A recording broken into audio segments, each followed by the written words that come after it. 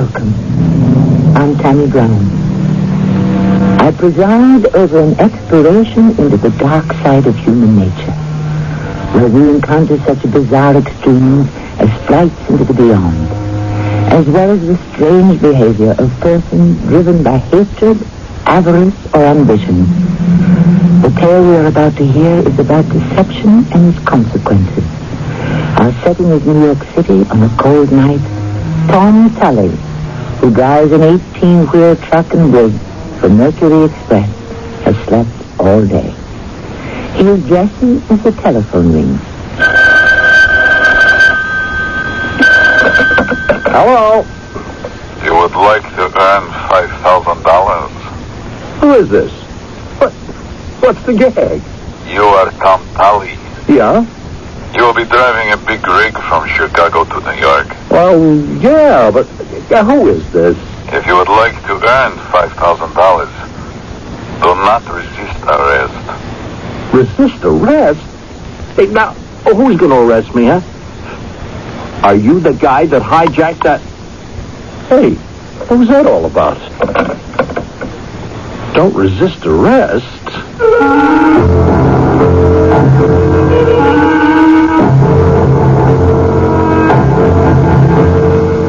Our mystery story, code word Caprice, was written especially for Mystery Theater by Roy Windsor and stars Bernard Grant and Lloyd Battista.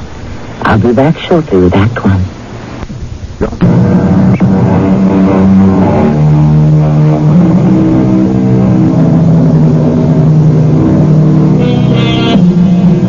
One life touches many other lives, and in turn is touched.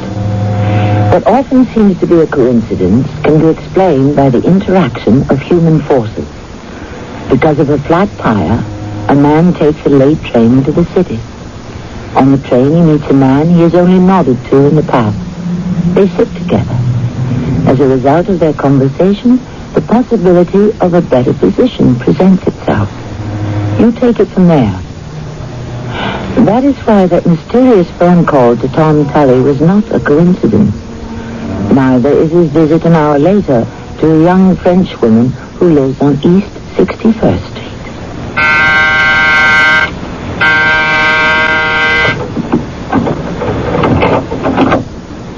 Hi, doll. Oh, darling, you? Are you not driving to Chicago? I didn't expect you. And I didn't expect to be here. Oh, well, come.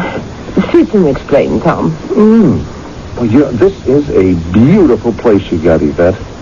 They must pay you a bundle at the office. Oh, well, Mr. Clark is generous, and I do have expensive taste. Well, maybe after my next trip from Chicago, I'll be able to afford you. So? Yeah, an hour ago, some guy with a foreign accent told me I could earn $5,000 if I did not resist arrest.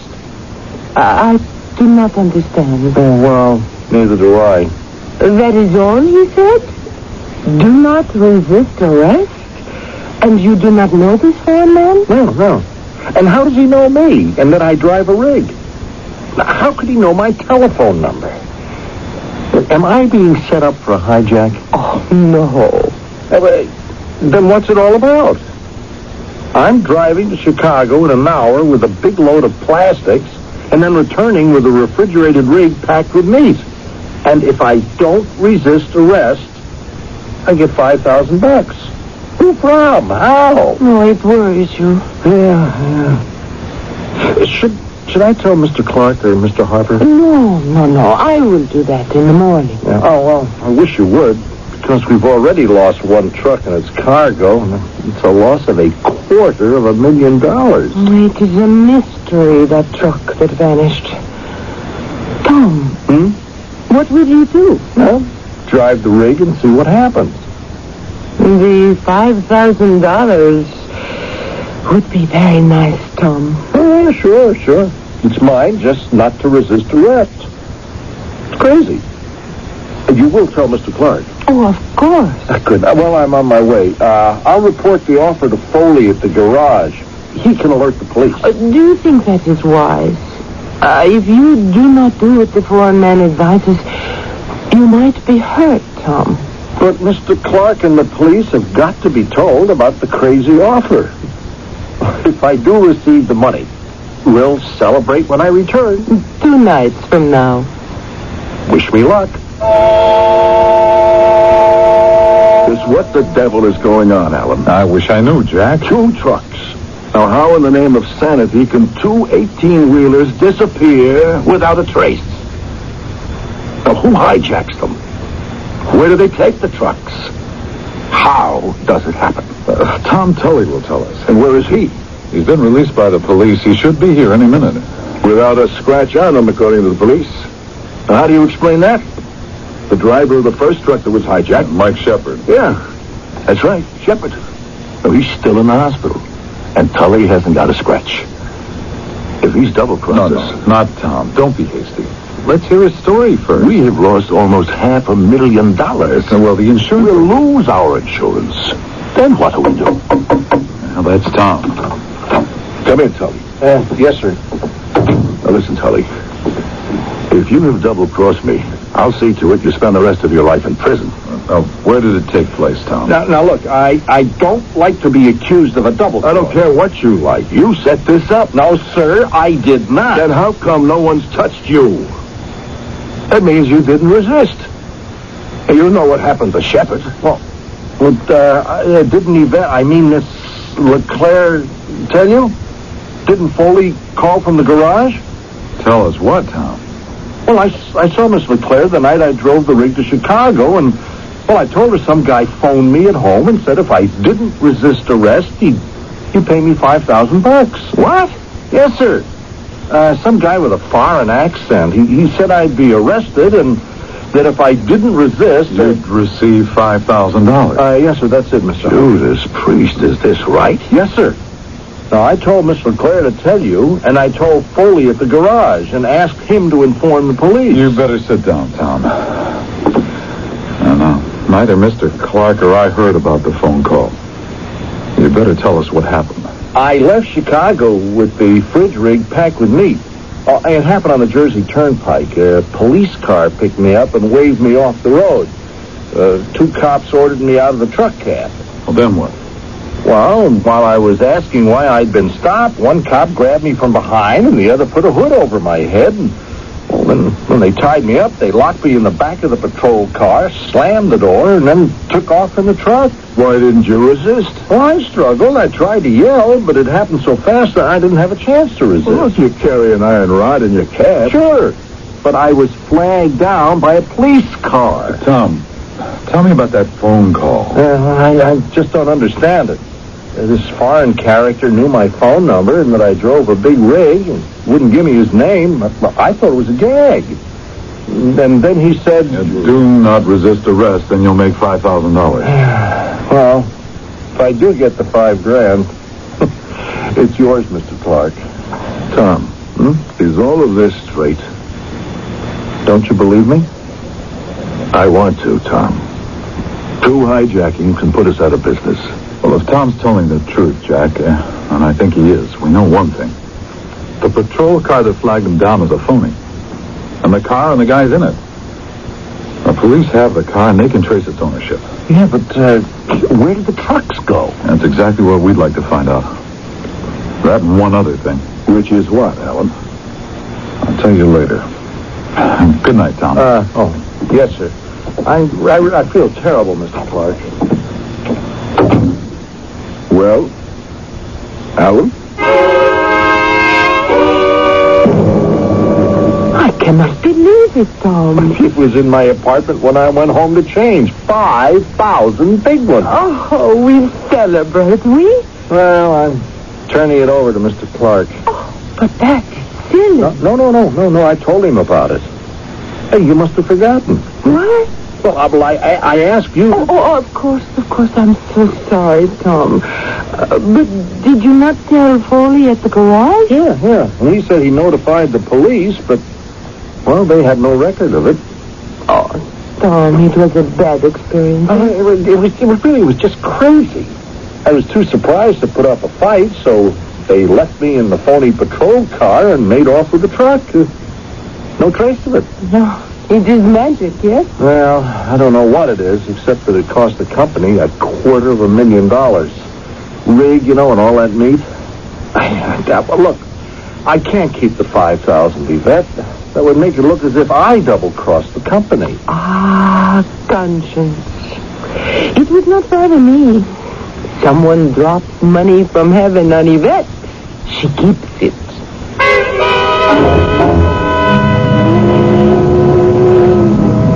Good evening, Kersh. Mr. Talker, You weigh anchor when? within an hour. The shipment is safely aboard. Already the painters are at work. Then I wish you a safe voyage. Thank you. You have the money? It is in the false bottom of these keys. Thank you. Munitions are at a premium, Mr. Talker. Of that I am well aware. A shipment is not easy to predict. And the Cineras is in port for a week. I will see. If you should be boarded before you've cleared the port, you know what to do. It would be no problem.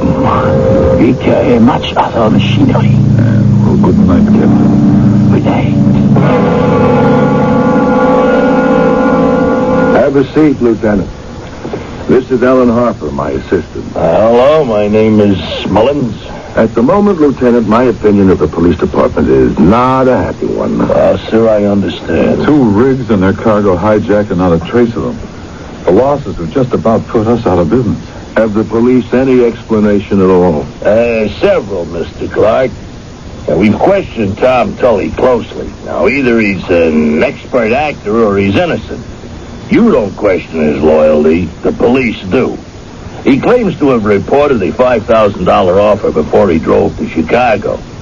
Your secretary forgot to tell you, and your dispatcher Foley claims he notified the police, but there is no record of the call. A final point. When his rig was hijacked, Tully wasn't harmed. Then Tully is still a suspect. Even though he offered to hand over the $5,000 to me? That could be a red herring, Mr. Clark. His offer is a gesture. And to the gang that's behind these hijackings, 5,000 is pin money. You said you had several explanations. That's right. One is this. If a gang is behind this, it's got access to some big storage garages. Your rigs are driven to one of them and repainted and then used or sold. And another explanation? You've got an informer working inside here in your office, Mr. Clark. Why do you say that? How many trucks in your fleet? Well, 20. Not all at use at once. What do they haul? Everything. Food, machinery, appliances, textiles, everything. Munitions? On occasion. Now, the 2 trucks hijacked carried food. No other trucks have been touched. Well, what's your deduction from that, Lieutenant? Well, there are mercenaries everywhere, and food is a weapon. Now, in our opinion, there's a mercenary behind the hijacking. Someone paid to hijack food and munitions. Caribbean is the market for those stolen goods. And our truck? Food stuff is transferred to other trucks, and yours are cannibalized or sold. And those food shipments are smuggled aboard freighters, and That is our guess, sir. Whoever the mercenary is, he knows when one of your rigs is picking up food or munitions. I can almost bet that when you next haul guns and ammo from the Middle West to New York, that truck will be stopped. And someone in your company supplies the information about what the rigs are carrying. Oh, that could be any one of 100 persons here or at the pickup points. it's like finding a needle in a haystack. Well, we understand how deeply you're concerned, Mr. Clark. We are, too. I came here to tell you that we are working hard on the problem. And with your permission, we'll place a trained investigator in your garage or in your office. No. Not yet. Mr. Harper and I will think over what you said, and then we'll decide if we want to accept your offer. Thank you for it. Well, you're welcome. I'll say good night, sir. Good night, Lieutenant Mullins. Good night. Alan, that shocked me. I mean, this idea of an informer. What do you think of it? I don't like it, but it's possible. We have to leave it in the hands of the police, Alan. Well, I'm not so sure. I'm beginning to have an idea.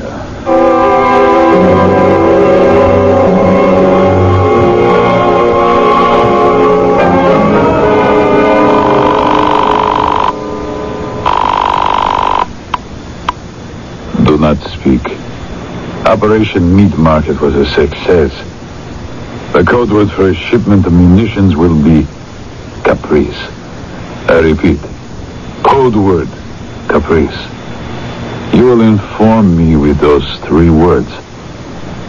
Good night.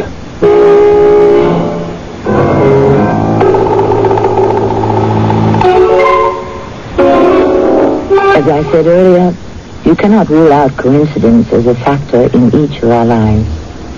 It is a malign word. It means something that happens without apparent cause, but dig deep enough and a cause can be found. Accidents are not coincidences. Neither is what has happened to Mercury Express. Who is this man named Torkel? Who is his informer? Tom Tully? We will find out when I return with Act 2.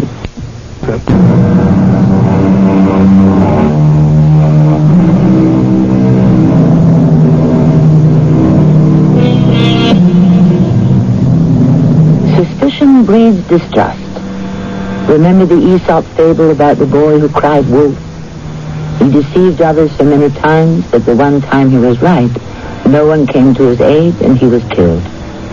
Well, just the mention of a possible informer within the trucking company could hurt the morale of Mercury Express. Is Tom Tully that informer? The next morning in Clark's office, Alan Harper, who said he had an idea, proposes it. Don't object, Jack, until you've heard me out. I want to take a week off. This is hardly the time. No, listen to me. I want it known that I'm taking a week off. I don't want to arouse suspicion.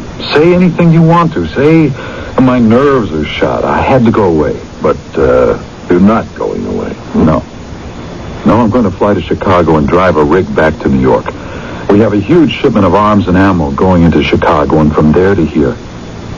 I'll replace the driver. Alan, I don't like it. We've been hijacked twice for food shipments, and the police believe that munitions will be next. Now, if that's true, I want to be at the wheel of that trailer truck. I've already worked out with Lieutenant Mullins what I want to do and how I'll be prepared for a hijack. But, Alan, you haven't driven a big rig in years. Oh, don't worry about my ability to handle the rig. Now, here's something for you. A beeper. High frequency. The latest. It has a range of 50 miles. And the hijacking, if it's tried, will take place somewhere near or around Hackensack. If I'm flagged down by a patrol car, I'll switch on the beeper. The police will be tuned in, too. By the time the hijackers have tied me up, the police will be on the scene and we'll have them. Lieutenant Mullins okays this? He does. That's important to create the impression that I'm on vacation at a beach in Florida. Now, there's one problem. I'm not sure we can keep your mission a secret. You show up in Chicago. Our dispatchers won't talk. The driver you'll replace might. Maybe not to Foley here in New York, but the other drivers at the garage will wonder why he's been taken off the New York run. Well, that is possible. You see, this informer, if there is one, would be in Chicago as well as in New York. If somebody is keeping tabs on our shipments... Sure. Look, I'm not saying my plan is foolproof, but we have to try something. All right. Maybe you'll get a break. I'll have Miss LeClaire book your flight. To Palm Beach, Jack. What? You certainly don't suspect Yvette. I trust her completely. So do I. But only you and I and the police are to know about the plan. Don't tell her that. Let me ask her to book the flight. Okay. I'll buzz her to come in. I'll leave Chicago early tomorrow morning. And I'll wait here until I hear from you. One way or the other. Is it true, Mr. Clark? Another of the trucks has been hijacked? Good morning, Yvette. Yes, it's true. Oh, I read about it in the newspaper, but this is terrible. I mean, it is just not possible. A truck that disappeared? I agree. Yvette, will you book a flight for Mr. Harper to Palm Beach as soon as you can? Oh, of course. You are going on a holiday? Of sort. Mr. Harper's nerves are shot, so I want him to take a week off and rest. Oh, I'm so sorry. No, thank you. Yvette, will you handle my calls while I'm away? But of course. You will be gone long? Oh, well, a week. Well, I'm going home to pack. Will you phone me there? Of course. Goodbye, Alan. And good luck. I'll let you know where I am, Jack, as soon as I've checked into a hotel. The police do not know what happened, Mr. Clark. They haven't a clue. It is someone who informs, yes? I suppose that is a possibility. What made you think of that? Tom Tully. And I am fond of him, you know. Till he showed me the money. And I look at him and nowhere is there a scratch. Does it not strike you as suspicious? Yes, it does. The police are still looking into it. It's in their hands, Yvette. All right, you better find a flight for Mr. Harper. I will do that right away.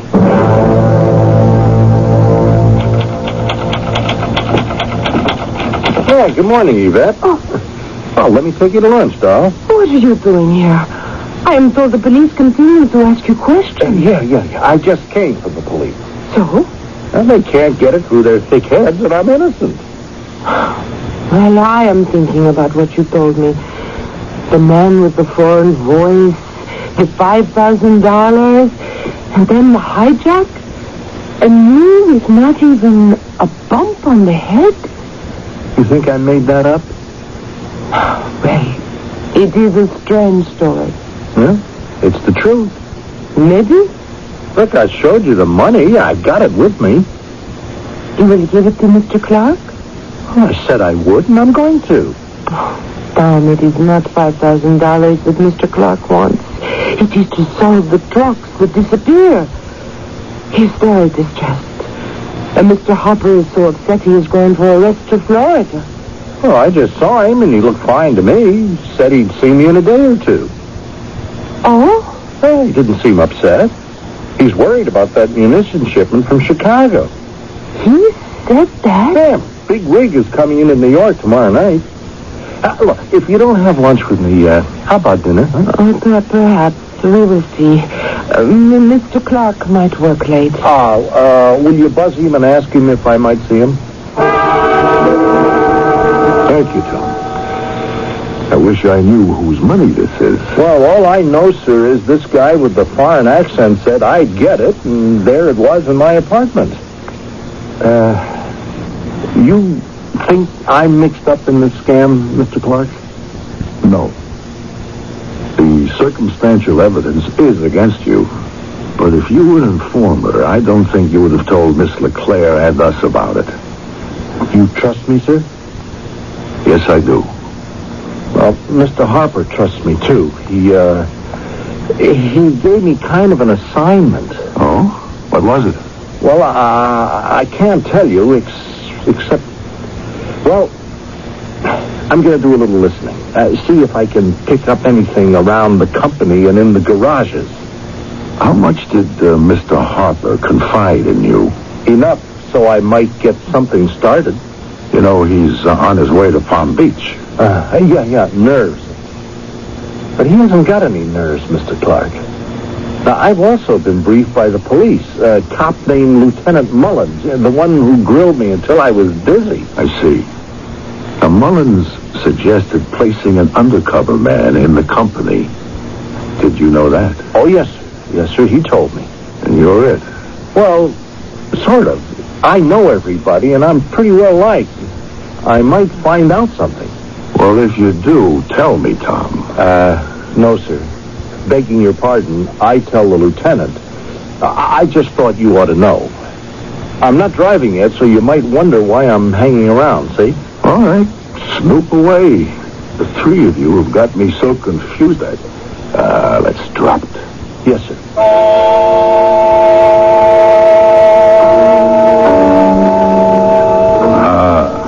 Splendid.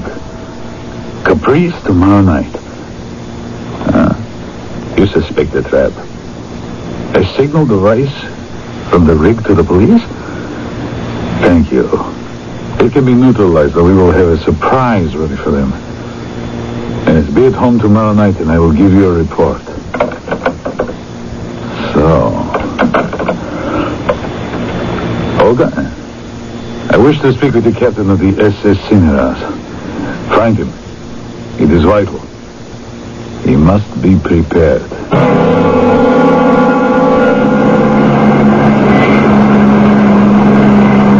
All clear, Mr. Harper?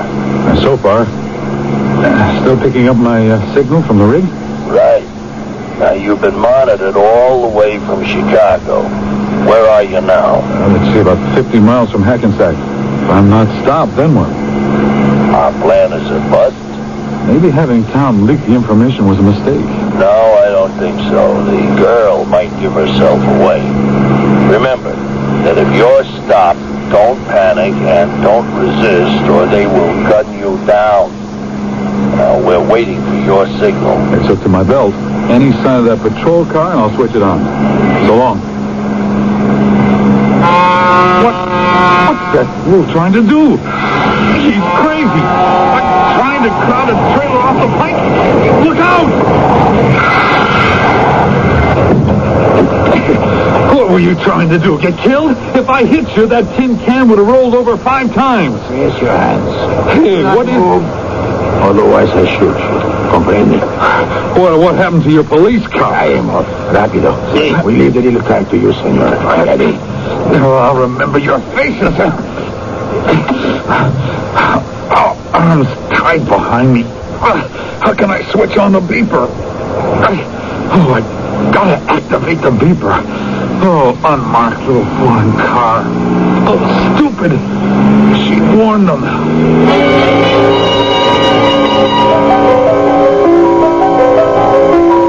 I think that'll be all for tonight, Yvette. It's, we'll see. See you after 8. Wait, there's more. No. I'm beat. You must be, too. Get a good night's rest. Come in late in the morning. Yes, Mr. Clark. You will go home, too? No, not for a while. You are worried. Disappointed. Oh? Frankly, I expected that another truck would be hijacked tonight. And you are disappointed it was not?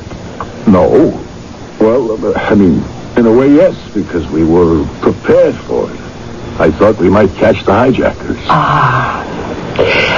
Well, I will say good night, Mr. Clark. Good night, Yvette. And thank you for your help.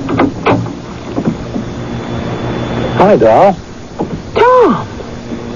Hey, you remember my invitation to dinner? I am so sorry, dear Tom, but I am very tired and I have a nasty headache.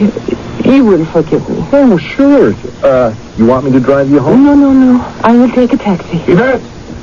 Oh, he makes me jump from my skin. Yes, Mr. Clark. Listen, did it happen, sir? Listen. What does that mean? Another truck's been hijacked.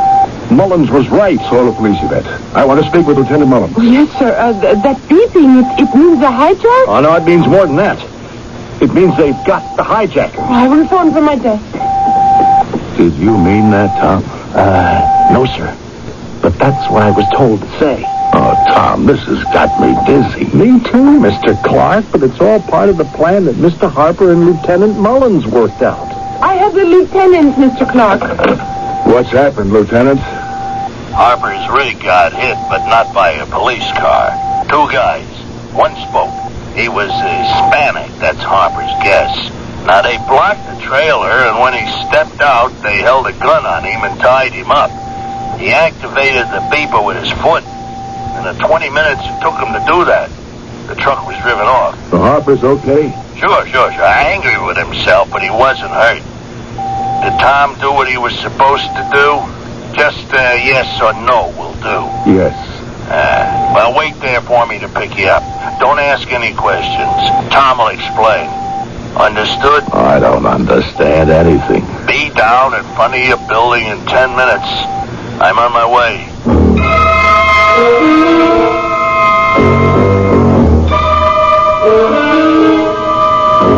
The subject of our tale is not the occult.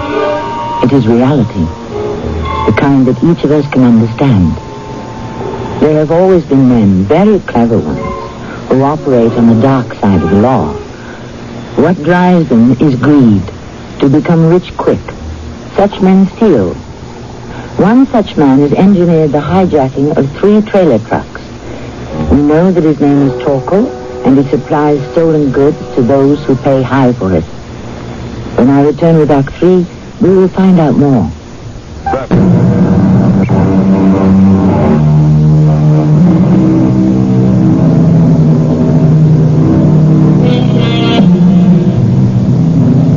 Some persons cannot resist the temptation to steal.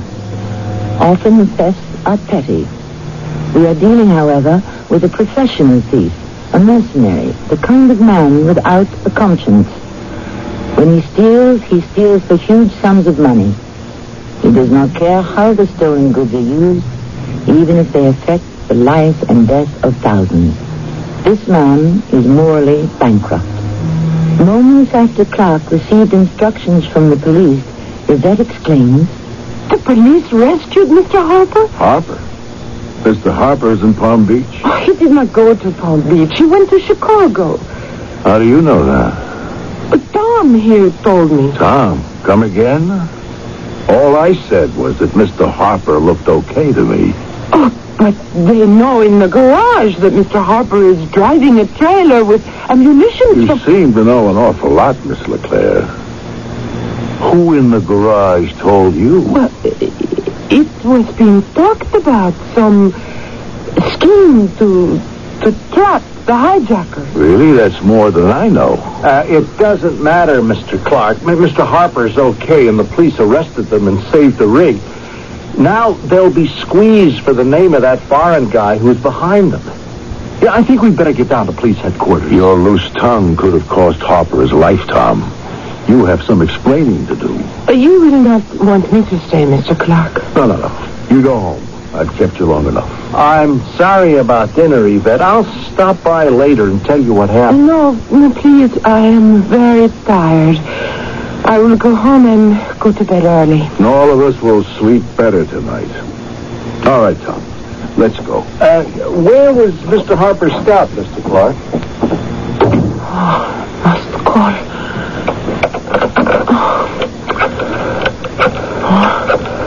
Please.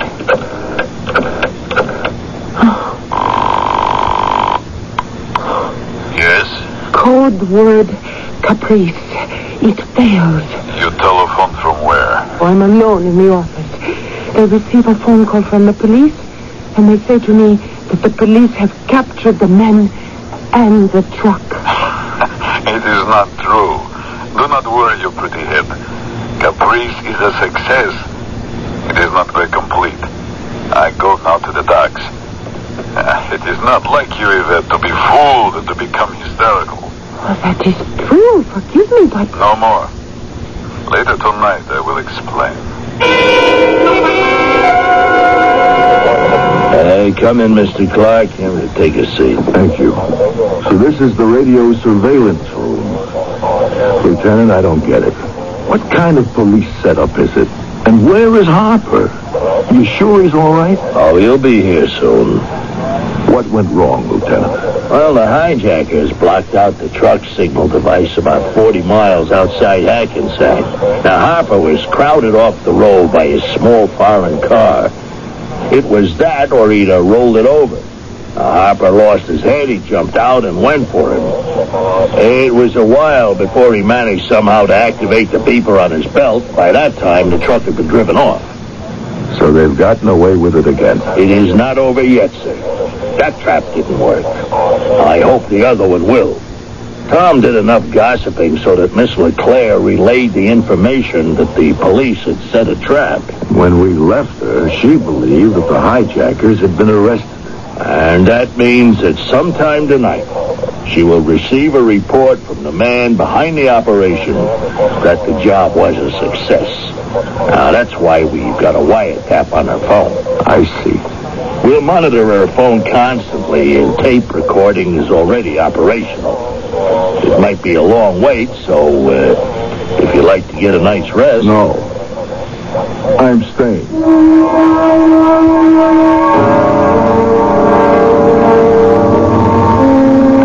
No need to worry, senor. But it was a close call. Something went wrong, Captain. What do you know? It's a mystery to Pedro.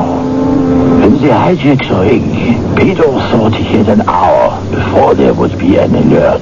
Did he search the man, Harper? There was nothing.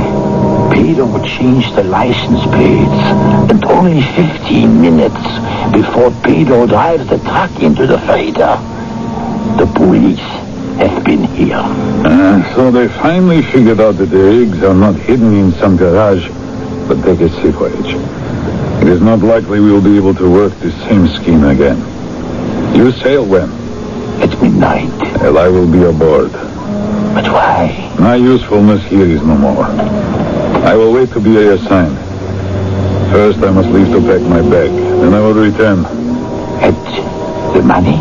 In the false bottom of this case. I leave it with you. The rig is being disguised. Everyone in the hold works on it now. Good. I will return within the hour.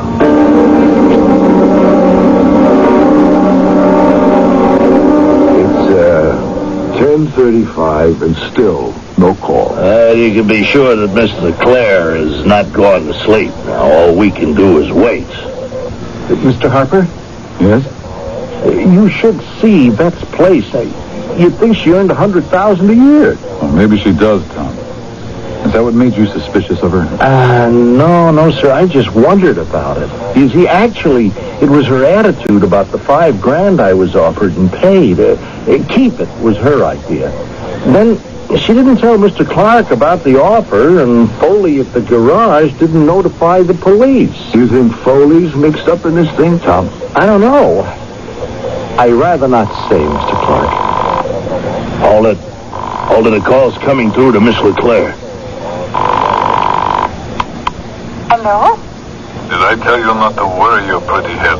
Oh, you have the trailer truck. It is now safely aboard the Cineras, and at midnight, she sails to the Caribbean.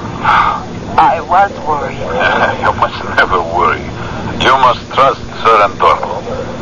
You said that Mr. Clark and the police lieutenant have gone to the police? At the time I telephoned you. It is dangerous, the telephone. I hesitated to place this call. But I wanted you to know that when the Cineras sails, I sail with it. Oh, no. But yes, my dear, we have been successful. It is a mistake to crowd good fortune. I will be reassigned, and then I will need you again. Perhaps in a month or so we will work from Marseille. Oh, I would like that. That's the voice of the guy who offered me the $5,000, Lieutenant. We'll flood the docks with police. Harper and I will pay a visit to the Cineras and introduce ourselves to the captain and to Torco. That's a nice way of putting it. I'll leave Miss Leclerc to you and to Tom. The police will be waiting outside.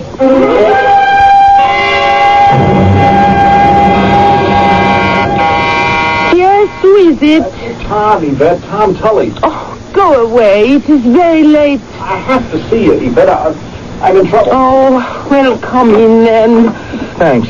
Is someone with you? Mr. Clark. Tom has told us what a beautiful place you have, Yvette. I wanted to see it. After all, I paid for it. How do you mean that?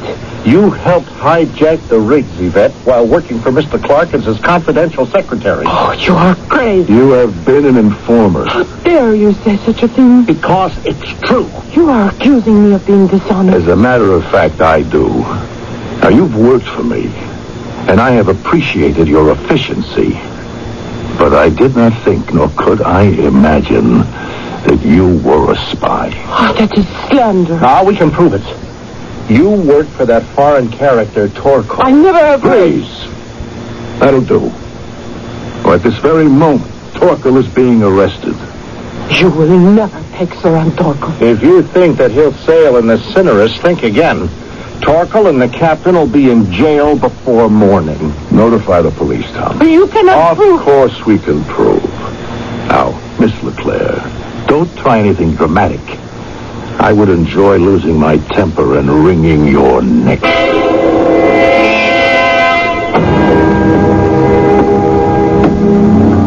First, the captain. Then talk, all if he's aboard. Now you got your gun? In my hand.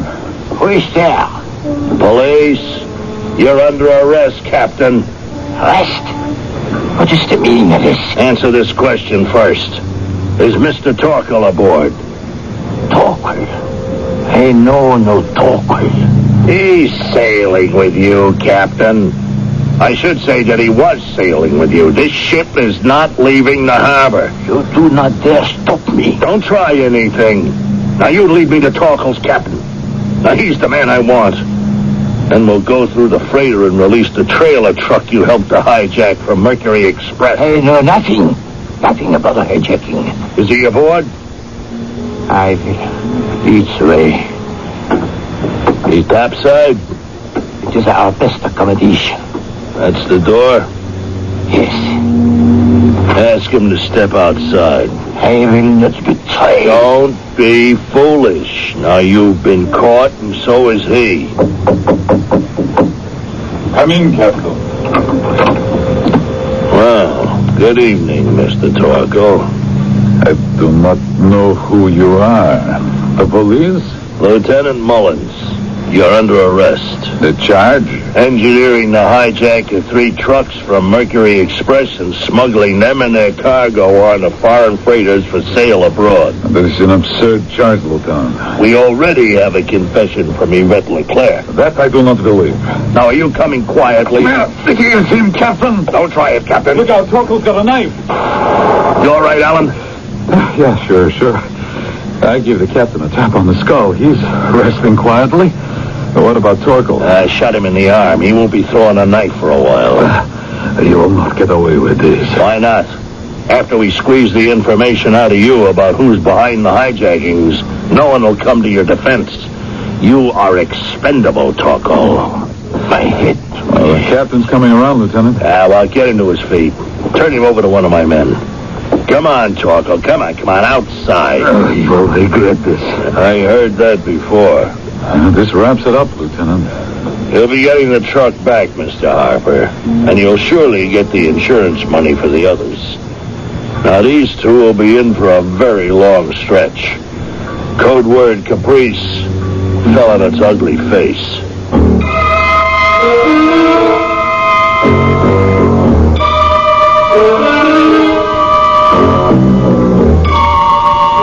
All of us know that drug smuggling is an enormous business up and down the eastern seaboard.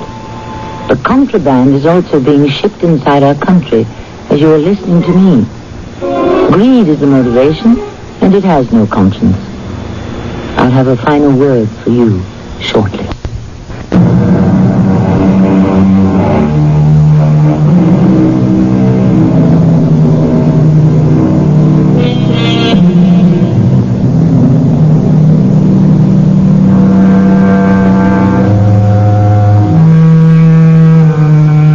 Contraband, meaning illegal or prohibited commerce, is inescapable as long as men devise ways to obtain something for nothing. They risk death or arrest and prison, just as they have since mankind first began to cluster in villages and then in cities. It is, I fear, an incurable compunction. A beast is but like itself, but an evil man is half a beast and half a devil. Our cast included Bernard Grant, Lloyd Battista, Earl Hammond, and Joyce Gordon. The entire production was under the direction of Hyman Brown. This is Tammy Grimes, inviting you to return to our Mystery Theater for another adventure in the macabre. Until next time, pleasant dreams. This is Norm Hitzkins. Ever thought about an all-star game featuring baseball's best all-time players? Johnny Bench is behind the plate. Christy Matheson is prepared to face Mickey Mantle up there. Mantle will bat from the left-hand side. He's a switch hitter. 2 men on base. Jimmy Fox.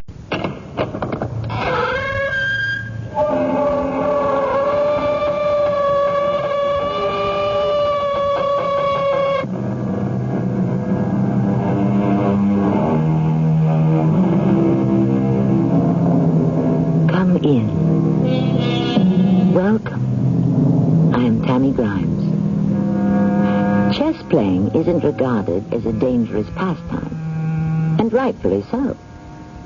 Of course, there are stories, perhaps apocryphal, about the game being played in ancient times with real people instead of pieces. And then indeed, it can become deadly. Even today, however, we read about the use of mind-controlling devices and other mystic aids in world championship matches. But chess, among those who play it for fun, is just harmless relaxation. Or is it? I'm not interested in playing any more chess with the old man. I'm telling you, here and now, I'm finished. No more chess. You're not thinking, Charlie. You're letting yourself be driven by silly superstitions. If you refuse to play this game, it could be dangerous for you. Deadly dangerous, remember that. And the next move is yours.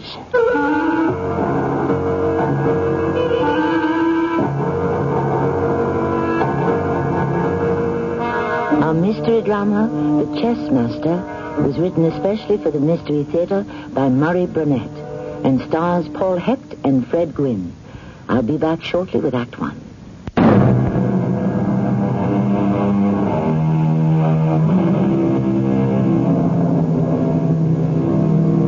Most Americans lead lives that are fairly routine. Some might even describe their lives as humdrum.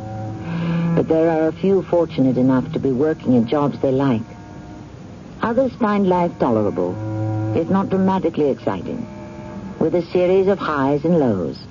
However, when a real crisis arises, some people go right off the rails, and others, in trying to cope, find themselves faced, at the very least, with a sweeping change in their lifestyles.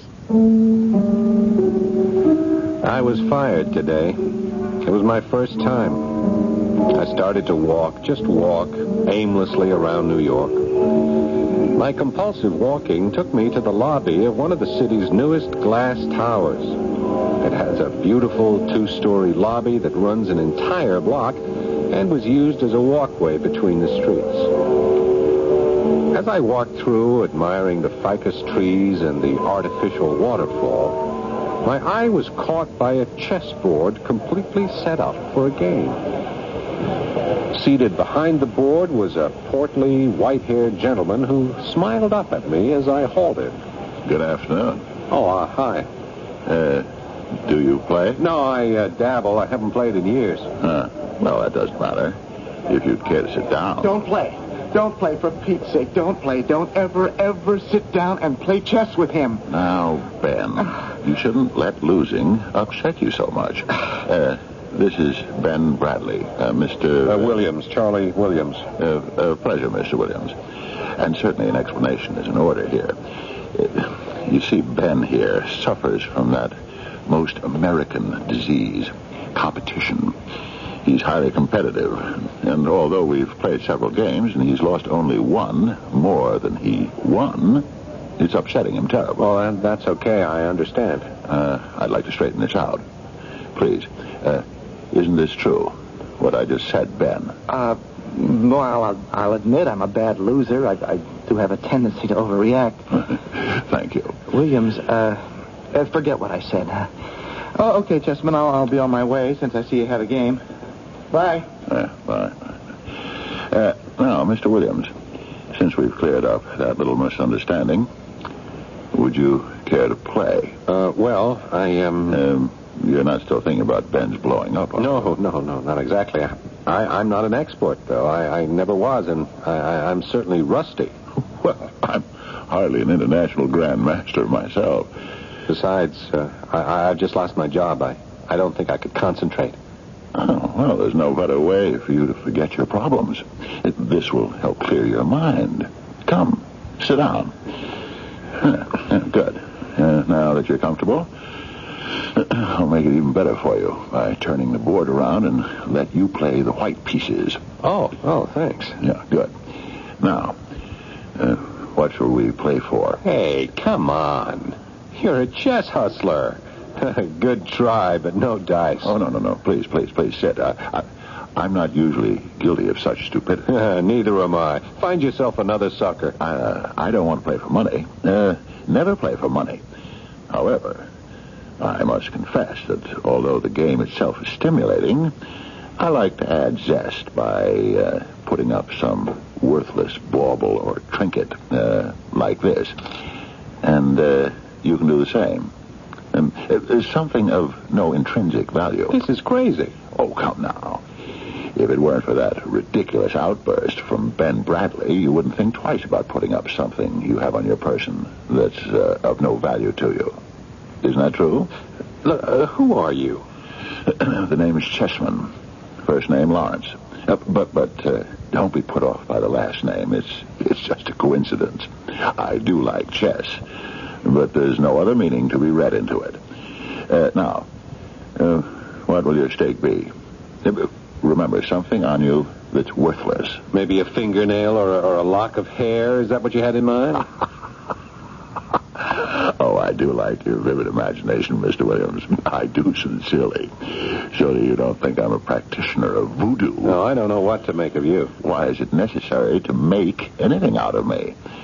I'm an eccentric you play the game of chess with, and we'll both enjoy it. Now, your stake. Well, I can't think of anything. Hold on. I have a key to the executive washroom that I won't be using anymore. Will that do? Of course. Now, your move, I believe. Okay.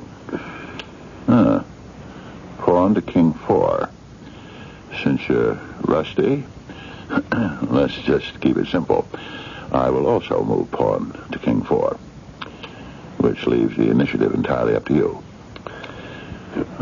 Pawn to king's bishop 4. I should have realized that anyone who had the imagination to consider voodoo would employ the Muzio Gambit. You know, of course, that it's been regarded for years as unsound. If properly defended. Well, I shall certainly try, Mr. Williams. I shall certainly try. Well, check. And I think also mate. I regret to admit that you're right. I'm not one to offer excuses, but I'd forgotten exactly how lethal the Muzio Gambit attack can be if you allow your opponent to gain timing. Well, thanks. I enjoyed the game. As did I. Take your winnings. Oh, no, forget it. I just play for... I insist. Absolutely. I would feel ashamed if you didn't take this token of your victory. A debt of honor, sir. Okay, if you feel that strongly. I think it's only fair that if we ever play again, however, I should have a chance to win it back. Unless, of course, certain conditions should arise. Oh? What conditions? Why, the conditions under which you would give it up. Are you kidding? I'm deadly serious. This is a city of strange happenings and unusual meetings. It may someday happen that you will come across someone who will say to you, the Muzio Gambit is a very unsound opening. What? If that should happen, you will hand over the trinket you won today. Immediately. Oh, come on. What do you take me for? I have your word. Okay. You've got my word. You've been let go? I don't believe it.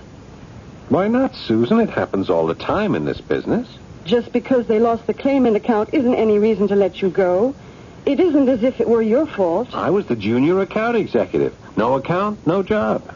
But you've been with them for 6 years. Surely there are other accounts. Well, they're not about to fire someone else to give me a job. Now, I'll give Frank Fentress a call tomorrow. He'll find something for me. You haven't called him yet? No. What did you do this afternoon? You must have known... Sure, I knew, Susan. I just walked and walked, trying to figure something out, and then I played chess. You played chess? Yeah, and I won, too. Look. That's pretty. No, it's not worth anything. I know, but I could have it pierced. Run a silver chain through it, and it will make a lovely necklace. No, I can't. I promised the old man I played with to keep it. I'll be keeping it if I wear it, won't I? Can't do it. I know it sounds silly, Susan, but the old geezer said if we ever played again, I should bring it with me, and maybe he could win it back. You're going to play again? Maybe, I don't know. Anyway, I may not have it on me. You just finished telling me that you had to keep it. Yeah, unless someone comes up to me and says the Muzio Gambit is a totally unsound opening, and then I'm to give the coin to him. Unsound opening? You're the only one who's unsound, Charlie Williams. You're out of your mind. The next morning, I went downtown to the Fentress Agency, tops in executive placement in the advertising business.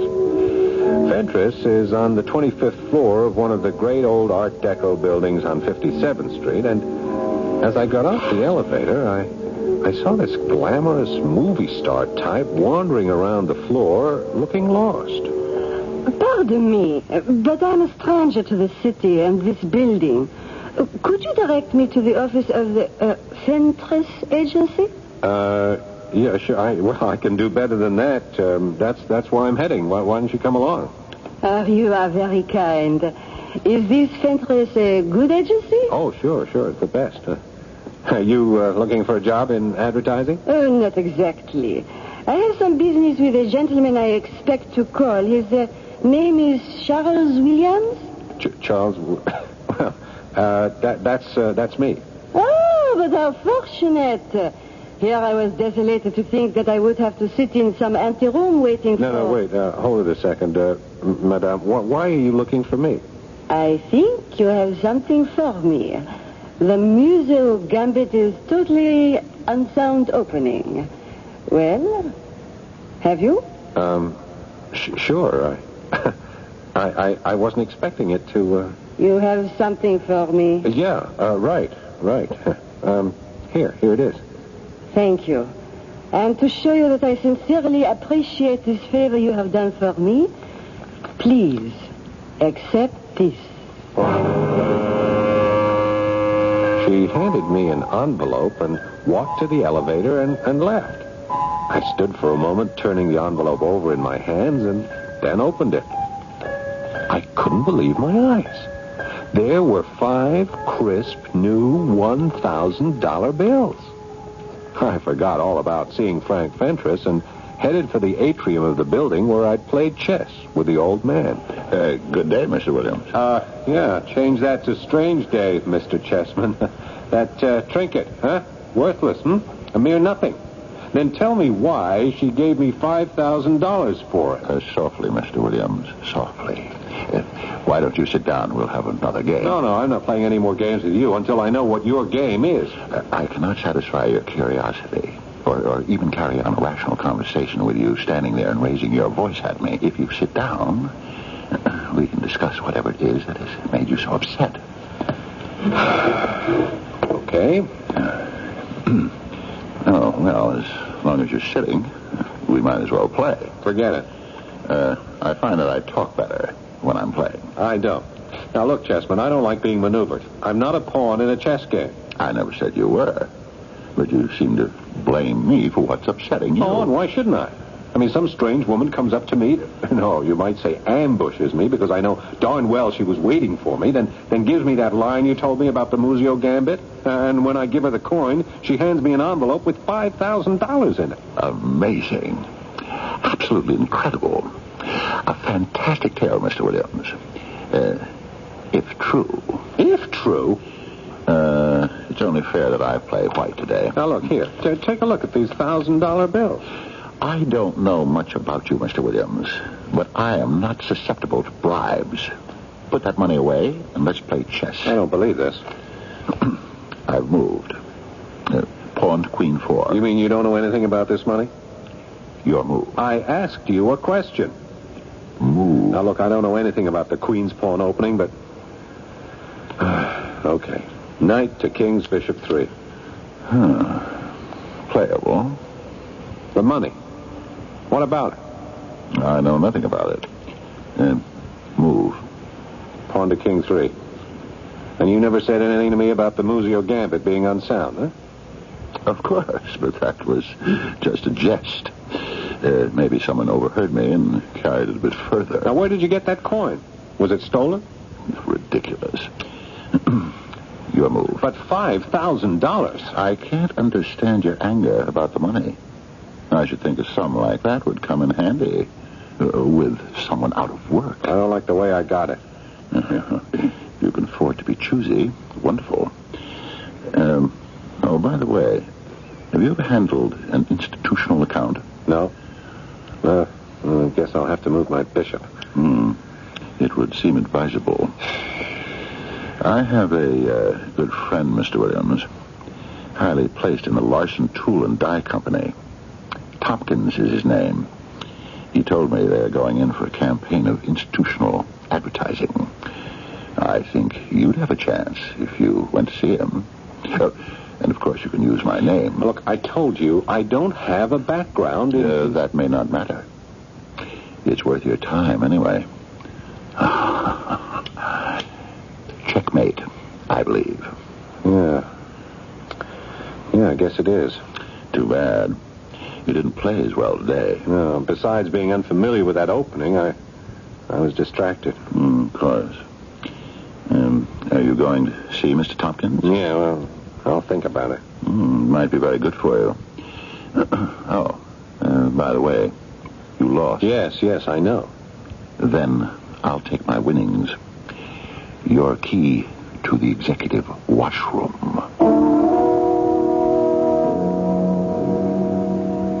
Is it possible that the key to an executive washroom can be the key to the solution of a most mysterious and perhaps sinister puzzle? On the surface, it seems most unlikely. But on the other hand, the chess master seems to know exactly what he's doing and why. I'll be back shortly with Act 2.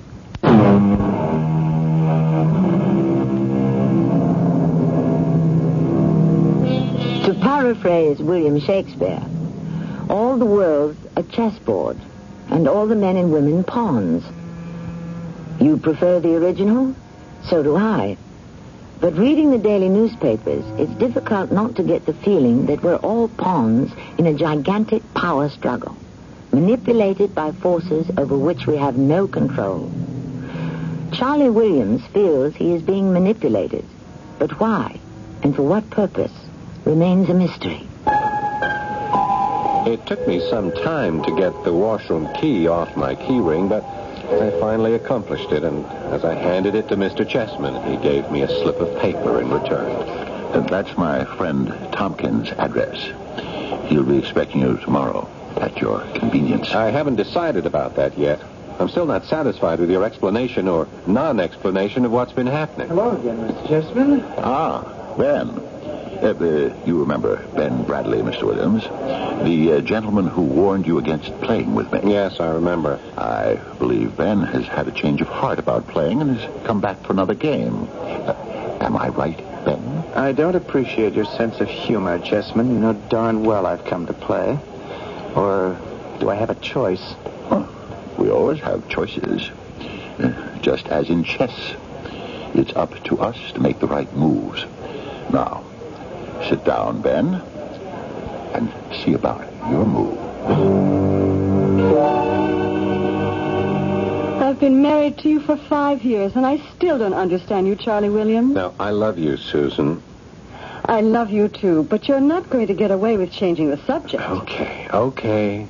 I want to see Frank Fentress before I see this Tompkins. Why? Because I know Frank. I know his agency. He's legitimate. How do you know Tompkins isn't? I don't, but look, $5,000, what do we do with the money? Put it in the bank. How do I show it on my income tax? Well, what did I do to earn it? Don't ask me. Ask that crazy old man you played chess with. He started the whole thing.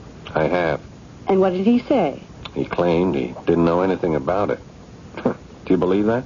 I don't know what to believe. He even had the nerve to suggest I might have been lying about it. Well, if he really didn't know... Come on, Sue. He was the one who gave me that rigmarole about the Muzio Gambit, and she repeated it word for word. Gosh, I just wish I knew somebody with the police or the FBI that I could tell about this. I don't like the sound of the police, Charlie. After all, there's nothing very criminal about what's happened. Isn't it possible that this old man really took a liking to you and tried to get you a job at this tool and die plant? Yeah, it is possible. I just wish that there was some way I could test it. You can test it by going out and seeing this Tompkins and talking to him. Wait a minute. Wait, I just got an idea. I think I found a way to get some answers. The next day, I went right to the lobby of the building where Chessman hung out. His usual table was empty, so I sat down and waited. About 11 o'clock, he showed up carrying his chessboard and his box with the pieces. He spotted me right away, and as he sat down... Good morning, Mr. Williams. Bright and early today, aren't we? How did your talk with Mr. Tompkins go? I haven't seen him yet. That's why I was waiting here. Care for a game? No, not now, thanks. I really don't have the time. You see, I had a lucky break yesterday. I got my old job back. Well, congratulations. Yeah, that's why it didn't make any sense to go and see your friend. I understand. But why were you waiting for me? I know it sounds crazy, but I came for my washroom key. I don't think it would look too good if I said I'd thrown it away. Since I know it's not worth anything to you, I'd like to have it back. But you lost it on the field of battle, so to speak. Debt of honor. Oh, come on, Mr. Chessman. You say you have my best interest at heart. The key can't mean anything to you. I play fair, and I play by my rules, Mr. Williams. I won that key, and it's mine. If you'd like me to write a note to your employers, telling them the circumstances... You really are a first-class nut, aren't you? I'm sorry you feel that way. I'd certainly be more than happy to play another game and put the key up against something else that has no value for you. I'm going to make you a promise, Chessman. The next time we play, I'll win. That's a challenge that I will happily accept. When Chessman refused to return my key, I knew what I had to do. And I did it before setting off for the Larson Tool and Die Company to keep my appointment with Mr. Tompkins. They were located out in Queens, and when I got there, the buildings looked so legitimate that my heart sank. I walked in anyway, gave my name, and after a suitable wait, was escorted into Mr. Tompkins' office. Sit down, Mr. Williams. Oh, thank you. I take it you were expecting me? I was, and I wasn't. Oh? Mr. Chessman called and told me you'd found another job. Yeah, well, that fell through. I'm sorry to hear that.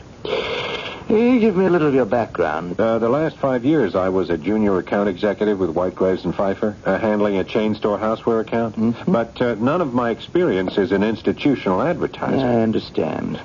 Now, the salary is $7.50 per week with several fringe benefits: hospitalization, medical plan, a good retirement plan. No, but about the job itself, sir. I'm offering it to you, Williams. If you care to, we can go down and take a look at your office. But aren't we rushing things a bit? I mean, wouldn't you like to hear any of my ideas? Well, I don't think you can formulate any ideas until you've made yourself familiar with our entire operation. You haven't studied us, have you? No. But I'd like to hear from you what made you suddenly decide to enter institutional advertising. I'm afraid I don't have the time to go into that now.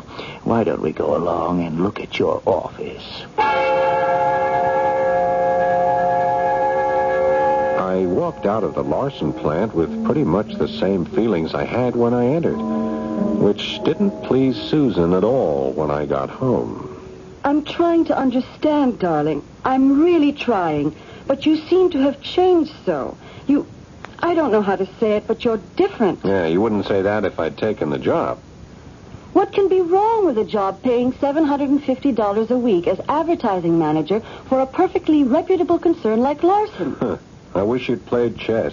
I mean, that old man and me, we're playing a game, and he's trying to manipulate me like one of his pieces.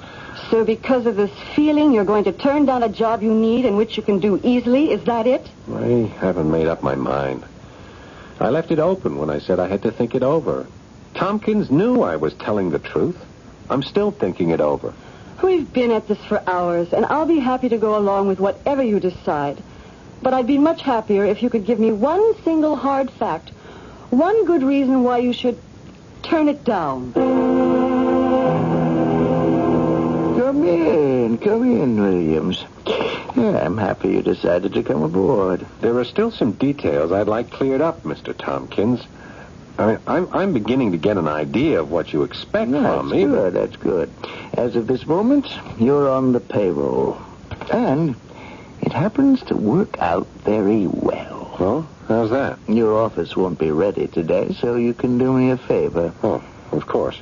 I understand you're a chess enthusiast. I beg your pardon? I'm talking about chess.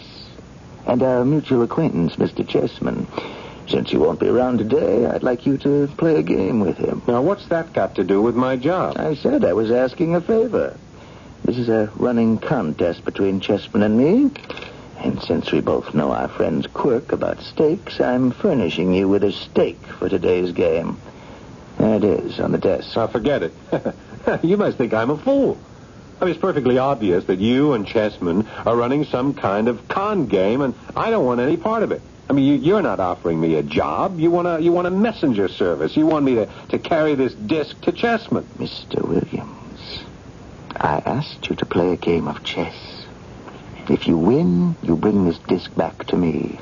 If you lose, well, that's the fortune of war. I'll bet you right now all the money I have in the world that I don't win. No bet. You sound like a loser. I think you're going to lose, Mr. Tompkins. Now, I don't know what you and Chessman are doing, but I'll bet the police will be interested in finding out. Finding out what, Williams? That these so-called worthless stakes that Chessman plays for signify something really important. What, I don't know. But as I said, the police will find out. Sit down, Williams. Huh? Sit down. Now, listen to me.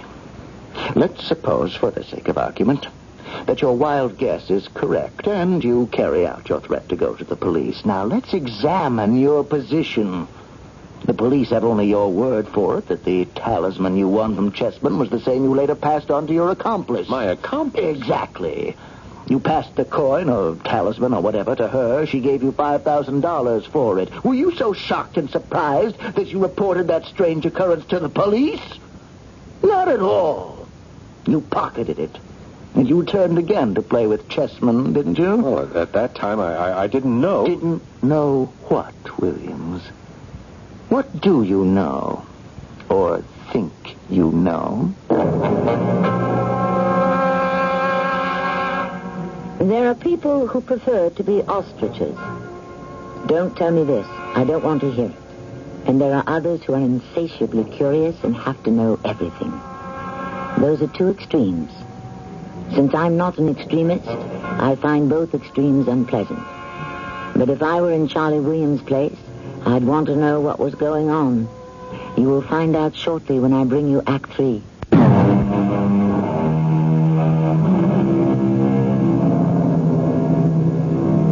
In the days when luxury liners swept across the Atlantic, traveling to and from Europe aboard those queens of the seas was the ultimate in luxury. Passengers were constantly warned not to play cards with strangers because they were card sharks who made their living on the big boats. However, I've never seen nor heard of warnings about sitting down for a game of chess with a stranger. But after hearing what happened to Charlie Williams, I'm beginning to think perhaps there should be. I sat there in Tompkins' office at the Larson Company looking into Tompkins' calm, complacent face and hated him. I hated him because I felt the truth in what he'd said. I hated him because I really didn't have a logical answer to his question. Well, Williams, I repeat the question. What do you know or think you know? Tompkins, I know enough to realize that I'm being used as a pawn and not at any chess game. You made some threats. Something about going to the authorities. I'm beginning to think you're seriously deranged, Williams. And it would be best for me to nip your nonsense in the bud. Now, how do you suggest I go about that? I have no suggestions. I think the wisest course for me is to call the police and tell them I have a man here to whom I've offered a job and he's creating a disturbance. Okay. Put the phone down. I honestly believe you're unstable. All right. You don't have to practice your act because you don't have to call the police. Does that mean you've decided to take the job with all the duties and responsibilities that it entails? Well, it seems I have no choice.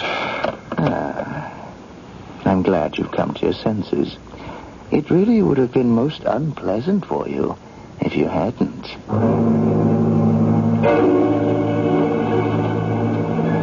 On my way to my chess game with the old man, I had an idea.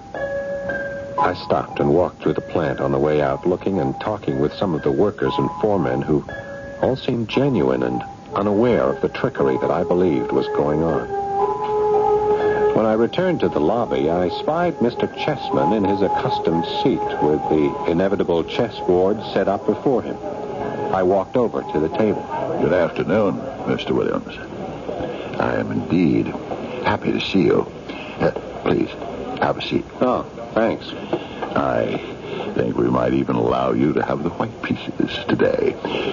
You play a much stronger game with white, you know. What difference does it make? It's all fixed. Fixed? How can one fix a chess game? Well, easily. When a pro like you plays an amateur like me, you can win or lose just as you like. You have a feverish imagination, as I've noted before, Mr. Williams.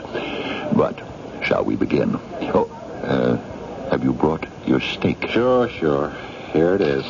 And would you like to have your washroom key back? You must know it doesn't matter now. Fine. Then we can be sure that it's valueless. Mr. Williams, you're a trickster. And I don't believe you realize how dangerous it can be to attempt this shabby sort of subterfuge. I don't know what you're talking about. The disc, sir. The disc. This is not the disc that you were given at the plant. It must be.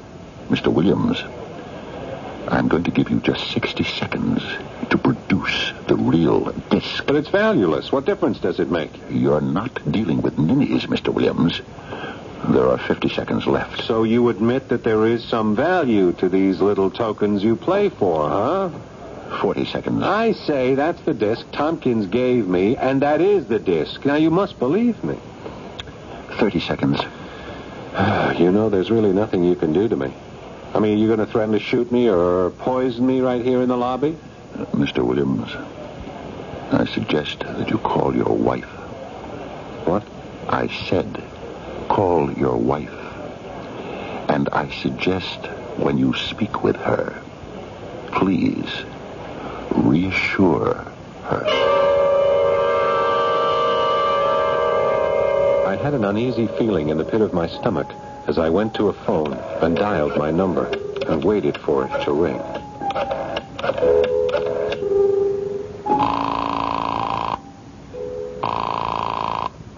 Hello? Susan, this is Charlie. Is everything okay? What's going on?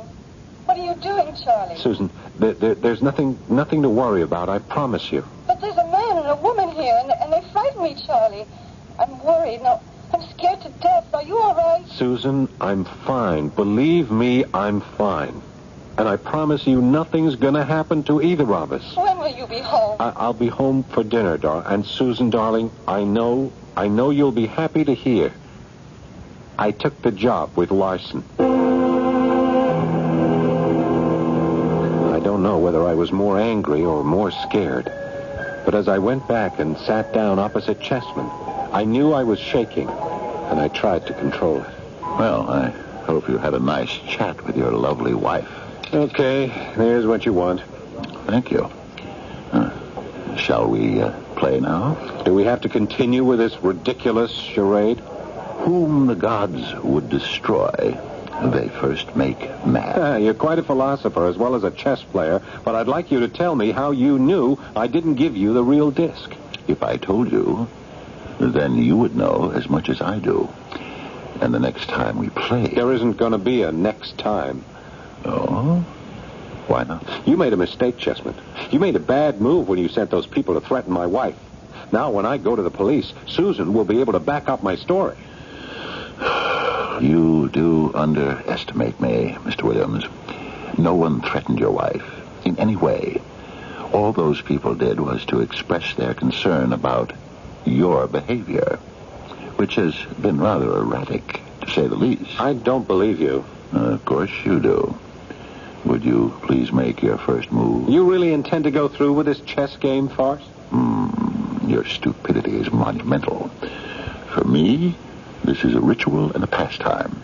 Now, Even if your absurd imaginings were true, wouldn't it be logical to try to checkmate me and thus stop me from winning this disc?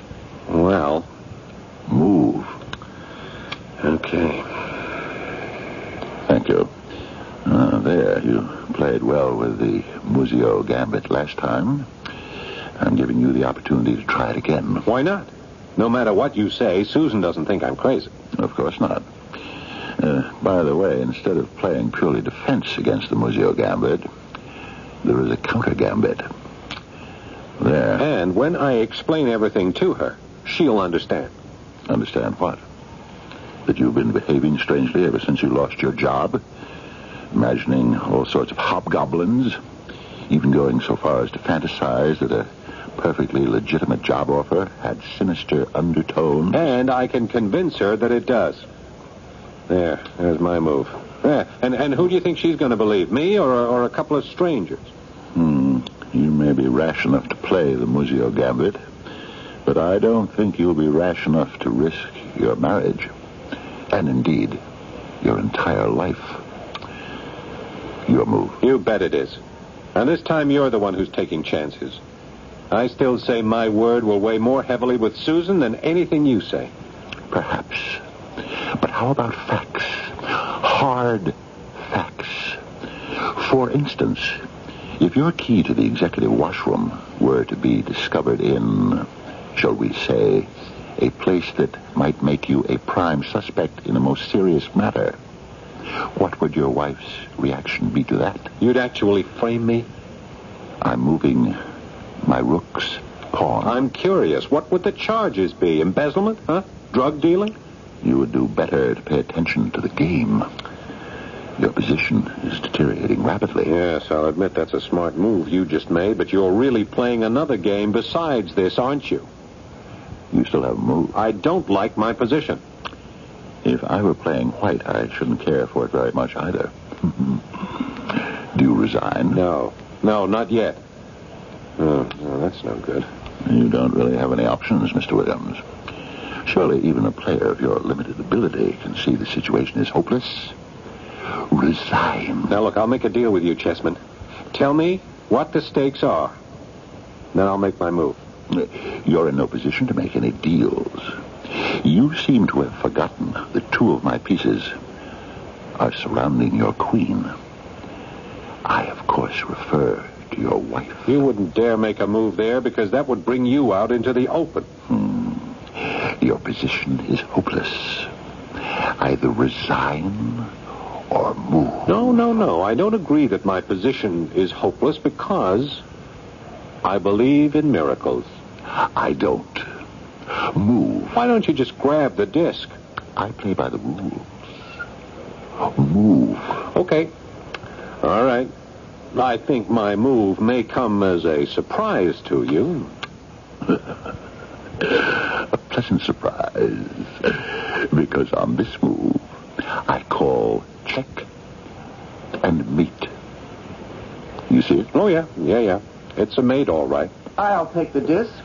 Victor Sergeyev, Federal Bureau of Investigation. Checkmate, I believe, Mr. Chessman Sergeyev, or whatever your name is. I don't know you, sir. Your credentials seem to be in order, but your actions are outrageous. What possible interest can the FBI have in me? Espionage. The transmission of secret information from the United States to the Soviet Union. Absurd. Totally ridiculous. Yeah, the FBI told me they'd been working on the case for a long time. They finally cracked it. The information is in the disc. You seem to know a lot more than I do. The disc was in your possession, and I suggest to this agent that he look very closely into your background. The information is cleverly concealed in the disc, and that tiny indent near the center identifies the disc. It's hardly noticeable to anyone who doesn't know it's there. All these ridiculous charges, which won't stand up for a minute in a court of law. I think they will, Sergeyev. You see, Mr. Williams came to us last night and told us his problem. Before he went to see your pal Tompkins, we had him wired. As a matter of fact, Sergeyev, he's been wired all day. And your conversation makes very interesting listening. I'd rather say fascinating, whatever your game is. I think they'll let you take your chessboard to the slammer.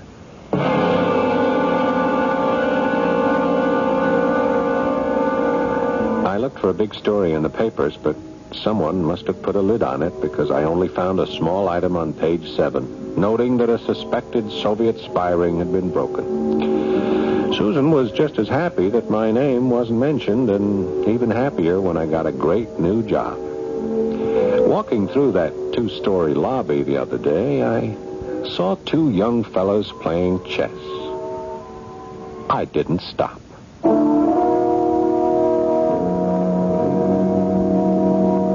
Everyone knows about the great victory Bobby Fischer of the United States won over Boris Spassky of the Soviet Union in Iceland in 1972. But only the Icelanders know the real reason why Fischer attained his miraculous ability to escape Spassky's attacks. The match was staged next to a farm called Elves Hill, and the natives knew that Spassky had offended the elves and was duly punished. I'll be back with the relationship of chess to women's rights after these messages.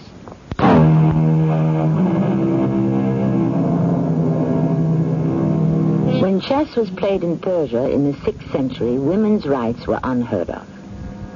Yet women's livers might well note the way the game was designed. First, the placement of the pieces. The queen is a lady, so she always chooses her color. And which is the most powerful piece on the board? The queen. And which has the least power? The poor, masculine king. As a famous Belgian detective might say, it gives one furiously to think. Our cast included Paul Hecht, Fred Gwynne, Lames Faris, and Russell Horton. The entire production was under the direction of Hyman Brown. And now a preview of our next tale. Well, look, you don't make a decision to kill your uncle every day. Karl, I am not minimizing this thing, but it has to be done. Yes. All right. Let's go. Get it over with. No, Karl, come back. Don't do it. Come back. Waldo, what is the matter with you? That man, Edna, tonight, he is going to commit a murder. Oh, who's he going to kill? You heard him, his uncle. So what? So what? Life is precious, Edna. Not among human beings. Murder is their biggest outdoor sport. It's also their second most popular indoor sport. Well, I've got to stop it. How are you going to stop it? Well, I just got to stop it. Waldo, what are you doing? Now stop rattling the bars and stop jumping up and down. Somebody, please listen to me. But why should they listen? They can't understand you. Everybody listen. It's going to be a murder. This is Tommy Grimes inviting you to return to our Mystery Theater for another adventure in the macabre. Until next time, pleasant dreams.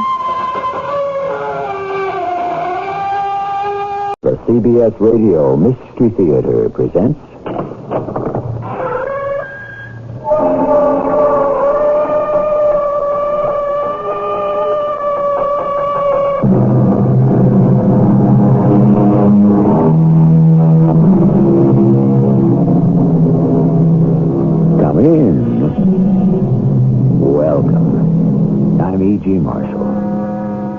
There are many sports, of course, and I enjoy them all.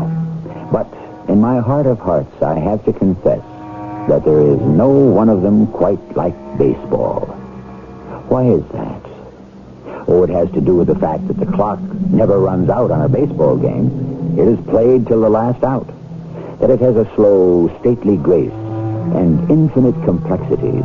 But most of all, because it is the ball that controls the game. Except perhaps during a part of this one special season. He thrust him back again. I was just he wouldn't throw that straight. I wish he'd wear an ear flap. If he gets hit a fastball. Robert! Hit him. Right to temple. Get the trainer. Have the ambulance stand by. Guess he won't get up so quick from this beaning.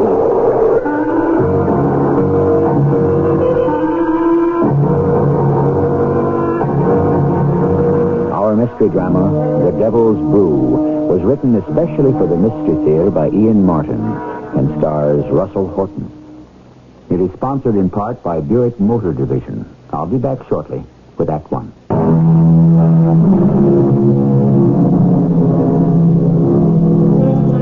In every generation, a crop of baseball phenoms crop up. For that matter, every year. But only a small percentage hang in there. I'm talking about the real phenoms. A Babe Ruth, a Sandy Koufax, a Joe DiMaggio, a Willie Mays. But strip it down to bare facts. Pitchers against hitters. It is the hitters who can win for you every day. So in my book, they are the very special goal. This is the story of one such hitter. I've lived a long life and a good life, and I got no complaints. Baseball was good to me, and the Lord, too. And you could look it up. It's all there in the book. Now, I see a lot of players come and go. Humpty Dumpty's average guys, and a few you got no words for. They're just so good. Now, I never had a son, more's the pity, or a daughter. But there was Dusty. I don't know. He had some kind of fancy moniker like Dustin after the movie star. The old one, I mean. Dustin Farnham, that was. But the kid's other name was Lane, so like it always is in baseball, the nickname stuck. Dusty. I remember the first year he showed up at training camp. Man, that kid's got power. No, Gunner, you take power. A lot of guys had power, and where'd they go? You gotta make contact. Look at the way that kid meets the ball. Yeah, sweetest swing this side of heaven.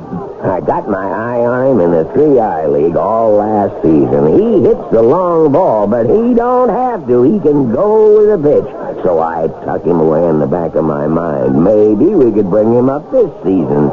You think it's crazy? He's only 19. He hits like that in the majors, I'd be glad to change his diapers for him. Good you feel that way. I already got you marked as roommate. Hey, now wait a minute, Chief. A 19-year-old kid? What about... For 1 year, get the kid started off. If I bring him up this fast, you could make some sacrifice. Okay, Chief. If the kid holds up through spring training, you stuck me with a roommate. I'll teach him all I know. About baseball. Hi, youngster. Well, Mr.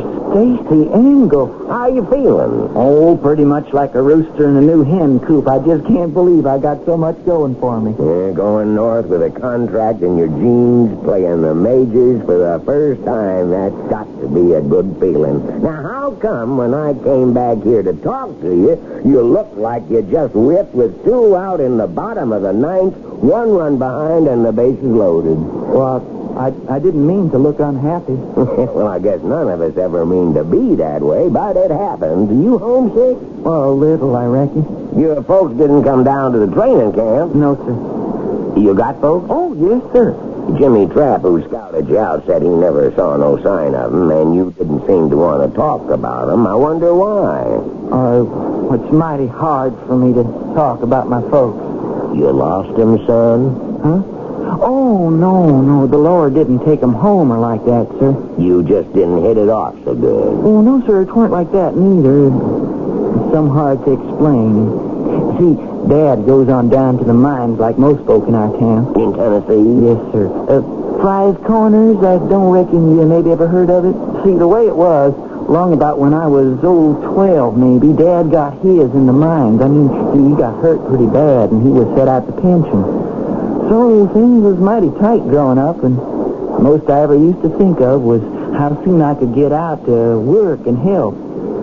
What you're doing now, right? Well, now, except, see, Ma, she always had this sort of dream that I could go to college, and Pa, he was just waiting till I got big enough to go down the mines and take some of the burden off Ma's shoulders. What about you? How'd you feel, huh? Well, I had this kind of dream that somehow I could get Ma and Pa out of things like they had been. I was a fair to middling student, but I wasn't digging us out of the Tennessee valleys with that.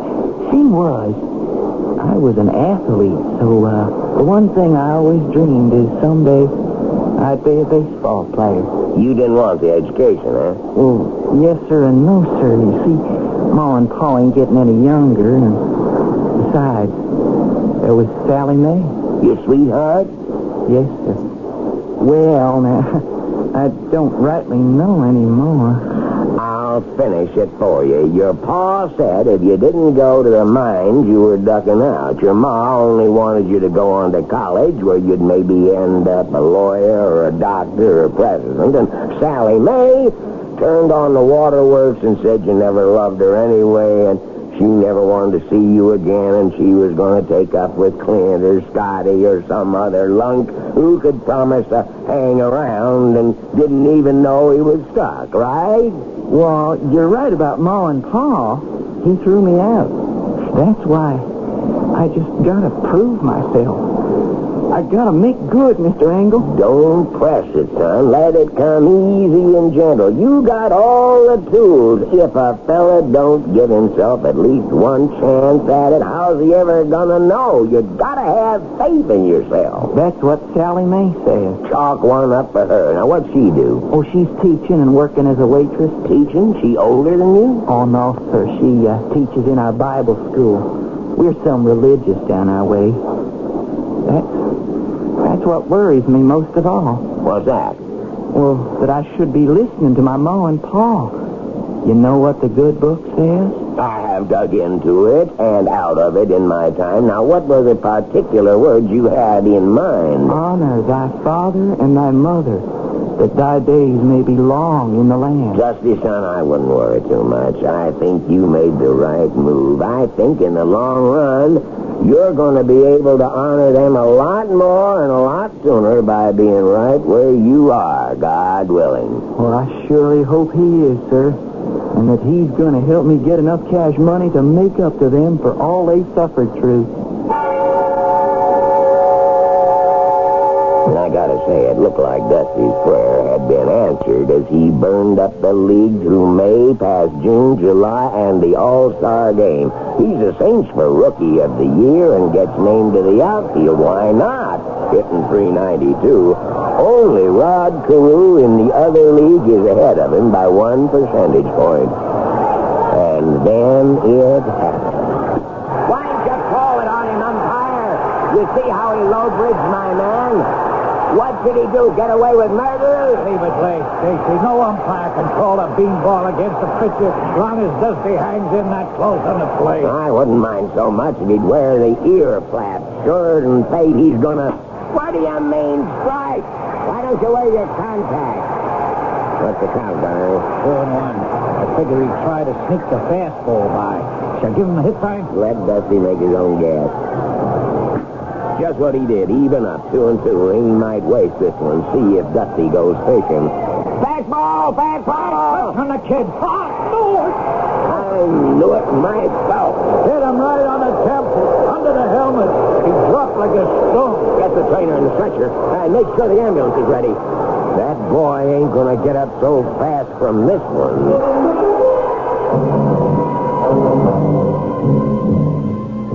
I hate hospitals.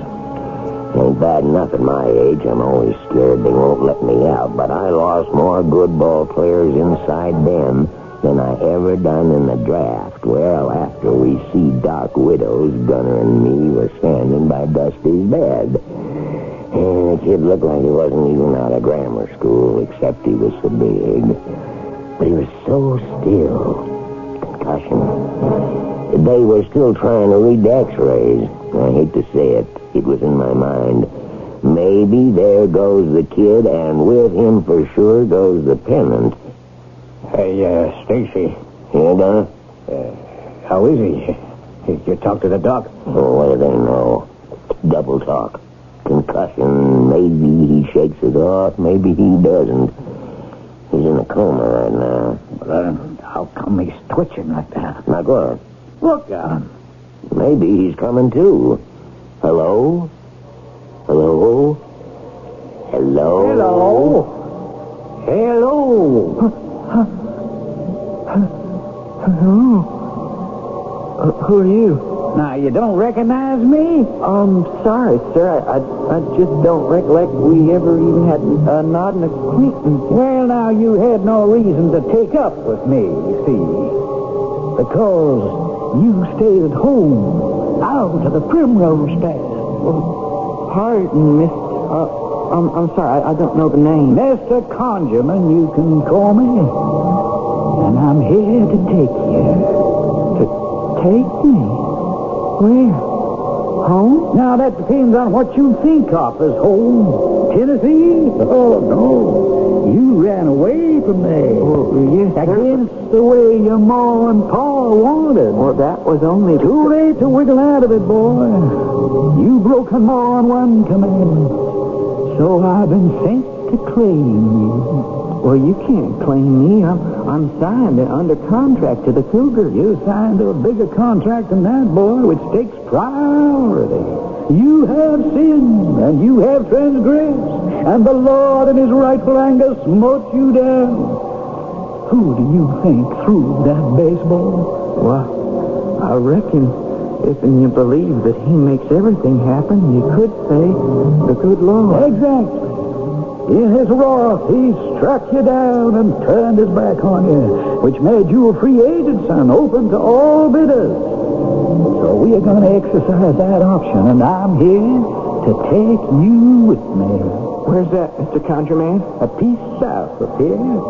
We call the team the Hellcats. We got quite a lineup. Come on, boy. It's time to go. You mean it's all over for me? I'm going to be dead? Well, now, Dusty boy, would I be here making an offer if we felt you worked?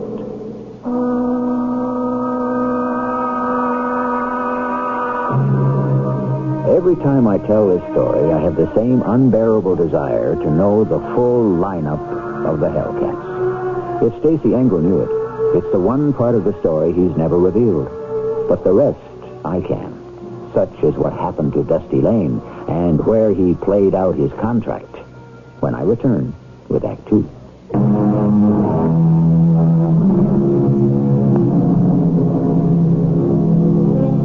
Of course, it also occurs to me every time I tell this story that possibly neither Dusty himself or Stacey Engel, to whom he revealed the whole confrontation with the ambiguous Mr. Conjurman later, ever knew it either. Certainly, at the place we are in the story, Stacey knew nothing of any of this, as he and Gunner leaned solicitously over the tortured boy who was still involved in a dialogue with Mr. Conjurman. But I don't want to be dead. I don't want to join your team. You better, boy. We got a claim on you. No, you ain't.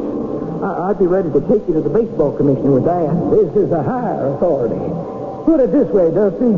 You already broke 3 commandments, I know. Which? The 5th, honor thy father and thy mother. And the 4th, you have not kept the Sabbath holy. But Sunday's the big baseball day. You know how many doubleheaders are played on Sunday. I ain't arguing, boy. I'm just pointing the finger. And then there's the 1st commandment. Oh, thou shalt have no other gods but me. See, you know it because it's in your own mind. I don't have to speak it out for you, Dusty. Now, which have you paid more attention to in the last years? The Lord or baseball? Well, see, you got to understand, Mr. Conjurman, during the season, a fella's got to bear down. It takes a power of concentration. You haven't answered my question. Well, I guess during the season, anyway, I'd have to say baseball. So you have sinned. And I'm here to claim you under a contract that supersedes any other you might have signed, and that gives me the right to your services with no let or hindrance, not even including the intervention of the baseball commissioner himself. So come on, boy, let's go. No. Whatever I done wrong ain't that big. You can haul me away. You better. You know what'll happen if you don't go with me? You ain't never gonna hit another baseball as long as you live. You just struck out. Struck out. Struck out? You ain't gonna strike out on us now, kid, just when we need you. What'd you say? Well, we need you, son. You're our big bat. You gotta come on home, boost us to the pennant, maybe even the world championship. That you, Mr. Engel? Sure. How you feel, son? Well, frickin', I don't know all the way. Kind of mixed up. I sure am sleepy. That's fine. You rest up, son. We'll hold the line till you get back. Then you and me and the team is going to go all the way. Now, I'm counting on it, you hear? Well, I hear you, Mr. Engel. I just hope I can live up to what you want. 2 days later, Dusty was back with us, good as new, only I don't know as I liked the way he was meeting the ball in the batting cage, which was not at all.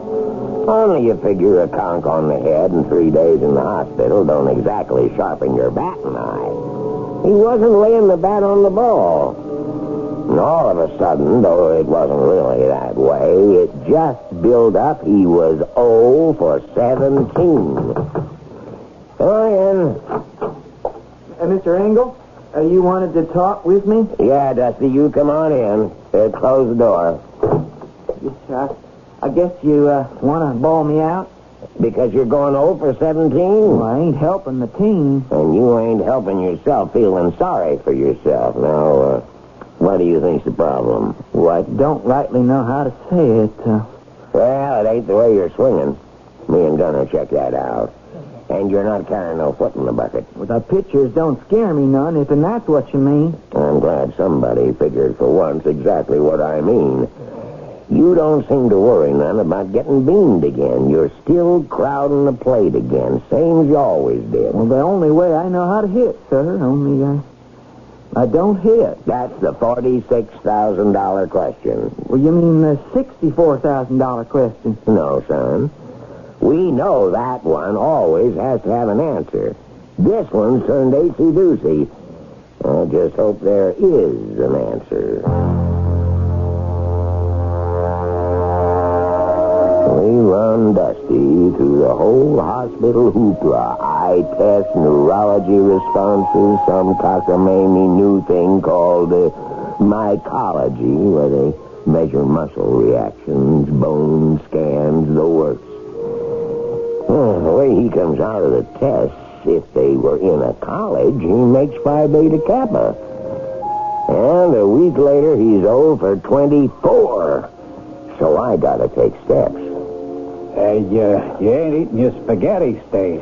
And I got news for you, Gunner. I ain't eating my cornflakes neither, or no tuna fish sandwiches, or no nothing. All I'm eating is my stomach. We're already 3.5 games out, and it's August already. And where are we going to make a run? Make up on the Reds, or are we already dead? We gotta get Dusty to hit. Now you tell me as if I don't know. How are we gonna? I've tried everything I know. Oh, I've been watching him real careful, Chief. That's nice. And, there's, nothing wrong. It's mental. I know it's mental. What am I manager for? I don't know when a kid is screwed up in his head. The big question is, where do I reach to unscrew him? Gee, I don't know. There's something bothering that boy, only he don't know how to let it out. So I'm going to have to dig to find it. You think you and Pete can run this team a couple of days? Oh, well, Pete's the coach. You turn it over to him. I will, but no pitching coach is smart enough to run the whole ball game. Now, you keep an eye on him, you hear? Yeah, sure, Stace. But, where are you going? We got an open day tomorrow. I'm going to make me a little trip. Maybe I won't have to miss no games, but just in case, I could join you in Pittsburgh if I don't make it back here to Atlanta. I'll leave you the number of whatever kind of flea bag hotel they might have in Fry's Corners. Yeah, Fry's Corners. Where's that at? Tennessee. It's Dusty's hometown. Maybe I can find the answer there to what's wrong with him. Oh, you're going to see his folks, huh? I don't reckon unless I have to. I want to see a little girl named Sally Mae Rogers. Didn't you tell me that was his girlfriend's name? Well, yes, sir, but I don't... Gunner, I'm going to tell you none of us knows what to think. That I used up all the tricks I got.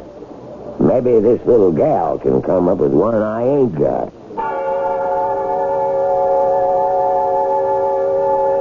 There just plain wasn't any reasonable way to get to Fry's Corners by public conveyance. The nearest airport was Nashville, which wasn't all that much closer than Atlanta, where we were playing the Braves.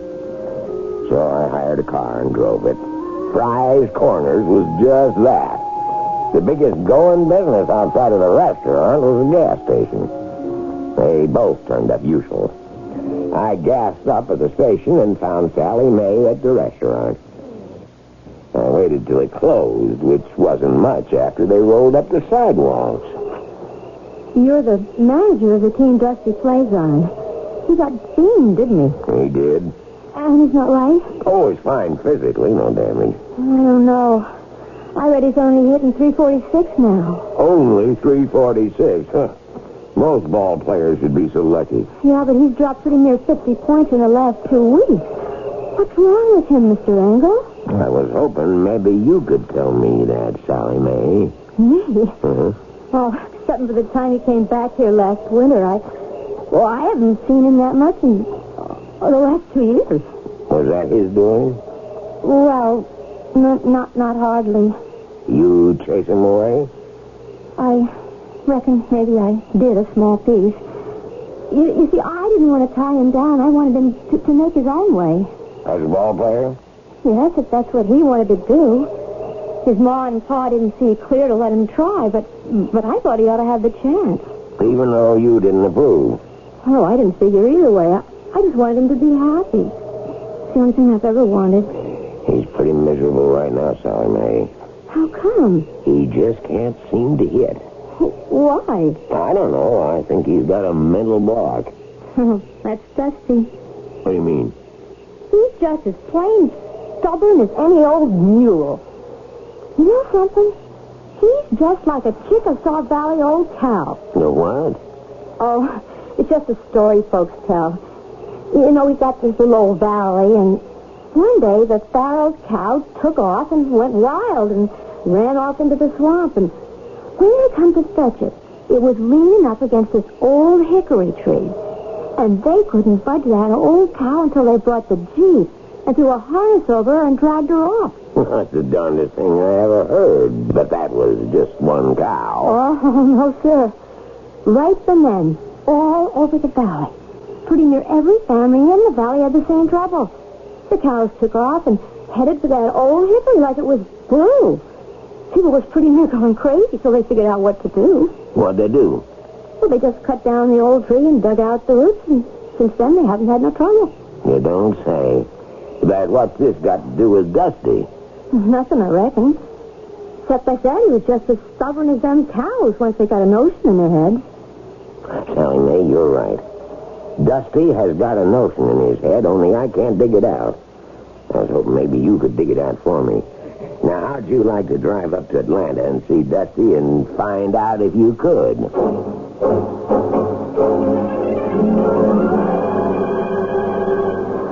Hey, Chief, I'm sure glad you're back. Hey, how we doing? Lousy. 4 runs down. Dusty? Still ain't hitting a lick. He's our next hitter. Hey, what happened? Lindstrom just got a base on ball. They're all loaded up. You weren't here, I jerked Dusty for a pinch hitter. No, you don't. I want him to hit for himself. Okay, you're the boss. He's just going to make a loud out. You don't have much faith in your roommate, Gunner. The whole trouble is, Chief, he don't have no faith in himself. That's right, one. You got any news out of him yet? Why? No, sir, he's real down. The only thing he said to me was it looked like Mr. Conjurman had him hexed for good. Still swings real pretty. How'd he miss that? Who's Mr. Conjurman? He won't tell me. He struck out. Yeah, with 3 men on base. That's 33 for 0. How you figure he's ever going to hit again, Chief? There's something riding him he won't tell us. That's why I brought his girlfriend up here. Maybe she can get him to loosen up and tell us what the trouble is. It's such a simple game, isn't it? A man throws a ball. The batter has a round stick. All he has to do is swing it so it meets the ball. Why doesn't he? There have been more words written about that than have been written about the history of the world. More people will agonize about a ball player like Dusty Lane, will he or won't he, than will contemplate their immortal souls. Will he? We'll find that out when I return with Act 3.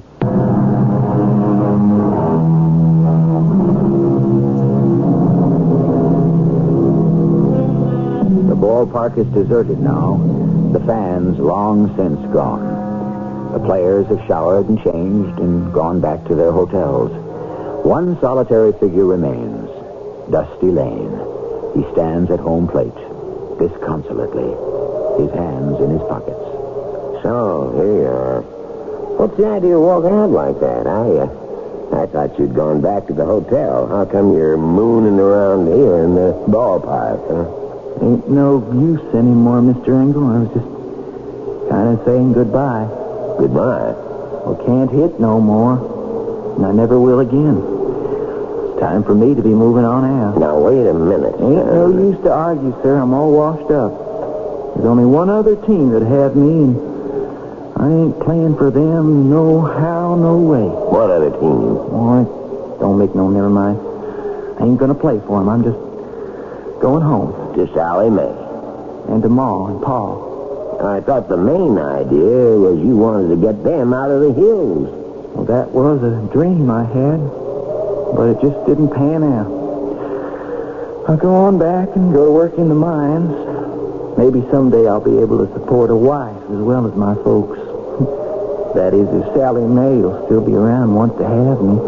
That's one thing I reckon you could find out right now. Well, what do you mean? Where do you think I've been the last 2 days? I went down to Five Corners and I brought back a beautiful young lady. She's waiting for you in my office. Maybe she could get you out of the slump and back to doing what you do better than anyone in the world.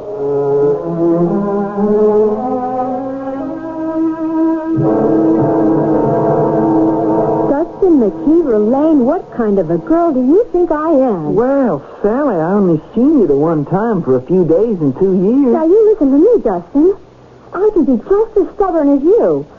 I gave you my word I was your girl, and there ain't nothing that's going to change that. Oh, I don't know, Sally Mae. I'm a flop. You see the game today? I only saw the last time you struck out. 33 times in a row. Even if I do get the bat on the ball, it's just a loud old foul or a little squibbler straight at someone in the infield. Mr. Engel says it's just a slump, and the thing to do is to get you out of it. Oh, it ain't no slump. And there's no way out. That is no way to think. How do you know? I'd be ashamed to tell you. Dustin McKeever Lane, I know you through and through like a book. And I don't believe you ever done or could do anything to be ashamed of. I walked out on my Ma and Pa. And sort of you. You didn't walk out on me. I told you I wanted you to go. And you didn't fail your Ma and Pa. They failed you, trying to hold you back. Your Ma knows that now. Even your Pa was more stubborn than you are. He's coming around. Well, I still went against what it says in the good book, in Deuteronomy, that I should honor my father and my mother. Who says you didn't honor them? Mr. Conjureman. Who? Mr. Conjureman. You know who you're talking about, Dustin? I reckon I do. What were you doing having any traffic with him? And how come you believe one single word he said? I didn't ever dare admit about him to no one. Except in you, Sally Mae. Because you might understand. So I'm going to tell you right now how it was and why I can't play ball no more.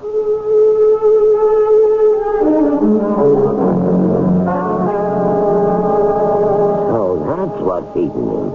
He don't really believe he saw this conjure man. Oh, why didn't he tell me?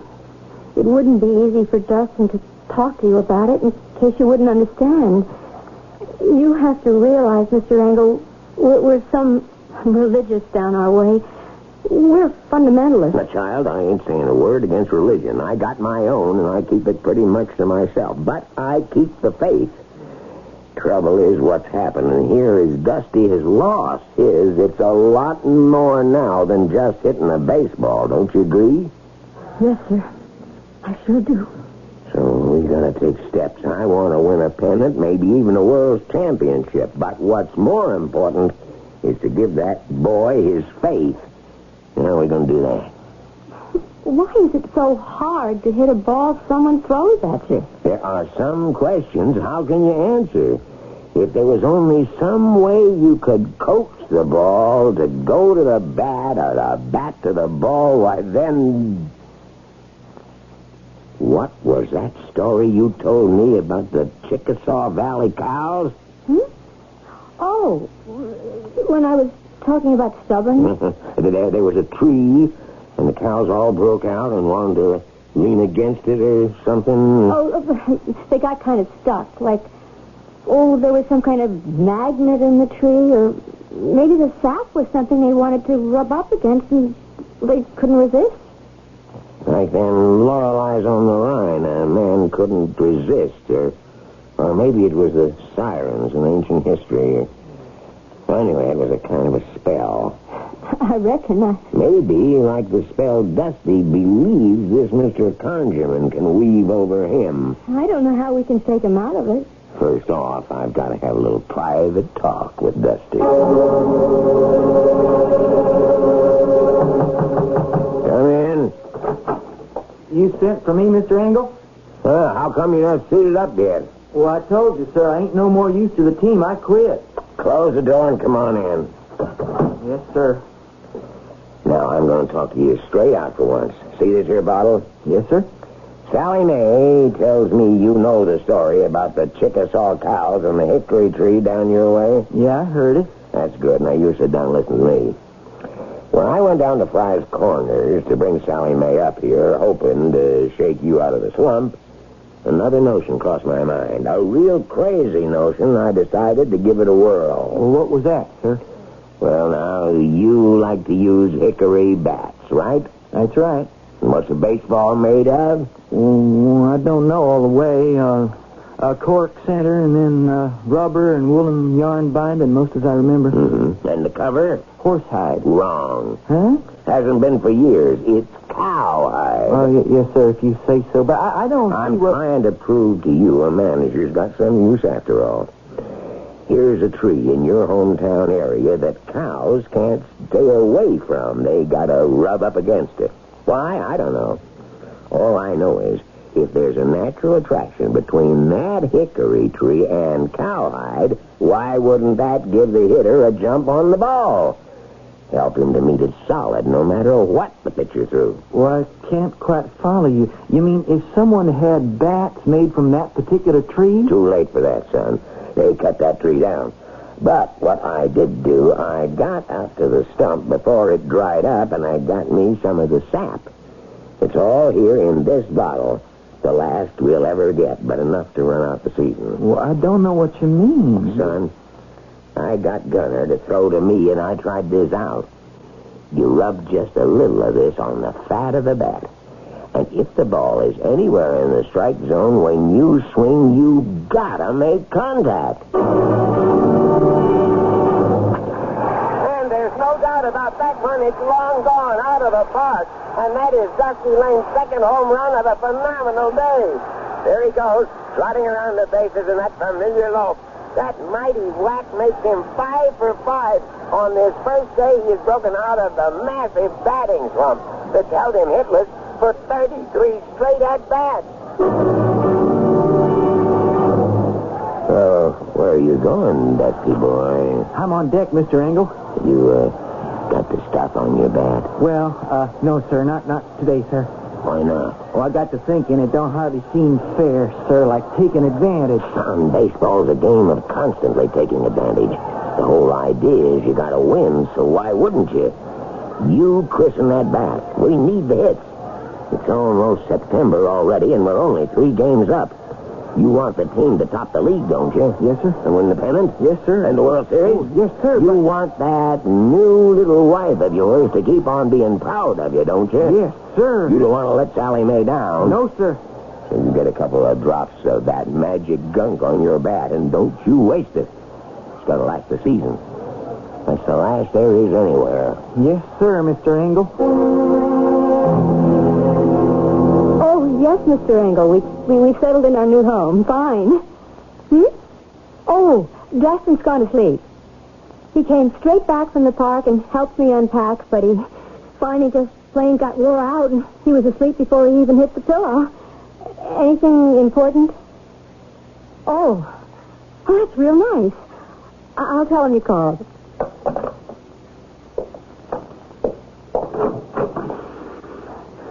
You sleep good, darling. Oh, dear. No. Having another one of your bad dreams. I wonder what's bothering you now, poor man. What are you doing here, Mr. Countryman? Well, now, Dusty, I tell you. I still want you for our team down there. You can't try to come for me now. This ain't like before. I'm not dying. Sooner or later, as it must, old man. But we could sure use you this season. I got my own season to finish here, and the Cougars need my bat. We got 7 games to go, and we're still tied neck and neck with the Reds. And besides, I don't belong with you anymore. Oh, don't you now? No. It's even worse. You haven't even got a guilty conscience?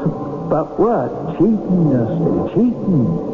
That magic little bottle with a magical liquid. That's the devil's brew, and you know it. And just so long as you continue to use it, you belong to him. Okay, that does it. I ain't going to use it from now on. And give up a sure bet that you'll hit over 400, be a Rookie of the Year, an instant millionaire, let down the team, and the great Stacy Engel you worship like a god. The devil, you say? I will. I will. I'll show you. Honey, what is it? I've been a backslider and a sinner, Sally Mae.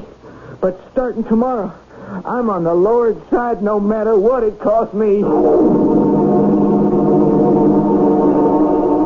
So you poured the contents of the bottle down the sink. Yes, sir. I want to be sure it was gone for good.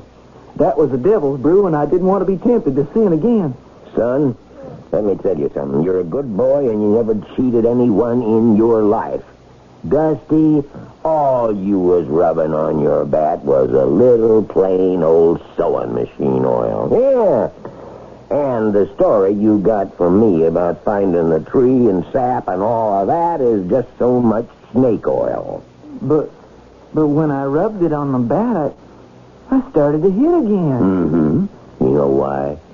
Because you had faith again, and isn't that what moves mountains? See, that's the main part of what a manager's for, Dusty, to use psychology any way he can to keep his players going. It's a game of psychology. Don't you ever forget it.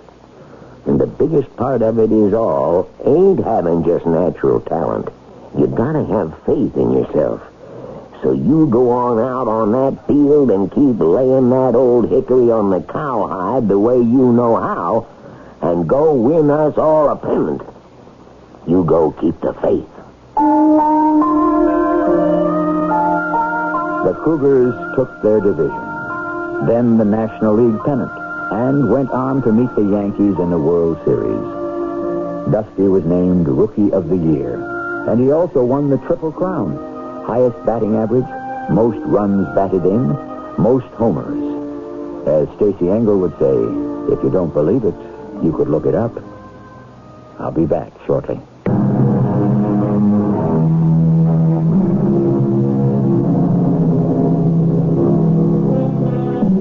Perhaps the most fascinating thing about our national game is the wealth of literature it engenders. Not only the reams of statistics, the daily press coverage, and the parade of books that come out year by year, but the stories, short and tall, the baseball legends. And if not all of them are exactly true, who's going to complain? just so long as they entertain.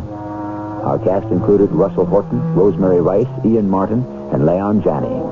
The entire production was under the direction of Hyman Brown. This is E.G. Marshall inviting you to return to our Mystery Theater for another adventure in the macabre. Until next time, pleasant dreams.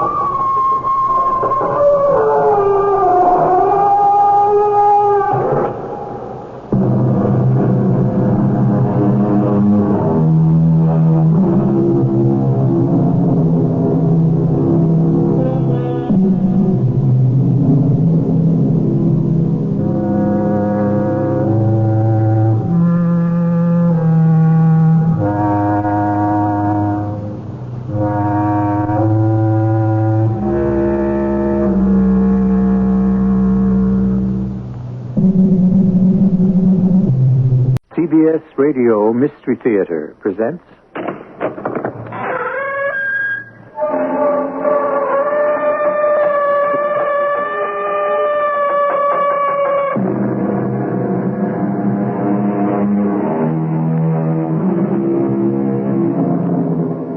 Come in. Welcome. I'm E.G. Marshall. Welcome to the future. Because the story you're about to hear is a tale of mystery, crime, and adventure in a world 60 years older than our own. Whether that world is 60 years wiser is a question you'll have to answer for yourself. But we want to warn you right now that you might not like our futuristic hero very much. You may even dislike him a great deal. For after all, he is a criminal, a swindler, a con man, a fugitive, and perhaps something even worse. All we ask is that you don't judge him until the last sound is heard, even if it turns out to be this sound. You'll hit Mrs. Sorensen. That's right, everybody. You'll hurt your friend, Mrs. Sorensen. And if you don't let me out of this place, I'll hurt her myself. She's an old woman. Yes? And I haven't killed an old woman for days. I'm feeling the urge right now. So let me out.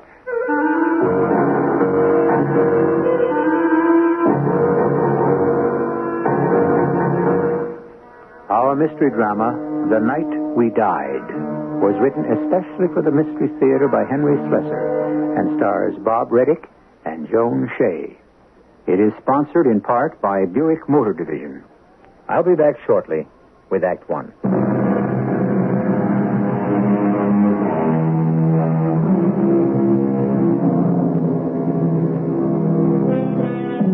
It's the year of our Lord, 2043. It's a vastly different world in many respects. In others, particularly in respect to human nature, it's a world very much like the one we know. We think you'll recognize the kind of human Toby Kane is. A man with an ugly past and an uncertain future. But there were two things you could predict about the future of Toby Kane. One was that he wouldn't be called Toby Kane for very long. Two, that there would be trouble ahead. Yes? Harry? Sam. How the heck are you, Harry? It's not Harry. You know my name is Toby Kane. That's the name you called me at the hotel, right? Yeah, sure, that's right. Oh, you make it tough on a guy keeping up with you, Harry. I mean, Toby. I'd like to know how you kept up with me, Sam. How did you know I'd left Callisto? Who told you my new name? Mutual friends, Toby. Everybody knows that you gave Moffat the slip again. That cop's going to get awful sick of chasing you. He won't be chasing me anymore. Harry Rentlow is dead. He committed suicide on Callisto. Sure, I get the idea. Listen, Toby, you must be pretty strapped by now. Could you use some high financing? You offering me a loan, Sam? Heck no, I'm offering you a project. I could use some experienced help. Can I see you at the hotel tonight? All right. Meet me in the Neptune Lounge. Oh, that's great, Harry. Look forward to it. The name is Toby. Toby Kane.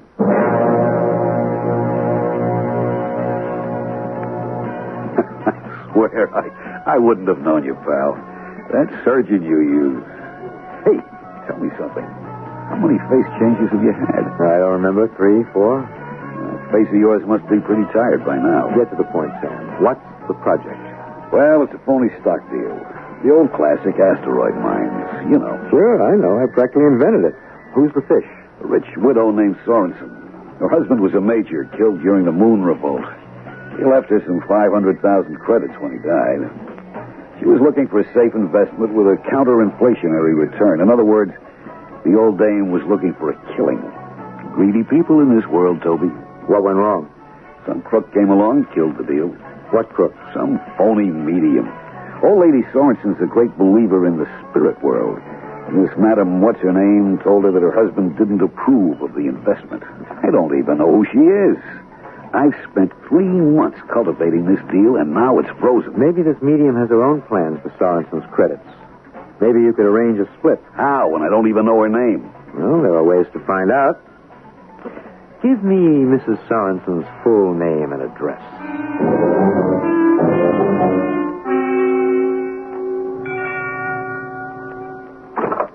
Come on in, Toby.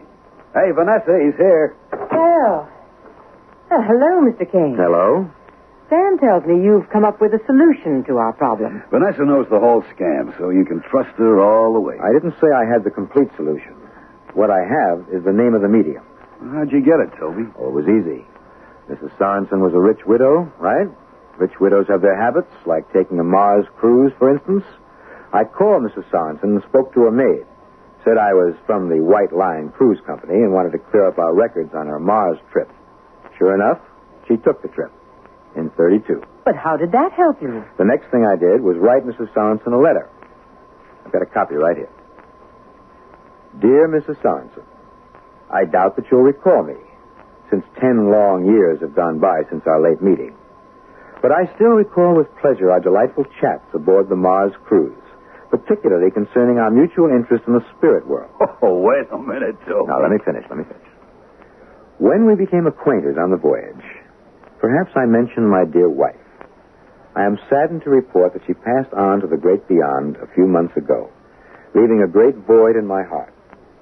However, recognizing the eternal nature of the spirit, I am not completely desolated. My one problem now is to locate a trustworthy medium who can bring my dear Agnes back to me. You mean she actually replied to that? She thought she did remember me. And she gave me the name of the lady who's querying the stock deal. It's Olivia Nemo, South Court Street, New York City. Oh, terrific. I'll go see this pony and make a deal. I've been to see her, Sam. Well, what did she say? Will she make a deal? No. Mrs. Nemo's not a very cooperative type. I suspect she has her own ideas about Mrs. Sorensen's investments. That's why she's spending so much time gaining her trust. What do we do now? Well, I think it's simple enough. We offer the lady more than Mrs. Nemo is offering. Like what? Well, for one thing, I know that the lady doesn't attempt to bring back any image of Mrs. Sorensen's late husband. Oh, well, Mrs. Sorensen wouldn't be fooled by some phony ectoplasm stuff. But what if Mrs. Sorensen actually saw her dead husband? Saw him just the way he looked when he was alive? But yet, obviously now part of the heavenly community. What are you getting at, Mr. Kane? Well, I've written one more letter to Mrs. Sorensen from the same old ship companion. Dear Mrs. Sorensen, thank you so much for recommending your friend Mrs. Nemo. However, since writing you, I discovered the most remarkable medium I've encountered in all my 70 years. A man named Sharon Kazar, who has produced the beloved image of my wife Agnes right before my eyes. The living image, moving, talking, smiling, expressing her serenity and joy in the hereafter. Oh, for heaven's sake. But who is this Sharon Kazar? Well, can't you guess, Vanessa? It's me. Come on in, George. Can't tell you how good it is to see you. That's good to see you, too, Phil. I'll tell you one thing, George. Those plastic surgeons did one heck of a job. You look great. As you know, that fire bullet didn't just burn off my features. It did a pretty good job of my mind. I couldn't tell them what I used to look like because I didn't know. Sure, I remember, but what the heck? Here you are, and here I am. Well, some other things are different, Phil. You stayed in the Army. Hey, I see I have to call you Colonel now. Tell me what I can do for you. If it's possible, I'll do it. You know that. Well, it's a kind of unusual request, Phil. It's about those holographic image identifications they made during the moon revolt. The HIDs? Sure, I remember. The Rebs were doing such a great job of infiltration that security insisted on three-dimensional projection holographs of every officer. They're pretty spooky, aren't they? You could swear the person was in the same room with you. Are they still on file? Sure, someplace. Why? Because there's one that I want to borrow. The holograph of a major named John Sorensen of the 1st Moon Division. Well, I don't know. The moon revolt was 5 years ago. Records are all on the Pentagon vaults. But you can do it, can't you? Well, I do have a good buddy in personnel. All right, I'll do my best.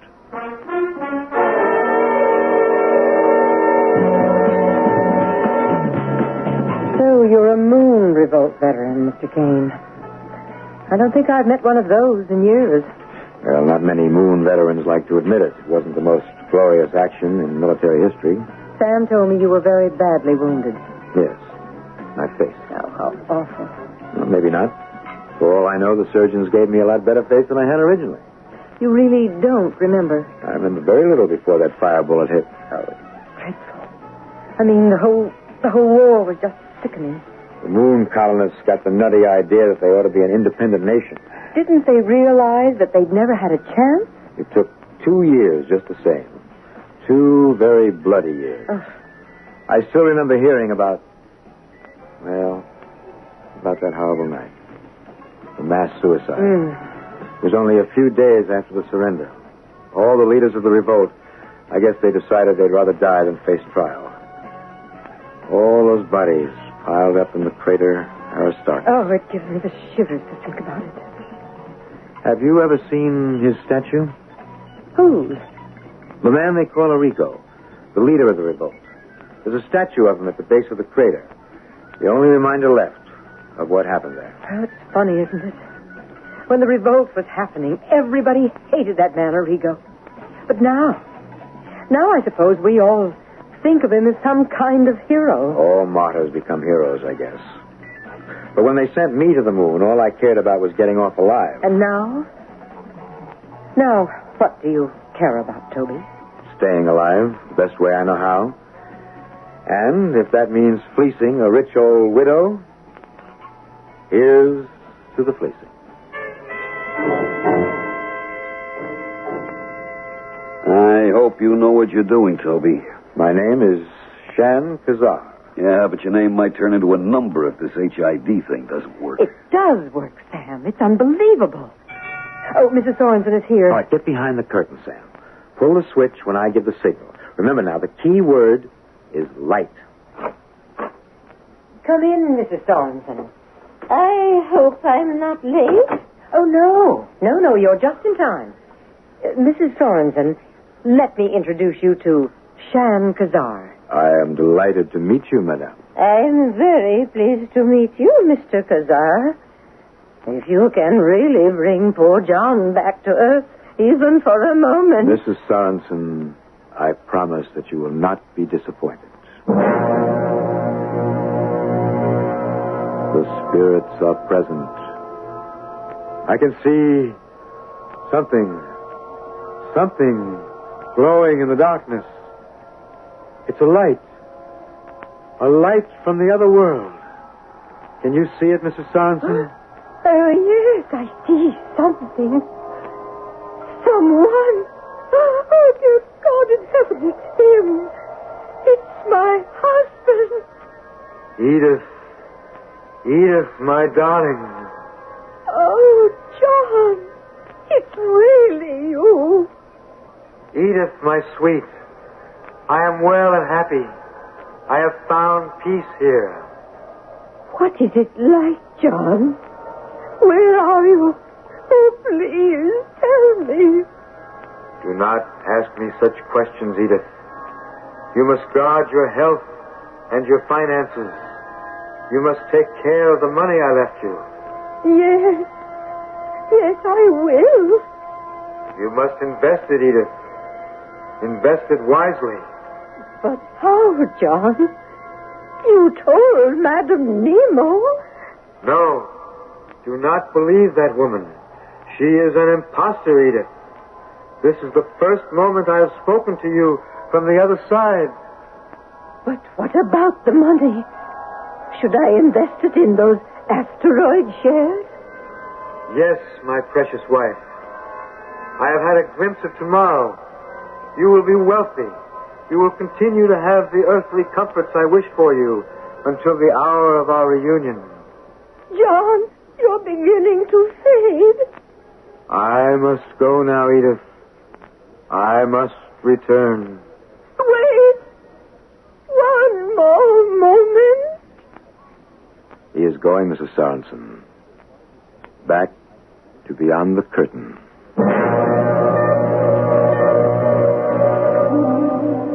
Oh, it was marvelous, Toby. You absolutely gave me the creeps. I've really got to give you credit.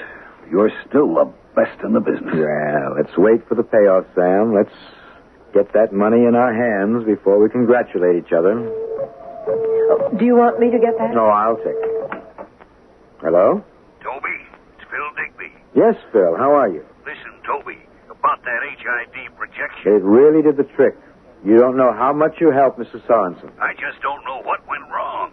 My friend in the Pentagon goofed. Goof? What are you talking about? The holograph reel. It was the wrong one. It was a Major Warrenberg of the 6th Infantry. He isn't even dead. He's retired up in Nova Scotia. Toby, you there? Yeah, Phil, I'm here. And, don't worry about it. The old lady's eyesight wasn't that good. I guess the uniform was enough. Wow, that's a relief. Then you don't want the right reel. No, that's okay. It's all over now. And thank you again, Phil.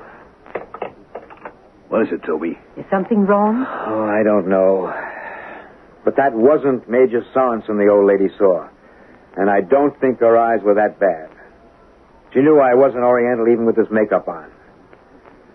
What I'd like to know is, who's playing tricks on who?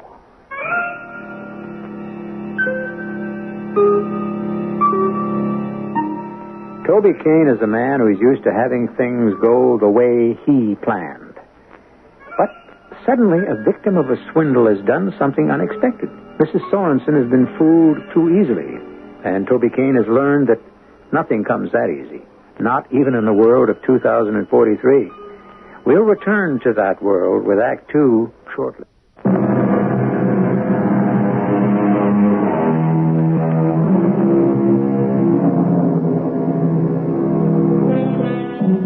Toby Kane, con man, has a disturbing riddle to solve.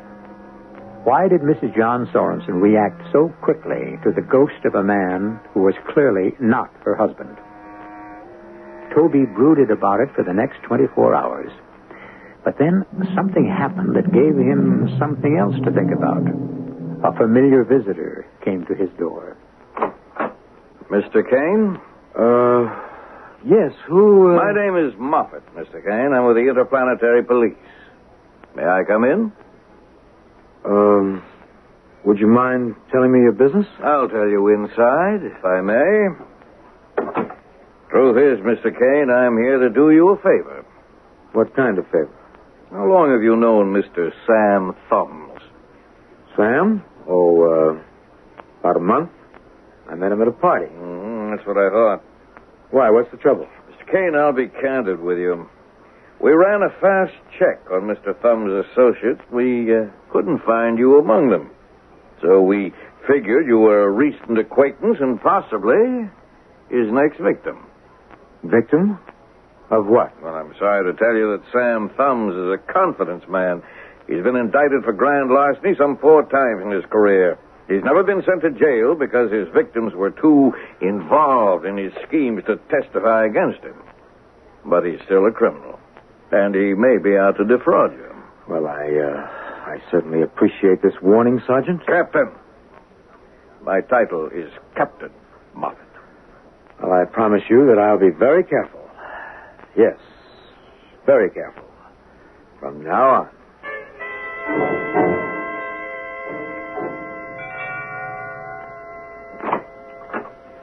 Yes? Mrs. Sorensen, I'm the one who called this morning. Oh, yes.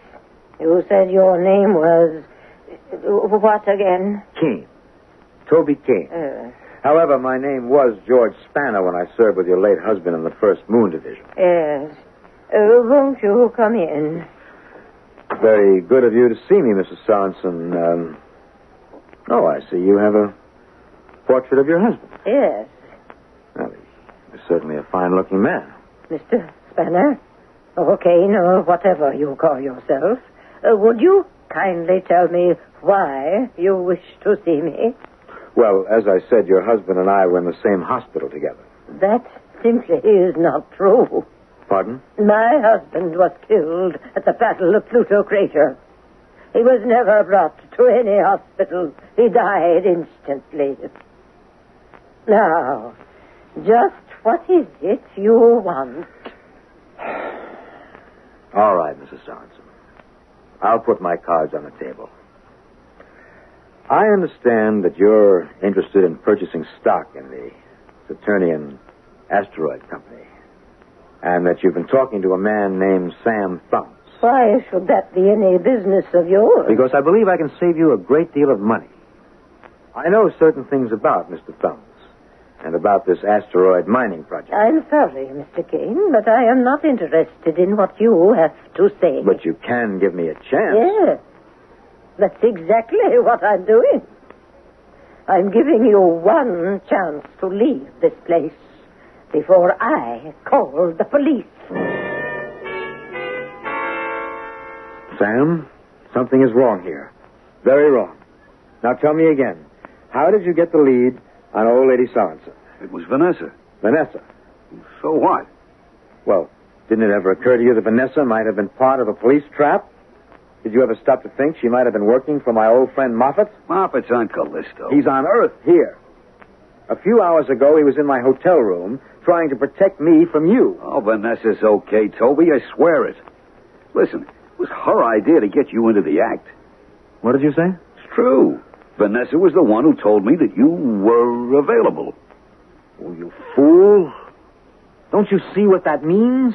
How could Vanessa know so much about me unless the cops told her? Toby, I just don't understand why you're so upset when everything is going just the way we planned. The way who planned, Vanessa? Tell me how you knew about my escape from Callisto. Oh, this is ridiculous. I didn't even know you were George Spanner or Harry, whatever you called yourself. It was Sam who found out you were back on Earth. That's not what he says. Toby, the only reason I stayed interested in Sam was because he was your friend. Because I wanted to get close to you. This close. Oh! Oh, darling, I'm so sorry. These long fingernails of mine, they scratched your neck. Now you can scratch your memory. You can tell me if you know a cop named Captain Moffat. Don't do this, Toby. Be nice to me the way I want to be nice to you. Kiss me, Toby. Toby, aren't you feeling well? I feel dizzy all of a sudden. Oh, you poor darling. Come, sit down. My neck is burning. Oh, these awful cat claws of mine. I really should cut them down, shouldn't I? I can't see straight anymore. Oh. You did something to me. Stuck a pin in my neck. Toby, sit here. Don't fall and hurt yourself. Drugged. You've drugged me with something. I can't see. Can't stand up.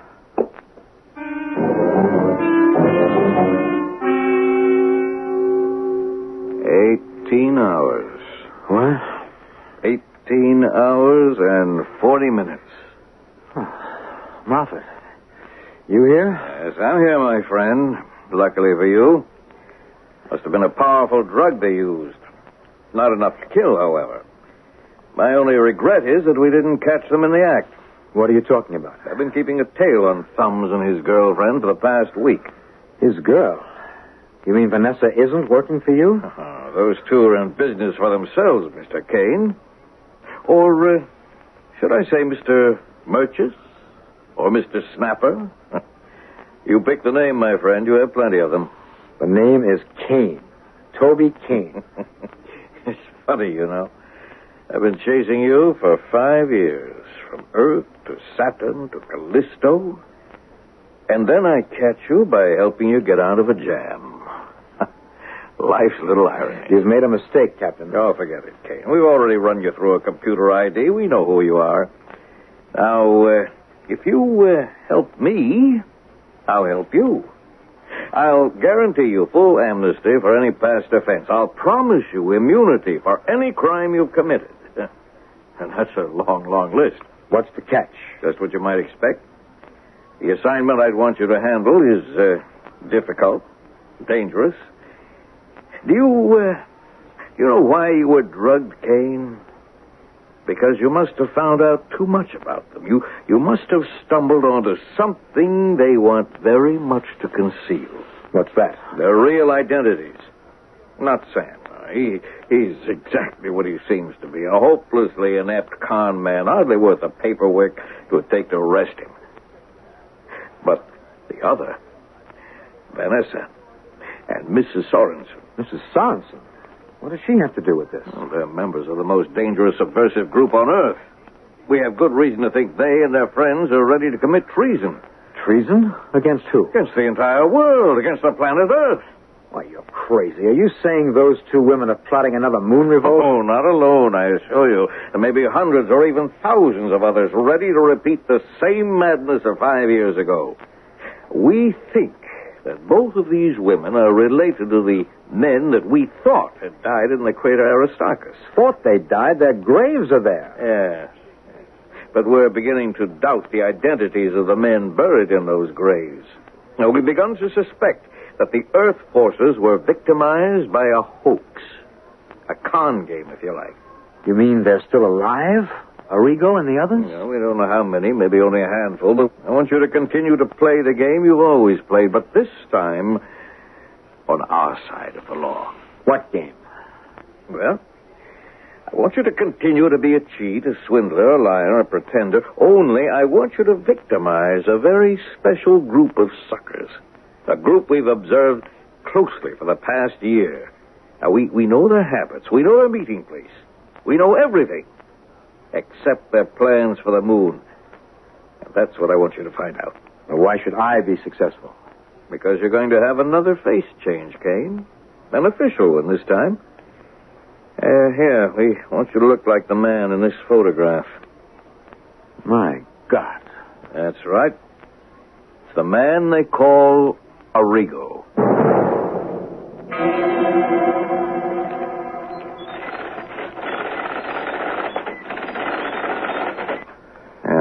Here's the printout. Now, you take these, Kane. They contain every available fact in the life of Arrigo.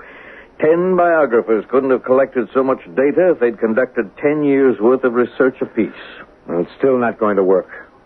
Even if I learn every single fact there is to know, there'll be other facts that could trip me up. Yes, we recognize that possibility. It won't be enough to have Arrigo's face, even his voice, and memory, and manner.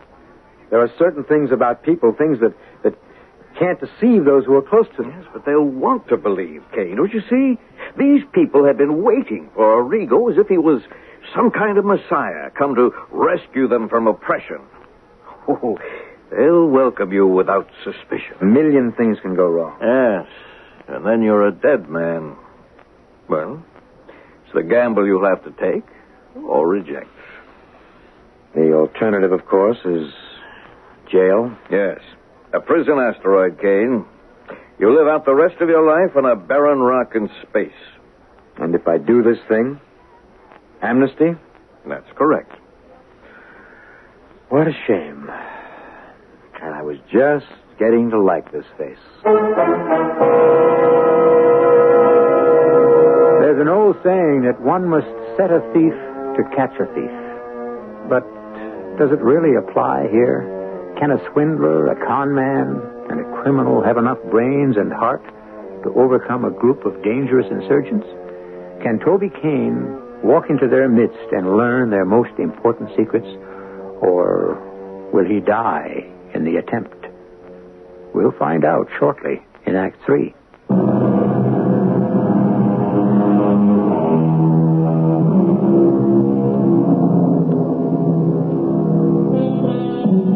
3 months before Captain Moffat of the Interplanetary Police was able to put his plan into action. The actual face change took only a week. The recuperation took 2 weeks. But the rest of the time was spent in educating Toby Kane to talk, think, and feel like the rebel called Arrigo.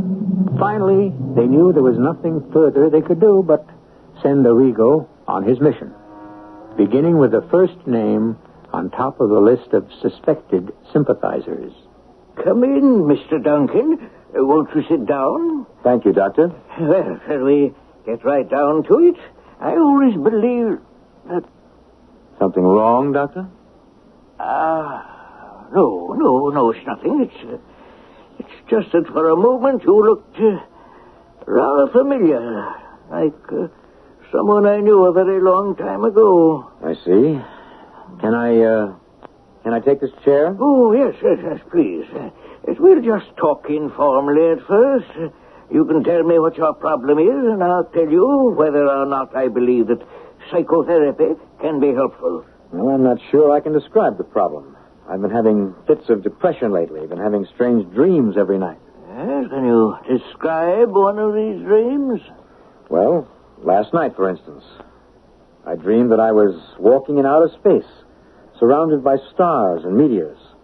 I was just alone.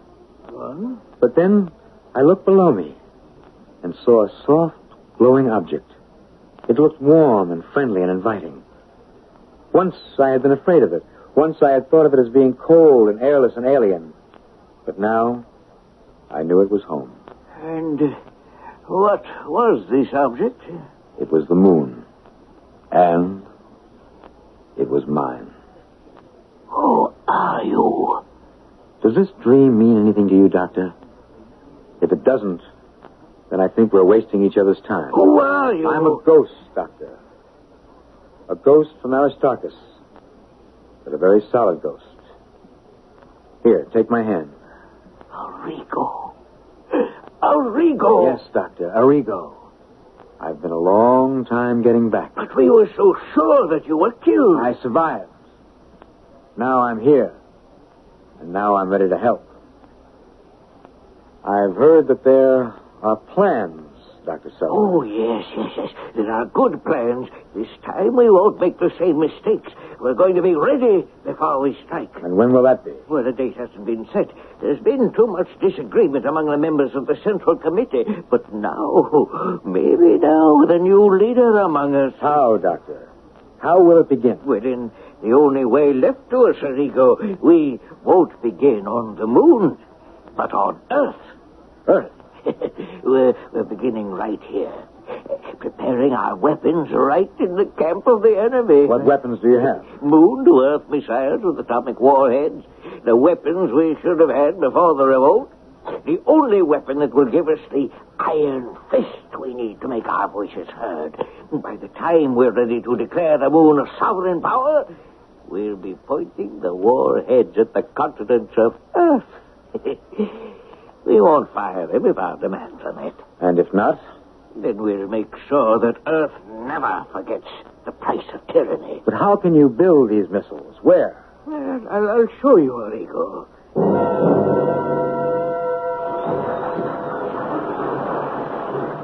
How strange, Doctor. So much noise in a hospital. Well, this is a very unusual hospital, Arrigo.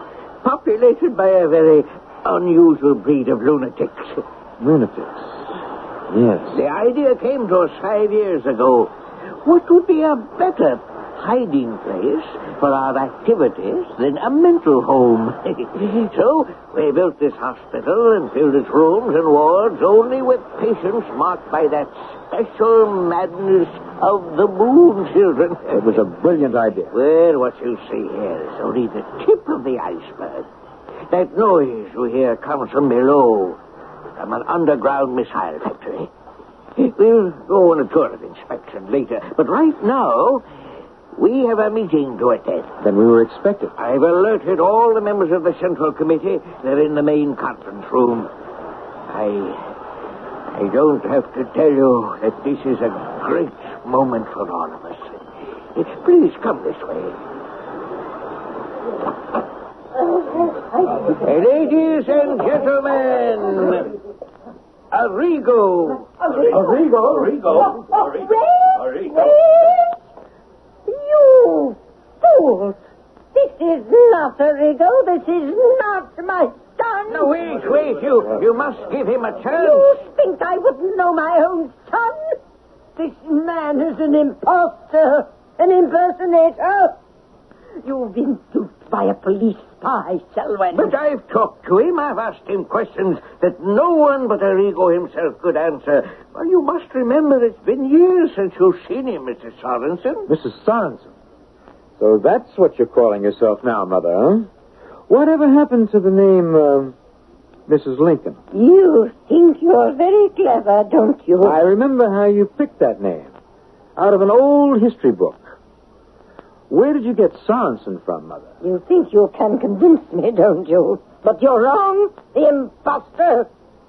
You really are my son. Sing it. Sing the song we used to sing together when you were a little boy. I don't think I can remember it. My son would never forget that song. It's been so many years. Arrigo would never forget. But Arrigo is dead. And you must die, too. Now, wait. Listen to me. Mother, if you'll just look at me more closely. Like this. Look out! He's got her. Don't shoot! You'll hit Mrs. Sorensen. That's right, everybody. You'll hurt your friend, Mrs. Sorensen. And if you don't let me out of this place, I'll hurt her myself. She's an old woman. Yes, and I haven't killed an old woman for days. I'm feeling the urge right now. So let me out. This is marvelous, Kane. Absolutely marvelous. With this information, you can wipe out this nest of rebels in 6 hours. They were so anxious to believe that Arrigo had returned that they forgot to be cautious. Well, you've done a magnificent job, Kane. A magnificent job for us and for the entire world. I don't want any medals, Captain. I just want that freedom you promised me. Well, a medal would be a lot easier. What was that? Freedom is the only thing I can't grant you, Kane. I know I made you promises. What are you talking about? What's that gun for? I wish things could be different, Kane. You've accomplished something that I could never have done by myself. You saved thousands, perhaps millions of lives. But that doesn't blind me to the fact that you're a criminal. A dangerous criminal who can't be turned loose in society. I can't believe this. After you The swore... only oath I've ever taken sacred is the oath of my office. Well, you're not sending me to any prison asteroid, Moffat. You'll have to kill me. I'm a policeman, Kane, not an executioner. But I can be both if you force me. Well, then you'll have to be both. Don't try to... Are you all right? Have you been hit? My leg. Stay where you are. I'll get a doctor. Vanessa, you killed him. You killed Moffat. To save you. And to save us. Well, then you're one of them, too, the Moon Rebel. Mrs. Sorensen told me what happened. I thought you might return here, that you would never meet Moffat on his home ground. Well, then why don't you kill me, too? I know as much as Moffat does. Please try to understand. They didn't know who you were at the hospital. They didn't know you were Toby Kane. Toby Kane? That doesn't make any sense. Mrs. Sorensen didn't know you were Kane. That's why she accused you of being an imposter. I don't understand. Listen, and listen hard. I was the one who got Sam Thumbs to send for you. I drugged you because we planned to kidnap you, to take you to the hospital where we hoped to restore your memory, to help you recall the past. And they tried that at the Army hospital. Yes, we know. Your memory was destroyed the night we died in the crater Aristarchus. Most of us escaped, but you were brought down by a fire bullet. You were wearing an Earth uniform so that you were mistaken for one of them and brought to a hospital on Earth. We didn't know the true facts then. We thought you'd been killed. But after the war, we found records. Records that made us believe that you were alive, Arrigo. Truly alive. Arrigo? Yes. You're Arrigo. The face you wear is your own face. What an ironic joke on Captain Moffat. He gave you back the face you were born with. And Mrs. Sorensen? Your mother. She did believe you were an imposter because she knew that her son was wearing the face of Toby Kane. She never expected to see Arrigo with his own face. I can't believe it. I don't remember anything before the hospital. They had me convinced that I was an Earth soldier. I never knew why I hated the fact so much. You will remember. We need you to remember. We need you to lead us. And I need you to love me. Look at me, Toby Kane, Arrigo. I am your wife. Here it is, Colonel. A recorded message from the moon base. Put it on the screen, you idiot. Let's hear what this madman has to say. Yes, sir. I can't understand it. A whole garrison of moon troops surrendering without firing a shot. And now this lunatic with his demands. All ready, Colonel. Well, play it. My name is Arrigo. It is him. My name is Arrigo. And I am spokesman for the Provisional Government of Luna. The moon is no longer a satellite of Earth. From this day forward, the moon is an independent world with full sovereign powers to choose its own leaders and determine its own future. We are prepared to defend this independence with our lives because we are the children of the moon. And the moon is ours. And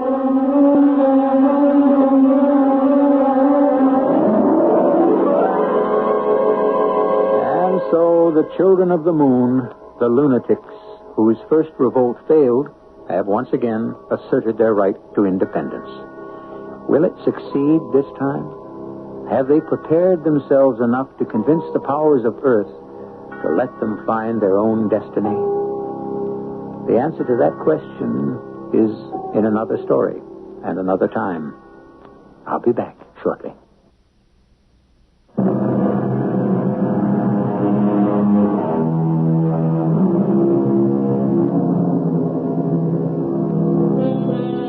Will it ever really happen? Now that man has walked on the moon, will the next step be colonization? Will the moon become a new homeland where men will live in an artificial atmosphere, eclipsed by the great green globe of Earth, and yet become strangely devoted to the cold and rocky world they call home? Stranger things have happened. Our cast included Bob Reddick, Joan Shea, William Griffiths, and Jackson Beck. The entire production was under the direction of Hyman Brown. And now, a preview of our next tale. Why are you doing this to me? My thoughts guided me. They found your ship. They found you. What do you want from me? No more searching. Your hands are my hands. No. Your eyes are my eyes. It's impossible. I live again in the sunlight again. We live. No. We share this body. I survive in this body. No more darkness, no more aloneness. I survive in this body. You can't take over another person's body. We share this body. It's indecent. But this body must adjust to the heat of this planet. It's too warm. I'm so hot. We are hot. We must do something about the heat. What's wrong with me? Radio Mystery Theater was sponsored in part by Buick Motor Division and Contact, the 12-hour cold capsule. This is E.G. Marshall inviting you to return to our Mystery Theater for another adventure in the macabre. Until next time, pleasant dreams.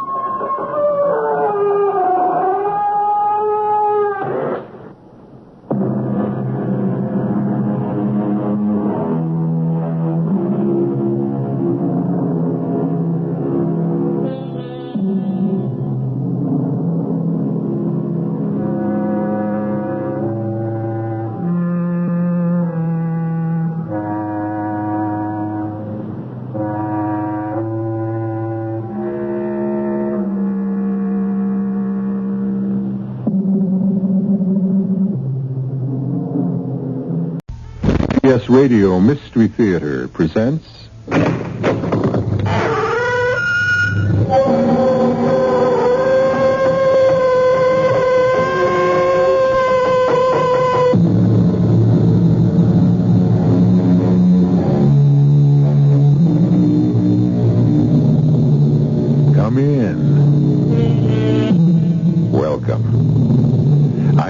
Marshall. Settle down and let me ask you a profound and difficult question. What is faith? I'm frank to tell you, I don't know. The word faith is in the dictionary, but do we know that the man who compiled the dictionary knew any more about faith than we do? Well, I should like to give you my favorite description of faith, which comes from the Bible, from the book of Hebrews, where it is written, "Faith is the substance of things hoped for, the evidence of things not seen." And that is what our story is all about. Mr. Mather, I did what you said. I did just as you said. I followed to the letter what you said to do. I've forgotten what I said. You said, wait till the sun is straight overhead, then go to the big rock, the one that's worn off at the top. You said to take off all your clothes and lie on your belly and press your face hard into the rock and lick the rock with your tongue, you said. Lick the rock 29 times with your tongue. Then put your clothes back on and go home, and you'll be all right. Did I really say all that? Did I really? I must be losing my mind.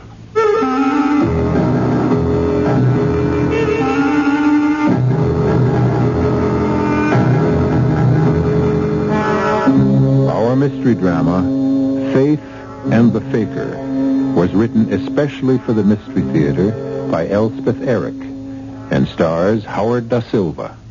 It is sponsored in part by Buick Motor Division and Sign-Off, the sinus medicines. I'll be back shortly with Act One.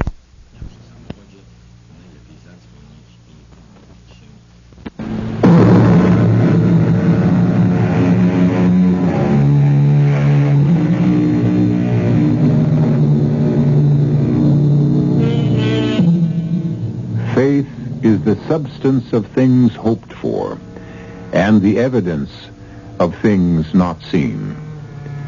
Such is the theme of our story, and the leading player is a man who never had faith in anything but himself, and not in the better part of himself either, as we shall soon discover. I'll get the door open in a second, Mr. Mather. Oh, you must be drenched. It's all right. Oh, go on in, Mr. Mather. After you. Eliza, I can't stand the pain. There, my dear one. Somebody help. The pain. I'm dying. Look here, Judd. I've brought Mr. Mather. What'd you say? Oh, the pain. Mr. Mather is here. You'll be all right, Judd. You said Mather? Indeed, I did. He came out in this terrible storm just to make you well again. He wouldn't come before. Well, never mind about that. He's here now. Mr. Mather, show Judd you're here. Come closer. Hello, Judd. You're here. I'm here. For all the good I can do you. Oh, you can do it, Mr. Mather. Do what, for heaven's sake? Make the pain go away. How am I supposed to do that? Make my leg the way it used to be. Look how it is now. Just look at it. It's all swollen. Twice its regular size. It's turning yellow. Fix it, Mr. Mather. Judd, I can't. I don't know how. You need a doctor. There's no doctor on the island. You know that, Mr. Mather. Then go to the mainland. There's a doctor there. With his leg the way it is, he'd never reach the mainland. I don't want no doctor. Not any doctor. I don't have faith in them. I have faith in you. In you, Mr. Mather. Oh, how did this happen? I mean, to your leg. Well, he was chopping wood.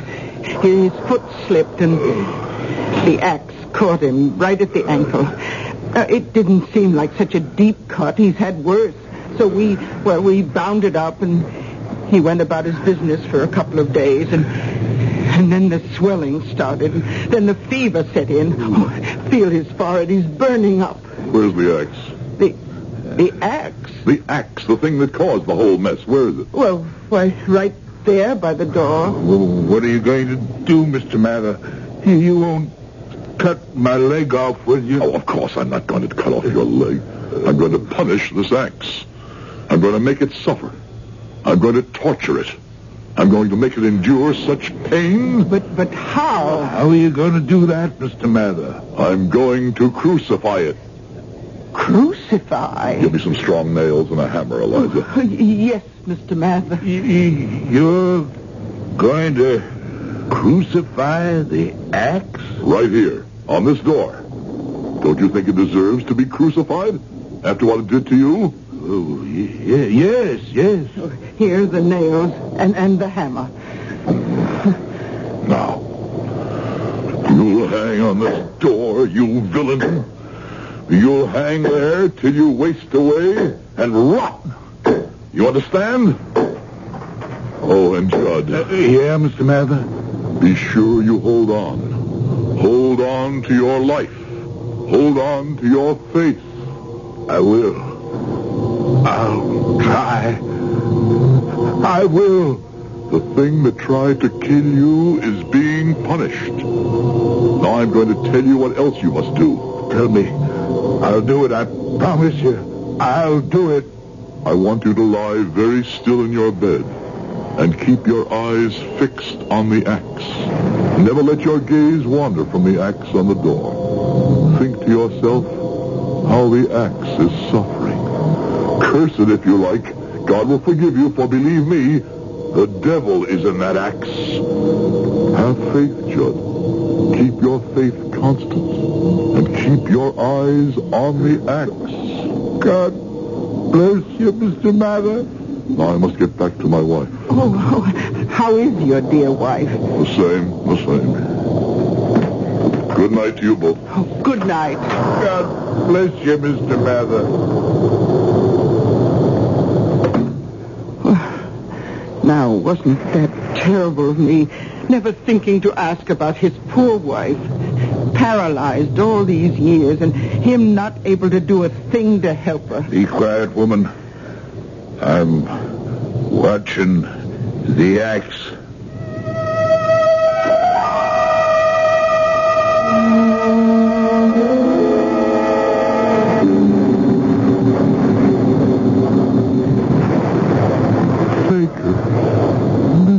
Lying faker. Show of hypocrites. Imposter. If there is a God in heaven, he'd strike me dead for my endless frauds. One after another. All my life, why do they believe me? Why do they have that idiotic faith in me?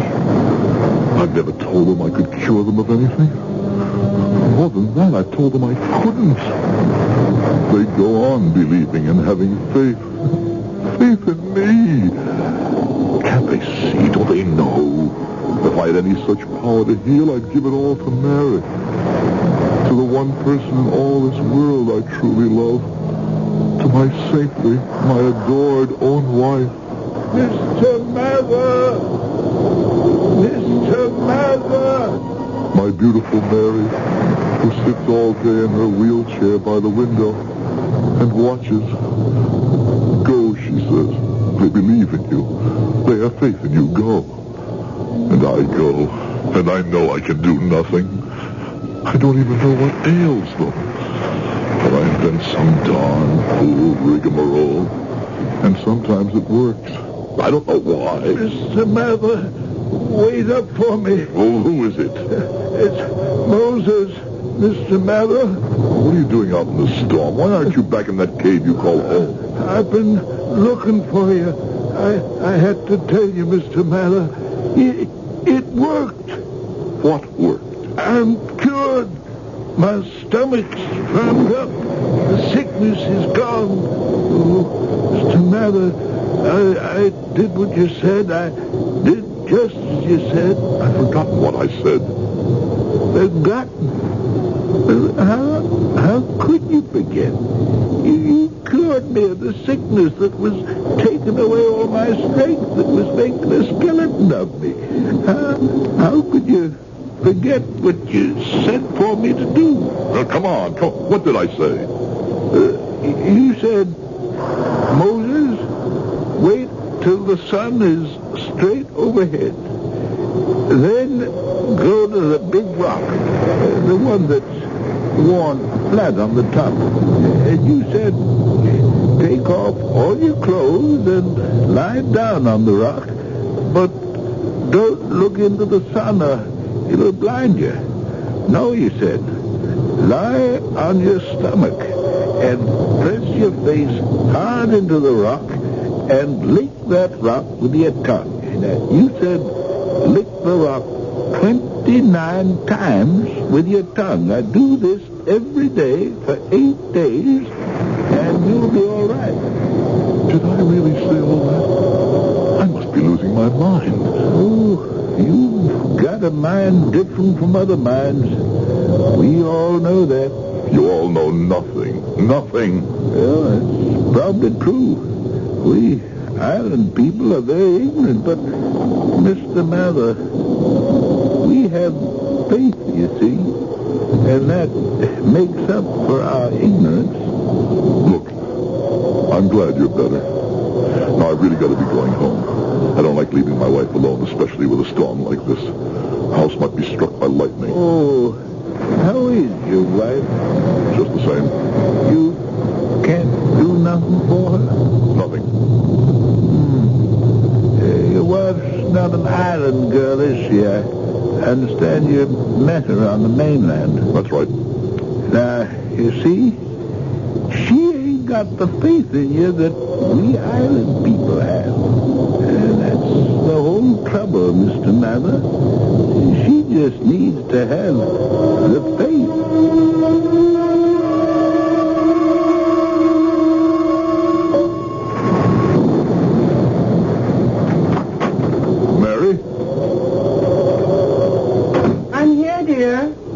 I just made some tea. I thought you'd need it. I do. It's on the kitchen table. Come join me. I shall, of course I shall. I want to hear what happened to poor Judd. I think I'll have a spot of rum in my tea. You? No, not for me. Now tell me. Oh, Mary. Why do you make me go on these fool errands? I don't think they're foolish. Oh, there's Judd lying in bed with his legs swollen the size of a tree trunk and the color of a lemon. I asked him how he'd done it, and he said he'd cut his ankle with an axe. It wasn't much of a cut, so they just bound it up with something. And a few days later, it started to swell. Well, there he is. Can't move out of bed in terrible pain with a raging fever. So what did you do for him? What could I do? I don't know anything about such things. If I tried to do anything, I could kill him. Oh, but you did something, didn't you? Oh, yes, I did something. I crucified the axe. Crucified the axe? Well, they were both looking at me, and I felt so helpless. I did the first thing that came into my mind. I asked Eliza for hammer and nails, and I nailed the axe to the door. Oh. Then I told Judd to lie perfectly still, never take his eyes off the axe, to think how the axe was suffering for the sin it had committed. Mary, I don't know why I did that or why I said that. I guess I thought it would take the poor man's mind off his pain. It will help. I'm sure it will. You help so many people. Why can't I help you? I don't care for any of them. I care only for you. If only you knew how I love you. I know, dearest. More every day, I swear it. Each day I think to myself, no man has ever loved a woman as I love my Mary. Then the sun goes down and rises again. And as the day dawns, I think, I love her more today than I did yesterday. And yesterday I loved her so much I thought I would burst with loving her. And here it is another day and I love her even more.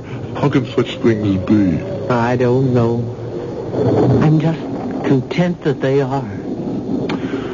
Mary, I must tell you something. What, my darling? It was not always that way with me.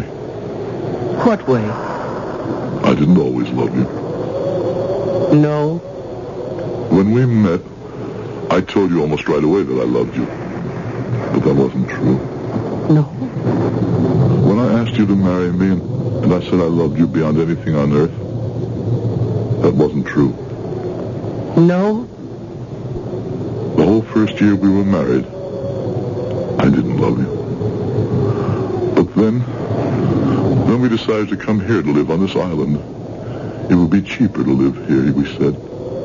But I think it was something else that made us come here. I think it was something in me that made me want to leave the mainland and all that sort of life that I'd lived there, and to be on this tiny spot, surrounded with water, set to the music of seagulls. I wanted to live here alone with you. It was then that I began to love you, not before. I know. Have you always known? Yes. I might have guessed. That's the sort of woman you are. Oh, Mary. There's a doctor on the mainland. If I could get him to come here. Now, darling, you know. Or if somehow I could get you to the mainland where he could take a look at you. Dearest, before we came here, we saw a dozen doctors. And they all said the same thing. You love me less because I can't walk. You know I don't. Well... But this doctor on the mainland, he would know of specialists, of medical centers. Things have been developed in the last 10 years. That would all be very expensive, my darling. I could get the money somehow. How? I don't know. Somehow, borrow it. Borrow it from whom? Everyone here is as poor as we are. Oh, if we only had the stock in the silver mine that was promised us. I know. If only the old man hadn't died. What's the use of thinking about that? No use at all. None at all. So, let's think of other things. Happy things. Oh, now, who could that be? I'm not going out again in the storm.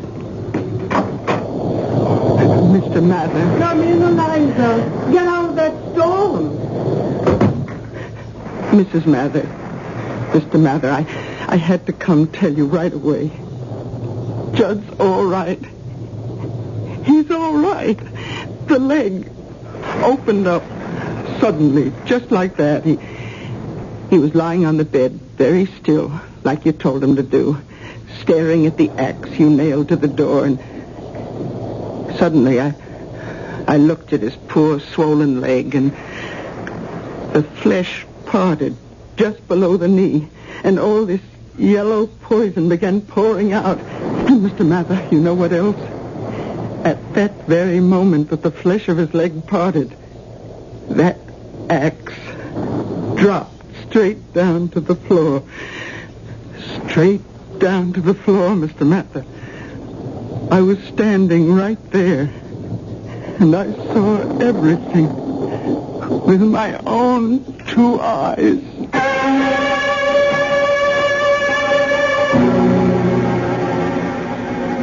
To what do you wish to ascribe this amazing happening?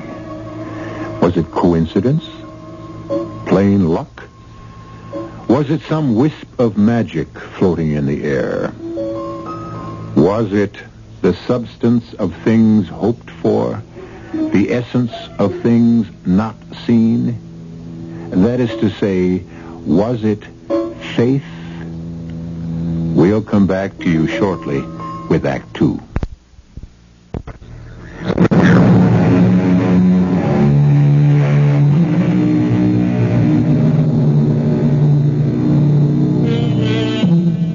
Weeks have passed since Mather visited the man with the sorely infected leg. And Mather's life with his beloved Mary has resumed its normal course. A narrow life, lived meagerly, yet happily, because of the great love between them. Then one day... Mary? Mary? Yes, dear. I'll be right there. No, I'll come to you. No, now don't you bother. This wheelchair gets me around very well. It's my chariot. Anyway, that's the way I think of it. Oh, what have you got there? It's a letter. A letter? Mm-hmm. Packet from the mainland was in the harbor when I was coming back from the market. Captain shouted to me and held up this. He was as surprised as I was. Now, who on earth would be writing to us? Oh, you don't suppose it could possibly be about the silver mine stocks? Oh, no. Oh, no, it's too much. Is it about the silver mine? Oh, no. You remember a few weeks back I told you about old Moses who lives in a cave near the sea? Oh. How he was troubled with a bad case of diarrhea, and the poor old man was near to exhaustion. He begged me for help. Well, what could I say? I said the first thing that came into my head. I said, go lie on the flat rock at midday. Lie on your belly for an hour. Then, because it didn't sound like much of a recommendation, I said, lick the rock 29 times. I don't know what made me say that. I suppose I liked the sound of it. And did he do it? Faithfully, every day. And it worked. It actually worked. Oh, darling. I don't understand why it worked. It was such an idiotic thing to tell him to do. But it did work. You made it work. Wait. A week ago, I was passing by that rock, and I climbed up and took some scrapings of it with my knife, and I mailed them to a laboratory and asked them to analyze it. This letter is their answer. Mary, that rock, that silly flat rock lying out there in the sun, it contains a large percentage of kaolin. Of kaolin, Mary. Do you realize what that means? Well, I don't even know what kaolin is. It's a kind of clay, a very fine clay, almost invisible to the naked eye, and it has the property of absorbing things. Oh, it's famous, Mary. People use it in porcelain and for other things, but most importantly, they use it to correct the condition that was destroying poor Moses. Don't tell him. Don't tell Moses. Why not? Well, he wouldn't understand. And he'd rather think it was you. But I don't want him to think it was me. I'll get that. Nicholas, how are you? It's my wife, Mr. Mather. She's very bad. Come in, Nicholas. What's the matter with Nellie? It's the migraine, Mary. And Nellie's half out of her mind with it. Mr. Mather, please do something for her. Nicholas, I know nothing about migraine headaches. What about the pills the doctor from the mainland gave her? Well, they do no good at all. Darling, you must go. But I can't do anything. You'll think of something. Please, Mr. Mather. All right, let's go.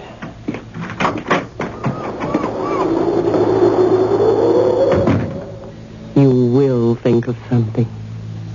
You always have.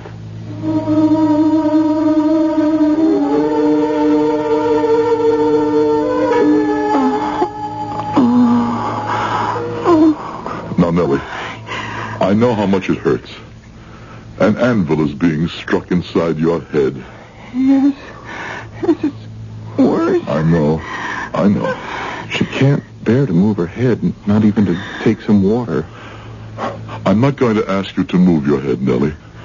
I'm not going to ask you to move anything. I'm simply going to take your hands in mine. Here. First the right hand, then the left hand. There, that's all. That's all? Hush. This is between Nellie and me, Nicholas. Now, Nellie, try to look at me if you can. Look deep into my eyes. Yes. Look into my eyes, but don't think of me. Think only of your hands. Feel how cold they are. Oh, cold. Like ice. Now think of the ice melting. Think of sun shining on ice. Shining on your hands. Hot sunlight. Hot. Your hands are getting warmer. Warmer. And warmer. Why, your hands are beginning to feel hot, burning. I can hardly hold them. Don't let go, because... don't let go. Why, Nellie? Because my head is beginning to clear. Good. Is it true? Is it true, Nellie? The pain is leaving me. Hold on to my hands till the pain is gone. Don't worry. I'll sit right here and hold your hands till the pain is quite gone.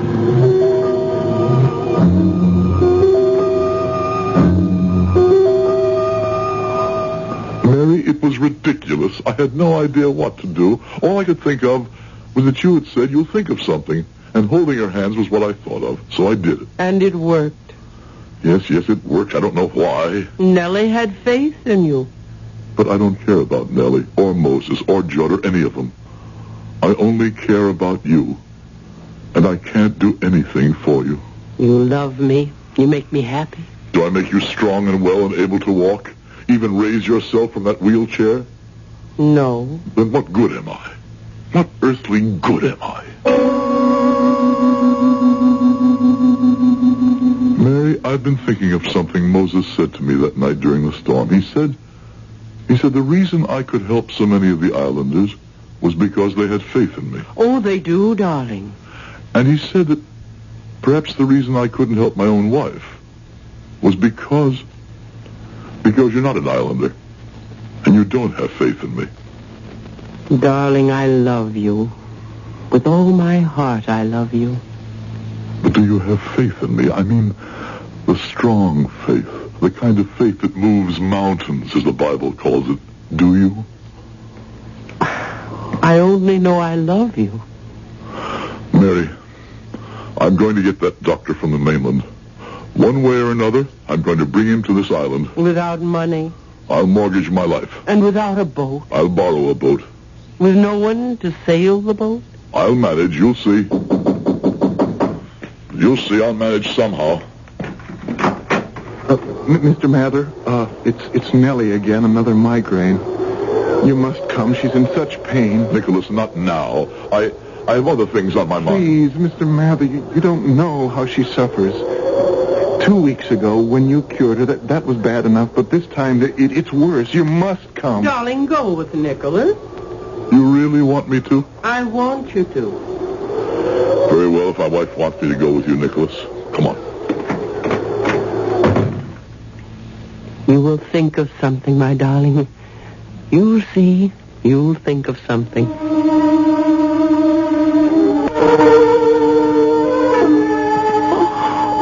I know. It hurts, doesn't it, Nellie? I know it hurts. Your head is bursting with pain. Your stomach is churning. What's the matter? Why do you just stand there? The light through the shutters pierces your eyeballs, doesn't it, Nellie? Aren't you going to take her hands, Mr. Mather, or tell her to look into your eyes? No. Why not? Are you going to do something else? No. But you can't let her suffer like that. Aren't you going to do anything at all? No. But you are. Me? What can I do? What I did. But I have no power, Mr. Mather, not like you. I'm going to give you my power. Come here. Pull that chair up to your wife's bedside. Sit down. Now, take your wife's hands in yours. That's right. Nellie, look at your husband. Look at him. Nicholas? Dearest. Nellie, your hands are in your husband's hands. Now I'm going to put my hands on top of his hands. Whatever power is in me will pass from my hands into his. Do you understand? Yes. Do you understand, Nicholas? Yes. All right, then. Now look deep into your husband's eyes, Nellie. Never let your gaze wander. And you, Nicholas, keep your eyes fixed on the eyes of your wife. That's it. Very good. Neither of you knew the moment when I removed my hands. That means that my power went into the hands of Nicholas. And now the power in the hands of Nicholas is passing into your hands, Nellie. Yes. I feel... What do you feel? Heat in my hands. My hands are burning. They are burning, Mr. Mather. I can feel them. Like flame. Don't let go. Hold on, Nellie. How does your head feel? Better. Much better. Oh, Nellie. The pain is nearly gone. Stay like that, the two of you, for another 10 minutes, and the pain will be gone completely. Oh, Mr. Mather. Oh, how can we ever thank you? I must be getting back to my wife now. Well, surely there must be something we can do for you. You've done so much for us. Nothing really. Oh, wait a moment. You have a boat, don't you? Yes, I do. And Nicholas, you know how to sail it? Yes, I know how to sail it. Will you take me to the mainland in your boat? Of course. And bring me back? Well, yes, I certainly will, Mr. Mather. Fine. Sometime in the next couple of weeks. Oh, one other thing, Nicholas. You and I will be making the trip to the mainland alone. But on the return trip, there will be another man with us, a very important personage. Is that understood? Anything you say, Mr. Mather. We owe you so much. You will repay me in full.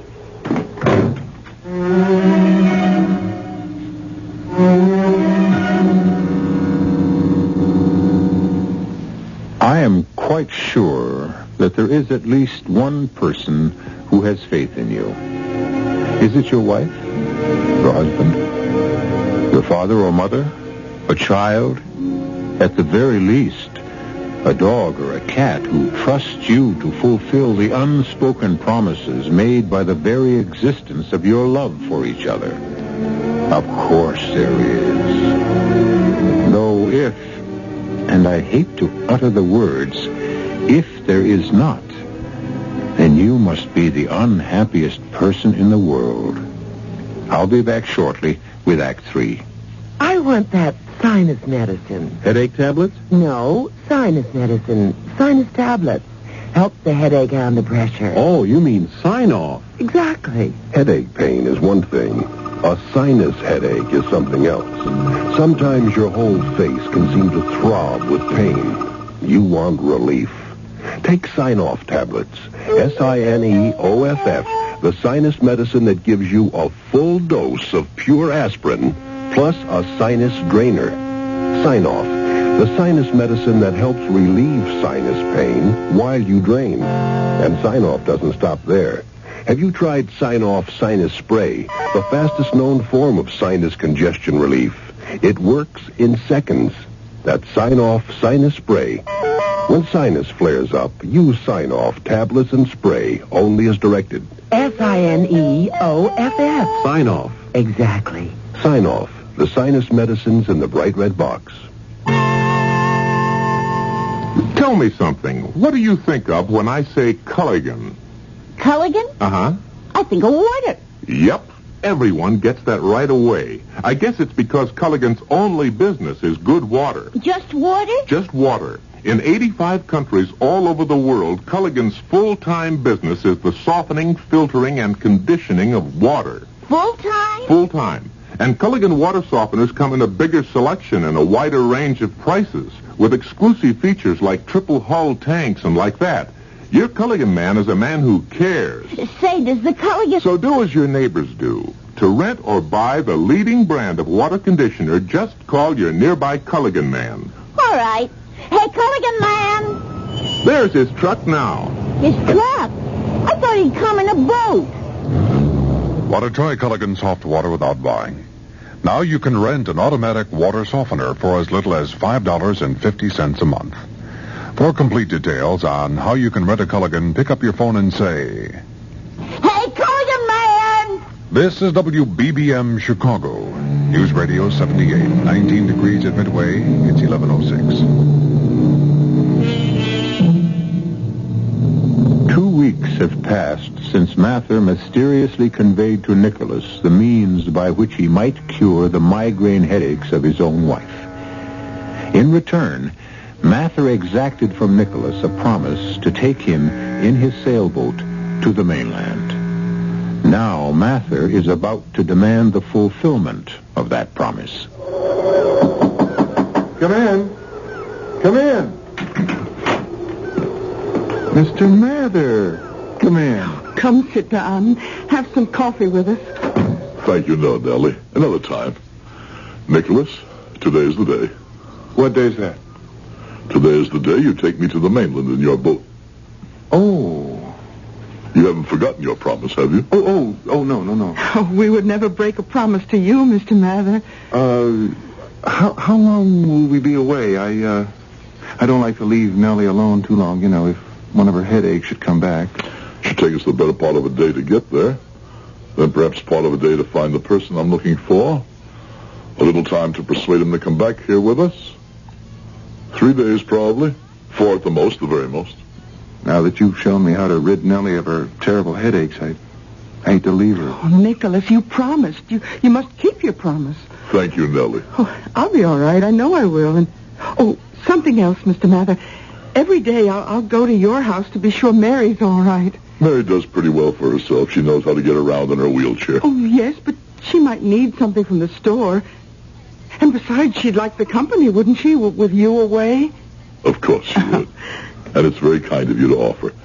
Nicholas, bring the boat to my dock in, we'll say about an hour. Well, I could be there sooner if you like. No, an hour would be soon enough.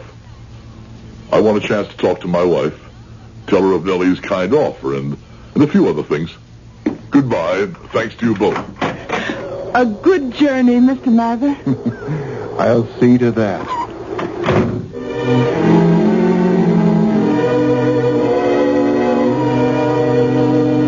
Mary? I'm right here, dear.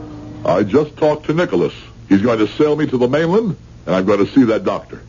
I'm going to tell him about you, and I'm going to bring him back here. Oh, darling. My mind's made up. Without money? Before I go, my love, I must tell you a story about myself. Now, there's nothing about you I don't know. We've been man and wife for 10 years. This is a story about me before we ever met, ever married. And I have to tell it to you. Now. It can't wait. Darling. I have to tell you now. If you must, all right. Before I met you, Mary, I may as well say it right out. I was one of the top 10 swindlers in the country. Swindlers? Con men, confidence men. Men who trim suckers. I don't know what that means exactly. Men who pretend they have ways to make large sums of money for people who trust them. My favorite gimmick... Gimmick?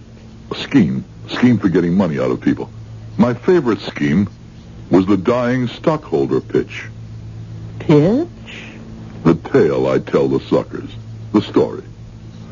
I tell them I was a financial developer of mining properties. But that's what you told me. I know. Yes, I know. Then I tell them that there was this silver mine out in Nevada or someplace that had been closed down 5 years ago when the vein ran out. But now the State Bureau of Mines had found a new vein, and it was going to open it up again. Well, you told me... Wait. Then I tell them that the last quotation on it was $1 a share, but if the mine was to be reopened, it would be worth 10. Oh, yes, dear, but I'd say that the only hitch was that the stock was held by a very, very old man, a very sick old man. A very sick old man who was desperate for money, and if he got it right away, he'd sell the stock at $1 a share. I know all this. I know you do. Because I told the whole story to you. And you gave me all your money, Mary. All your savings. Every penny you had in the world. But the old man died. He died before he could transfer the silver mine stock. That's what I told you. And he spent the money on doctors and nurses. That's what you said. And he never got around to sending us the stock certificates. So we had no proof that we'd sent him the money to pay for the certificates. That's what you told me. Oh, Mary, my sweetest, my dearest, my most beloved. There never were stock certificates. There never was a silver mine. There never was an old man who was sick and dying. Well, then what happened to the money? I kept it. It's what we were living on for the last 10 years. But why? I don't understand. Why didn't you just take my money and go off somewhere? You must know the answer to that. But I don't. Because I couldn't bear to leave you. But why not? Because I've begun to love you. It was such a strange, such a new feeling for me. Because I'd never loved anyone in my life. I didn't know how to say the word. Even when I asked you to marry me, the word love wouldn't come to my lips. I remember. But you married me anyway, and oh, my darling, for 10 years, such love has been growing in my heart. And I've watched it grow. And And now, my dearest, I'm going to sail to the mainland with Nicholas. I'm going to find the doctor who will make you well, who will release you from that wheelchair so that you can walk, run on the beach with me. But we're happy the way we are. Dearest, tell me before I go. Tell me you forgive me for the lies I told you 10 years ago. For the lie I've lived ever since. For 10 years, I've known all I needed to know about you. That you loved me. Nicholas will be along pretty soon with his boat. Let's just sit by the window and wait for him. And hold each other's hand. And not talk at all.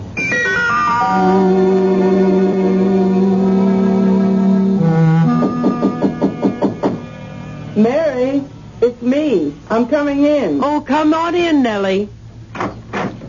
Oh, Mary, I'm so sorry I'm so late. That's all right, Nellie. Yes, but I promised I'd be here first thing in the morning. Well, you have been every day. Oh, till today. Oh, I'm so sorry. Now, Nellie, don't make such a fuss. Here, there's coffee on the table. Help yourself. Oh, that I will. And then I'm going to tell you the most fantastic story you ever heard in all your born days. Well, I've heard a lot of fantastic stories in my time. Oh, well, not like this one you haven't. Oh, you want coffee? No, thanks. I've had plenty. Well, then, wait till you hear what I'm going to tell you. I'm waiting. But as you very well know, your husband and mine have been gone for 3 days. Your day will be the 4th day. And, well, you know, Nicholas was very nervous about going because he didn't want to leave me. But to tell you the truth, I was nervous about his going, too, for fear I might have another one of my headaches. Ever since your husband showed my husband how to make them go away, well, you know all about that. Yes. Yeah, well, everything's been all right. And after all, they were only going to be gone 3 or 4 days. What could happen? Such a short time, and the trip was so important. Your husband said something about bringing somebody back to the island with them, some very important personage. A doctor. A doctor? Really? A doctor who might be able to help me. Yes, it's so strange that your husband can help everybody, but he can't help you. Oh, he helps me. Just by living with me and loving me. Oh, but not to walk. No. But go on with what you were going to tell me. Oh, well, Mary, this morning I woke up and... What do you think? I don't know, Nellie. Tell me. Another migraine headache. That's what I woke up with. Oh, no, Nellie, no. I was in despair that the pain... But then, you know what I did? I lay quietly in my bed, and I thought of Nicholas, and I thought of your husband, too, I admit it, and I thought of how they held my hands and looked into my eyes, and how my hands grew warmer and warmer as they held them, and how the pain in my head grew less and less. And Mary, do you know what started to happen? Tell me. My hands grew warmer and warmer till they were hot. I did it myself, Mary, all by myself. I myself made my own hands grow hotter and hotter till I felt as though they were on fire. And little by little, the pain in my head started to go away. Nellie, how wonderful. So that's why I'm late coming to see you. Well, it's all right, Nellie. Truly, it is all right. Oh, well, the men should be on their way back by now. Yes, why don't you go to the window and look out? I'll make some fresh coffee. Oh, they're coming. They're coming. I can see the sails. There's a good wind blowing. Good. We'll have coffee ready for them. They'll be coming up alongside the dock. Now, you'd best let Nicholas know you're here, Nellie. I will. Nicholas, I'm here. I'm here with Mary. She's making coffee. Hurry. Oh, they'll be right in. They're tying up the boat. I'll pour the coffee. You want me to do it? No, I want to do it. A cup for Nicholas. A cup for my beloved husband. And a special cup for the wonderful doctor. Oh, shall I pour another cup for you? Why not? This is a very special occasion. And one for me, too. That must be Nicholas. Oh, Nicholas. Oh, my dear, I have such things to tell you. Where's my husband? He's coming. And the doctor? Darling. Oh, darling, there you are. Look at what we have for all of you. Fresh, hot coffee, 5 cups. It's a special occasion, Nellie says. What's the occasion? Why, the doctor. Yes, Where is the doctor?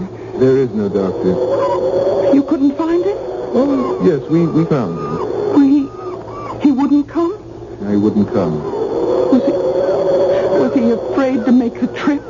Yes, he was afraid of the trip. Mary, I tried. I tried my best. Close the door, darling, will you? It's getting very cold in here. Mary, I told him I'd work for him for the rest of my life. Believe me. Stay where you are. Stay right where you are by the door. Mary, please. Don't move. Don't come near me. Mary, what are you doing? Don't any of you come near me. What is she trying to do? I think... Mary, are you sure? Very sure. Very sure. Mary! Mary, what are you doing? I am very slowly, very surely, and very lovingly walking into the arms of my husband. Hold out your hands, my darling. I'm walking to greet you at the door of our home.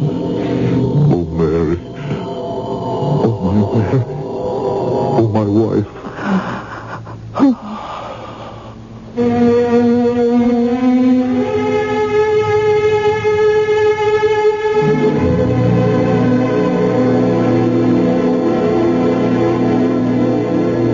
What is the moral of our story, if it has a moral? Why, that the handmaiden of faith is truth. That without perfect truth, there can never be perfect faith. But when both truth and faith are perfect, why then, miracles happen. As one has just happened in our story called Faith and the Faker. I'll be back shortly. You're on the open road, rolling free and feeling great about your new Buick Century. Because in published EPA mileage test results, a V6 Buick Century got the best highway mileage of any U.S. midsize car. 24 miles per gallon and 16 in the city. Your Century's comfortable, it's nimble, it's economical, and above all, it's a Buick. Living free.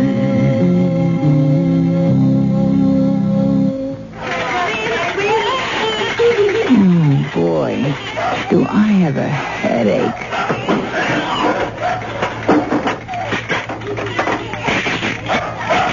Why do they have to make these caps so hard to open? For a very good reason. Children open things that they shouldn't. That's why we have safety packaging. For the life of your child, you can live with a little inconvenience. For further information, write the U.S. Consumer Product Safety Commission, Washington, D.C. 20207.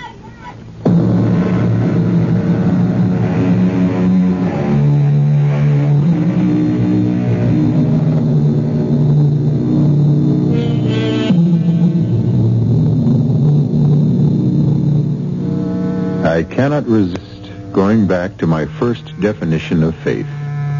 The definition given us by the good book itself. Faith is the substance of things hoped for, the evidence of things not seen. The lines bear repeating and deserve memorizing. The substance of things hoped for, the evidence of things not seen. That, dear listener, is faith. Our cast included Howard Da Silva, Mary Jane Higby, Bryna Rayburn, Guy Sorrell, and Russell Horton. The entire production was under the direction of Hyman Brown. And now, a preview of our next tale. When you're afraid your old man will yank Kate out of town, or at least hide her somewhere, it's now or never. How do we do it? Well, if your house wasn't in the country, we couldn't. Sure, the place is locked and barred, but what we do is get a rope ladder up to Katrine's windowsill. What about the guard? How do we get through the gates? I'll take care of him. He's a cinch. You'll stay out of sight while I rap with our friend. I'll be a drunk looking for a shot of booze to cure a hangover. Oh, Jody. Listen, it'll be a great act. I'll be falling down drunk, see? I get close to the guy, he's off guard. Whammo, I knock him out. You go up the ladder and persuade Kate to come down it. Can I persuade her? Well, sure you can. You hold all the cards, sweetheart. That plan you've worked out for her is a winner. Radio Mystery Theater was sponsored in part by imported Vigna Rosé wine. This is E.G. Marshall inviting you to return to our Mystery Theater for another adventure in the macabre. Until next time, pleasant dreams.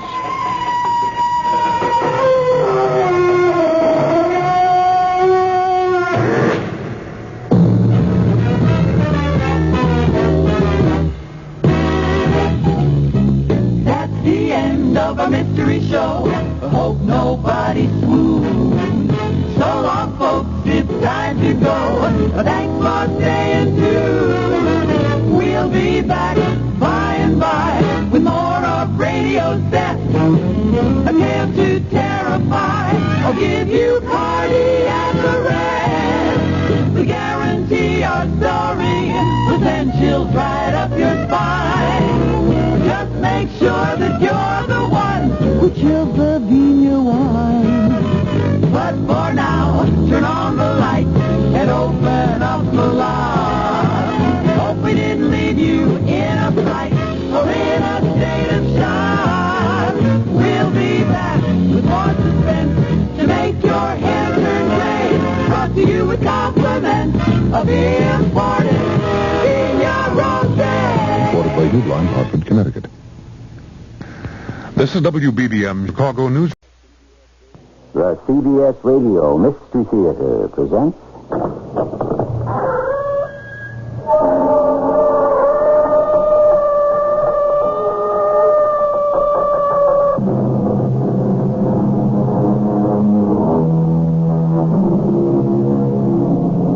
Come in.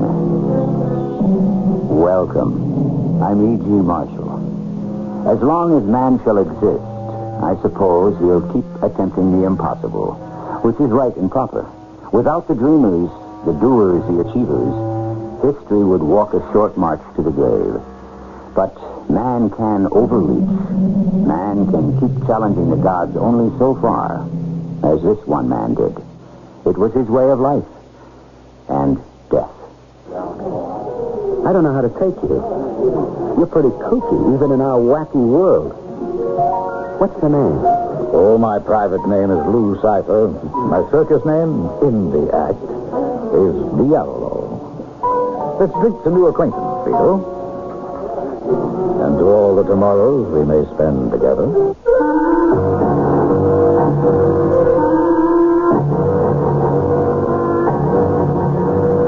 Our mystery drama, The Quadruple, was written especially for the Mystery Theater by Ian Martin and stars Michael Tolan. It is sponsored in part by Buick Motor Division and ARM, Allergy Relief Medicine. I'll be back shortly with Act One.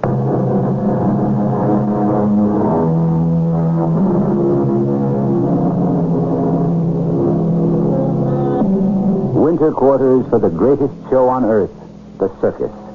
The season is approaching, and all the acts are brushing off new routines, perfecting the impossible, preparing to present the fabulous and the unbelievable.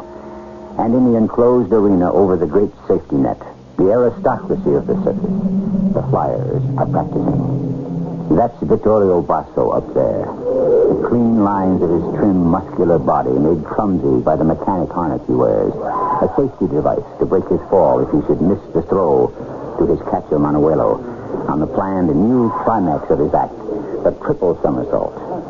40 feet below on the ground, Papa Basso is the coach. All right, Vittorio. Sure, Papa. This time I make it easy. Manuelo. Sure.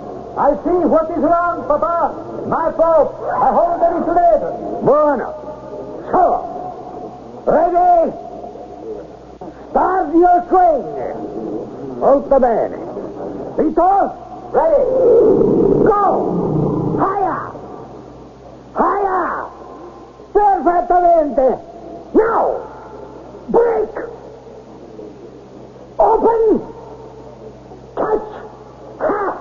Hey, bravo. Bravo. Slack off on the harness. I'm coming down to the net. Give him room. Yeah. Well, Papa, we're in business.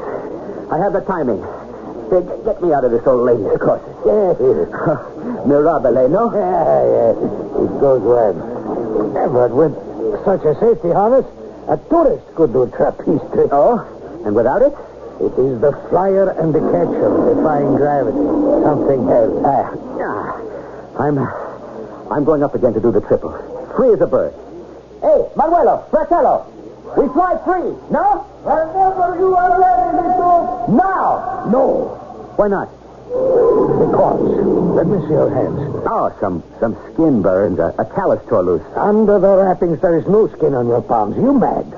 We tempt fate. We fly in the face of God enough already. No more. Now take down the rigging. We're through for the day. Manuelo, come on down. Why are you doing this, Papa? You think I'm not ready? I know it can happen. I can beat Cadona all over again. Better you should not be him. But he was the master of the triple. But not of living. Everything to its time. Where do you need this exercise in mathematics with so much danger of death? Is the triple so important? You talk first to Mama. You know what she'll say. Maybe she is right. Vito. When is she not, Manuel? I can't listen to her. If I don't do it soon, Gaona or someone else will beat me to it. Let them break their necks, little brother. Better to be alive. Enjoy the girls and la dolce vita. The girls go only for number one. You wouldn't know anymore now that you're married. And maybe you'll never know what it is to be married if you keep carrying Logoriggio della Morte in your heart. I don't have any death wish. I just want to do the triple. You've done it already 5, 6 times. Isn't that enough? No. I want to be able to do it every time. That is not possible, and you know it. What are you, afraid you can't catch me? I can catch anything you throw at me, if you were there. There are things like loose bandages, sweat, split seconds, lights. A million things go wrong if you press your luck. Danny, let it go. You walking out on me? I am your brother. I'll catch you. Because with me, you stand a better chance than anyone else. But not today. I know when I've had enough. You should listen to your brother. Yeah, to Mama and to you, Papa. But you won't. I don't know. Maybe I'm crazy. It's better to be safer than sorry. Yeah, come on. I'll help you strike the rigging.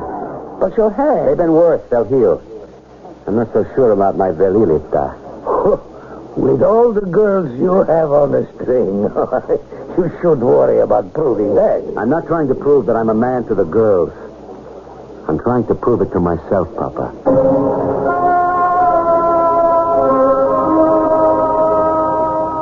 Vittorio said that, Vito. See, Carla?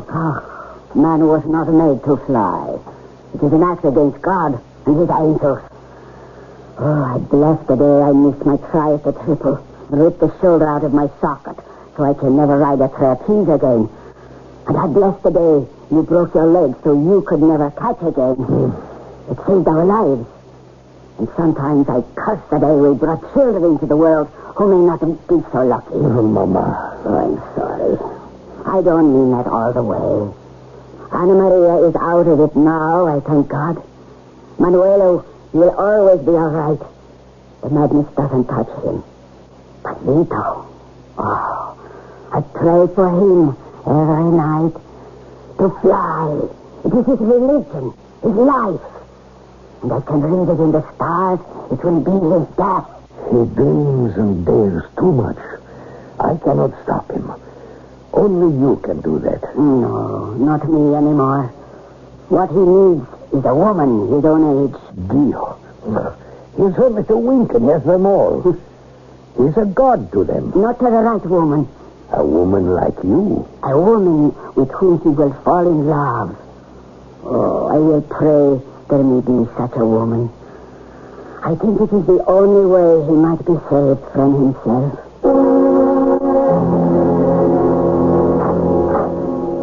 Is the doc in? No, he's out on a call. Can I help? Oh, you knew. That's right. What happened to Ginny? The nurse who used to be here? Yes. She said this place was getting to be like a circus. She up and left. Are you coming in or not? Well, if the doc isn't here, why? On the other hand, you are. Yeah, maybe I'll come in. The only thing I'm dispensing is limited medical advice.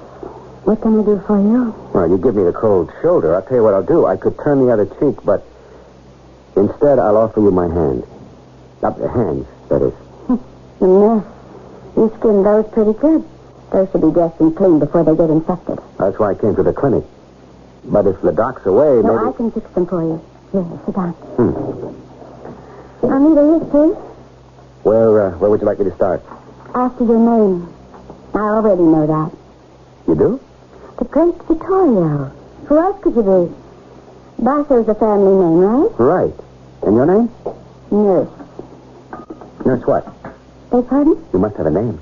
Yes, Nurse Williams. Oh, nothing a little more intimate? Nothing a little more intimate. Hold out your hands. I thought I'd already made the gesture. Shall we keep this on a business level, or do you want to wait for the doctor? You're giving me the treatment. I'll take whatever you dispense. Give me your hand. It's going to hurt a little. It already has. It would take more than me to bruise your ego, Mr. Flyer. You might be surprised, Miss Nurse. How about lunch? I have it sent in. Dinner? My place? We could send out. I'm not that easy. I didn't think you were. Where would you like to go? You're sure of yourself, aren't you? Yeah. Very sure of just how I feel about you. Won't you please have dinner with me? My every instinct tells me it would be a high road to disaster. And the answer's no? Well, it ought to be. But you made me an offer I can't refuse. It's yes? More than that. Isn't it? Fate.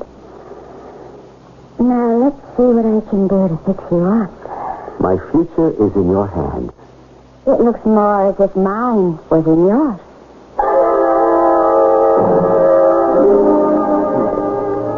I see you have a problem with your hands. May I mix that for you? Oh, yeah, thanks, yes. I should have asked the bartender, too. He's not a helpful type. He wears his antagonism as a shield. I beg your pardon? Oh, I beg yours. I was talking in my own shorthand. The trouble with psychology is you expect everyone else in the world to see it from your frame of reference. Are you a psychologist? Well, shall we say it's a compulsive hobby? Mix it all with the soda? Yeah, please. You know, I wouldn't have thought of you as a drinking man. I'm not. It's a rare occasion. Can I help you with a glass? No, I can manage. Well, you shouldn't. Really? No. It's not for you. What do you mean? You are the great Vittorio. Every muscle, nerve, impulse must be always at your command. Booze knocks the edge off that. Right at the moment, I'd like the booze to knock the edge off the whole ball of wax. Because you have not mastered the triple? Mister, who are you? A fellow performer, if you will. I just joined the circus. What's your act? I'm a fire eater. Oh, sideshow. Oh, no, center ring. Center ring? The act is quite unusual. Wait till you see it. But that's of no import. What is your despair. Despair? Now, correct me if I'm wrong. You wish to achieve the triple somersault. Is it all that important to you? You can do it if you want to.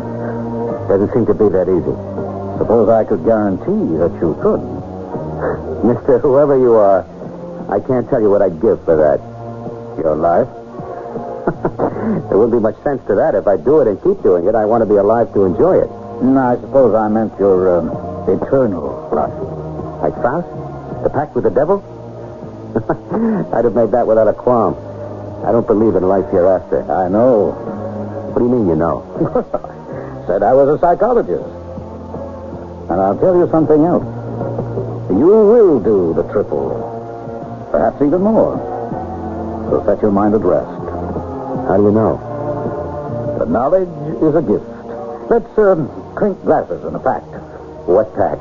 That in this moment you believe with me that you can accomplish anything you wish. And what do I owe you? Nothing. If you succeed and keep succeeding, you will already have paid the price. If you are not prepared to risk everything, then nothing will be lost. If you are, then I'll be waiting to tell you the cost. I don't know how to take you. You're pretty kooky, even in our wacky world. What's the name? My private name is Lou Cipher. My circus name for the act is Diavolo. Let's drink to new acquaintance and to all the tomorrows we may spend together.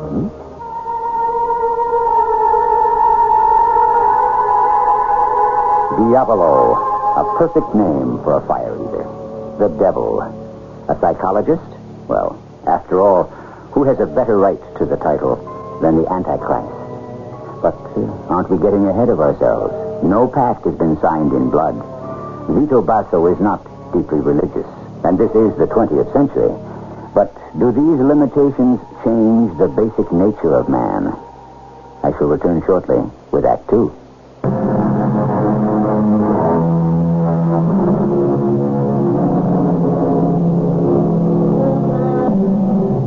It was back in the early 1970s that our particular circus opened this year.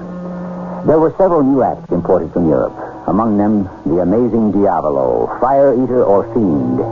But even that terrifying act, which began with a smoky explosion in the center ring, then roared to the rafters, leaving Diavolo himself, complete with pitchfork, miraculously appearing as if the ground had parted. Even Diavolo paled before the main attraction. The darling of the crowds, the uncrowned king of the circus, the most daring of all young men on the flying trapeze.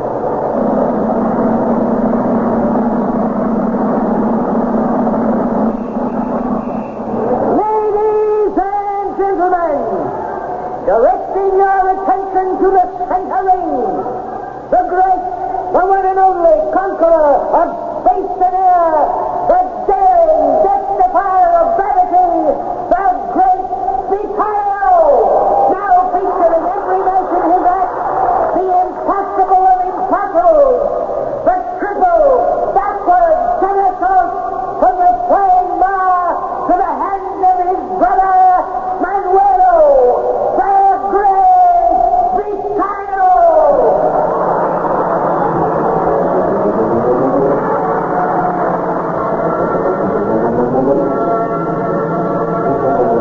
Don't look so nervous, Senor Basso. Who are you? Oh, permit me. I am Diavolo. Oh, see, pardon me. Your act is most impressive. I would be more complimentary. Of course, this is not the time. But you mustn't worry. For a friar, there is always worry. Oh, not for Vittorio. How could you know? For the sixth sense. He will do what he has to do. See, I believe that. But how can you be so sure? Because there is no other acceptable alternative. Either. Go. Break. Open.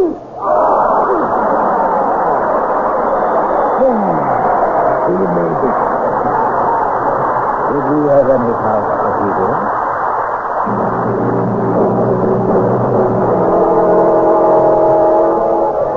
Hello, nurse. Hello, conquering hero. Do you always have to down me?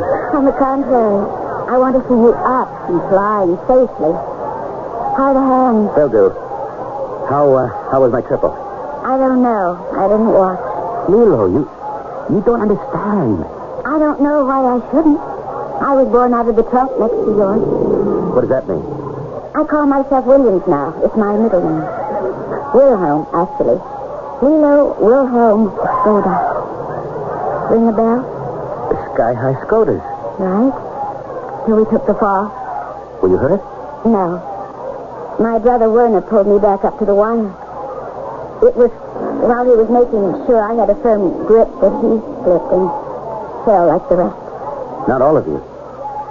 When the pyramid collapsed, my mother, my uncle, my cousin, my sister all went. Werner saved me before he was lost. That left just my father. But he kept on with the act. Without me. Oh, some cousins and other people. It didn't last long. Well, I went into nursing, and 3 days after I graduated, I had my first accident case. I bet you handled it like a breeze. Oh, sure. It was my daddy. He was doing a publicity stunt, walking an overhead tram wire from the mainland to the island, blindfold, in crosswinds up to 40 miles an hour. Guess where he ended up? I know. He was 71 years old. Not the worst time to die. Is there ever a good one? Some are better than others. A philosopher as well as an egoist. Oh, come on, Lilo. Lay off me. Do we always have to fight? Oh, what would you like me to do, Vito? Be a good little bunny like all your other little girls? There aren't any other little bunnies since you.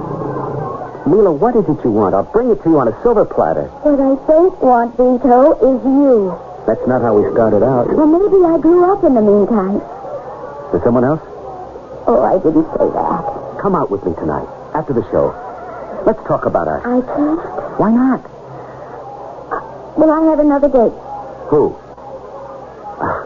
No, honest, I just want to know my competition so I can... breaking in on anything? No, Lou, of course not. Oh, I had a feeling Vito thought I was.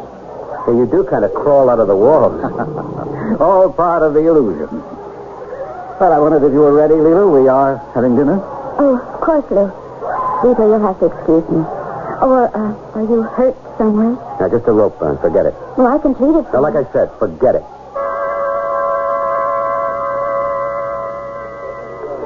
Thank you for dinner, Lou. Well, my pleasure. Would you like a brandy? Oh, I don't drink. All my life, I didn't dare to.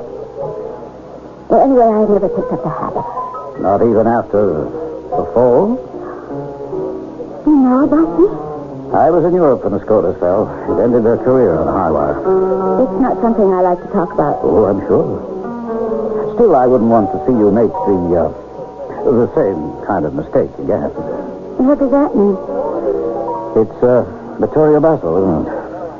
I think this is a subject I prefer not to discuss. Even if I find him a rival of mine? How can he be a rival? Just because I went out to dinner with you, Lou, doesn't mean I expected to get involved. I'm not in the market for any long-term commitment. Even with the great Vittorio? Vito is the last person I'd want to find myself tied to. Why? Because the only thing he's in love with is death.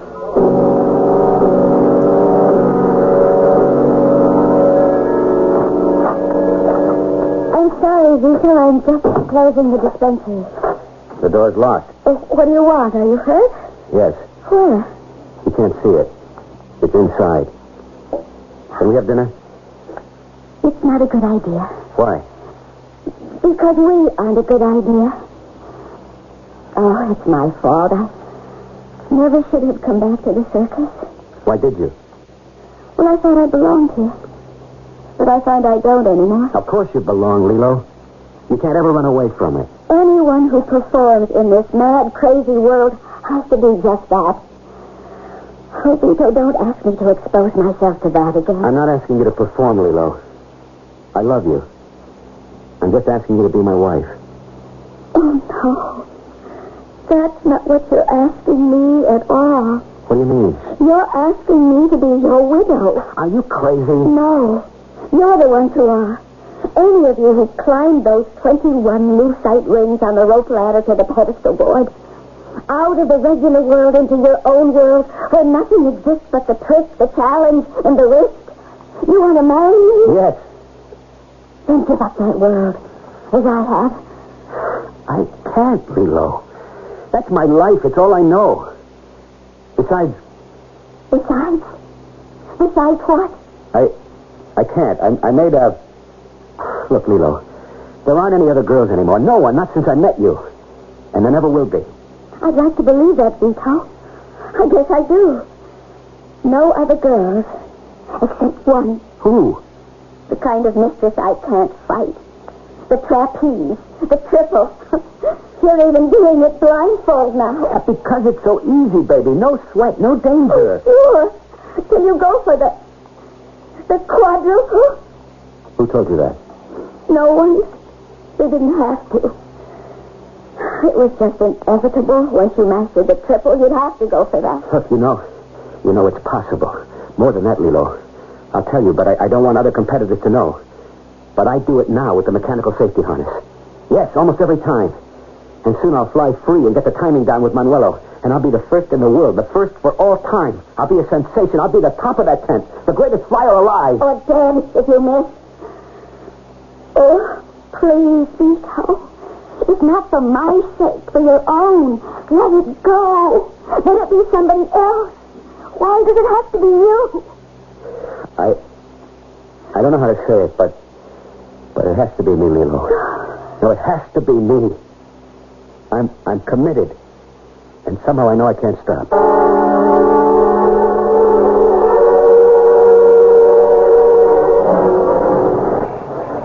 Ladies and gentlemen, your kind attention, please. Directing your attention to the center ring.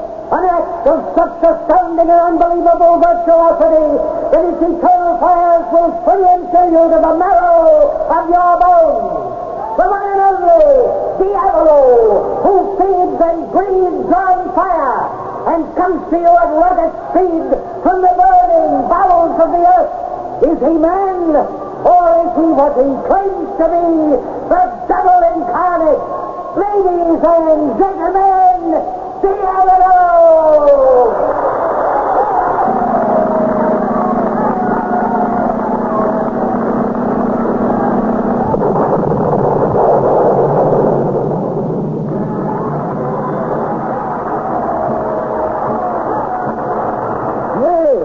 That's one great illusion, Vito. How the heck does he do it? You sure it's an illusion, Manuela? You don't think he's the real McCoy? I didn't to begin with. No, I'm not so sure. What are you giving me? The straight goods. I'm afraid the guy's got me hooked. On what? Hey, wait, man. You're not flying on anything else. No, I'm not on any stuff. Not the way you mean. It's just I made a kind of deal with Diavolo there without realizing I was making a deal. I don't know where you're at, little brother. Because I don't know myself, Manuela. I'm scared. Oh, what? Bring it this way. The guy really is the boy from down there, old Nick, or makes out to be. How could he touch you? You don't believe in all that junk, do you? When it comes we have to lay it on the line, I don't know. Come on, Manuela. We were brought up right. We go to early mass every day. And all the high masses, we can make holidays. We confess. Do you believe all the way? I don't know. Suddenly I'm scared I made a deal for the best part of me. Just because I wanted to be top dog in the circus. Maybe you shouldn't fly tonight. I think what you need is a good rest. Maybe some aspirin. No, I'll fly. But after I'm going to have a talk with the man. Get my head straightened out. I just realized it. My whole life is riding on just how real Diavolo is. In the center ring, the man called Diavolo lights his flaming swords and burning libations, swallowing them all. Certainly, he is the epitome of the devil incarnate. But is he? And whatever and whoever he is, does he hold the life of Vito Basso in his expressive hands? I shall return shortly with Act 3.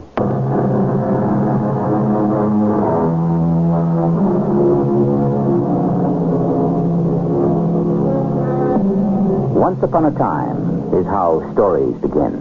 I bring it up because we're considering one of the oldest stories in the world, the temptation of man, the enticements of the devil. But is it surely possible that in the 20th century the devil still exists and exercises his blandishments? Is the amazing Diavolo only an extraordinarily persuasive and effective entertainer? Or could he seriously be exactly what he is named? A fiend from hell who has bought at least one soul from our circus. Basta, no more 2 days enough. No, Papa. Get up, Manuelo. I'm coming up again. What? It asked the triple was first. What is left to practice? I'll tell you as soon as I'm back up there. What is it, Vito? You sound so strange. I'm going to do the quadruple, Papa. What? This is the time to try it. I know it. I feel it in my heart and my soul. I'll get the mechanic harness. No harness. Have you lost your mind? We know you can make the 4 somersaults, Vito, but the connection, it's never been done. I have to do it to rid myself of a debt, Papa. I won't allow you. You can't stop me. You know what the dangers are, Vito. When you come out of your tuck position in the triple, you're moving 60 miles an hour. And from the quadruple, it'll be up to 75. Within less than 1 second, you will have no chance to find Manuel. Manuela must find me. If he's a tenth of a second off, even less, you can miss, and at that speed go right off the end of the net. Miss it. I can pull in so I don't miss. But if you land wrong... Papa, it's something I have to do. Watch me. Tell me when to break. I will, my son. Go with God. I'm trying to find him again. Hey! What's going on? Vito is coming up. He wants to try the quadruple. No! What is it with you, little brother? You blow your stock or something? It's something I've got to do, Manuela. Is that important? Yeah. To me. Okay, you fly. I'll catch. Vito! Yes, Papa? Remember, I don't tell you to go till you get enough elevation. I'll get the elevation. You gotta get above the rigging. I will. Okay, Manuelo. Start to swing. See, Papa? If Vito throws it right, I got him.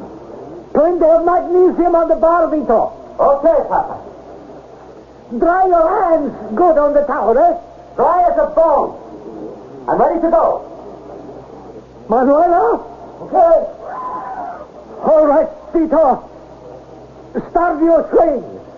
Watch your timing. Go. Here I go. You give me the word. Fine.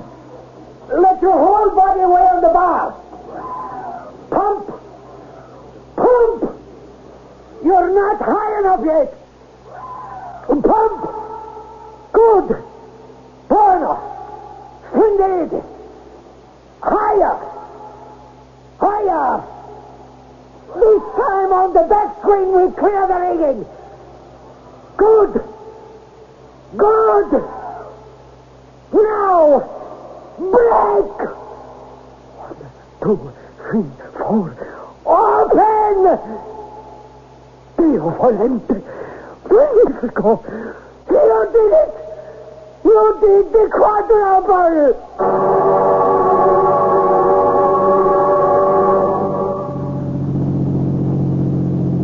Where are you taking me, Vito? I'm abducting you for nefarious purposes of my own. I knew I shouldn't have agreed to come out with you tonight. You afraid of me? I'm always afraid of you. Now, you see where I brought you? To the cloisters. There's a parking spot here just made for lovers, where you can look out across the Hudson and up and down. Here we are. Just look at the George Washington bridge. A necklace of shimmering diamonds about a lovely woman's throat. Why, Vito, you are a poet. I'm an Italian, and I'm in love. Come on, Lilo. Walk with me to the parapet. All right. Well, now we're here. What did you have in mind? Look down to Riverside. That's the River Parkway. Mm-hmm. The ant world. The little people. How often did you look down on them, Lilo, from the pedestal? No, that was a long time ago. But doesn't this being here bring back the thrill? The feeling of exultance? That you're immortal? It brings me nothing but the smell of death. I had to be sure you hadn't changed your mind. I'll never change my mind. I want you to marry me, Lilo. You know I can't. Or won't? Oh, most of it's selfish. I couldn't take it, Vito. I can't watch you fly even now. And if you were my man, the agony of fear would be too much every night. It would rip me apart. Lilo, listen to me. No, let me finish. I want children, Vito. I wish they could be yours. But I wouldn't bring them into the world knowing at any time, any moment, they could be fatherless. Or even worse than that worshipping you, they would end up flying too. Finished? What is there left? My turn. Tonight I resigned from the circus. I canceled the contract. Tomorrow will be my last full performance. We break away then, anyway, for the road. If they hold me to it, I'll do only the showy stuff, nothing dangerous. No triple? No more triple after tonight. You would never be satisfied. I'm not selfish all the way. No, I would be satisfied. I'd be happy. Not doing the triple? Nah, it's only another trick. And what about the dream? The quadruple? I don't have to worry anymore. I did it today in practice. Yes, I proved it all to myself. I don't have anything to prove anymore. What are you saying? Once we take the vows, it'll be forever. Till death do us part. Hello, Vito. Drown your sorrows with me. What's your drink? I don't want to drink, Lou. I've been looking for you. I want to talk to you. Well, be my guest. Your seeking me out warms the cockles of my heart. It may disprove once and for all the biblical dictum, a prophet is not without honor save in his own country or his own home. What can I do for you? Tell me who you are. And I thought I was the one who was drinking. Lou Cipher, of course. Well, Lucifer. Come, Vito, boy. You're confusing my profession with my private life. I am only Diavolo at the circus. I'm not so sure of that. The first time we met, we made a funny kind of pact. A pact with the devil? I'd like to make sure it wasn't. Well, refresh my memory. What was our pact? No, wait a minute. I think I promised you that you would throw the triple and succeed. Now, there was more than that. You implied you would return to collect full terms once I did it. And what did you expect me to collect, my friend? It could be my life. If I was Lucifer and really the devil. Are you? Yeah, I know this must seem foolish and childish, but Lilo and I are going to be married. And the least I can promise her is to stay alive. Vito, don't marry that girl. Because you want her for yourself? Oh, that's true, I do. But she doesn't want me. So I'm giving you, my friend, a plain, unbiased opinion.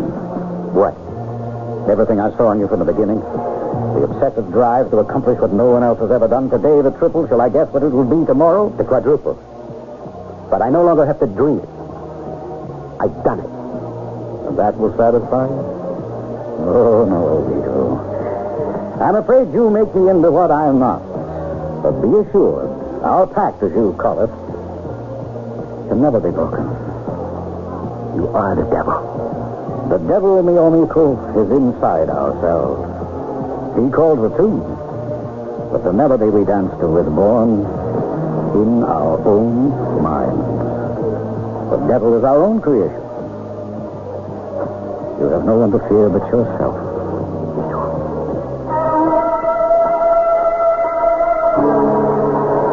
Are you sure, Vito? My last chance. I want to go out in a blaze of glory. Supposing you miss. I can't miss. Today I'm free as a bird. It's my lucky day. It might be better if you do. What? You made Lilo a promise. If you make the quadruple today, how can you be sure you can hold to that promise? I can't worry about anything else now, Papa. Manuelo is in the swing. Give me the trapeze. You told the announcer. Yes, If you won't signal him, I will. Ladies and gentlemen, your attention, please. High above the center ring, we are about to see a feat which defies description. We are going to see the impossible for the first time. The great Vicario is going to fly the incredible, the not to be believed, the greatest triumph that any aerialist has ever accomplished. The quadruple somersault from the swinging trapeze to the hands of his catcher and brother Manuelo. This is a moment in history.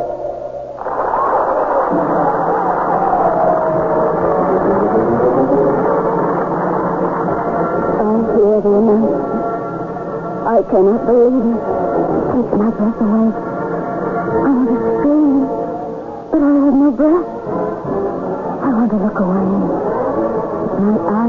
vividly to that graceful figure as he swings back and forth in great arcs, forcing the trapeze higher and higher into the shadows beyond the arc light. High in the big top. I look at him, and I love him, and I know I have lost him. When Vito takes off, I increase my tempo to match his swing. Once I am sure I am in sync, I slide down to my catcher's position. But all the time I am thinking, who needs this? Why take the risk? Swinging on the trapeze, using my body to drive it higher and higher till I get the altitude I need. My heart is singing, my head light and clear. This is where you belong, Vito. You lied to Lilo. You'll never be able to give it up. Then I'm into the somersault. 2 on the way up, 2 on the way down. In less than a second. Spinning so fast, the only thing I can orient myself on as I come out is Manuelo. And there he is. And our hands are right, wrist to wrist. And we make it again. Only it is too hot, too humid. We cannot hold. We are clutching butter. And suddenly, after the shock of contact, I am flying free again. Only this time I am out of control. My balance thrown off even by that brief contact. And I cannot reverse myself or tuck up to come back down into the net. I'm flying for the apron, the end of it with the big restraining cable. And suddenly all I can see is Lou's face and hear his voice. The devil is our own creation. He lives in ourselves. The melody we dance to is born in our own minds. Sooner or later, you have to pay the penalty. At that moment, I hit the table with the middle of my back.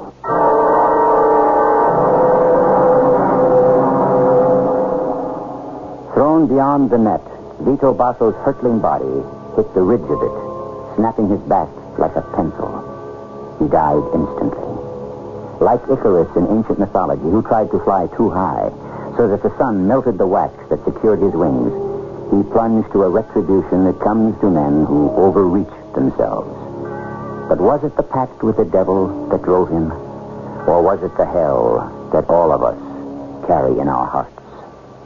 I'll be back shortly. The mysterious Lou Cipher disappeared from the circus with as baffling suddenness as he had appeared. Mama and Papa Basso mourned their lost son and with time made their adjustment. Lilo married a doctor and has a family. Not all is tragedy. But for Vito Basso, perhaps the most fitting epitaph might be from Julius Caesar. The fault, dear Brutus, is not in ourselves, but in our stars. Our cast included Michael Tolan, Evie Juster, Court Benson, and Ian Martin. The entire production was under the direction of Hyman Brown. And now, a preview of our next tale. What do you think the Good Times Express is? I don't know that either. Oh, yes, you do. You don't want to admit it to yourself just yet.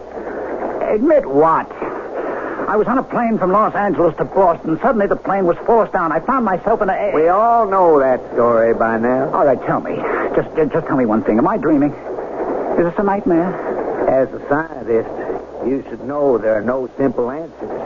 For instance, what is a dream? Oh, no, don't start that. Well, you asked me a simple question. What's happening? What's happening to me? Only good things are happening to you. Good things? You're on the Good Times Express.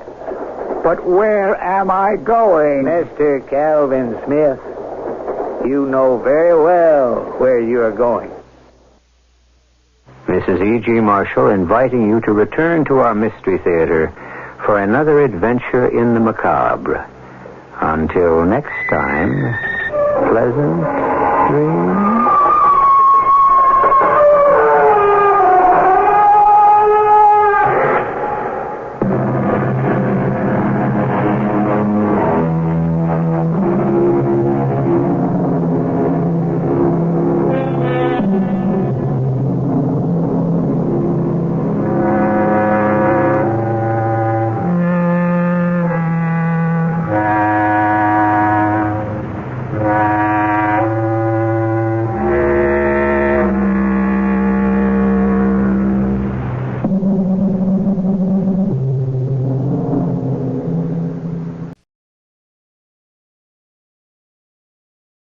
The CBS Radio Mystery Theater presents...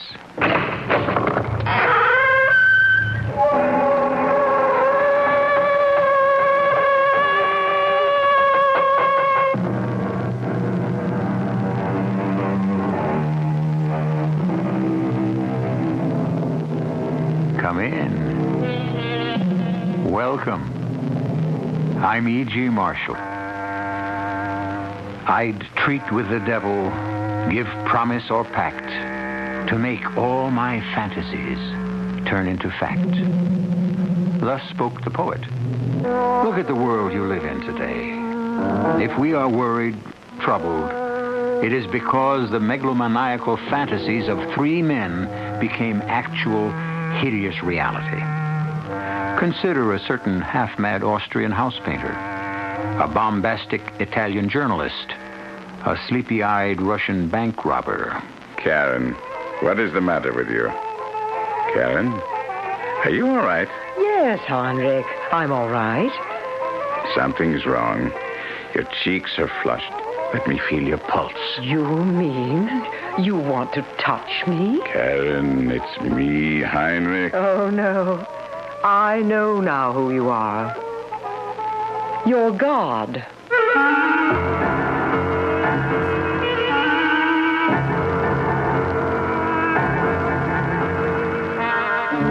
Our mystery drama, Goodbye, Karl, Erich, was written especially for the Mystery Theater by Sam Dan and stars Kevin McCarthy. I'll be back shortly with Act One.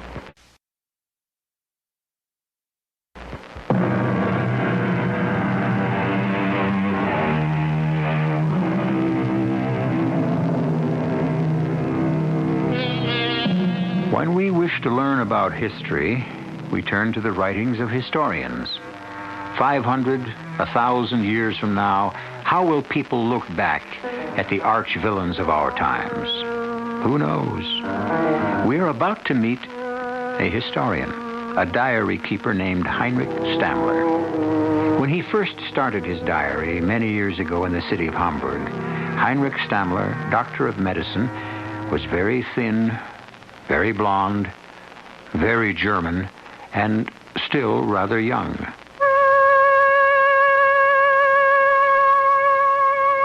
January 2nd, 1927, Grandfather presented me with this beautiful leather-bound book and directed me to fill its empty pages with the day-by-day story of my life. My promise to keep a journal would not have survived had it not been for Frau Müller. And who is Frau Müller, you ask? In the 2 years that I've been resident in the hospital, Frau Müller has been a wispy, white-haired wraith of a woman, constantly on her knees in the corridor, scrubbing brush clenched in both fists, as she performed her ceaseless ritual to some goddess of cleanliness. We never spoke. We never even exchanged casual greetings. Indeed, I never even knew her name was Frau Müller until yesterday. Yes? Come in. I said come in. Yes? Oh, you're the cleaning woman. Yes. Is it that time of day already? Yes, it is. All right. I'm through here. You can tidy up. Herr Doctor.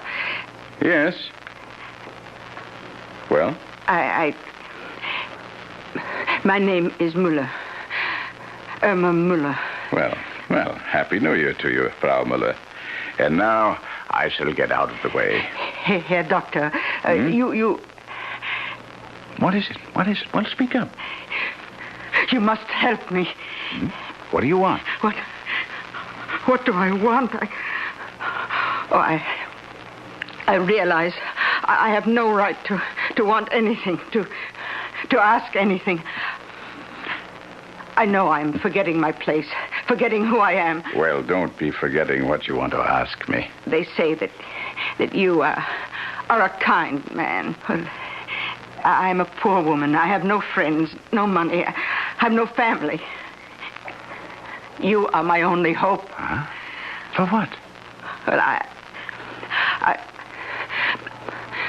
I have a son. His name is Karl Erich. Yes? I know I impose upon your kindness. No. Stay with Karl Erich. You must help him. What's wrong with him? He's unable to speak. He doesn't speak. Because he cannot? Or because he will not? He stopped speaking suddenly when his father died. And whatever you do to him, whatever you say to him, he will not utter a single word. Sometimes he makes sounds in his throat, but he doesn't speak. All right. Bring him here to the hospital and we'll have a look. Now, Frau Muller, you must excuse me. But Karl Erich, he cannot come to the hospital. Why not? But he refuses. He can't afford to take that attitude. He won't go anywhere. I can't get him to set foot out of the house. Then, Frau Muller, there's nothing I can do. Could you come to see him? No, Frau Muller, I could not. Oh, please, I know I haven't the right to ask. I wouldn't, because he himself must be interested enough to come here. But he's stubborn. Further? Stupid. I am not permitted to treat patients privately. Oh, please, dear doctor. I'm sorry, but you have heard my final word on the subject. But she hadn't. She wanted to hear more. Do you know this woman was waiting for me very late last evening outside the Schauspielhaus, where I had gone to see the play by Bertolt Brecht. She was standing under a lamppost in the falling snow. Herr Doctor. What is it? Who? Oh, you are Frau Muller. Oh, forgive me. You see, you are my only hope. My last hope. Frau Muller, I am willing to help you, but you will have to bring your son to the clinic. But he won't come. Well, in that case, there's nothing I can do. Don't you understand?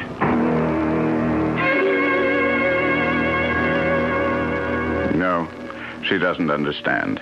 She waits for me everywhere. Outside the hospital, outside the restaurant, the theater, nightclub, my apartment. This frail, obsequious woman begging, pleading, imploring. Oh, please, Herr Doctor. I'm old, tired. Pity me. I can only live a little while longer. And then what will become of my little Karl Erich? What's to become of him? There's no escape. Her voice follows me. Her face haunts me. There's no getting rid of her. This clinging, unshakable leech of a woman. And people are starting to notice.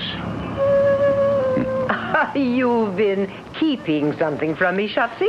Taxi! Who is she? Taxi! A former flame? Please, Karen. And now that she's grown old, you refuse to recognize her. Will you stop this ridiculous chatter? Why is it ridiculous? 15 years ago, you were still a very young student. She might have been a very handsome woman. Taxi! Of course.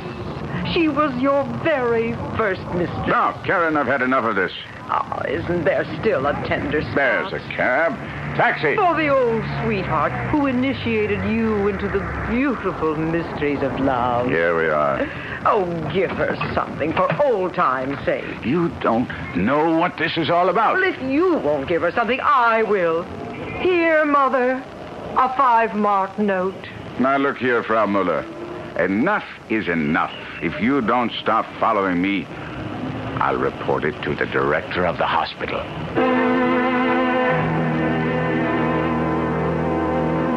January 19th.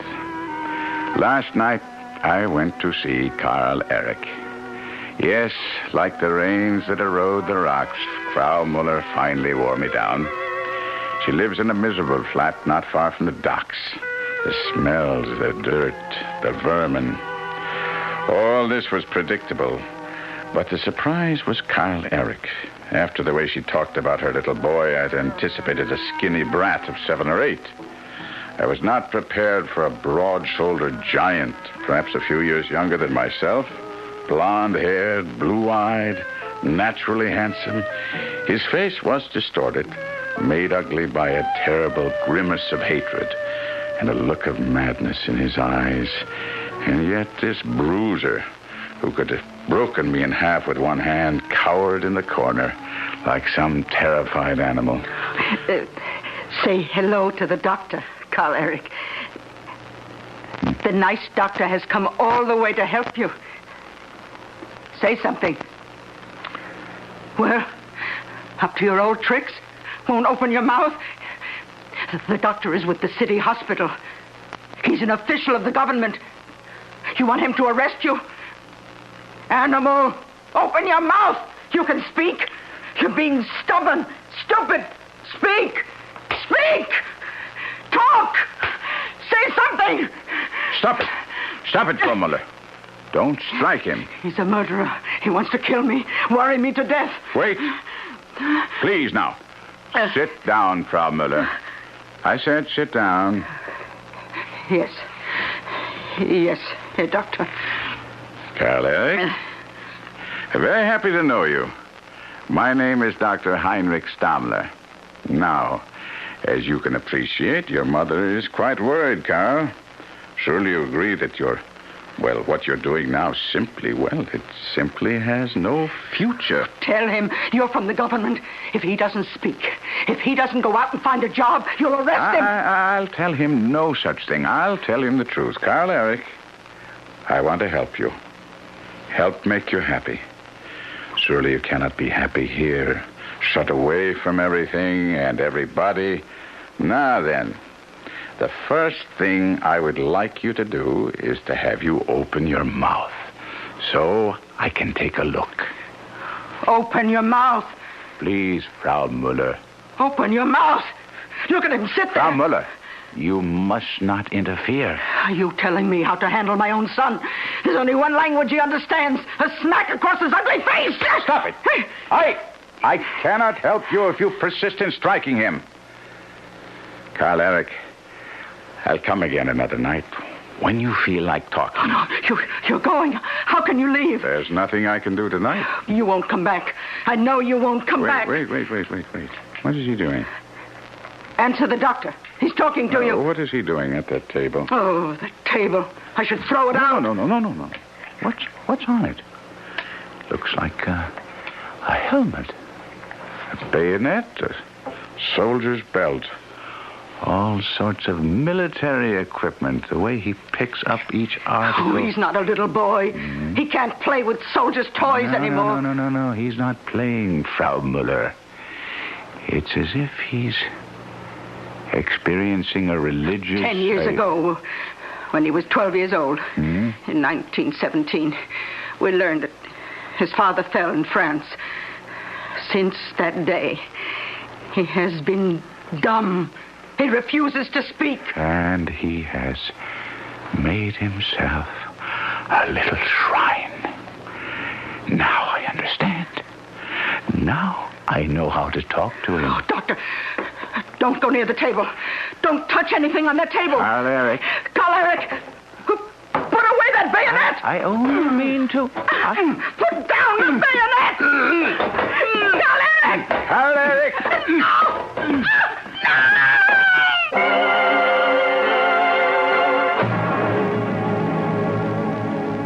Well, the therapy of Dr. Heinrich Stammler may be rather short-lived. A furious Karl Erich is stabbing away at his tormentors with a World War I German army bayonet. Some of you are probably saying, there's really nothing to worry about since we would never kill off a central character in the first act. Well, there's a great deal to that philosophy, but remember, like everyone else, we hate to be taken for granted. We may just surprise you in a very few moments.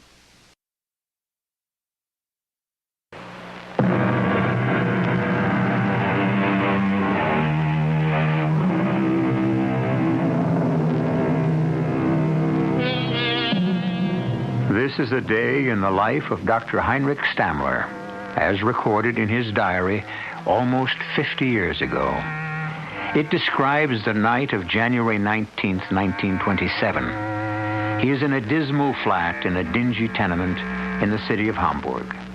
There is a tear in his coat where a wild thrust of a souvenir bayonet has narrowly missed doing him serious damage. The bayonet is in the hand of a wild-eyed blonde giant of about 22 who has just undergone a fit of uncontrollable rage. He has been subdued by his frail and wizened mother, who is now beating him without mercy. How dare you! Frau Müller, let him alone. Hold them! Frau Müller, I order you to be quiet. Stop it. Oh, yes. Yes, Herr Doctor. Now you will be silent. But... or leave the room. He's only being stubborn, willful. What? Why can't he talk? Because. I'll try to explain. He suffers from a form of hysterical aphasia. The shock of his father's death paralyzed that portion. Paralyzed? You say he's paralyzed? No, Let us say that the shock stunned that portion of Karl Erich's brain, which transforms ideas, things into words. Karl Erich and I have so much in common, huh? Such a great deal to talk about. You do want to talk with me, don't you, Karl Erich? But you see, he is unable to transform the idea yes into the word yes. He must learn to speak all over again. Karl Erich, you must do this for your father. Can he rest in peace if his death has made you dumb? Did he die for the fatherland only to destroy his son? Tomorrow, we begin. You'll come to the clinic. Don't be frightened. Don't be frightened. No one will hurt you. January 27. It proceeds slowly. What is the true etiology of hysterical speech disorders? Each case is a world of its very own. A dark and brooding place filled with fear and terror. And I must lead this lad from its jagged shadows into the sunlight. The tongue against the upper teeth. And explode.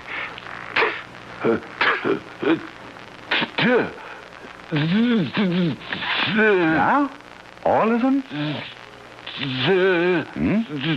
Stay.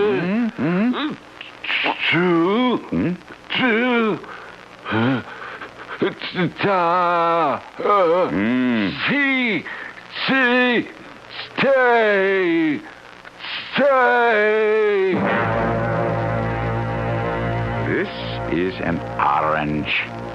Try to say it. It has a color, a shape, a flavor. Look. Feel. Taste. Huh? Collect all these things into your mind and say orange.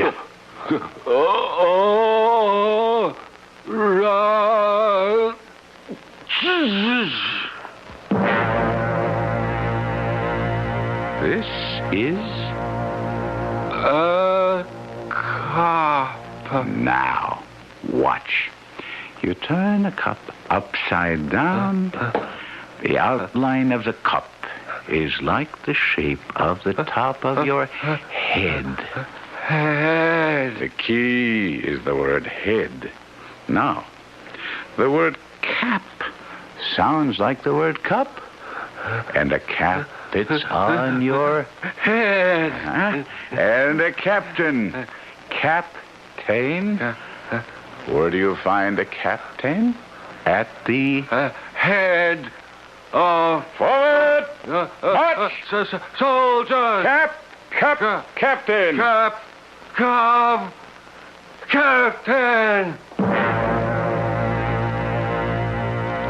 pear can be two. A pear can be fruit. Two pear is to cut. May 18th. The boy is so quick, so bright, he almost frightens me. He eats knowledge the way a starving man devours food. Slowly but slowly, the words are coming back. And many words are words he never knew. Karen said something about it. I took Karl Erich out to dinner with us. Later on, Karen asked me, How does it feel to be God? Why ask me? Because you have just created a living creature in your own image. I have. Karl Erich. Oh, he studies you so closely. He talks almost the way you do. Oh, it's all in your imagination. The boy is being grateful. No one was ever really kind to him before. He's showing gratitude to a big brother. This isn't gratitude to his brother. This is worship to his God. Promise me something, Heinrich. Anything. I'm serious.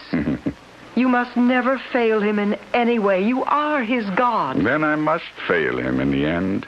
All gods have feet of clay. If he finds your feet are of clay, it will destroy him. June 11th.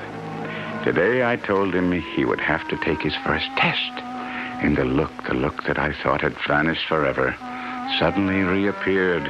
The look of the terrified animal. No.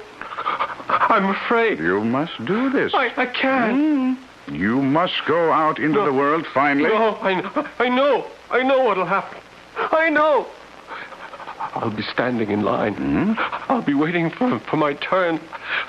Fraulein Baker will say next, and I'll be next. I'll just stand there, and she'll say, well, speak up. What'll it be? And I'll just stand there.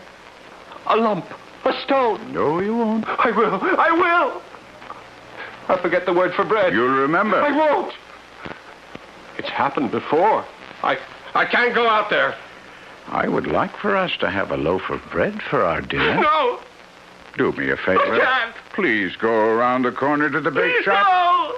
If you forget the word for bread. See, even you're saying I'll forget it. If you forget, just stand there and think. They'll laugh at me. If anyone laughs, turn to them, look at them, say to them slowly, distinctly, calmly, why are you laughing? What's so funny about a human being in distress? Now go. Please, Dr. Heinrich. Please.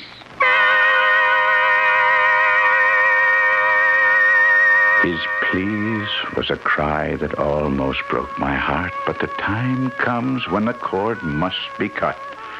I followed him downstairs, up the street, around the corner. I saw him enter the bake shop. His face had the look of agony, of a man being led to the scaffold. I stood just outside the door. I peered into the shop. One by one, the customers in front of him were served, and then... All right. Who's next? I guess it's you, young man. Well, what do you want? Very good. Are you deaf? What do you want? You've been standing there 5 minutes waiting your turn. Couldn't you decide? Come on. So, say something.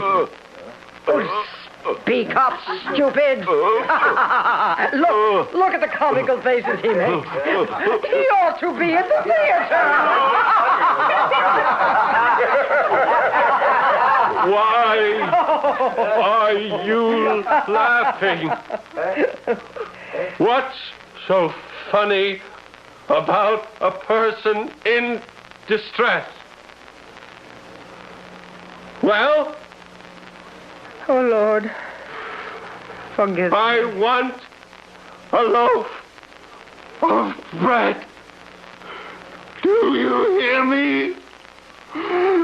I want a loaf of bread.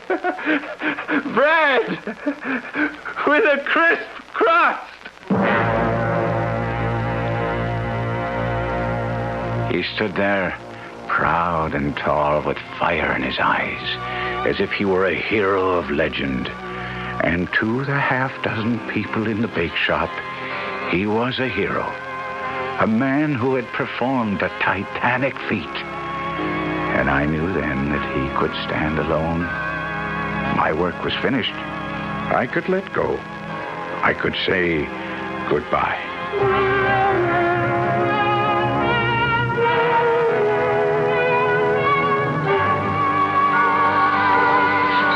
Goodbye, Karl, Erich. Dr. Heinrich,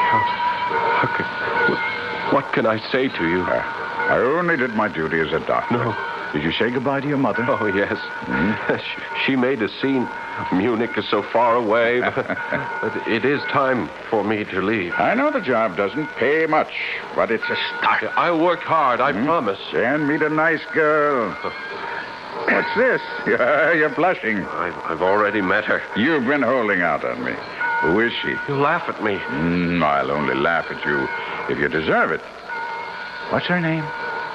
Lisa Reinmuth. Lisa? Are you... Am I what? Crazy? No, do you mean Lisa Reinmuth, the film star? Ah, I see. What do you see? A foolish clod? No. That's why she's there. On the screen, so idealistic young men can fall in love with her. I know it's hopeless. Hopeless? Is anything hopeless for a true German? Look at what you've done already. Look at what you've won. Why not Lisa Reinmuth? Yes. Set your sights high. Yes, you make me feel that anything is attainable. You did from the very beginning. Work hard. You've got the stuff. If I have, it's thanks to you. No. Now stop that. I admit that I've given you a splendid gift. The magnificent gift of language. But you are the one who must use it. Promise me. Promise me. You will use it wisely and well. I promise.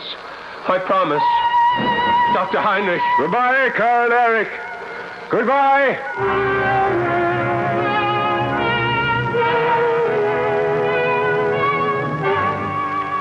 February 23rd, 1929. Karl Erich's regular weekly letter arrived again this morning. I think my boy is feeling his oats. Dear Dr. Heinrich, I lost my job, but I have found my future. We were sitting around at the loading dock during lunch hour, and the talk turned to what talk often does, women. And the foreman, a man I really don't like, was sounding off about a certain person. You take these movie actresses. How do you think they get their jobs in this corrupt society? It's not how good they look on the screen. It's how good they perform with the producer. Would you say all actresses are like that? I would say they have to be. Even Lisa Reinmuth? Lisa Reinmuth is the mistress of... Shut up! Why, you punk!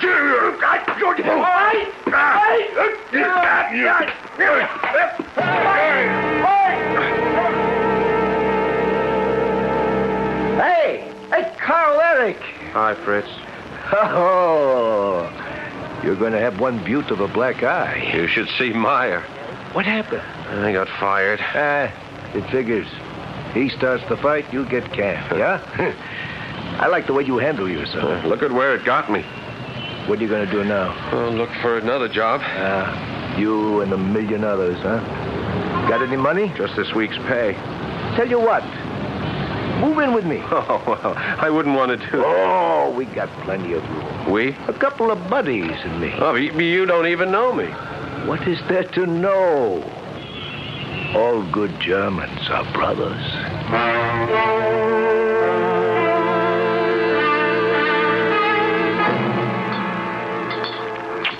Here, have some more soup. Oh, no, I feel guilty. Oh, look. One day I'll be out of work, yeah? Or Otto or Hans. And you'll have a job. So go ahead, eat. Where are Hans and Otto tonight? They left early. They had to set the place up. What place? Why, the meeting place. I don't have to be there till later, but I better hurry. What kind of meeting is it? Say, why don't you come along, I mean, in the ordinary way, you couldn't hope to get in. We're really going to have a mob. But I'll get you the best seat in the house. You sound like a man of influence. I'm getting there. I'm chairman of the meeting. And I'm the one who's going to introduce him. Introduce who? The schöne Adolf. That's who? Adolf? Adolf Hitler. The savior of Germany.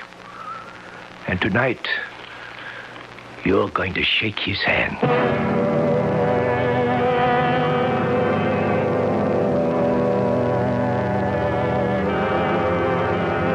Let's see. That was part of a letter written by Karl Erich Müller to Dr. Heinrich Stammler from Munich in the year 1929. 1929. Things were touch and go that year. The world hung in a precarious balance, waiting to be tipped one way or another. And some of the people who helped to tip it, finally, will be heard from when I return in just a few moments with Act 3.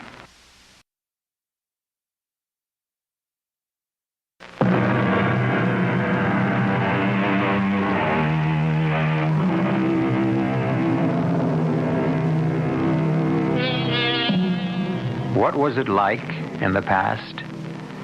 Well, historians list the events and enumerate the dates and describe the scenes.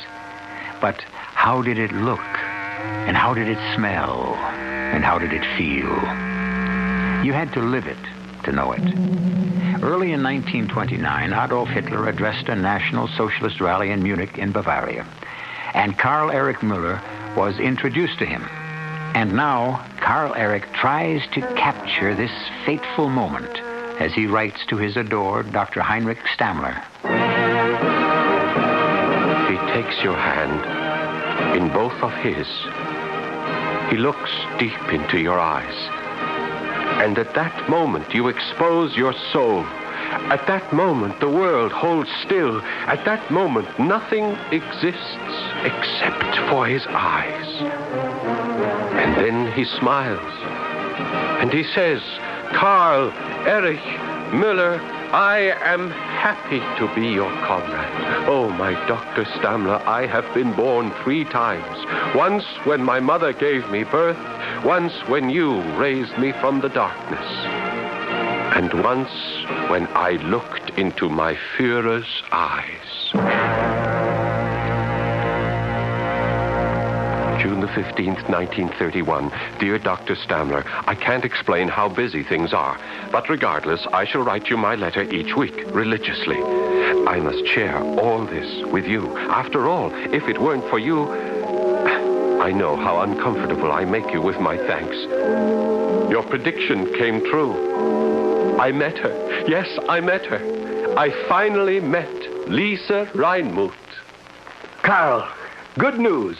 You've been assigned to the film and theater section. What do I know about theater? Oh, with your mouth, how honey drips from your tongue. What am I supposed to do? Convince people in the cultural world to join the party.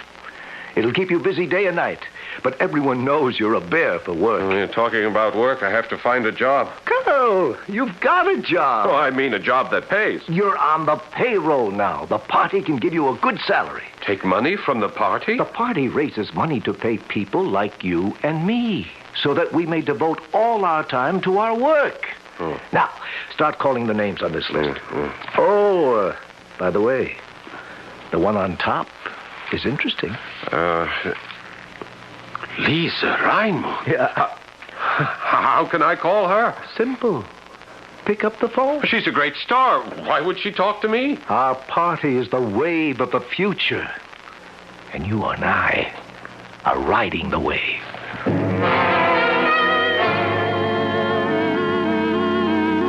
Oh, but I'm a completely unpolitical person. Life is politics, Fraulein Reinmuth.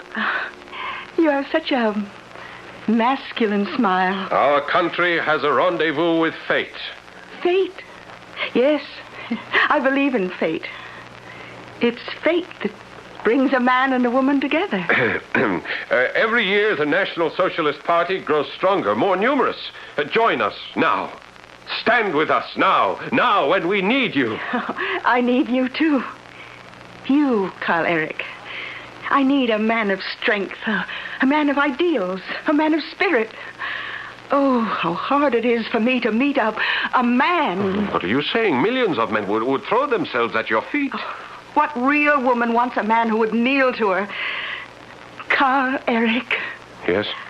How I have waited for you, longed for you. January 3rd, 1932. Sometimes I wonder why I even bothered to keep this diary. Oh, well.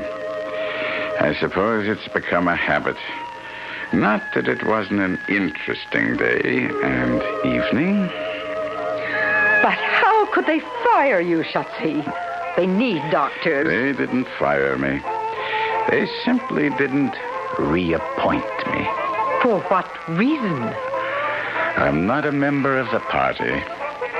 Is that the way the wind blows? That's the way the wind blows. I see your boy is doing all right for himself. He'll come to his senses sooner Good or evening later. to all true German comrades. This is Fritz Stauber with the program National Socialist Headlines. Suppose we turn him off, huh? Tonight, our guest is a German hero who is also my closest, dearest friend, Karl Erich Mueller.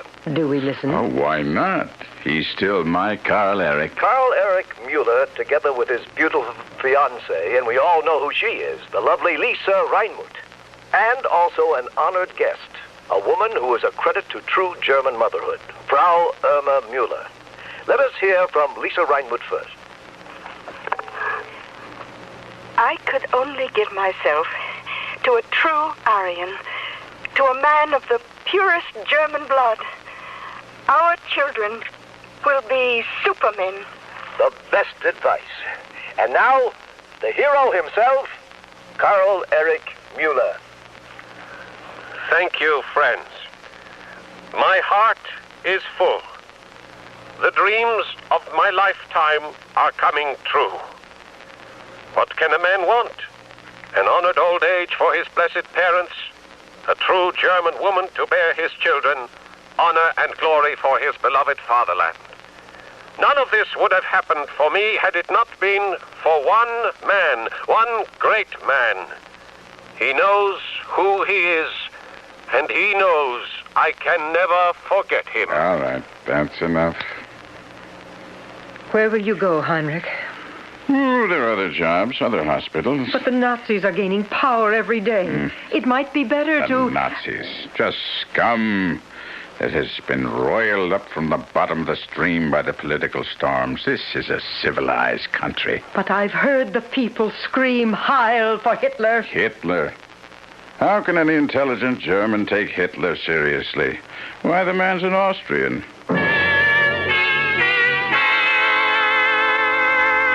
March 23rd, 1933. I saw Karl Erich today for the first time in 4 years, for the first time since I put him on the train to Munich.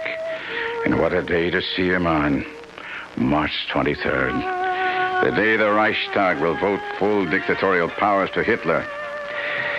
Oh, well, there are bands playing in the streets and uniforms and cheering crowds everywhere.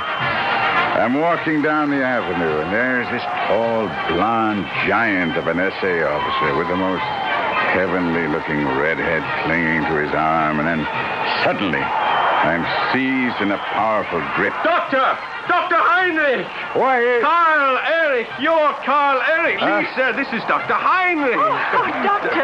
Karl Erich never stopped talking about you. Well, what are you doing? Where are you going? Wait, here's cleverest. Let's go in for a drink. Yeah, but Karl you Erich, have to what? Go somewhere, do something? Forget it. Take his arm, Lisa, and in we go. We shall sit here. Waiter! We shall order champagne, the very best. This is a celebration. Waiter, quickly, champagne. Now, talk to me, Dr. Heinrich, please, huh? Talk to me. What can I tell you? Everything. What is everything? Well, I haven't heard a word from you in over 2 years. At the hospital, nobody knows what happened. What did happen? Your clothes, look at you. Did you ever wear a rumpled jacket? I never saw you in a wrinkled shirt. Well, what? That's how it goes. Oh, no. That's how it went. You once saved me. How thankful I am that I can save you. From what? You know, Fritz Stauber is my best friend. I heard. Fritz Stauber was with Hitler in the 1923 putsch. Stauber introduced me to Hitler. I read. But don't you know what this means for you? No. You're ill. But we will nurse you back. Lisa and I, won't we, darling? Of course. You will become the most powerful man of medicine in all of Germany. I don't think so. Please listen to me, Dr. Heinrich. Ever since the day we met, I prayed, if only I could thank you someday, if only I could perform a service for you. It's so good to see you again. Before I leave... Where are you going? To America. America? Mm-hmm. Decadent America? How can you leave Germany now? Burma? No, never. Why? Because I committed a crime. A crime? For a moment you had me scared. A crime. What kind of a crime? Whatever it is, forget it, it's fixed. As of this moment, it is fixed. One word from me, and that crime is wiped from the books. Not this crime. Any crime. I don't care what it is. You are talking to me, to Karl Erich Müller. Well, what kind of terrible crime could you have committed? I was born a Jew. You were... Karl Erich! Karl Erich, what's the matter? Why do you make such faces? What are you saying? Speak. Don't make those faces. I'm frightened. Oh, doctor, do something. I'm afraid I can do nothing. Oh, say something to Karl Erich. You are his god. Yeah, I know. And he has just seen my feet of clay. Oh, say something to him. Goodbye, Karl Erich. Goodbye.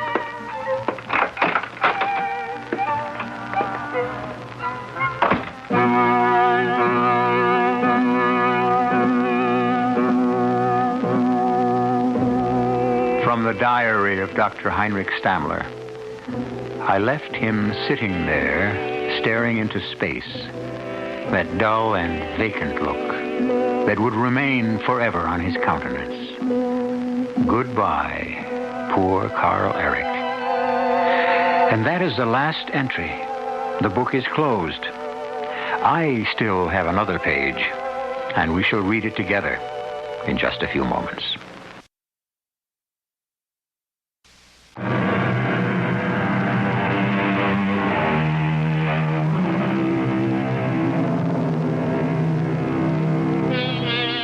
The twilight of the gods, all of the gods of power and conquest, were finally blasted from their feet of clay a decade after our story ended.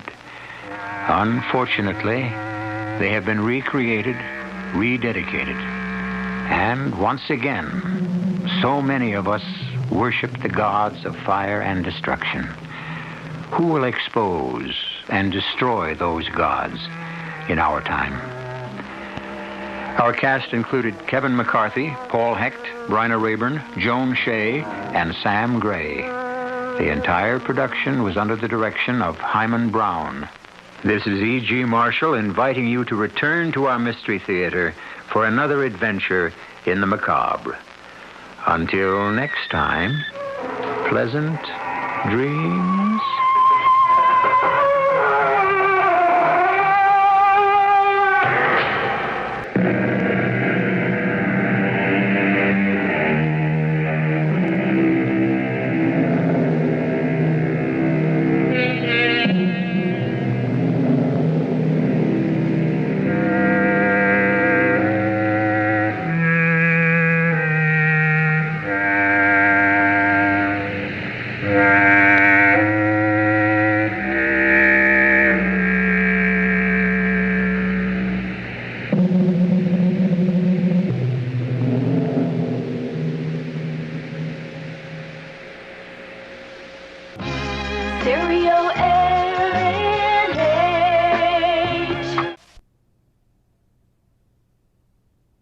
The CBS Radio Mystery Theater presents...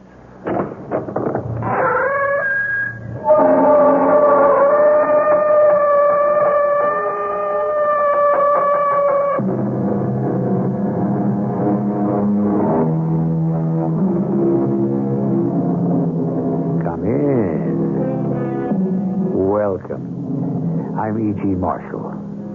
Of all the 7 deadly sins, it seems to me that the one most of us are most prone to is greed. A large portion of mankind can live and die without being seriously concerned with gluttony, lust, pride, or laziness. Fewer of us, sadly too few, I suppose, can escape anger and envy. But the 7th and last. Put enough temptation in a man's way, and this is the sort of thing that's liable to happen. You want it laid out, Kurt?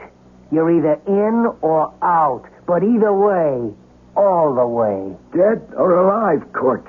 Money, is that important to you both? This is... I hope we know what we are doing.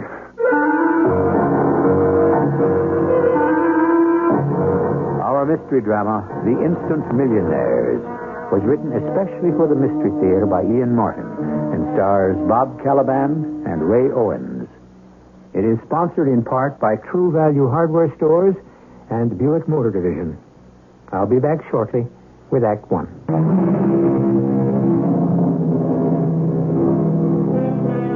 We live in a society today that is shaped and controlled by the money motive. So it's not too surprising that the most deep-rooted of American dreams is to become a millionaire. Our fathers had exactly the same dream, you say? Not quite. They expected to work for it.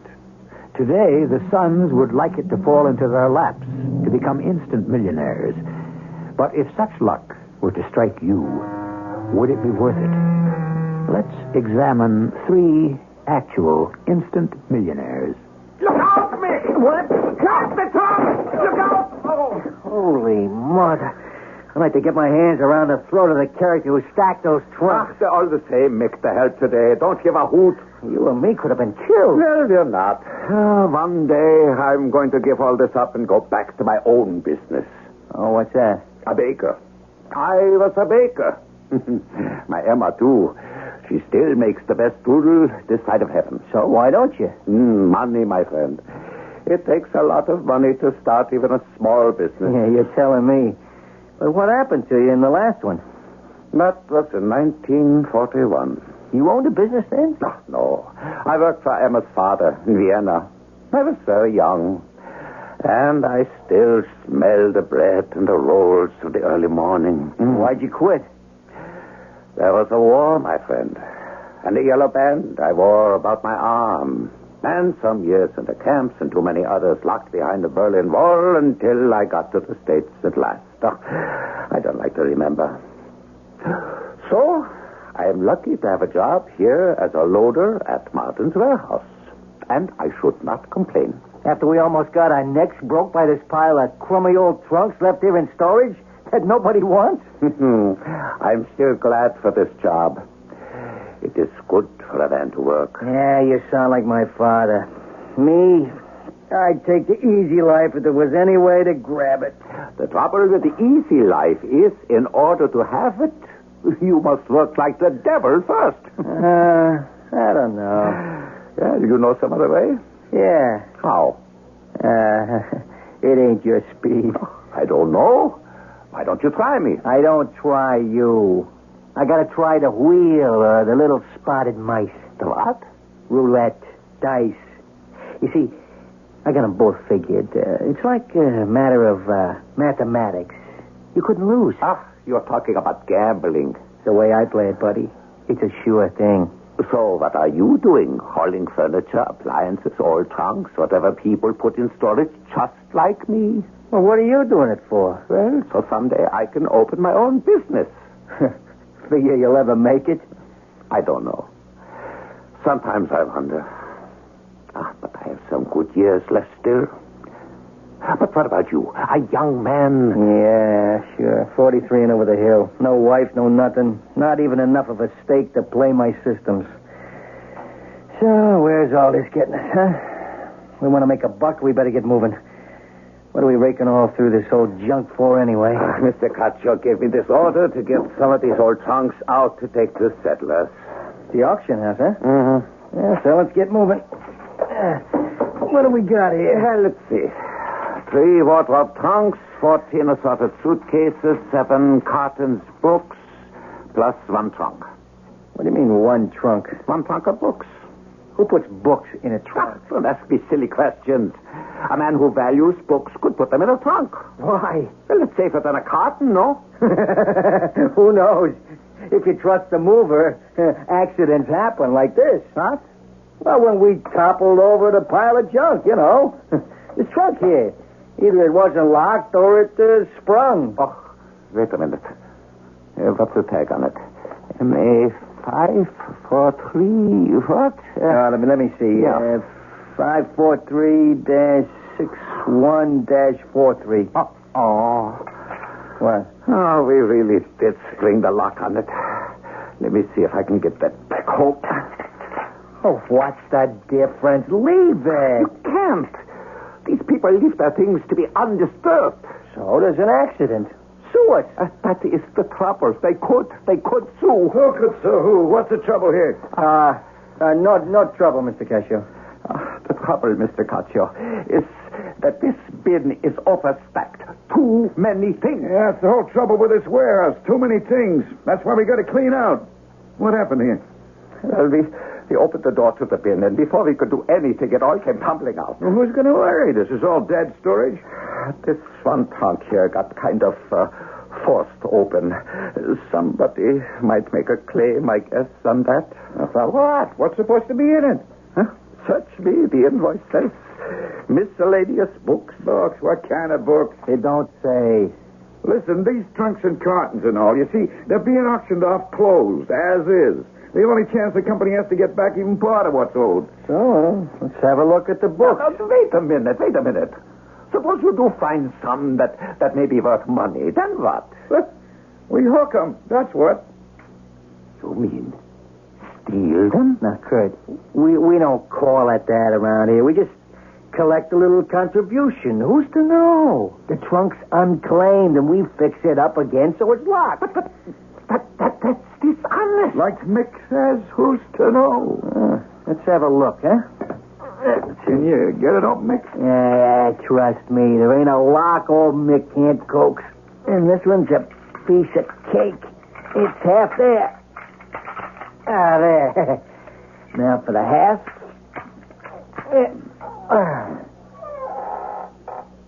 Yeah, it's books, all right. Dictionary of the English Language. Abraham Lincoln, Karl Sample. That's junk. Webster's biographical. We're wasting our time. Good book. Yeah, but they ain't worth anything. Come on, let's put them back in it. What is it, Good? Hey, what'd you find in there? A girly Maggie. Holy St. Mary. Hey, what is it? What's the matter with you? Madre de Dio. It's money. In stacks. Let's get the rest out of the way. No, hold on a minute. What? Let me close the outside door. Oh. We keep this to ourselves. Let's find out what this is. No, wait a minute, boys. All right, good. All right, shut up and stay shut up. What do you got, Mick? Stacks of it. $20 bills. The whole bottom third of the trunk. Let's get it out and start counting.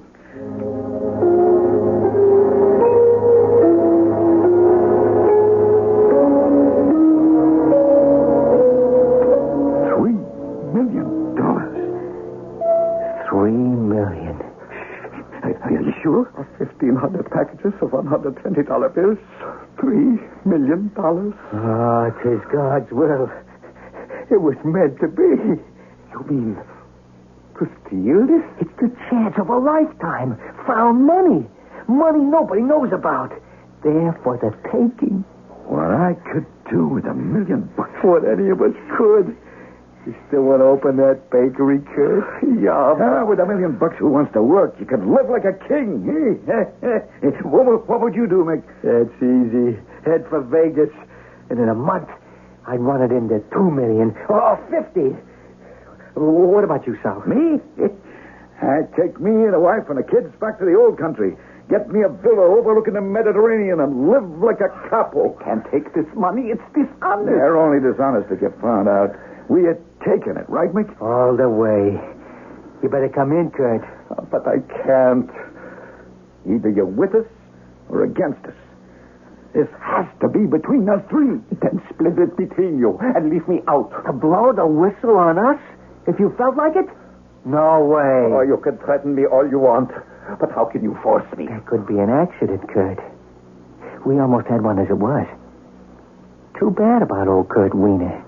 We opened the bin, and this heavy trunk full of books fell on him and crushed him to death. You wouldn't dare. For $3 million, old man, you'd be surprised when anyone would dare. Oh, Mick, no one's doing me out of this chance. Mick? You heard the man. I'm with him. Oh, I thought you was my friend. We're a million green ones, or it's fake. Friendship has to sit back in second place. Oh, name of God, man, it's a miracle for you, too. It'll buy you everything you ever dreamed of. Think of what it would mean to Emma. Yeah, but how can we get away with it? I mean, this has to be someone's money. Wait a minute, correction. It was someone's money. Why can't it still be? Use your head, Kurt. Why would anyone leave $3 million in dead storage for 20 years unless he wasn't around to claim it? But how could we get it out away from the warehouse I'm without thinking about that. Now listen to me. Look at all these suitcases. Some of them empty. As dispatcher, I can easily wipe out 3 of them on the records. And any one of them is big enough to carry our share. But, how do we sneak them out? We don't. Everything goes on a truck by bills of lading, right? Except I arrange it so there's no record of these 3 suitcases. I'm the dispatcher, and I make sure the truck that handles all this is loaded and driven by you 2. On the way to Sedler's auction rooms, we make 3 quiet drop-offs. Each of our suitcases. Yeah, but maybe somebody could question afterwards. If you're as smart as I mean to be, you won't be around here for anyone to ask questions. Oh, but money had to come from somewhere. Never mind that. We concentrate on where it's going to. Wherever it came from, nobody seems to know about any more but us. And that's all that's going to know. Now, we agreed. Okay by me. Kurt? Oh, Mr. Cutcho, You want it laid out, Kurt. You're either in or out. All the way. Dead or alive, Kurt? The gambling is that important? Yes. And your dream of empire, Mr. Cutcho? I got it in my hands. No one takes it away from me. To be a capo. Have you ever thought that buried money like this can only come from somewhere like that? I hope we know what we are doing. Heaven help us all.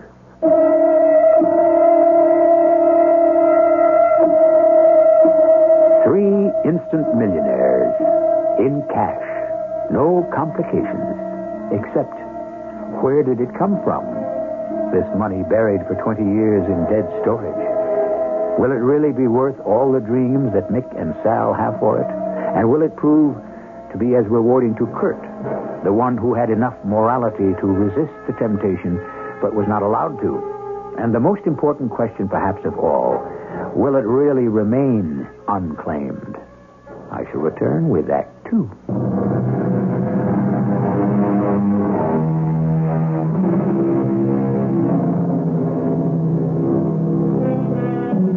Sedler's Auction House is neither the most exclusive nor the cheapest. What it is, undoubtedly, is the biggest and the most constantly in operation. Its clientele runs the gamut from the hoi polloi to the highest. On this particular day, we are following Gino Marino, the construction czar, and the latest of his long line of illicit ladies. They're inspecting the merchandise to be sold the following day in order to furnish the love nest that Miss Francie Free, sometime showgirl, will not only occupy, but adorn. Hey, Gino, come see what I found. What, Francie? An étagère. A what? Oh, it's got to be Louis XVI or 14th or something. Oh, it's just darling. Okay. Now can we get out of here? Well, why can't we just come back tomorrow and bid on whatever takes your notion, huh? No, we got to scout them out first and see if it's worth it. Oh, who cares? If you don't like it, dump it. It's only money. Besides, my feet are... What's the matter, honey? I can't believe it. Oh, now don't tell me you're getting hooked on auction. All right, button up, Fran. What? You heard me. I just found something I'm going to bid on myself. What? You don't have to know everything. Here, give me that paper. Let me see the list, huh? Yeah. Yeah, that could figure it. What? Yeah. Okay. You and me are going to be here first thing in the morning. Yeah, but my attaché is list number 843. It won't be good. Who cares about your whatchamacallit? I want to be here for number 7 on the list. No trunk. Isn't that what it says with books? Come on. I got to talk to Hyman.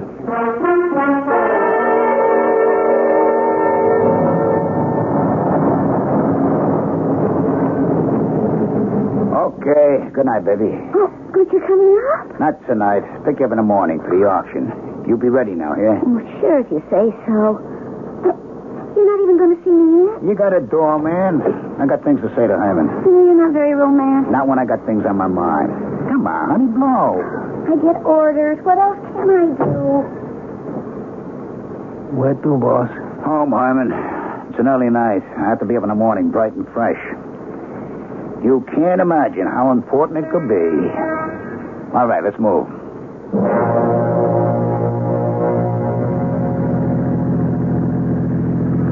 You all right, boss? Why not? You don't that often sit in front with me. Don't I? I have my reasons. You've been my driver some pretty long time, huh, Hyman? Yes, sir. You know what kind of business we're in? You never quite laid it out that way before. So I'm laying it out that way now. Yes, sir. You're old enough to remember the operation as it went while there was still Cuba? Maybe I look younger than I am. I remember that than a long time before. You remember Skim Ziegler? Yeah. He was head dealer at the casino in Havana. Yeah. What happened to him? Well, what I heard, he owed the association a cool $3 million. When Cuba folded and Castro took over, we had to cut out. He was the bag man. But he got totaled. That was my job. Those days I was a soldier like you. We wiped him out because he stole the $3 million and buried it somewhere. Nobody ever dug it up? Not till now. Huh? I think I know where it is. Nobody but me knew just how Skim brought the money out. I know because I helped him pack his trunk. His trunk? He was a funny guy, you know. Into books, like he was a professor or something. His library was really something. When the association had to clear out, he had cases and cases and trunks of books he was moving. That's how it figured to be the best way to smuggle the cash. Only somehow he managed to ditch that one trunk. $3 cool million lining the bottom and the books packed over it. And you found where he ditched it? Yeah. Looks like. Only I gotta keep my nose clean. I'm too much in the open. I want you to front for me. Oh, how, boss? No sweat. All you gotta do is buy an old trunk where I tell you and bring it home to your place. Okay. Only, don't try anything fancy. Why, that no good, dirty... He double-O'd me again. Take it easy, boss. It was a good gamble. All the trunk cost was $16. I was so sure... Hey, what's the matter with me? Huh? The money was there in that trunk. I saw him pack it in. Well, it sure ain't there now. Yeah, but Skim never dunked it. I know. The trunk, okay, he managed to get rid of that, but I'll guarantee he never had a chance to grab off the cash. Somebody else did that. Who? Somebody at the storage warehouse. Some smart aleck knows the dough out, and a smart aleck I'm going to find. A long time, boss. Even the family wrote it off after 20 years. I don't think the heist was made 20 years ago. I think it was like the day before yesterday. And you and me are going to track it down. That's too much dough to be sitting in the wrong hands. You mean for the syndicate? Like you said, Heim, the family's already written it off. This is for you and me.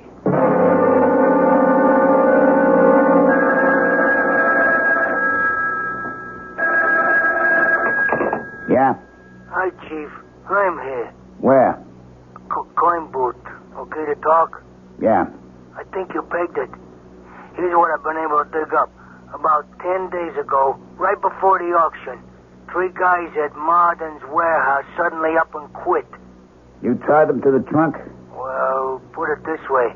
One was a dispatcher in charge of loading and all, and the other 2 were jockeys who pulled and loaded this particular shipment.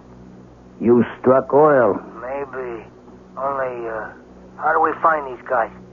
Didn't you get the addresses? Sure, for what they were worth. All 3 pulled up stakes. You got their names? Yeah, sure. Sal Caccio, Mick Berrigan, and Kurt Wiener. So, we track them down. How? What'd we do? Holla copper?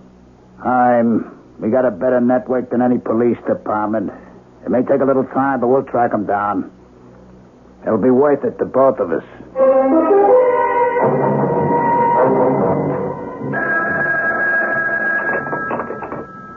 Hello? Yeah, this is Mr. Barry. What am I going to do about it? What can I? I know the bill hasn't been paid. You should know why as well as me. I'm clean, man. That's why. Yeah, sure. I thank you for the courtesy. But you don't have to worry. I'll be moving on. Like by tomorrow, you can count me out. I'll vacate your room. In a manner of speaking. Yeah, who is it? Wrong service. I didn't order anything. Hey, what is this? I'll ask the questions. Close the door, Hyman. All right. Your name, Mick Berrigan? Yeah. Up until 6 months ago, you worked for Martin's warehouse? Yeah, who wants to know? Let me ask you a question. There was a trunk in the warehouse. I'll give you the number. 543-6143. Right. You know it, huh? I know it. You know what was in it? Books. I'm talking beside books. Well, you're here. I guess you could figure I know what else. Like $3 million? My big stake. The answer to a prayer. You took the money, huh? My share. $1 million. I figured to build it to twice, 3 times. Who knows? But you did get the money. You have it?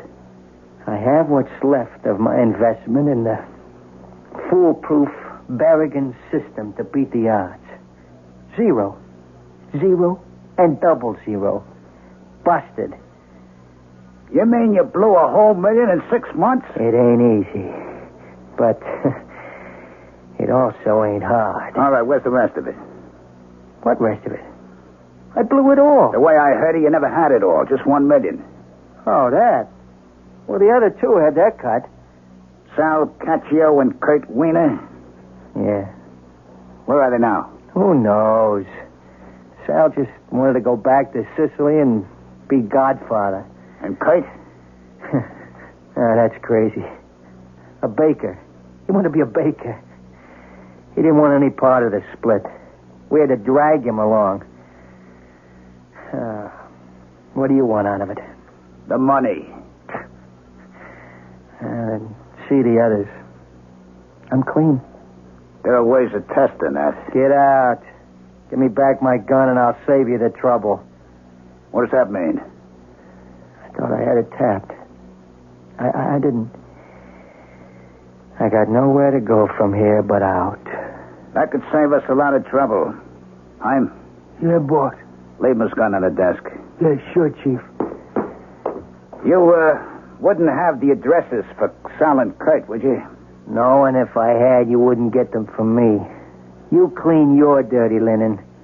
Leave me to wash out mine, huh? I'll do that, Mick, if you carry through. If not, we'll take care of it for you. What now, Chief? $1 million down, 2 to go. I'll settle for that. You? Oh, sure, but what about this character? He blew it. And he gets away with it? About the only thing anyone gets away with is death. Come on, let's get out of here. The first of our instant millionaires. Was it worth it to him? Scarcely, since all the money brought him was frustration, disaster, and death. But what about the other two? The willing millionaire and the unwilling one? That remains to be seen. Or I should say, heard, when I return shortly with Act 3.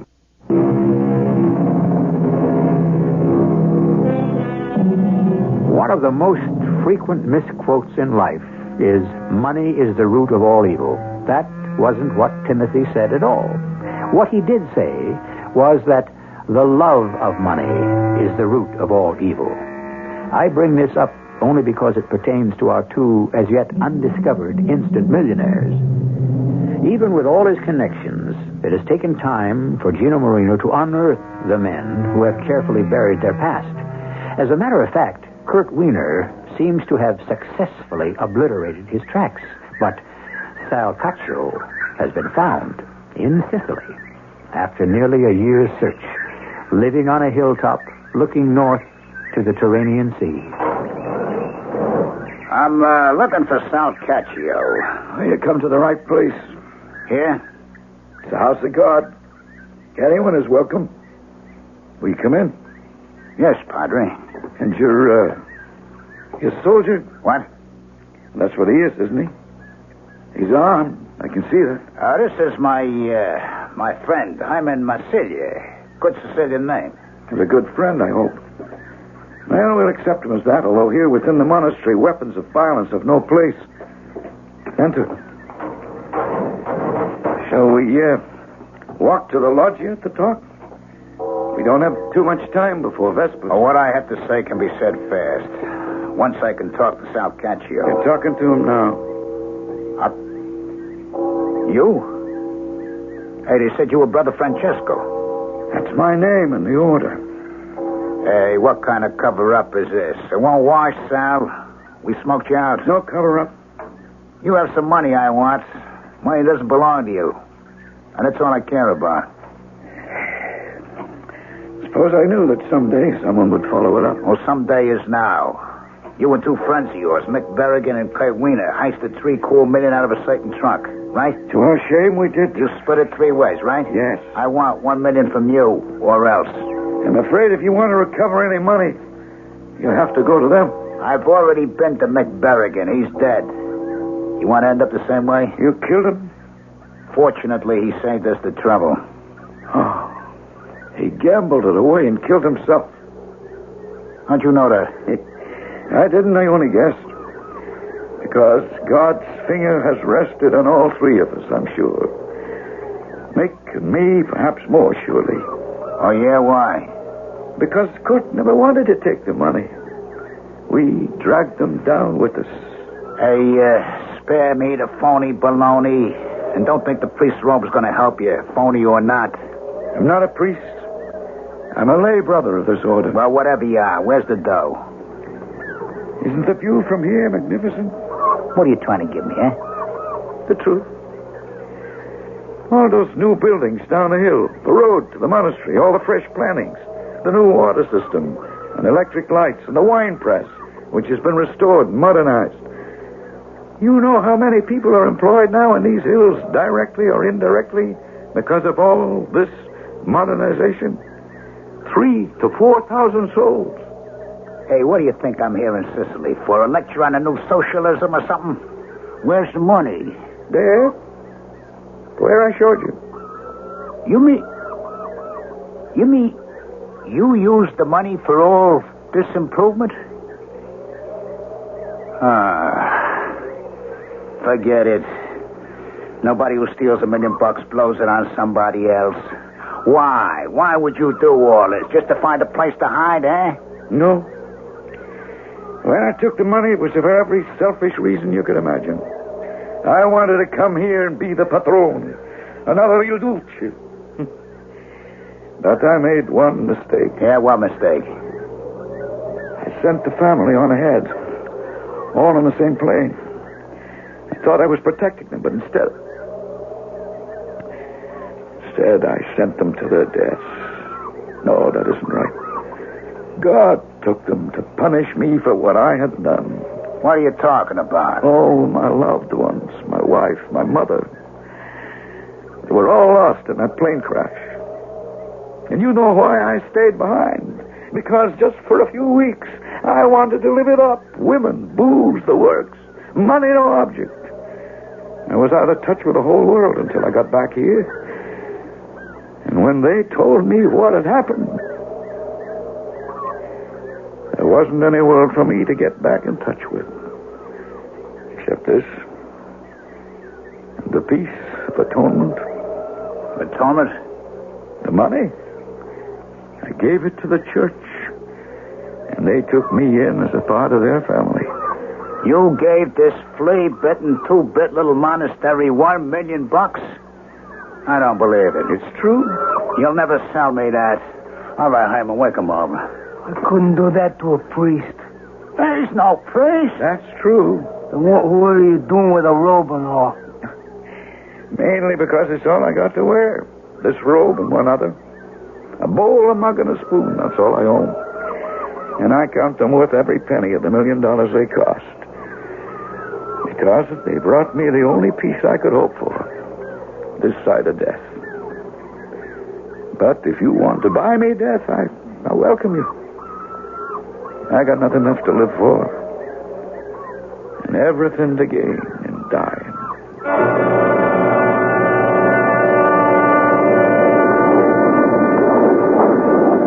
You think Casio gave us the old 00, Chief?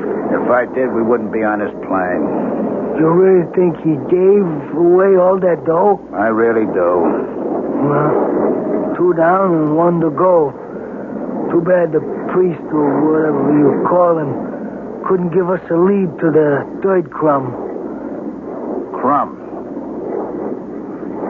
Hey, you know something, Hyman? You give me a notion. I did? What? Yes, sir. A crumb of information. Kurt Wiener. The man who wanted to be a baker? Maybe, just maybe, that's the way I can trace him.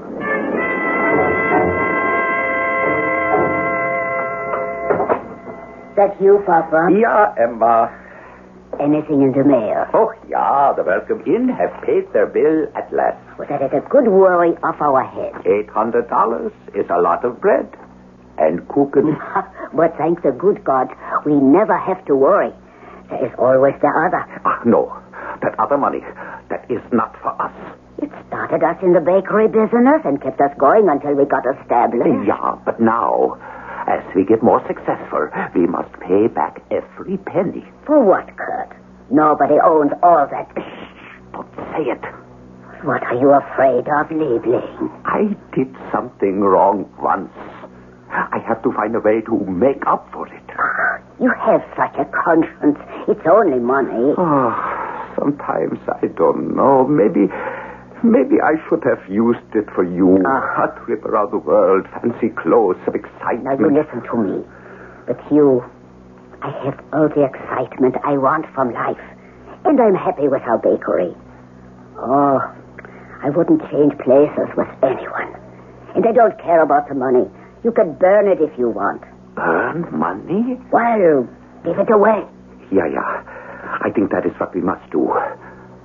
But how? Is it so difficult? You have it all in those original packages.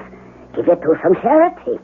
Now, tell me, is there other mail? A few small checks, some of that junk stuff, and a letter from your sister Anna. Well, let me see what she has to say. There's another letter inside. For you. For who? Here, you read.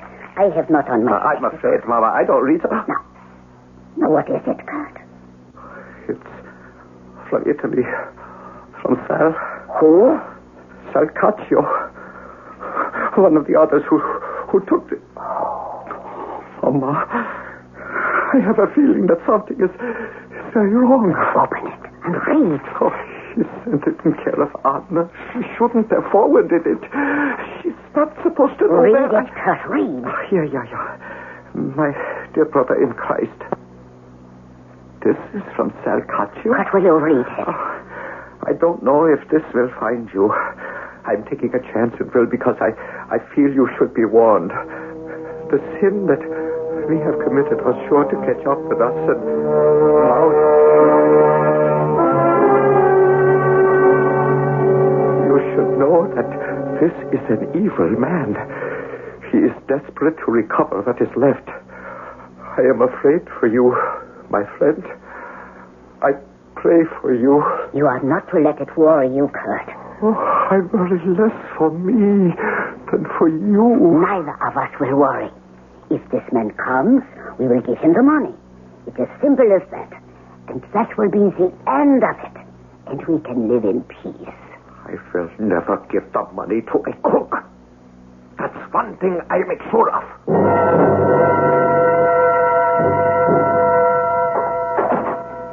I'm home, Mama. Here I am. Goodness sake. You have been working late for a whole week. Special order. All finished now, though. Now you come along. Let's get you to bed. Did you close up tight downstairs? Yeah, don't worry. And you kept everything locked here? Yeah, but I'm waiting for Patsy to come back. There she is now. I let her in. I'll get the door. No, you sit a while. You rest. I will get her. All right, lady, no fuss. Nobody will get hurt. Just do as you're told. Now, you take your hands off Get me. the door, Hyman. You sure? You leave my wife alone. Look out. He's got a knife. Watch it, Chief. You hurt him. I kill you for that. Watch out, lady. Hey, don't harm her, Hyman. I kill you. I kill you for hurting my husband. I kill you. Hey, Herm, are you out of your mind? She tried to pull a gun out of my hand, you crazy dame. It was an accident. You trigger-happy fool. Now, how are we going to find the money? You'll never find it. You can look till doomsday. But I fixed you. You'll never find it. All right, where you been, Moog? Out in the bakery, Sergeant. Oh, man, that smell is driving me up the wall. Beautiful. If you had as good a nose for being a detective as you have for food, Sherlock Holmes could move over. Hey, look, Sarge, we got called out on this before I had a chance to have my morning Danish. Now my stomach's growling. My heart bleeds for you. Would you turn up anything in the bakery? Yeah, if you got a minute. Oh, what have you got, Moog? You'll see. Boy, what a smell. Look at these, Sarge? Strudels, huh? They're still warm. He must have just taken them out of the oven when the perpetrators got in. How could anyone knock off a man who could bake something like that? I'll bet they taste as good as they smell, eh, Sarge? Hey, you don't think that, I don't think what? Well, just a taste. Like maybe share one, you and me? What are you, a strudel-holic? Well, there are 10 of them here. Who'd miss one? Why don't you stick to your job, Moog? What's this newspaper on the floor? I don't know. Yeah, it's that section out of the Sunday paper, the 100 neediest cases. That's funny. What's that? Oh, somebody ticked off. Wait a minute, let's see. All but the last 1, 2, 3, 4, 5, 6, 7, 10. All but the last 10 are marked off. Oh, I wonder why anybody... Hey, Sarge. What is it, Moog? You big baby. The minute my back is turned, you start in on that strudel. Maybe it's a good thing I did. Look. I'll be a son of a gun. Give me one of those strudels. Here.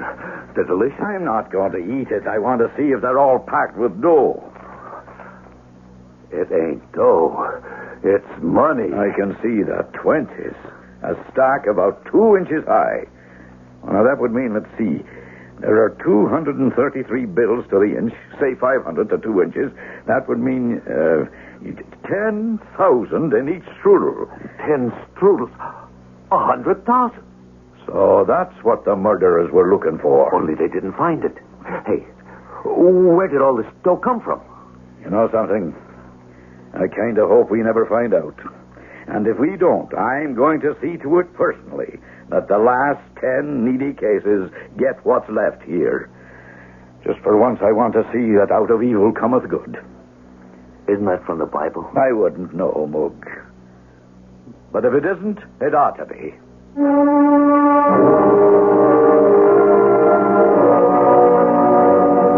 Of course, the source of the money was never found, and those who had already received it were too grateful for the gift to question it.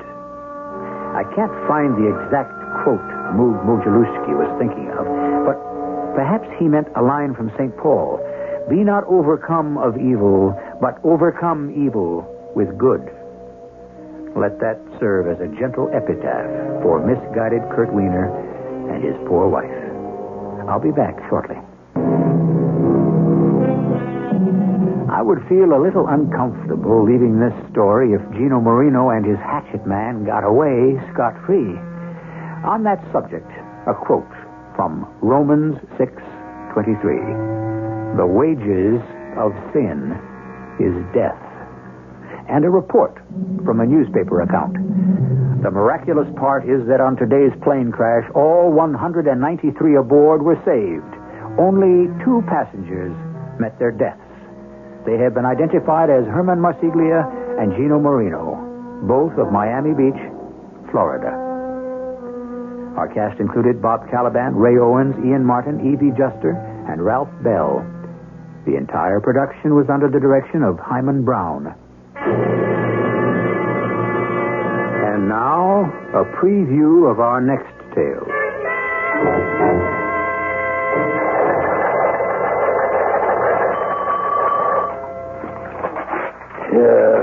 Done it. Well, what? I was wrong. Look at this teletype, Willie. Are you going to tell me what this is all about? I was positive George Williams was that hijacker.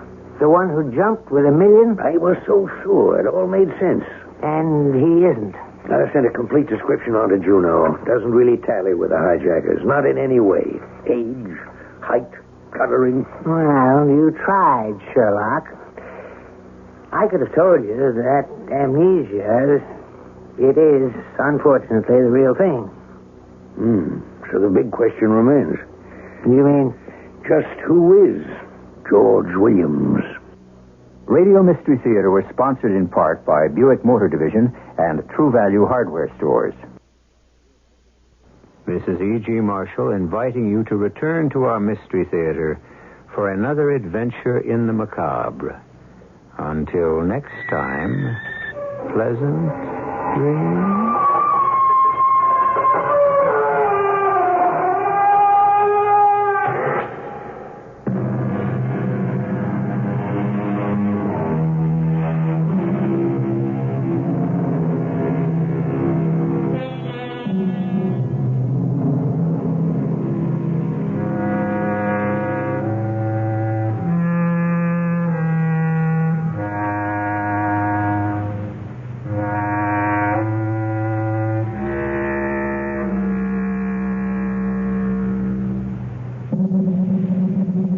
CBS Radio Mystery Theater presents...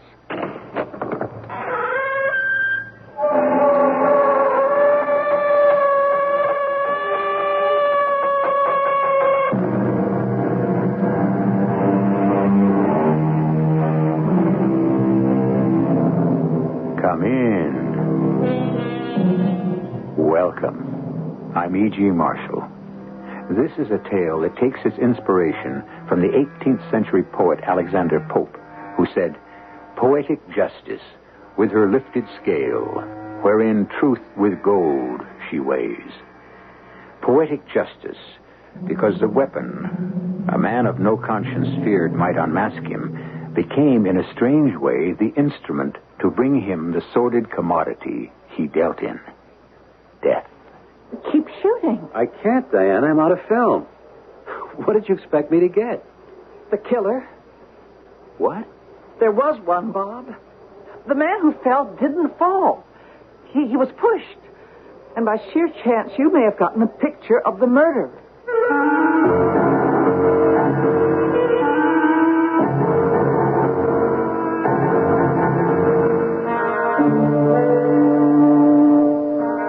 Our mystery drama, The Death Shot, was written especially for the Mystery Theater by Ian Martin and stars Ann Williams and Michael Tolan. It is sponsored in part by True Value Hardware Stores and Buick Motor Division. I'll be back shortly with Act One.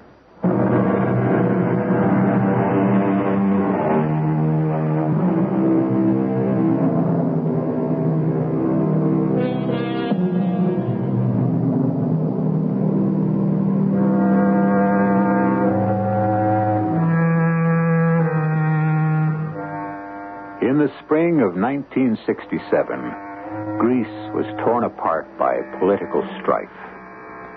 To control a country about to explode, on April 21st of that year, 6 army colonels seized the government in a coup d'etat. This story has little to do with politics, except that sometimes it breeds violent death. Athens in that year was one of the least safe places in the world for Greeks, or for anyone, as Bob and Diana Paisley are about to find out. Bob, what was that, an accident? No, hon, just another crazy Athenian driver. Oh, well, I think for this vacation, I'll stick to walking. You'll be doing plenty once we start up the Acropolis. We're going to go to bed early to get ready for that. What are you doing with that tripod? I just want to get a couple of shots from here on the balcony. At night? There's a full moon coming up. See? Where? Right over there, by the Temple of Zeus. Oh, yes. It's lovely. What a beautiful city it is, old and new. You can say that again. I will. And something else. I love you. You can say that again and again.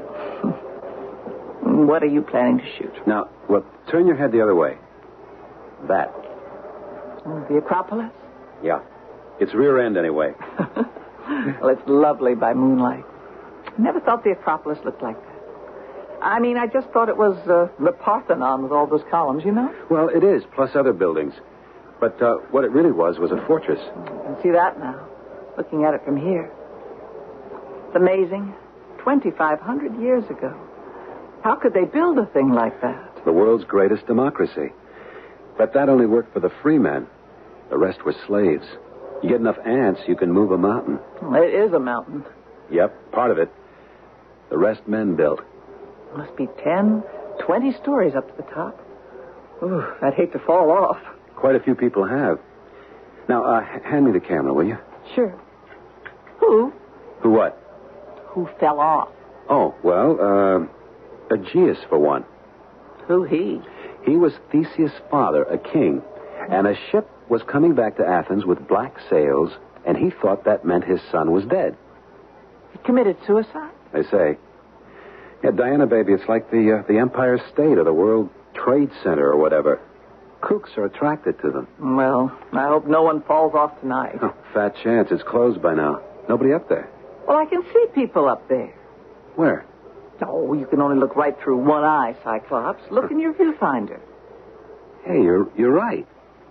Why would anyone... Oh, well, I just want to get the silhouette, some of the shading on the wall, and the feeling of tremendous height. Boy, you took a leap off that. You'd be one scrambled egg when you landed. Oh, Bob, don't. I'm sorry. It's a silly thing to say. Well, I'm just about set. As soon as Mr. Moon cooperates completely. It's pretty bright. It isn't quite high enough to get light on the fortress wall. Hey, you got any of that nice white wine left? That Retzin or whatever you call it? Oh, don't bother. The moon is just right. I got to shoot. Yeah, this ought to be it. Oh, boy, gorgeous. Super. Hold everything. Bob. What? Somebody just fell off. Huh? I didn't see it. How? Oh, don't stop shooting. Keep taking pictures. Well, I am, but I didn't see anyone. Something blurred across the lens, but I didn't... Just keep shooting. Well, I can't. I'm out of film. What did you expect me to get? The killer. The what? There was one. The man who fell didn't. He was pushed. He was murdered. And just by sheer chance, you may have gotten a picture of who did it.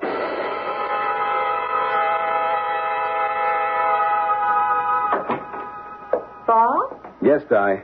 Where'd Where'd you go? I woke up and I was all alone. I didn't want to disturb you, funny face. You were sleeping so nice and easy. I went to turn in the film for developing. And I picked up this. What is it? The Athens News. Oh, great. Who translates for us? Now, it isn't in Greek. It's in English. You won't need anyone to translate that headline. Broadcaster plunges to death. Then I was right. You were. Who was it? Jeffrey Kellen? No, how? Well, no one seems to know. What do you mean? Who caused it? Well, according to the story, he jumped or fell. Oh, my Aunt Mary, he was pushed, shoved. I saw Now, it. come on, Diane. In the moonlight, a quarter of a half a mile away? I saw it. I tell you. Oh, anyway. Nobody has to take my word. You have some film on it. Maybe. Well, you know you have. Well, I don't. Not till I get some prints back. Oh, I wish you were home so you could have developed your own. Well, I'm not, so I have to wait another 24 hours. In the meantime, we ought to go to the police. Oh, now just ease back, baby. This is no way to start off a honeymoon. We could get our feet in a heck of a lot of piping hot water. By just being good citizens. Yeah, of the wrong country. This is Greece, and the pot is really boiling. And Jeff Kellen was stirring it up pretty good. He's really been bugging the little colonels that run our oldest democracy. So they had him taken care of? We don't know that. But just suppose they did. I'm not about to walk into their whole machine and accuse them of murder. I'd get my own head in a basket. Well, what are we going to do? Well, we can't just sit still for murder. Look, just cool off for a moment. If we have any proof there was, well, foul play... Oh, Bob, I keep telling you I saw it. This man lunged forward and pushed the other man over. Yeah, but till we get the contacts back, we don't know that. We can't do anything until then. If ever. What do you mean, if ever? Look, it's supposed to be our honeymoon. We wanted to hang loose, remember? We stick our noses into this, and we're right in a hornet's nest. Do we want to do that? What choice do we have? Well, that kind of rests on what the pictures show. Okay. And supposing they back me up, then what do we do? Listen to me, child bride. It's hell to get mixed up in any other country's politics. I just plain hope we don't have to. For the first time in my life, I'm keeping my fingers crossed. I blew those shots. For my money, I hope they're a washout. Well, how are they? Clear as a bell. Was he shoved? No question. You can see who does it? Yeah, like he posed for it. Well, who was it? Search me. The guy with the umbrella. The what? He had an umbrella, the killer. What for? It wasn't raining. Well, maybe he thought it might. He was a pessimist. I don't know. Might not even have been his. Oh, you lost me. What I mean is... Here, look at the pictures. The third frame here, see? It looks as though he were taking it away from Jeff Kellen. Or back. What do you mean back? Look, in your first shot, doesn't it look as if you were handing it to Kellen? And then in the next, he starts to push him, and the other three, he's taking it away. Maybe. We'll be able to see more clearly in the blow-ups. Well, when do we get those? Rush job special. Tomorrow morning. Then what? Then we may have a lot of soul-searching to do. Whether to go to the police, you mean? If the killer shows up clean enough to identify, that's first. What's second? Whether we go anywhere, or just keep our noses clean and don't make waves.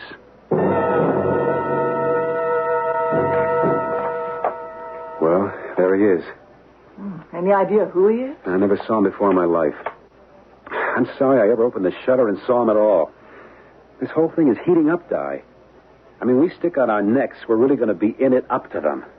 Why? We just show the picture and make a statement. No, it won't be that easy.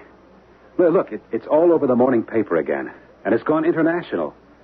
Jeffrey Kellen may have been a muckraker at home and a troublemaker abroad, but he is a U.S. citizen. He can't get himself bumped off without an investigation. And I sure don't want to see us in the middle of it. Well, we haven't any choice. Yes, we do. Nobody knows yet it was murder. He jumped or fell is all. Well, we can't just not say anything. No, but once we get mixed up in it, Lord knows where it leads.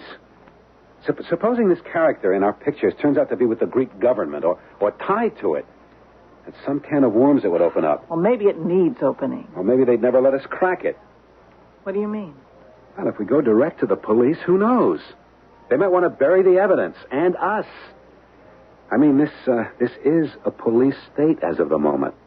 Where else can we go? To our embassy. I know a guy there, slightly. But enough maybe I can get in and let him handle this hot potato. And then with any luck, we can fold our tents and silently steal away.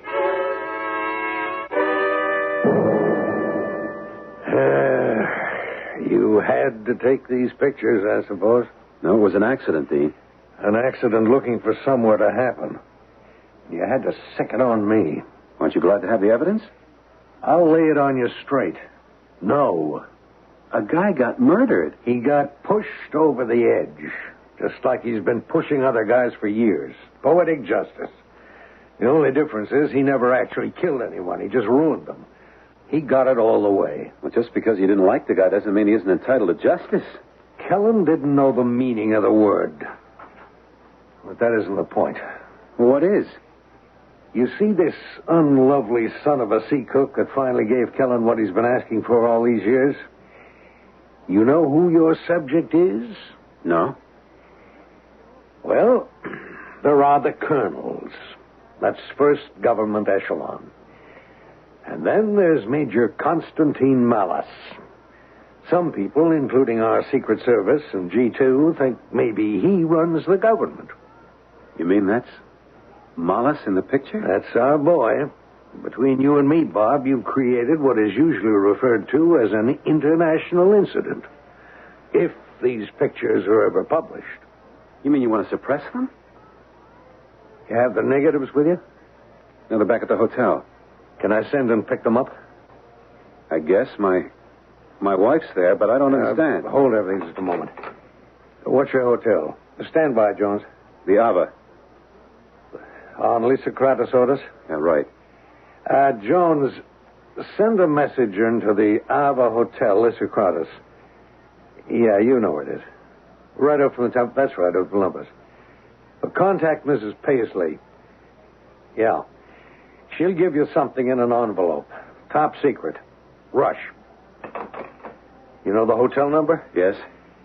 All right.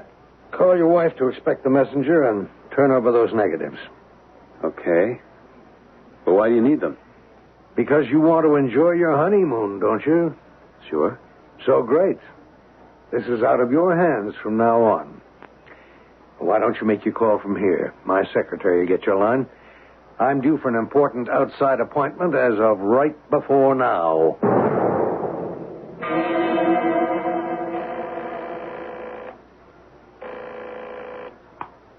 Hello? Mellis, this is Dean Canby from the American Embassy. I'm holding a bomb that could blow you right out of your seat. I've got a notion you might be holding something of interest for me. I figure we might just make a trade.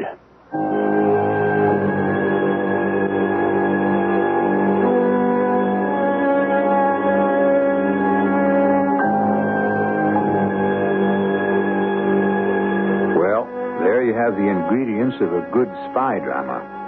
The innocents, embroiled in happenings outside their knowledge, but drawn into the web and threatened by their accidental knowledge. A country in transit between governments. The willful destruction of one man's life by another. For what reason?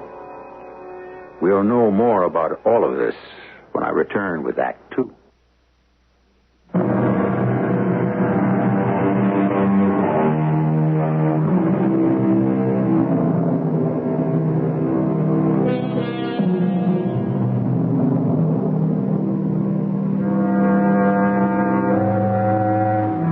To our web of intrigue and danger, and that interrupted phone call. At this end of it, an American ready to betray both his principles and his country for gain. At the other end, a man with a steel-trapped jaw and eyes like chips of flint. A man to whom all human life means less than nothing, except his own. A man who can take another man's life as casually as you or I might swat a fly. Major Constantine Malice, Chief Hatchet Man for the dictatorship. Where are you calling from? Don't worry, a phone booth. The call can't be bugged or traced. What have you got? Pictures? By moonlight? Night before last? You can guess where. I see. Where do we meet? The gardens, the big elm, near Sindagama. Not far off the Boulevard Amalias. You know it? With the metal seat all around the trunk? I know it. Alone. No secret police or palace guards. I will be alone. If I don't return to my flat in one piece by 10 o'clock, I've made arrangements for the pictures to be mailed to the newspapers. You will get home safely. What time? As soon as it gets dark. 8:30? You'll bring your proof? I'll bring a sample. And what must I bring? Money. In large hunks. Say, 5 million drachma. I can't put my hands on a mountain like that so fast. Well, then you bring a sample, too. Enough to establish your good faith. Whew. Some climb. Oh, it's not too bad. We're halfway there. Well, I'm pooped for the moment. Let's sit on a bench. Why not? The Acropolis has been there for 2,500 years. I guess it can wait a couple of more minutes for us. It won't go away. I wish part of it would. I mean, sort of spoils it now after what happened the other night. Look, try to blank it out, hon. It's not any part of us. Not anymore, anyway. Well, won't we have to testify in court or something? Nope. Dean Canby's going to keep us out of it. Oh, I don't see how he can. Well, let's leave that up to him. We've left it all up to him. I don't know. It seems like a cop-out. How come? He's far better able to handle something like this than we are. I guess so. I just don't like the way he goes about it. What are you trying to say, Di? I don't know, darling. It's just... Why didn't he call the police right away? What's he waiting for? Well, you know what he said, that this had to be handled carefully. It might create an international incident. No, I don't dig that. I mean, why? This wasn't a political assassination. It was just plain criminal homicide. No, not quite. This Malice is supposed to be some big mucky-muck in the government. And apparently must have had reason to believe that Jeffrey Kellen had some dirt on him and was about to blow the whistle. So Kellen asks Major Malice, or whatever his name is, to meet him by moonlight on the Acropolis to tell him he is? Well, maybe Malice followed him there. Maybe. Also, maybe Kellen was trying a little extortion or something. Blackmail? Sure. What are you, Agatha Christie or something?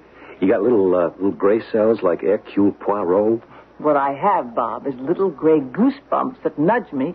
Something smells fishy. Oh, brother, women's intuition, huh? Oh, a lot of my hunches turn out right. Like taking a chance on you. Well, thanks a bunch. So you figured I was a gamble, huh? I was only kidding about that. But not about the other. How well do you know Dean Canby? Well, I was one of the press photographers that met his plane when he flew back a couple of years ago with a special report on Cyprus. While he was back in the States, he dated a girl I knew, and I ran into him a couple of times. He seemed a good enough Joe. We hung around a bit. Quail shooting? I hadn't met you yet. No, we were both hanging loose that way. He was a big spender. So you hiked along for the ride? Come on, Di. He was on an expense account, and I got a chance to see how the other half lived. So you don't really know him well at all? No. Mm-hmm. Now what are you dreaming up? He's part of some plot to overthrow the world? No, I'm just riding my hunch. I don't like it, Bob. You don't like what? You know these political types. They all hang together so they won't... So they won't what? So they won't hang.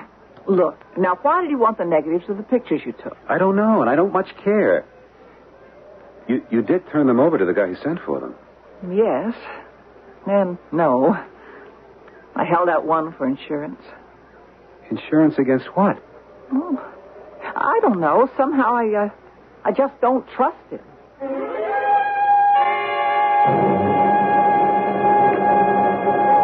Major Malice?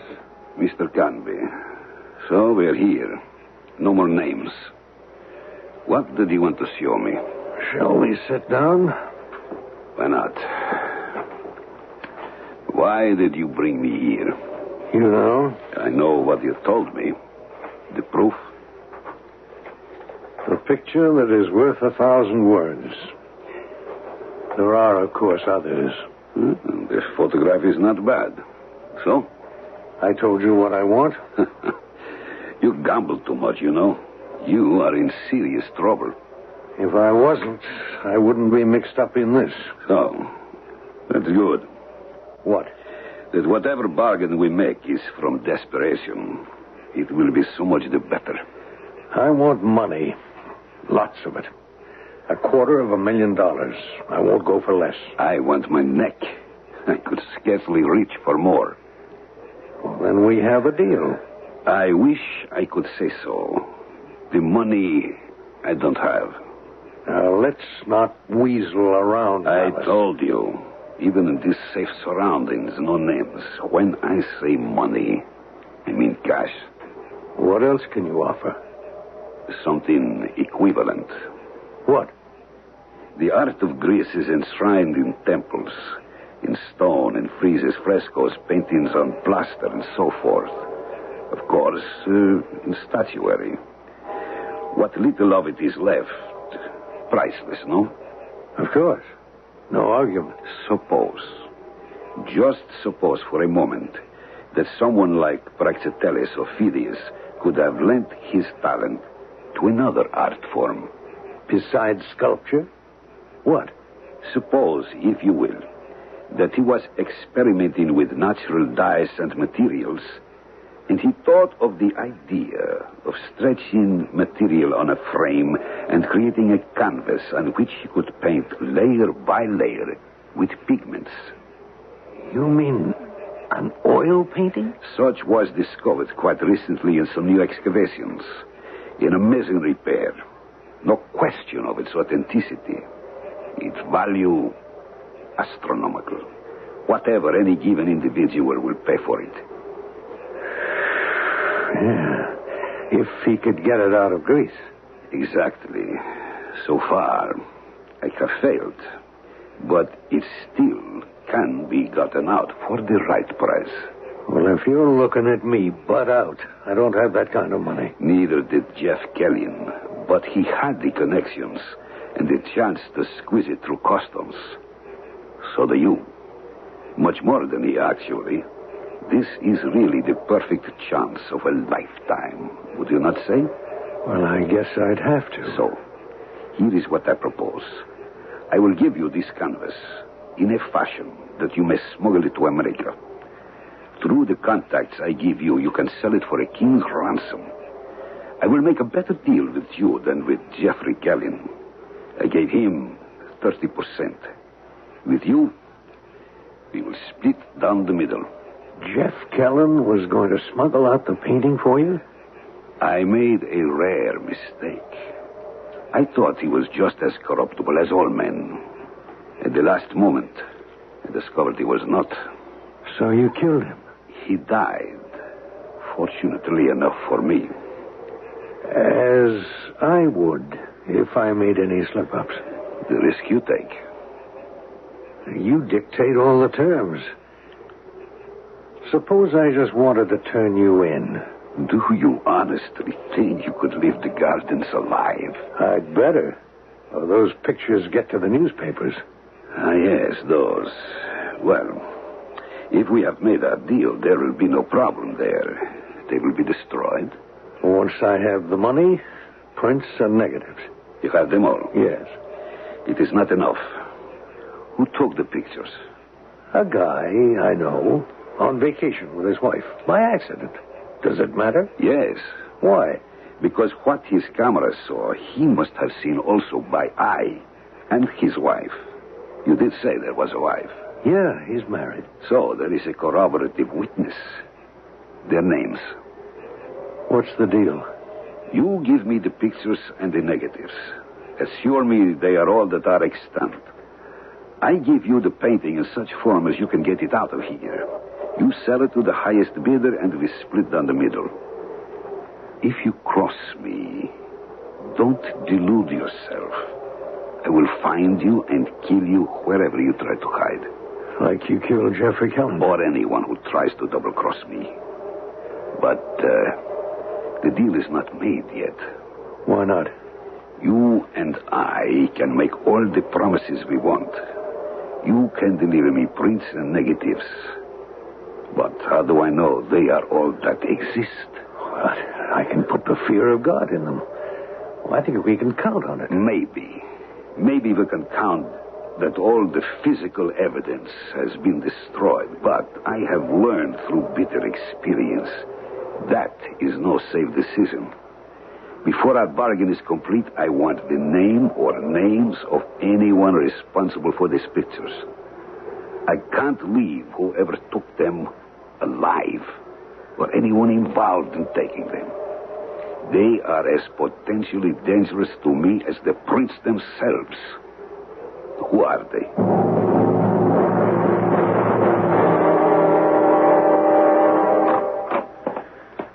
Oh, what a glorious day. Oh, it's really living. Huh.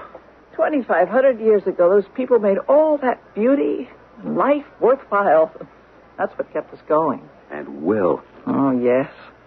I'm dead tired, racked. But, I never felt so wildly alive in my life. Now I know what it's all about.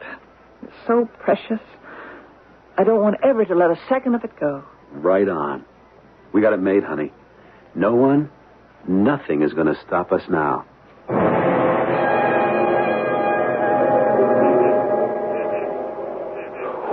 What do they matter, Malice? It is not for discussion. The names and addresses. Mr. and Mrs. Robert Paisley. Ava Hotel, Odos Riscuratus. What are you going to do with them?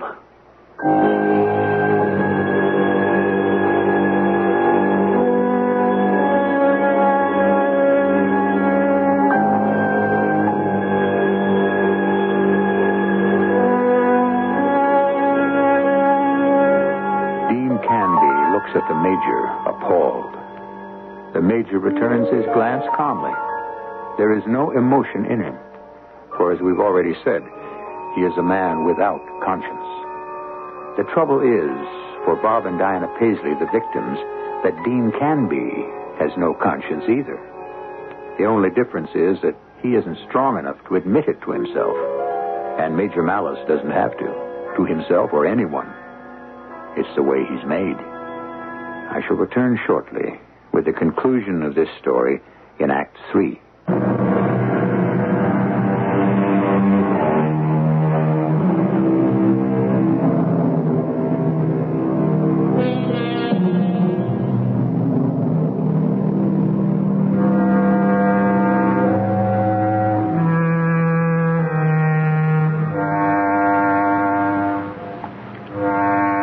The two men still gaze at each other, glances locked, as we left them. But Dean Canby, a weak man, cannot long sustain the steady, baleful look of Major Malice's flat obsidian eyes. His look falters and drops, his eyes swimming from side to side, nervously, afraid of the words which have just been said. There are other ways it can be managed. How? I can go to them, to the Paisleys, have them give me the whole roll of film. Then you can be sure. Mr. Canby, I'm sure of nothing. Yet. First, we must arrange our affairs. What is the English term? A swap, no? A trade is what we say in America. Very well, a trade. The pictures, the negatives, all of them, for me. And for me? The painting. My priceless canvas. How do you expect me to smuggle it out of Greece? You have diplomatic immunity, no? Maybe as far as my country is concerned, not yours. So your baggage and effects will be searched. The canvas will not be found. Why not? How was Kellen going to get it out? As you will. In that most innocuous and yet natural I like to pick the exact word, appurtenances for any traveler to be carrying at this time of year. This. An umbrella? Such a convenient way of providing for a rainy day. The canvas would be wrapped inside that. Remember, this is not a canvas as we know it. A far lighter woven material which rolls unnoticed into a tightly wrapped umbrella. But we must make haste. The theft of the art treasure cannot remain hidden for long. It must be gotten out of the country. When? As soon as you bring me my treasures. Well, I can have them for you tonight. Good, but not here. Too much opportunity for third parties to conceal themselves. All right. Where? Some neutral territory where both are safe. Of course. Why not the Acropolis at, say, 10 o'clock? The Acropolis? There will be a moon again, and I will bring a viewer for the film. Where on the Acropolis? At the west end, on the battlements. That's where... Galen met his death. Quite right. But then, he was planning to double-cross me. Surely you have no such thought in mind? Wow. I thought I'd never get that bag closed. Can't we ever come home someday with less than we left with instead of more? We got a lot more than we bargained for this time. Look, come on, honey. Let's grab a good night's sleep. We have a plane at the crack of dawn. I know. I don't feel sleepy right now. Di, if you're going to start it again, it's really... Oh, no, darling. That's all forgotten. I'm just looking at the moon outside, being sorry we had such a short honeymoon. Oh, darling, none of that. Our whole life is all... What? The honeymoon. Oh, you're kind of a nice guy, you know it? Just the way you got me going. Let's go out on our balcony for a last look. Right. Oh, the moon's coming up. Oh, look at it shine on the Acropolis. Must be beautiful up there now. Yeah, I can just see it. Oh, boy, what pictures I could get. Honey? Yeah? Want to live crazy? There's another way? Not for us. Let's go up there. It's so beautiful. I'd like one last look. What? The Acropolis? Where else? Oh, that's really far out after all that's happened. Well, look, it can't happen twice. That's for sure, I guess. It should be the safest place in Athens. And a photographer's heaven. Yeah. Let me just grab the big strobe light and let's go.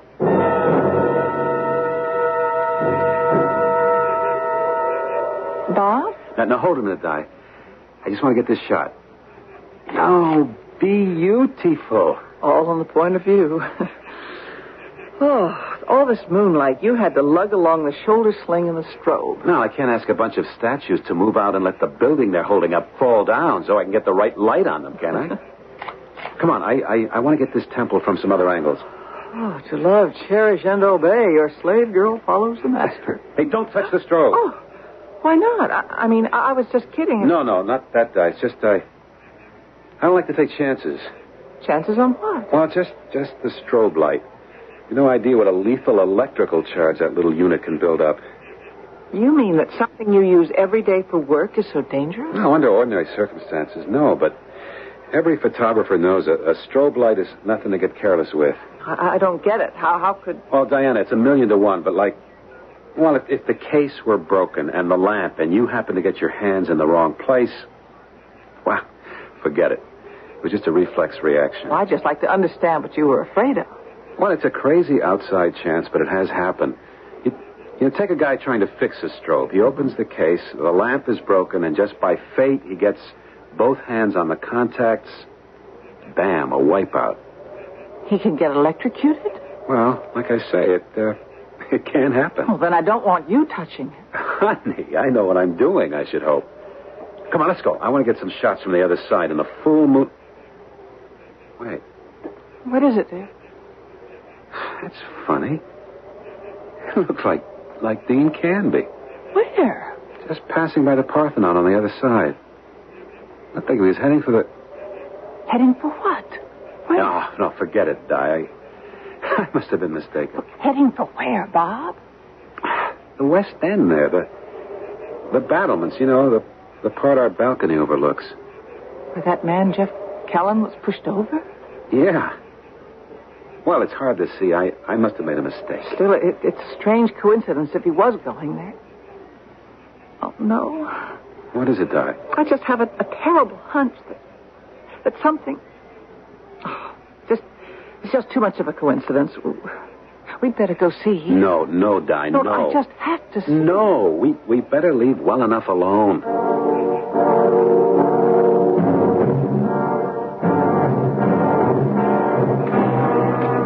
Stop right there, Mr. Canby.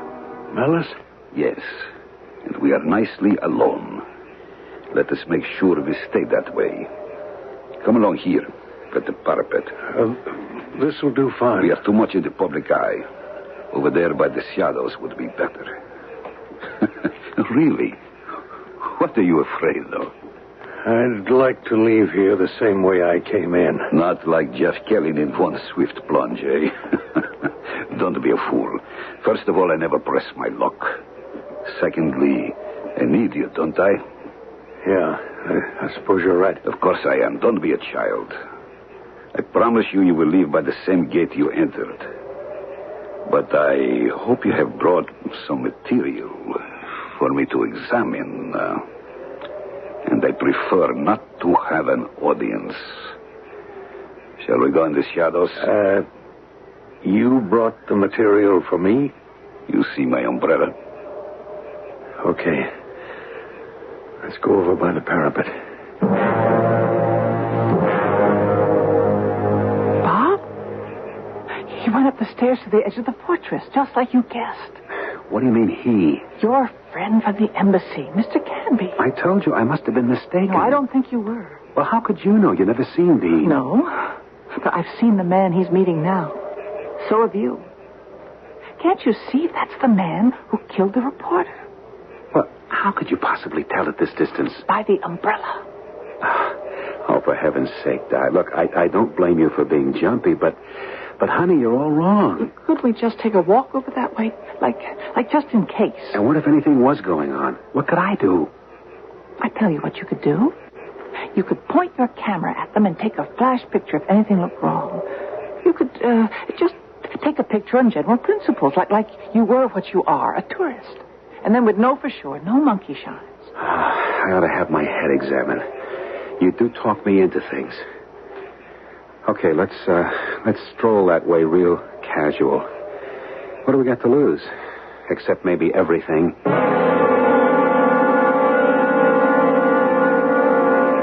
Are you sure these are all the prints? Of course. They had no reason not to trust me. I have learned not to be sure of anyone. For example, this. What? That's one strip of the negative. Cut into 6 frames. This one is 1 frame short. Well, sometimes 6 doesn't divide right. I mean, in a 20 exposure film, you've got 6. I can count, my friend. I can also read. The frames are numbered. Number 17 is missing. That is not at the end of the film, so somebody is holding out. Well, not me. You or your friends. I told you they would have to be eliminated. That can come later, no problem. In the meantime, there is you. What security can I have that you are not holding out?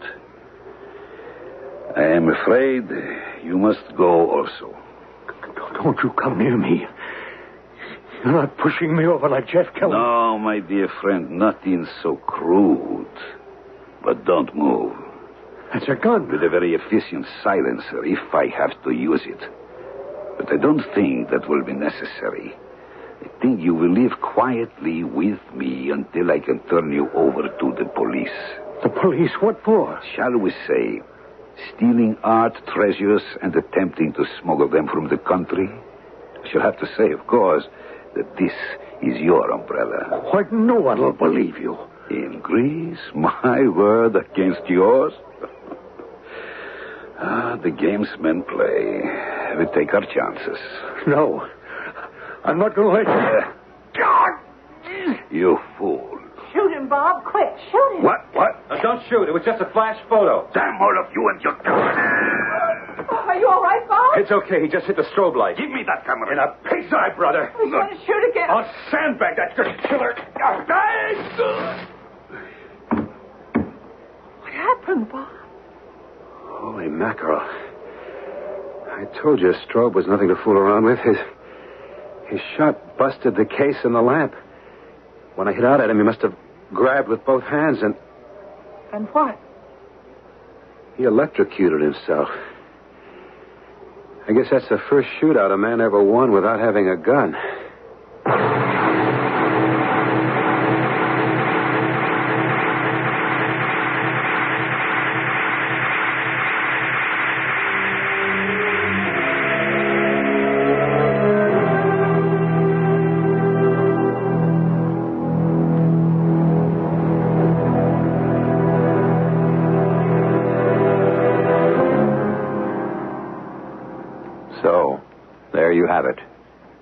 It happened because you heard it here.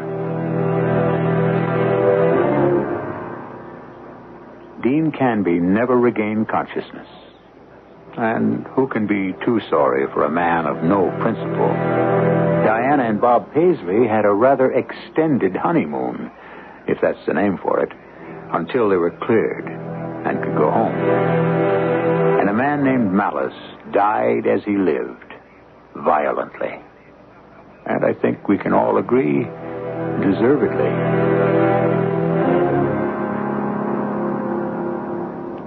I'll be back shortly.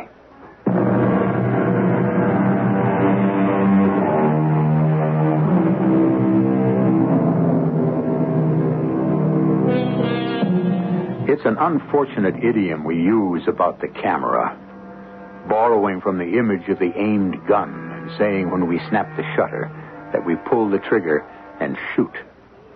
Who could ever imagine that this gentle instrument could ever serve to deal out death? 1,000,000 to 1 chance.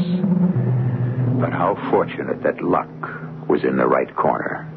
And how interesting that Malice died from the thing he most feared, the eye of truth. Poetic justice, indeed. Our cast included Ann Williams, Michael Tolan, Court Benson, and Jackson Beck. The entire production was under the direction of Hyman Brown.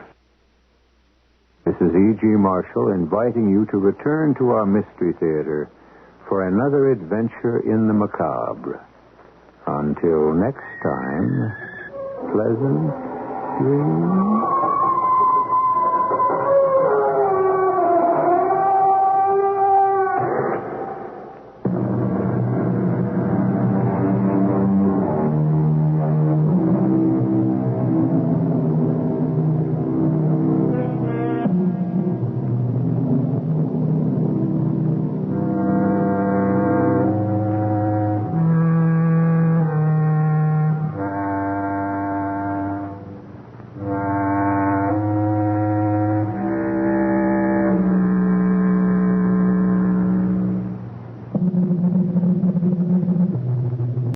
The CBS Radio Mystery Theater presents...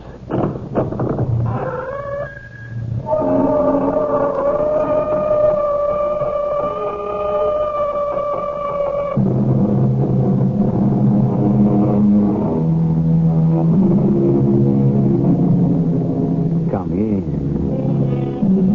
Welcome. I'm E.G. Marshall. There's almost no one who doesn't thrill to a horse race. I don't mean the idea of winning. I mean the beauty of these immaculate animals, groomed, bred, and destined for a fleeting 2 minutes or so in the poetry of combat that allows only one winner. To watch is one experience. To bet is another. But the greatest and most absorbing of all is the search for that special horse. And having found it, to devote your life and your love to bringing him to the peak of his inherited powers.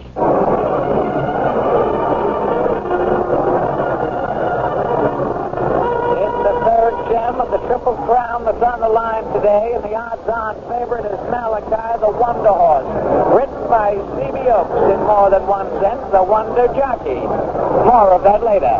Can this Cinderella horse bring off the inconceivable? Will the race end with Malachi wearing the garlands of the Triple Crown? Well, in something around 2 minutes, we should know the answer as they're off.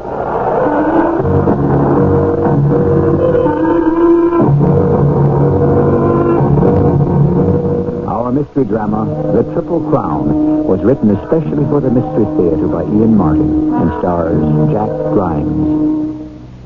It is sponsored in part by Contact, the 12-hour cold capsule. I'll be back shortly with Act One.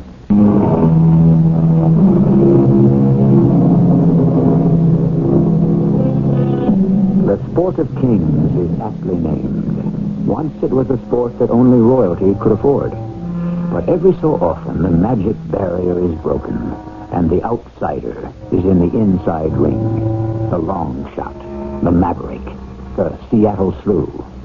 This is the story of a horse named Malachi, a giant among his fellow equines, and of the 2 men who loved and gentled and handled him. The lad was standing by a split-rail fence. He was a boyo of indeterminate age, small, well-muscled, a little above my own height. I'm 5 feet even myself at full stretch. His eyes were eager and his whole body was athrill with wanting to be more than he was stuck with being. I felt this boy and me was destined for some long future. Hey there, Sonny. You did hear about? Well, sure. This is my father's farm. And don't call me Sonny. Now, don't be after getting your back up. I meant no harm. What would you like to be called? My name, Stevie Oakes. And my name is Patrick Aloysius Devlin at your service. And Paddy to my friends. Now, you're not making much of a friend of me. I'm on the edge of getting to be 20, and just because I'm small is no cause to make fun of me. Now, there's a bully boy flying off for you and ready to stick up for his rights. How tall are you there, boy? Well, I'm 5'1" and 5'8". You want to make any more of it? What would I make of it? Hold on there just a moment, and I'll show you. Now, if you look smart, you can tell that you tower over me by maybe 1 whole inch or more. Would I be anyone to be making fun of you? I'm sorry. It's just that I get a lot of it. Don't I know I've had it all my life, and I'm into the 50s already. But sure, I never cared. But this is just how I wanted to be. You did? But why? So I could be a jockey and spend the half of my life on a horse's back without me giving him any real weight at all to trouble him. Well, you're a professional jockey? For real? Oh, I was that boy. Do you see these wrists? 50 years ago, I could break a 2x4 with my bare hands. I'm sorry. Are you planning to move here to Timpkins Bend, Mr. Devlin? Paddy, to my friend. All right, Paddy. Well, now, Stephen, my lad, moving here would depend on circumstances, you see. Why don't you come on back in the office and let the two of us have a little business talk and see how I might work things out. He followed me from the front of the car to the back door, his eyes goggling at the Kelly green paint and all the glass windows on the length of her and all. And round the back, I opened the big rear door with a flourish. Will you step into my private sanctorum? Just use the trailer hitch as a step up. Okay. Is this a mobile home? Yes, it is that. And then again, no. It was not exactly for the former tenants. They were transients, you might say. It's a hearse. A hearse? But home it is to me. I live in it right through the winter. Without heat? Well, I got sleeping bags and a cot. Why don't I make us a wee cup of tea? You have a stove? Oh, all the comforts of home. Sure, this is my home. What's in the van behind? Mention his eminence and he speaks right up. It's a horse. Oh, my dear boy, be careful there with the loose tongue. Not a horse. Sure, it is the horse. The horse for all seasons. Always except in the winter. And that, you see, is the whole problem. And the discussion from man to man that we have waiting on the agenda to be settled. Discussion? Us? Well, what about? There goes the tea then, the darling tea. First, we'll away with that, and then we can look to the business matters. Spot of cream in it and sugar? Why, I don't drink it much. Any way you want to serve it. Well, we'll put it in the pot and stew it up good and black, and then you'll be after taking a sip and making up your mind just the way it's going to suit your taste. Well, whatever you say, it's very kind of you. Well, sure, I have an ulterior purpose after all. You say this is your father's farm. Is he a horseman? No. No, we grow grain, corn, and we have enough cows and pigs and chickens to feed us. I noticed coming around by the road a big fine barn. Would that be yours? Well, yes, sir. Would it be having a stall now, a good size, that might fit a big horse? Oh, yes, there's 3 or 4. And do you think your da could be using a handyman for the winter season? Well, I reckon not, Mr. Paddy. See, he's got me, and I come free. But so would I. Well, just the board for me and the room and the board for Malachi. Who's Malachi? The horse Next year's Triple Crown winner. You mean that's a racehorse you have in the trailer? Oh, that's what he is. A real honest-to-gosh racing horse? Biggest colt you'll ever see, Stevie, and the fastest thing on 4 legs in this or any country. A real thoroughbred. And you own him? With all the favors to prove it. Well, has he ever won in races? Well, now, he's only been to the post twice. The first one he got a bad ride. A green kid broke him bad and bumped another horse, so they set him back out of the money. And the second time out, he won a maiden race near Philadelphia and made us $5,400. Just enough to pay off all our debts. Those are the only races he's had, huh? Well, to tell you the truth, I've been having a hard row to hoe just to keep owning Malachi. You see, he eats a powerful lot. He cost me pretty near $20 a day, and I wasn't making that much just exercising horses and grooming. I couldn't afford the entry fees, he's a great horse. He's the only one I brought up all the way from a colt. I wouldn't want to lose him. He's all the family I have. Would you like to see him? I let down the runway and backed Malachi out. He came gentle as a lamb, Lord bless the big beloved Spalpine. Oh, he was a sight to see. A deep chestnut with a great black mane that stood 17 hands at the withers and weighed 1,200 pounds and him still growing. He's saying hello to you, Stevie. Oh, Patty. He's the most beautiful thing I've ever seen in my life. Hello, Malachi. He's the biggest horse I've ever seen. And, man, does he look strong. Oh, you could put this horse in the Indianapolis 500 and he'd go the distance like it was 5 furlongs. He's that strong. That's why he's named after Malachi. Well, who was Malachi? What? Did you never hear tell of Malachi? Oh, why, he was the strongest man in all Ireland. Malachi was so strong, you see, he could pass his hand up over the back of his neck, catch himself by the seat of his pants, and hold himself in the air for 40 minutes altogether. But now I know you're putting me on. Oh, still and all, would I love to be up on him. Or can you ride, boy? Oh, I exercised Mr. Squire's horses. He's the rich man who used to live next door. Oh, but does he not live there anymore? Well, not since he sold his stable and moved back to New York. Now, there wouldn't, all the same, be an exercise track there. Oh, for sure. A great big one, all cindered and flat. Stevie, my lad, I said the moment I laid eyes on you, we were heading for a long future. Oh, I had the second sight, all right. Oh, this'll be a grand place, Malachi. A darling place with all the comforts of home. Come on, Stevie. Let's away off now and talk your father into seeing it my way. I kept the hackamore on Malachi and decided to take him along. The farmhouse was a short walk away, but long enough for me to have my spirits dampened considerably by Stevie, who obviously was a bit scared of his father, who turned out not to be his real father at all, but his mother's second husband. And one look at Mr. Oakes, and I could see good reason why he might put the fear of God in anyone. Steve, where the Sam Hill have you been? You got chores to do, and I want you out in the fields with me after dinner haying.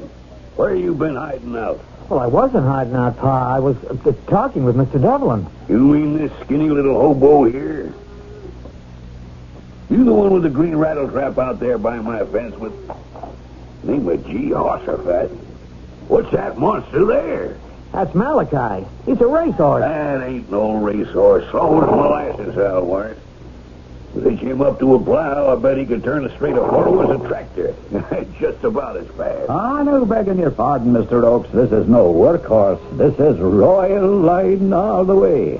Malachi is out of Castin Hurahan by Brian Brew. And I have the papers to prove it. Well, Patty says he'll win the Triple Crown next year. The pig's eye. Where would a little tramp like this get the money to enter a race like that? I'd run him in a few stakes come the spring, and with the purses we win, there'll be enough for the entry fee. Why aren't you running him now? Well, I was out of money, do you see? I couldn't get into Florida or California, so I'm looking for some winter quarters. Well, if he's so great, why couldn't he have won enough money to see you through? Well, 3 different times I had him ready to run, but the old banshee on the broom interfered. What does that mean? The fate. Get out of here. Any minute now, I suppose you'll want to sell me the Washington Monument. No, not quite. But I do have a little business to discuss. Well, Mr. Devlin wanted to exchange his work around the farm and, sharing chores for his board and one of the horse stalls for Malachi and some food and fodder. That monster? He'd eat us out of house and home. Well, that's supposing I offered you a small share in Malachi's winning. Yeah, but he'll never win anything. That big overgrown plug. Now I'll swallow all your insults and your sneering, Mr. Oakes, if you direct them at me. But you keep your tongue off Malachi. Why, you little pip. No, don't hit him. It's fighting you want. Mr. Devlin, are you hurt? Let me help you up. Never mind me, boy. Watch out for Malachi. Get his bridle. You get up, Devlin, and keep that loco horse off. Hold him, CB. Get him down, Malachi. Down. Easy, boy. Easy. All right, Malachi. Attaboy. Patty, are you hurt? Oh, sure, it's only my old hip thrown out of line again. We can get it back in place. But it'll be a long week before I can move myself again. It looks very much, Mr. Oakes, whether you like it or not. You've got a couple of non-paying guests. Unless you want me to turn Malachi loose to convince you.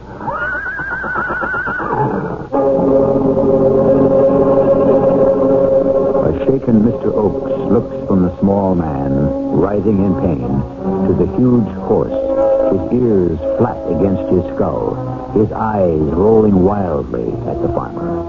It's a moment of decision he doesn't relish, but it's one he's got to make. Take a chance on being trampled, or accept, at least temporarily, however unwillingly, 2 more mouths to feed. I shall return shortly with Act 2.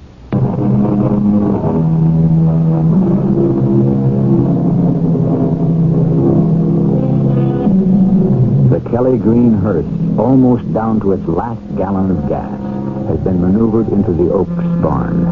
It is parked near a roomy stall, newly hosed down and freshly lined with crisp new straw. Occupying the stall is a contented Malachi. Inside the hearse, Paddy Devlin is lying on his cot of pain. Or rather, that's where he's supposed to be. Actually, checking carefully that he is alone, except for Malachi, he clambers out into the barn. All of a sudden, he is caught as Stevie comes into the barn. Patty, what are you doing walking about? I wasn't walking. I was dragging myself out to make sure my poor horse was being taken care of. Oh, I told you not to worry. After all the trouble we had resetting that dislocated hip. I don't see how you could put any weight on it. Oh, well, that's mind over matter. Oh. Well, I brought you some dinner. I'll help you back to bed and then bring you the tray. Is your father about? Oh, he and Ma are checking some accounts. Oh, well, then maybe I'll just rest myself a little on this old milk stool here, and we could pull up a bale of hay for a table. You're sure you can sit all right? Oh, when I put pain behind me, it doesn't trouble me in the place I have to sit. That's fine. Well, I'll bring a barrel over. You can use that to eat off of. Oh, lovely that is. There it is. Now I'll get the tray. I hope the food is still hot. Hot or cold, it smells like the broth of the gods. There, it's also a delight to the taste buds. Well, I was a little worried you mightn't feel like eating. Not feel like eating? Me stomach is so parched for food, me middle vertebra are shining through me belly button. How's your father feeling now? Well, he wasn't the one who got hurt. Well, I didn't mean that at all. I meant about me and Malachi wintering here. Oh, I don't know. He was feeling kind of guilty. He, shoved you and you fell down and got hurt. I think all he had in mind was till your hip was better.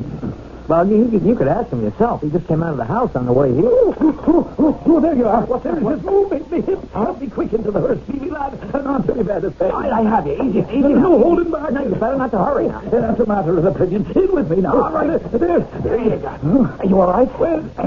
Well, maybe you could bring in the tray and put away the stool and the barrel. So my father wouldn't know you're moving around. Now, what has that got to do with it? Patty, I think you're an old faker. Is that the way to talk to your elders? I'm talking to a friend. You have no more dislocated your hip than I did. Well, I could have. And if I didn't, your da would never have been after letting me and the horse stay. And that's what I needed and wanted. Hey, where are you? I'm in here, Pa, in the green wagon, giving Patty, the Mr. Devlin, his dinner. Well, you better haul tail out of there, boy. I told you I need your help in the fields. Yes, Pa. How are you feeling, Devlin? Oh, the pain is terrible cruel. But with the grace of Mary, I grin and bear it. Well, if it's all that bad, maybe you'd better be in a hospital. Oh, no. What I mean is, I wouldn't consider your having to bear all that cost at all. Me? Well, you did knock me down. Yeah. Well, all right. You and that ugly big horse can stay here a few days till you get over your fall, but that's it. Then, on you go. Oh, Pa, couldn't they be here for the winter? What's your interest in this? Well, with Mr. Devlin laid up, someone's got to exercise Malachi, and, well, that'd be the best Christmas present I could get with Mr. Squire gone with his horses. You haven't got time to go riding. You got farm chores to do. I could do them first, same as I did last winter, and then take care of Malachi on my own time. You ain't gonna have no time. There's too much to do. Well, that's why maybe you could use an extra hand. As soon as I'm back on my feet again. And I heal fast. Well, that's good. Of course, the moment you do, I want you and that hay burner out of here. I can see how much he eats, and it's more than I intend to afford. Come on, Stevie, we got work to do. The moment they were gone, I'm out of the hearse as light as Phil the Fruiter's ghost and off to peek out the barn and make sure. I have a bad hip. That's why I'm not a jockey anymore. But at the moment, it was no worse than usual. It was all a little fiddle-faddle to keep body and soul together for me and Malika. Ah, yes, I hear you, darling, and a pleasure it is to hear you whicker with the sound of a full belly again. I'm glad to say that mine is rumbling just as happily. But it's only temporary. How do we make it permanent enough for our needs? Oh, so you'd like a little walk after dinner to digest your meal, wouldn't you, Malachi? Now, how am I going to do that in the middle of the day when I'm not supposed to be able to walk at all? Still in all, we're going to have to keep you exercised and stay in shape. But if I do it, then we no longer have the welcome mat out here, and the boy, Stevie, he's the answer, is he not? Right as rain. But how to do it? Maybe if I could have a little chat with her mother, it might do it. And as fate would have it, that's just what I was about to have. I was just dozing away, dreaming that Malachi was taking the Preakness by 11 and a half lengths, when I heard the sound of her voice. Mr. Devlin? Yes? I wouldn't want to bother you, but I just wanted to make sure you were all right and take away the dishes and the tray. Oh, that's very kind of you. I could try to pass them on to you. Oh, it's no trouble. My land, you have this set up real comfortable. I could never have imagined a hearse. Oh, well, sure, it had passed its time for being suitable for the dead. It's the only way I could have afforded decent living quarters and all, with the horse to support. Oh, I saw him on the way into the barn. He's a magnificent animal. He's an animal who can make the fortunes of all of us, every one. What do you mean? I suppose you don't know the racing game, how horses are bred to run and win. I know that horses race and money is exchanged, but that's about it. Well, now, this, you see, is a kind of a special horse. Well, how do you know? I have the second sight. You can see into the future? When the magic is upon me. There is a horse here in your barn like no other horse ever existed. And you have a boy, your son, who is part of his destiny. I don't understand. Well, you have to, or all of us are up, down, dirty. Here's me, and I have spent my life training horses. Here's Malachi, the horse that can prove it all out. And here's your son, that I could train and make a jockey to ride him to victory. If I were to stay here, I could make a man out of Stevie 7 foot tall, no matter what he measures in inches. How? He has the love of horses and the size, the wrists, the desire. Give me a winter with him and Malachi under him, and he'll be wearing winning silks for the rest of his life. You're a strange man. But for some equally strange reason, I trust you. It's my farm after all, so I want you to stay. If you promise to do all you said for Stevie.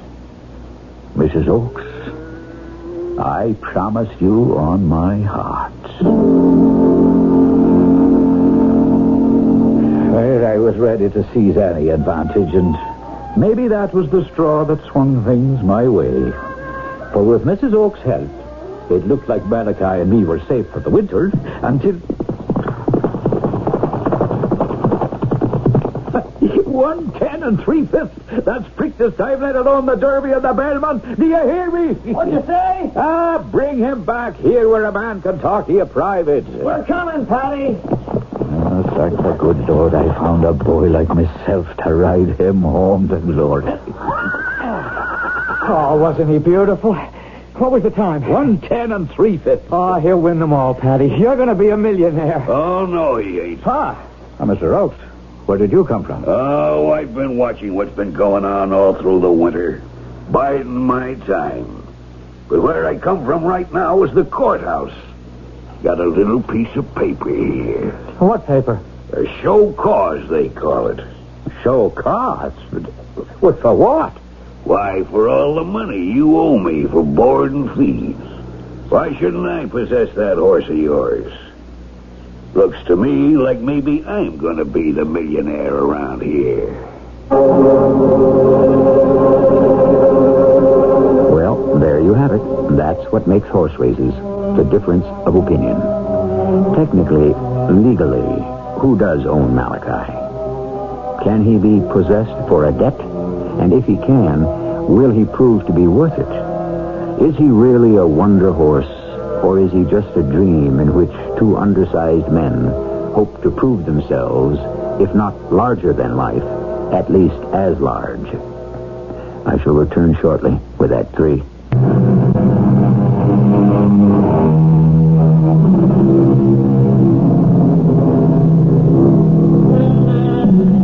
It was the Scottish poet Robert Burns who said, "The best laid schemes of mice and men gang after gley." The quote could better be applied to horses instead of mice. Particularly the rest of it, which goes, "And leave us naught but grief and pain for promised joy." With the coming of spring, the time had come to enter Malachi in a race. There were only two problems. Who was his legal owner, and who would pay the entry fee? Pending these decisions, Stevie still rode him around the exercise track in the gray light of morning, and Patty still held the watch on him. How was the last quarter, Patty? 21-40. Beautiful. No horse in the world can touch him. If he runs. Well, why shouldn't he? Well, first of all, there's the entry fee. And second, who owns him? He knows where he belongs. Oh, he may think he does, but he doesn't know the ways of men. Maybe I should just give up and turn him over to your father. He's not my father. Look, just one race and you could pay him all you owe after Malachi wins. Oh, it's no use, laddie buck. I haven't the money to raise him or feed him or even, I suppose, the right to own him. And why should I deny you your chance? Me? Well, I've taught you all I know, boyeen, and you're ready to ride. The rest, you have to learn by yourself. I'd only ride Malachi under your colors, Patty. Ah, there's a good lad and well spoken. But it makes no sense. If I have no colors under which to ride, You won't be much of a jockey. Come on, Patty, there must be some way out of this. The courts haven't decided yet that you have to give up Malachi. What else can they decide? The only assets I have are a broken-down Kelly Green hearse, a trailer, and the greatest unrecognized racehorse ever broke from a starting gate. Yeah, but it's so unfair. You've worked for my stepfather all winter. There was no contract. But, by the Lord, nobody's taken him away. What are you going to do? Now, this is just between us, Stevie. Right. Your stepfather is a greedy, growling man, and right or wrong, I'll never knuckle under to him. Someday I'll pay him the money that I owe. But I won't let him grind me down or steal my horse. Now, any night now, when the moon is dark and I find my time, I'll be off and away and let Mr. Morton Oakes go looking for me. But Malachi is going to race. He'll be in Mexico or Canada, and let him come after me then with his writs and his lawyers. But what about me? You? Son, you're a rider. You get to the tracks with some letters that I'll give you, and you'll find the mounts and an agent. You don't have to worry. Oh, yes, I do. I want to get away from here, too. But I don't want any horse after I've been up on the best. I want to ride Malachi, and I want to bring you the Triple Crown. Well, dreams are what keep us going. But they don't always come true. And you're coughing again. You still have that cold. Oh, sure, I think it's... What do we call it in the world today? Psycho something. Psychosomatic? Yes, that's it. All in the mind. Everything is all in the mind. But you really are going to run away. Oh, the first chance I get. For all I can see, 'tis the only chance for me. And I would have run, except for one thing I never counted on with my Celtic constitution. I came down with some kind of thing in the lungs that laid me flat on my back and near put the hearse back to its original function. But before that happened, something else did, which seemed like the answer to a prayer. Oh, Mrs. Oakes, is that you? Would you excuse my attire? Oh, it's no time for small talk or courtesies, Mr. Devlin. I've been talking to Stevie. Oh? And the fact of the matter is that I understand there's a stake race at Darsville that pays $12,000 to the winner. Well, that's right. It also costs $750 to register. $750? Well, I have over $600 here, and I'm sure this diamond pin of my mother's would cover the extra $100. Oh, you want to put up the money for Malachi to run? Yes. Does your husband know about this? No. And I don't want him to. This is for my son. It's my money. My present husband doesn't know about. Outside of the farm, it's all Stevie's father had left. Well, now, Mrs. Oakes, I can't be taking this money from you. I have no guarantee the horse will win. Oh, I thought you believed in him. Well, I do, but... Oh, you have a bad cold there. Oh, it is nothing. The wind's in the wrong quarter, is all. But how about this money? You take it. Enter Malachi. Let Stevie ride him. But if he loses... Well, how much worse off can we be? Besides, he can't lose. Mrs. Oakes, let me tell you some things. No, Mr. Devlin. Let me tell you. You came into our lives, Stevie's and mine, when we were at the end of all hope. You brought us a chance to rise above what we are, to escape a trap we're in. Well, the trouble is, ma'am, that's all it is when it all rides on only one race. A chance. Well, isn't it worth it for all of us? I paid the fee. We entered the horse, and Stevie was boiling with excitement. Oh, his mother had sold his silks Kelly Green for Ireland and light pink for Virginia dogwood. The field was nothing. Malachi should come home in a romp. The only trouble was I came down with the sickness of the lungs, and Oakes found out about it, and Stevie ran into something he wasn't quite able to handle. A rough ride. And now they're coming around the back turn and into the stretch. Frontier Prince is in the lead, but bunched around him is the field. And the new horse Malachi is making his bid. He tried to go to the rail earlier and then swung out wide. His jockey is giving him a good ride, but he's inexperienced. And on this muddy track, it's difficult going for all, horses and men. And there goes Malachi, streaking through between Porter Mayfield and my own Dandy. He's running loose and easy, but with breathtaking speed. Oh, no. It looks like they're locked stirrups. My own Dandy and Malachi are forced off stride. They're slithering in the mud. Yes, it looks as if Malachi is down. No, he recovers himself miraculously. But his jockey has been thrown and is scrambling now to avoid being pinned under the thundering hooves of the field as they round into the stretch.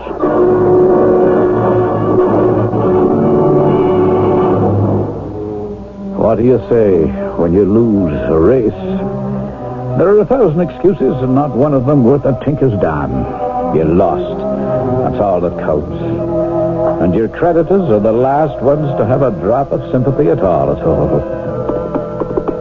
What are you up to now, Devlin? Oh, just seeing the horse gets his exercise. So what? Did he also ran again? No, Mr. Oakes, that was fate, bad luck. I hope so. Since any day now, it'll be my horse.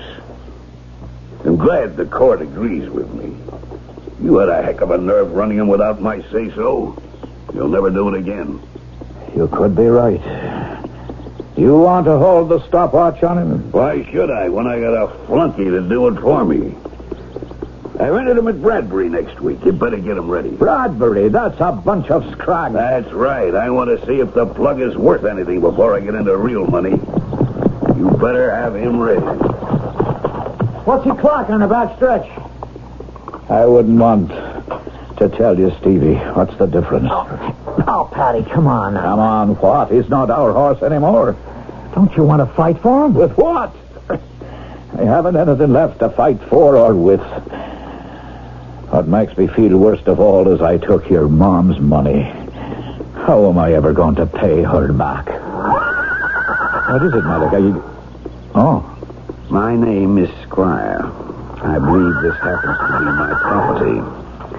Are you enjoying the use of it? Mr. Squire, it's my fault, sir. I just thought since the track wasn't being used... Why not, Stevie? And from what I saw just now, for what better use? It was only a rough gauge by my wristwatch, but I did clock that magnificent big monster in 57 odd for 4 furlongs. 56.8 to be exact. Fantastic. Where do you plan to race him? Well, Mr. Devlin thinks he could win the Triple Crown. He's a 2-year-old. I knew there was a reason I had to get back to Virginia. Is there any way I can be a part of this? Well, I'd be proud to have you share in it if you buy my jockey as well as my horse. But first of all, I have to pay off a few debts. I'd be happy to discuss those. And later, our future. I should say yours. I'm at an age where the only satisfaction I have is seeing other people attain all the dreams I missed.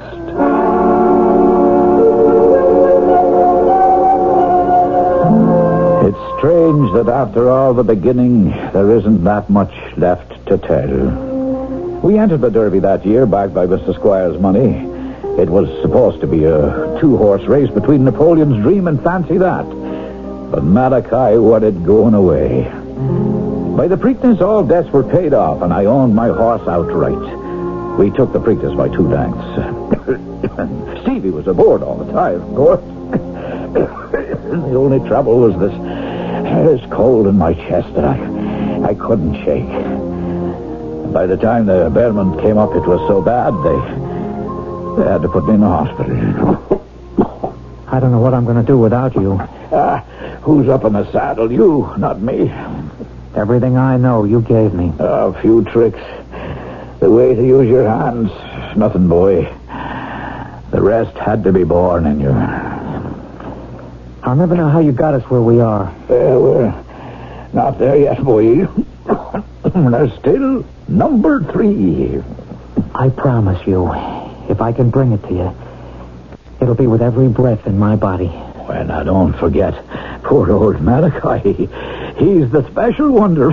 Patty, I'd better leave you now. No, it's all right, Stevie. And I'll be watching you on the TV screen. You bring him home, dear. Patty, I think you'd better leave him now, Mr. Oakes. Nurse, he's all right. Of course, he's just tired. Well, he is going to get well, isn't he? I know who you are. You go win the Belmont for him on that marvelous Malachi, and what else can he feel but 100%?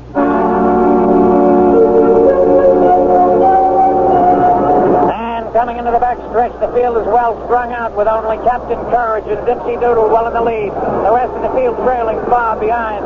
Malachi, the favorite, has dropped off the pace, and it looks as if we will not have a Triple Crown winner this year.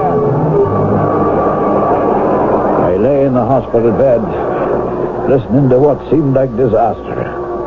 I watched the TV, and I tried to tell Stevie and Malachi to boot it home.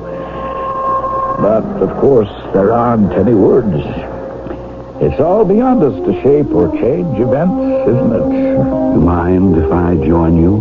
Oh, Mr. Squire. I made a pretty good investment in that horse of yours, didn't I?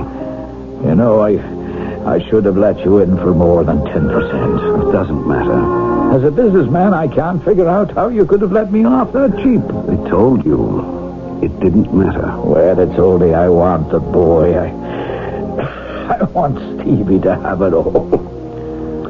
Because I trust him to take care of the horse. I know. And he will. What's the matter with the TV? I don't hear it now. Did we win? Did we take it all? We did. You did, Paddy. And Malachi, the Triple Crown. Oh, that's great. That's truly great. And what about the boy? Stevie, he owns it all. Not only the Triple Crown, but the horse, too. Isn't that the way you wanted it? Oh, sure. But it's a seldom thing in life it could turn out that way. How did it? Why don't we just say that the angels were on your side, Paddy? I'll buy that. I'm near enough one myself. It's cough and all. Not long for this world. I wish I'd met you sooner, Mr. Squire. You met me just in time. Welcome to the other side, Paddy Devlin. I died long enough before you to welcome you in, even if I had to come back across the divide long enough to coax you to join us. You mean that I'm dead? It's not as bad as you think. But there are no. I mean, it's not for me. This is one place that the ponies don't run. Why not? And just imagine the fields: Man o' War, Northern Dancer, Canyonero, Majestic Prince, Foolish Pleasure, Bold Forbes, Seattle Slew, Aladar, Affirmed.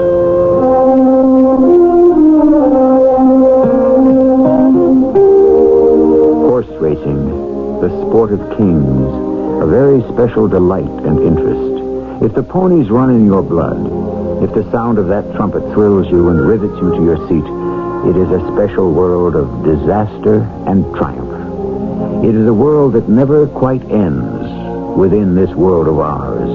And if you have ever had the fever, perhaps extends to the one that exists beyond. I'll be back shortly.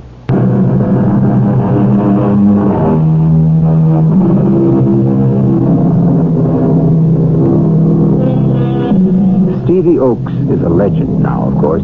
He rides only one mount, Malachi, who has taken his place as the greatest money winner of all time, all of which went to Stephen Oakes and his mother as co-owners. What's that? Morton Oakes? I don't know. The last anyone heard, he was still trying to bring suit in a hopeless cause. In horse racing, there are only two kinds, and sometimes the loser deserves all that's coming to him. Our cast included Jack Grimes, Ian Martin, Jackson Beck, and Joan Arliss. The entire production was under the direction of Hyman Brown. Mrs. E.G. Marshall inviting you to return to our Mystery Theater for another adventure in the macabre. Until next time, pleasant dreams.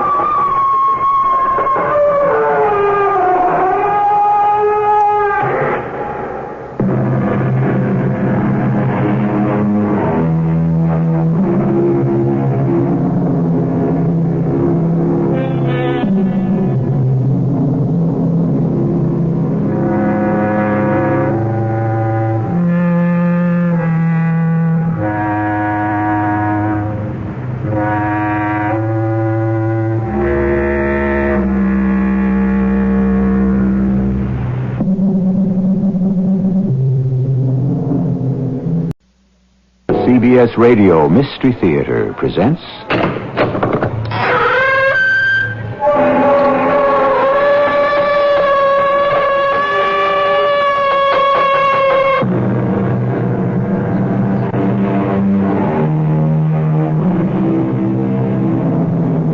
Come in. Welcome. I'm E.G. Marshall. Dostoevsky defines man as a being who can get used to anything. But, he adds, don't ask us how we do it. Perhaps one of the hardest things for us to get used to is also one of the most obvious, that we are responsible beings who must accept the consequences of our actions. How hard it is to do that sometimes. Imagine, then, a situation where you are asked to accept the consequences of an action not of your making. And imagine further that it is a matter of life and death. I've got to go to the police, Lucy. You can't. It's my duty as a citizen. Well, what about your duty as my husband? Oh, if you go to the police, Langston's men will kill you. Honey, if I don't go to the police, Langston's enemies will kill me.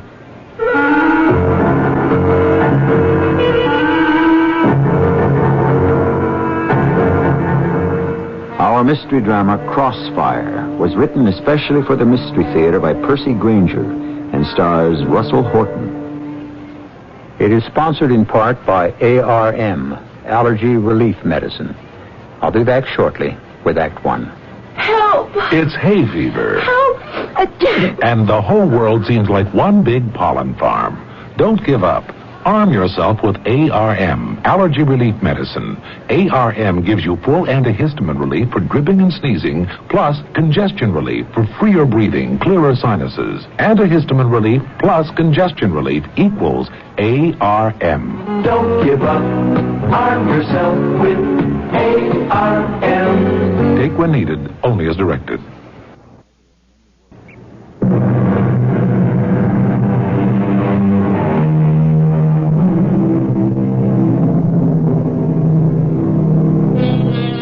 German philosopher Schopenhauer claimed that mankind was doomed to vacillate eternally between the two extremes of distress and boredom.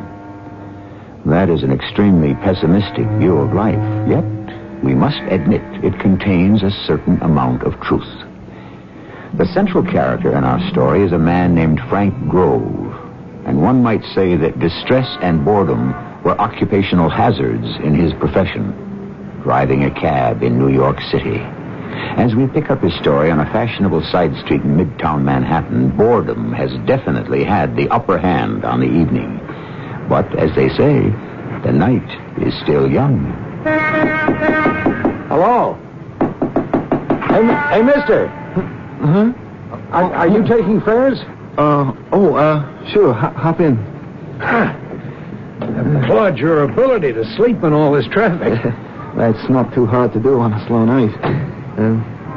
You're not from New York, huh? No, Miami. You won't take advantage of me, will you? Well, not intentionally. Where to? 132 Clarkson Avenue. Clarkson. That's in the Bronx. Yes. Yeah, the South Bronx. It's it's not a very safe section of town.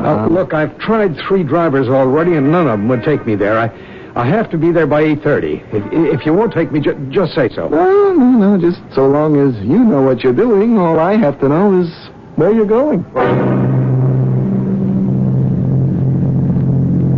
You, ever been up to this area of town before? No. You can see a lot of the buildings have been burned out and abandoned. Yeah. I guess you could say it was instinct. Eh? What was? Well, my decision to drive you up here. After a while in this line of work, you develop instincts about people. You have to if you want to avoid trouble. And I struck you as a harmless type? Oh, yeah, you could say it that way. Oh, no offense meant. I won't say it isn't strange, however. I mean, I think to myself, I'm not trying to pry, but I think to myself, what kind of business could this guy have up here? I pick him up in front of one of the classiest hotels in the city. He's wearing good clothes. Look, isn't that Clarkson Street right up there ahead? Oh, yeah. Hey, sorry, I guess I'm talking too much. Oh, there's 132. Are you sure you got the right address? That building looks deserted. How much do I owe you? Oh, $8.35. Oh. What's the matter? This is embarrassing. I don't have my wallet. I must have left it at the hotel. You don't have any money on you? No, only some change. Look, mister, I normally don't do this, but if you want to write out a check, I'll... Look, just wait here. I'll get some money from the person I've come to see. Now, listen, it's all right. I'd rather not hang around. Tell you what, I'll give you a card with my address, and you can mail Just it... hang on, okay? It'll only take a minute. Hey, mister! On a slow night, everything goes wrong. Boy, this area looks the way Berlin must have after the war. Did you get the money okay? Get us out of here, quick. What? Come on. Go, move. What's going on? Take me back to the hotel where you picked me up. Hey, mister, look, there's the matter of my... Never mind that. Look, I got plenty of money. Well, I thought you weren't carrying any cash. Just get going.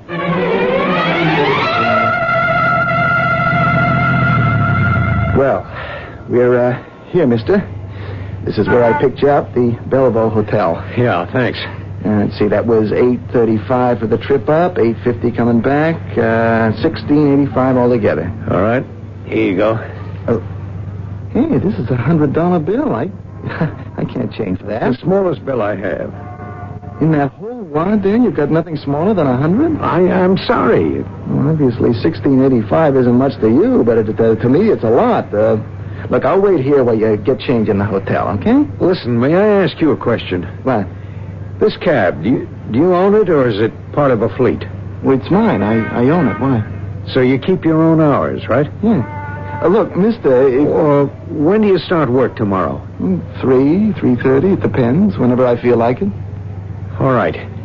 Tomorrow afternoon at 4 o'clock, I want you to drive along 62nd Street between 1st and York. Now, there'll be a man in a long, dark overcoat walking along the south side of the street. You got it? He'll hail you. He'll identify himself as Mr. Meacham. I want you to pick him up and take him wherever he wishes to go. No, thanks. Look, if you just change that bill... I'm not asking this just as a favor. I'm prepared to make it worth your while. Look, I'm sorry. I'm not asking any questions, okay? I don't know what's going on, and I don't want to know. I won't change this bill. What? This $100 bill. It's yours. $100? The whole thing. And I'll see that my friend Meacham gives you the same. Mister, is this something illegal? 4 o'clock tomorrow. Is it a deal? Hey, I'm sorry, but I don't know what this is. You got to understand it from my position. I don't know what I'm doing. I mean, I don't know what the consequences are. Ignorance is bliss. And in this case, it's also $200. Well, why me?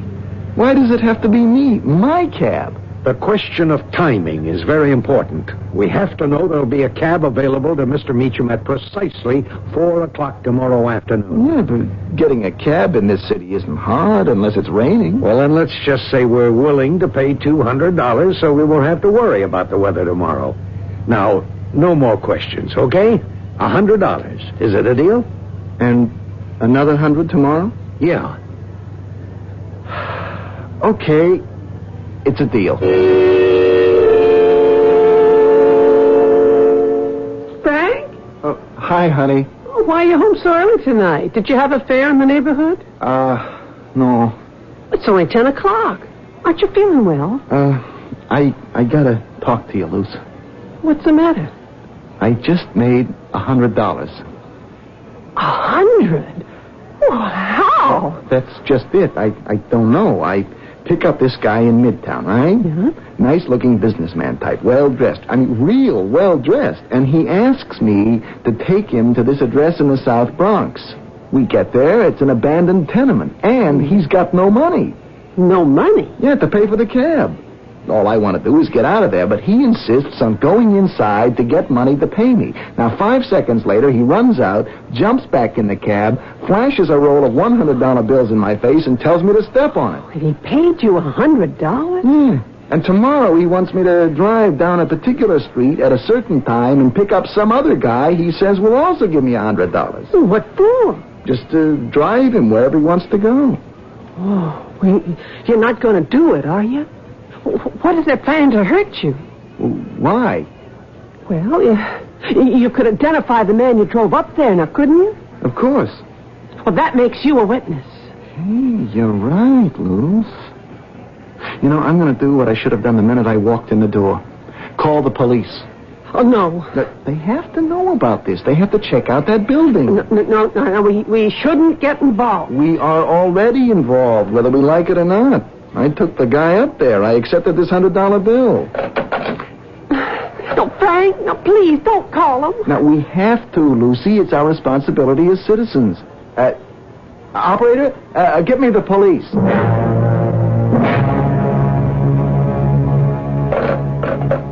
Well, the officer I spoke to said they'd send up a patrol car right away to that address. I heard you give them our name. Well, of course. Well, what if they find something and they want to ask more questions? If I can be of any help to them, that's what I should do. Well, and then what? What? If those crooks find out you went to the police, now what do you think they'll do? Well, how do you know they're crooks? Oh, Frank, something obviously happened in that building. Okay, but how will they find out I called the police? Look, I just won't go pick up that man. Tomorrow it'll be all over. You'll get another cab, no big deal. And if the police don't find anything wrong up there, I'll get him myself and make us another $100 without having to worry or have a bad conscience, okay? Well, okay. And in any case, we're $100 richer. Nothing to worry about. Hey, let's get our coats and go down to the Tyrolean Gardens for a late-night dinner with some of this money, okay? Who could that be at this hour? Frank, be careful. I'm scared. Now, calm down. Yes? You Frank Grove? Yes, I am. My name is Gilbert Stokes. This gentleman here is Jim Watson. We're with the police department. You police? Yes, ma'am. Detectives, plainclothes. Oh.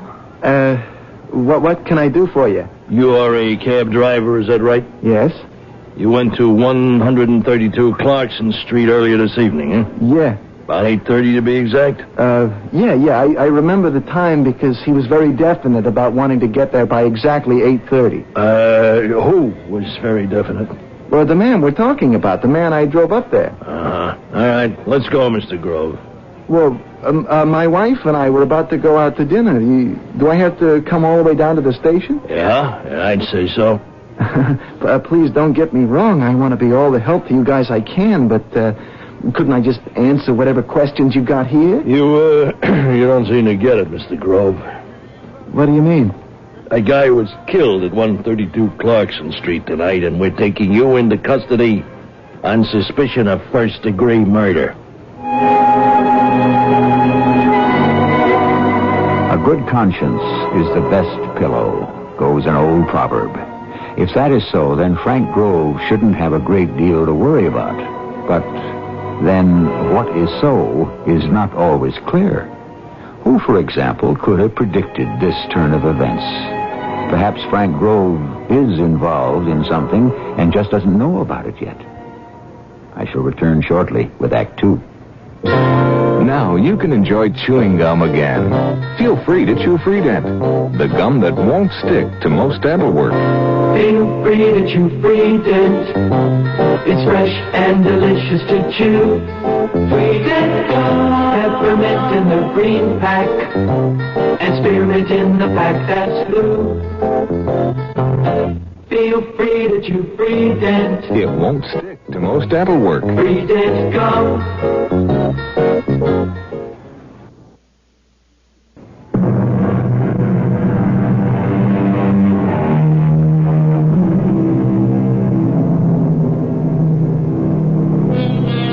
Albert Einstein observed that everything is relative, depending on the vantage point from which it is viewed.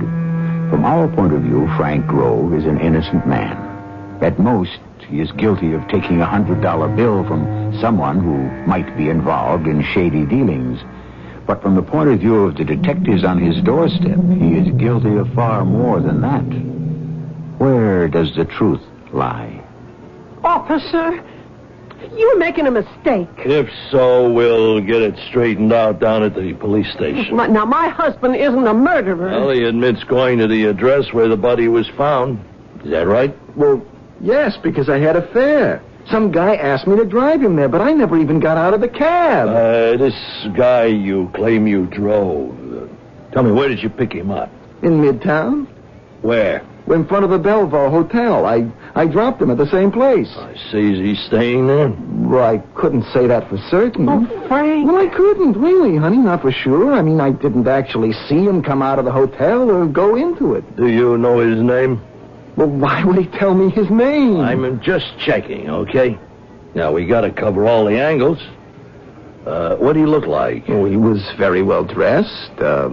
Silk suit, good-looking shoes, nice Do you think you could identify him if you saw him again? Oh, sure. I got a good look at him under the streetlight. And after he got back in the cab, he made me so nervous, I kept an eye on him in the rearview mirror. Well, why did he make you nervous? Well, 1 minute he said he didn't have any money. A few seconds later, he comes running out of that building. He had a whole fistful of bills. The Bellevue Hotel. Yeah. Oh, I remember. He said he was from out of town, Miami. You see, Lucy, there's no problem. They're just doing their job. Well, I still don't think you should have gotten involved. Involved? What do you mean? I just don't think he should have called the police at all. Oh, you called the police? When? Well, maybe 10, 15 minutes ago. Isn't that why you're here? Yeah. A patrol car in the area checked it out and radioed us to pick you up. That's all we know. So come on, let's go. You're still going to arrest him? Now, Lucy, there's nothing to worry about. I've just got to cooperate with them. They aren't even listening to you. Why don't they go find this man from Miami? Because, Mrs. Grove, a bird in the hand is worth two in the bush.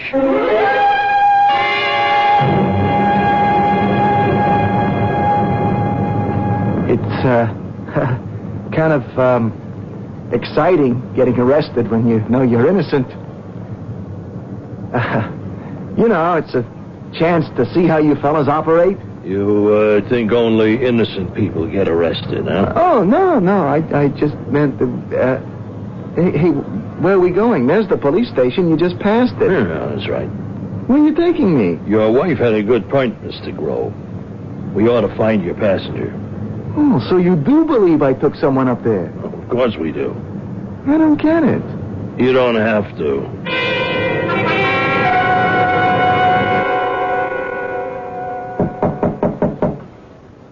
Who is it? Police.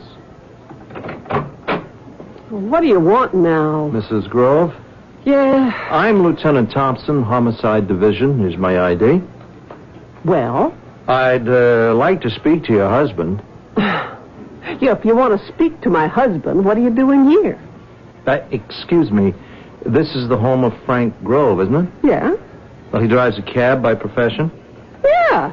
Okay. How many times are we going to go through this? Well, I'm sorry. Maybe your husband didn't tell you, but he called in this evening with a lead on some possible trouble at an uptown address. Well, now, no kidding. Well, we checked it out. He was right. We found a body. A man was murdered, and we'd like to get some further details from your husband about the passenger he said he drove up there. Well, then why don't you just turn around and go back to the police headquarters? I beg your pardon? Well, that's where your men have taken him. My men? 2 plainclothes detectives were here not 15 minutes ago. And they took your husband? They arrested him. On what charge? They claim he murdered that man. Mrs. Grove, these 2 men, did you see their identification? They didn't show us any. Why? I said, did they give their names? Yeah. Gilbert Stokes and something Watson. I didn't get his first name. Mrs. Grove, I don't know who those 2 men were, but they were not police. There's no one in our division by those names. They weren't the police? Well, then who were they? And how did they know Frank went to that address tonight?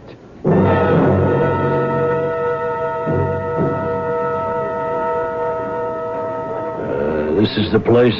The Bellevue Hotel, yeah. I picked him up right out in front. Now, but I cannot say for a fact that he was staying here. I mean, he never actually said... All right. We'll check it out. Hey, Watson. Yes, boss? You'd better go back out and stay with the car. It's in a no parking zone. You mean you guys have to worry about getting tickets? Yeah. Come on. Well, I'll do my best, officer, but this is a big hotel. I don't even know this guy's name. Excuse me, ma'am. Yes, may I help you? Yeah, we're looking for someone who might be staying here. Mm-hmm. Okay, Grove, you're on. Yes. Well, it's a man. He's about 6 feet tall. Perhaps if you just told me his name. I don't know his name. I'm sorry. But he was a very distinguished-looking guy. Well, we have a lot of people staying with us, and we specialize in distinguished-looking people. He was from Miami. He told me that. Oh, well, all right. I suppose I can look down our register here. I only see one guest from Miami, Mr. Langston. Langston? Frederick Langston. He checked in earlier today. Fine-boned, broad-shouldered, about 45, a bit gray at the temples. Sir, I do not examine every guest. Wearing a dark green silk suit? Langston? Oh, yes. Oh, I know who you're talking about. What room is he in? Oh, room 212, but you won't find him in. Why not? Well, he was taken away about a half an hour ago by the police.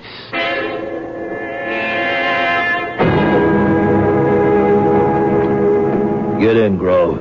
You find him, boss? The police got him. The police? What for? I don't know. Look, can't we just go down to the station and get this all cleared up? You shut up, Grove. Yeah, but if the man we're looking for is already in custody... Forget it, all right? Oh, sure, I'm sorry. I guess you fellas know what you're doing. Yeah. Go on, beat it. Huh? Go on home. I thought I was under arrest. Yeah, we don't need you anymore. Oh, I'm sorry. Hey, maybe I could still help you. How? This Mr. Langston asked me to pick somebody up tomorrow afternoon. Oh. Somebody named Meacham. Does that name mean anything to you? Where are you picking him up, huh? Oh, on 62nd Street between York and 1st at 4 o'clock. And then what? Well, I'm just supposed to take him somewhere, but I don't know where. Langston said Meacham would tell me once he was in the cab. Langston gave me $100, which I guess I should have told you right away. I didn't mean to withhold evidence, but... Will you just forget it? Just keep the money. This gives us a second chance, don't it, Watson? Yeah, if we know where Meacham's going to be tomorrow. No. He wouldn't cooperate with us.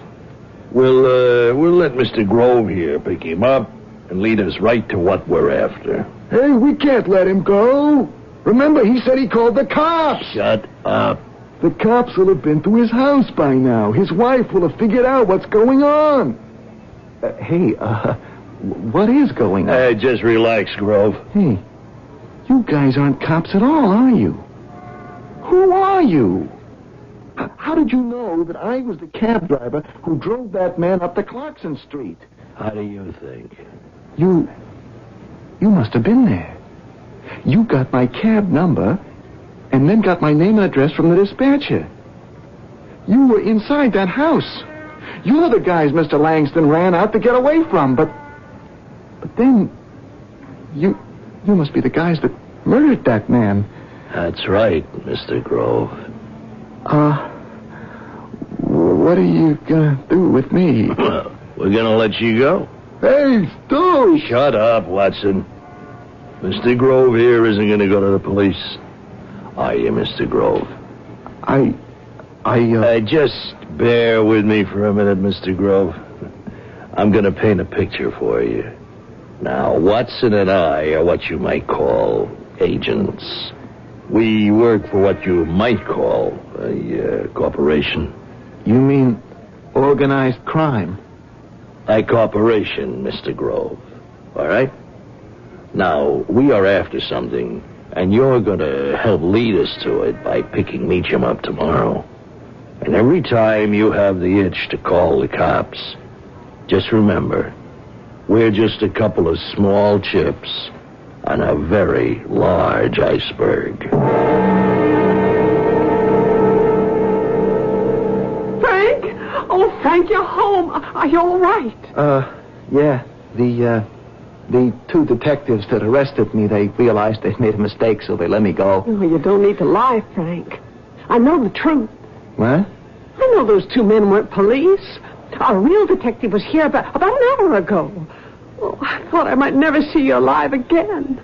How did you escape from them? Well, they let me go. Oh, thank the Lord it's over. No, it's not. It would be if I hadn't opened my big, helpful mouth before I realized they weren't cops. See, I told them about this guy Meacham I'm supposed to pick up tomorrow. So now they're going to shadow me until they get what they're after. Well, what are they after? I don't know. Oh, this poor Meacham. What do you think they'll do to him? Oh, it doesn't matter. They're all a bunch of crooks. Well, now, how do you know that? Because the police, the real police, have taken Langston into custody. Langston? Oh, yeah, that's the guy I drove up to Clarkson Street in the first place, the start of all this trouble. When we got to the Belleville Hotel, the desk clerk told us the cops had just been there and taken him away. Obviously, I've gotten caught in the crossfire between two gangs. Langston must have been on his way to make a connection with the man Stokes and Watson murdered. He realized something had gone wrong and ducked out before they got him, too. Frank, I'm scared. Are you going to call the police again? No. No, I have had it being good citizen Frank. I'm going to pick up Meacham, take him wherever he wants to go, let him out, and get away as fast as I can. And let the lot of them fight it out over whatever it is they're after.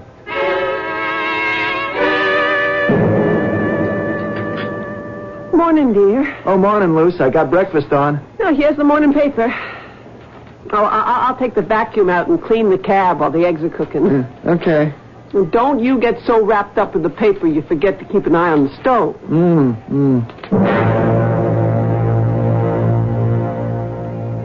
Frank? Frank! Huh? Did the eggs burn? Look what I found in the cab. A velvet pouch. Where was it? Stuffed down behind the back seat. One of my customers must have dropped it. Oh, look what's inside. Diamonds? Diamonds. There must be dozens of them here. Look at the size. Honey, these must be worth a fortune.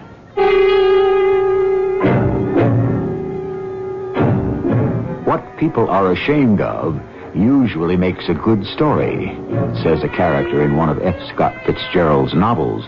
And by the same token, what people try to hide can also make an interesting tale. Is it safe to assume that we have finally discovered the object of all the mystery? If so, Frank may not be as close to extricating himself from his unwilling involvement as he had thought. Of course, the big question is, what will he do? We'll find out when I return with Act 3.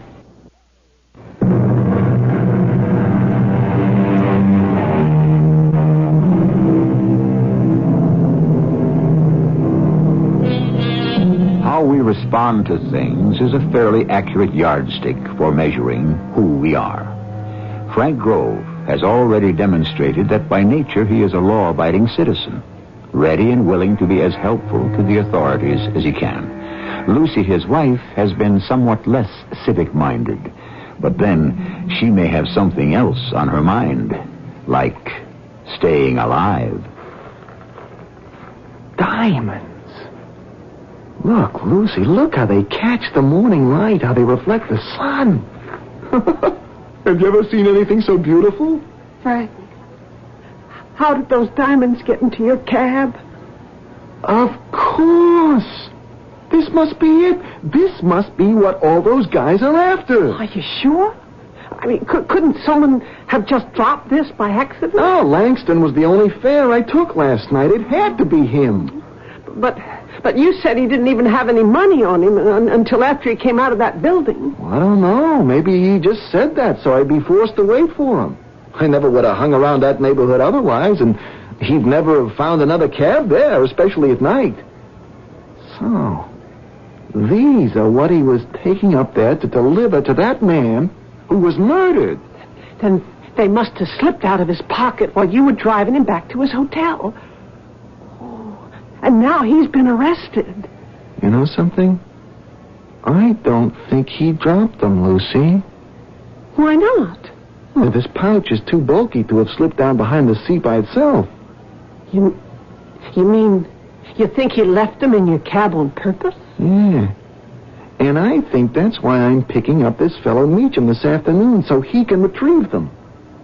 Langston must have suspected the police were onto him. That must be it. It had nothing to do with where I was supposed to take Meacham at all. The only thing that counted was that it was my cab he got into. And that's why it was worth $200 to him. Well, what are we going to do? Well, I don't know. Maybe we should call the police again. Well, you can't. Not now. Not if Meacham knows you have these. I mean, you have to deliver them. But it's stolen property, Lucy. It doesn't belong to them. Well, we don't know that. Not for certain. Well, it has to be. I mean, why else was Langston acting so furtively? Why else would the police arrest him? I don't think I have any choice. Well, think what Meacham will do if he doesn't find them. Honey, we have got to do what's right. One man has already been killed, Frank. Look, let him pick up the diamonds and let us get out of this nightmare. But what if that isn't the end of it? I mean, how do I know I'll be safe after Meacham has the diamonds? What if he has orders to kill me anyway? Why? Well, what's the phrase they always use in the movies? I know too much.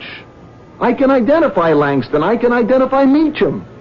Honey, these are desperate men. The police are obviously on to them. One side's already shown they're ready to kill for these little pieces of rock. Why not the other? It's not fair. It's not right that you should have gotten caught up in this. But the fact is, I have got to go to the police. At least they can protect us. Oh, from two mobs? How? Now, how are they going to protect us? I don't know. One side knows I have the diamonds, is expecting me to deliver them. The other side doesn't know I have them, but is watching every move I make. Oh, maybe you're right. The least of all the evils is to put them back behind the seat where you found them, let Meacham pick them up, and just hope I'll be safe. I just hate the idea of helping that scum. I know you do, dear, but it's not your fault. I mean, you can't help it. Well, that doesn't matter. It's still breaking the law. Look, you were ready to do it last night. I'll just pick Meacham up and take him wherever he wants to go, now you said. It was easier when I didn't know exactly what it was I'd be doing. Well, at least we got $100 out of it. Oh. No. What? The eggs. They're burnt. I'm not hungry. Breakfast is ruined. Who cares? I do. Oh, Frank. Frank, I'm so frightened. Hey, Lucy. Now, I'll be okay. What's this? What? Well, this picture in the morning paper. It's him. Who? Langston. The man I took up to Clarkson Street last night. Huh? Well, there's a whole article on him. Noted businessman seeks asylum. Businessman? Frederick Langston, highly respected jeweler, has voluntarily placed himself in police custody prior to testimony he intends to give later this week to a grand jury. A grand jury investigating mob infiltration into the jewelry business. Are you sure this is the same man? Yeah, it says he's from Miami. Well, that's where this guy was from. And the picture, I recognized him right off. Oh, but if he's a businessman... It says here he has documented evidence of such infiltration, that honest businessmen have had to conduct large-scale transactions in secret, and that even so, a number of jewelry dealers have been murdered. The man in that building in the Bronx. Yeah. So Meacham must have been a colleague of his. Yeah. Well, I've got nothing to worry about. Except... What? Well, I can't take these diamonds to him now. Stokes and Watson will be right behind me. Meacham will be robbed. Worse. But if you don't... Lucy, those guys are murderers. Who's that? Quick, get these diamonds out of sight. Okay. Yes? Mr. Grove? Yes. I'm Detective Lieutenant Thompson with the police department. Oh. I was here yesterday. Didn't your wife tell you? Oh, yes. Well, she said you were abducted by two men posing as police detectives. I was, yes. Two men probably connected in some way with the dead man we discovered up in the Bronx. In response, I might remind you to your phone call. Yeah. Well, excuse me, they let you go, or did you escape? Huh? They, let me go. You all right? Yes, thank you. Well, why didn't you call us? Oh, I'm sorry. I only just got home. See, well, I came by to speak to your wife to see if she'd had any word from you. You may have seen it in the morning paper that a Mr. Langston has sought police protection. Yes. That was the man you drove up to the Clarkson Street address? Yes, it was. And the two men, the ones who abducted you? Oh, I think they're the men you're after. I mean, I think they're the murderers. They wanted me to take them to the hotel where I dropped Langston off. Well, obviously we have to find them. Mm-hmm. Can you tell me anything about them? What kind of car they were driving? Well, it was dark. I didn't notice. Well, did they drop any clues about where they might be? No. When they found that Mr. Langston had been taken away by the police, they just let me go. And they said nothing? Only that I wasn't any more use to them. I see. Well, thank you. I hope you don't think I'm withholding evidence. No. I'm sure you're being of all the help you can be. Good day, Mr. Grove. Thank you, Frank. I'm a coward. No, you're not. I should have told him the whole truth. Why?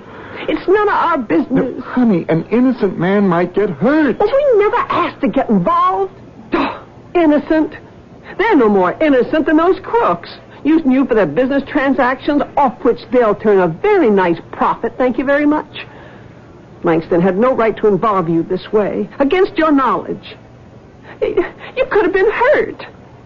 You still can be. I know. I'll just put the diamonds back in the cab.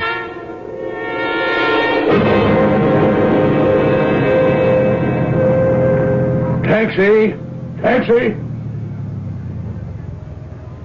Are you Mr. Meacham? Yes. May I get in? Sure. Well, you're right on time, thanks. Your friend last night said I was supposed to take you somewhere. Yes. Just start driving, if you would, please. I'll give you directions in a moment. Suppose you're wondering what this is all about. Well, Mr. Langston said I wasn't supposed to ask any questions. How did you know his name? What? Has something gone wrong? Oh, no. I saw it in the morning paper. Oh. So you know what business we're in, anyway. Why we're having to be so cloak and dagger, as it were. Mm-hmm. Where to? Pardon? Where am I supposed to take you? Oh, well, as it turns out, it doesn't really matter. Right around this corner here will be fine. Well, are you sure we're off the main avenue here? Isn't that all right? Well, sure. It's just that there's not very many people on these side streets. No, but I don't see what difference that makes. Now, I believe the price you agreed upon with my colleague was $200? Was it more? Oh, no. 200. Of which you've already been paid 100. Is that right? Yeah. Well, then, here's the other 100, Mr. Grove. How did you know my name? Well, that's what it says on your taxi license there on the dashboard. Oh, yeah. Look here, are you sure everything's all right? Yeah, sure. All right, here's your money. It's been a pleasure doing business with you. Wait. Don't get out. Shut the door. What's the matter? We're being followed. By whom? The two men who murdered that guy last night up on Clarkson Street. The one Mr. Langston was supposed to meet. Well, that was Mr. Glover, my partner. Look here, are you sure we're being followed? How do you know? Now, it's too long to try and explain now, but I know what's going on, Mr. Meacham. My wife discovered the diamonds, the ones you just picked up. Do you know which car it is that's following us? The white sedan behind us on the corner. Oh, what can we do? If I get out of this cab now, I'm a dead man. They threatened me if I tried to double-cross them. That's why I had to pick you up. Well, I'm sorry, Mr. Grove. The problem was ours. We never should have gotten you involved. Now, listen. I can put a call in to our dispatcher from the cab here and have him notify the police. No. You've taken enough risks already. Besides, it's too late. Look, they're getting out of their car and they're coming toward us. Is there anything we can do? Nothing. This is a dead-end street. Good. I'll give them the diamonds, Mr. Grove. Hope that'll satisfy them. Grove? What's going on here? You two having some kind of powwow? No. Is this Meacham? Please, I know what it is you're after. If I give them to you, will you let us go? Well, of course. Well, then, here they are. And if they're cut properly, there should be $250,000 worth of diamonds there. Hey, thanks. Well, that was easy. Hey, Watson? Do you have the silencer on your gun? You said you wouldn't harm us. Did I? Well, I'm sorry, I don't remember. Watson? Hey, what's that? Cops coming down the street. Quick, get back to the car. They've cut us off. We're trapped. Drop it! Drop the gun! Hold it right there, the both of you!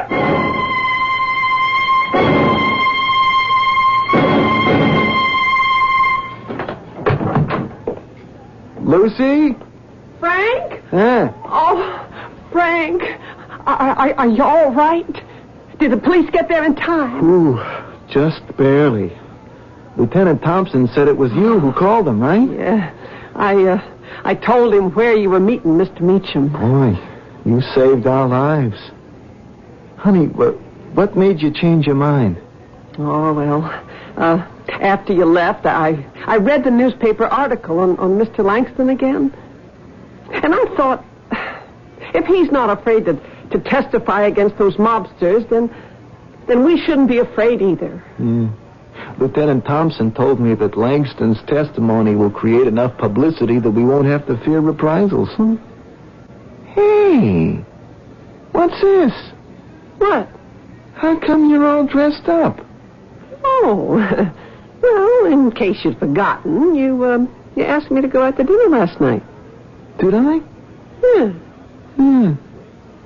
Well, maybe it'll all come back to me, while I'm changing into my suit. Our actions, even our best deeds, are rarely heroic. But then, so often the situations in which we find ourselves are complex and enigmatic. The lines between right and wrong are clouded and uncertain, except in retrospect. Perhaps the one general statement we can make about ethics is that a good person is one who will stumble more often into the right than the wrong. I shall return in a moment with a final word.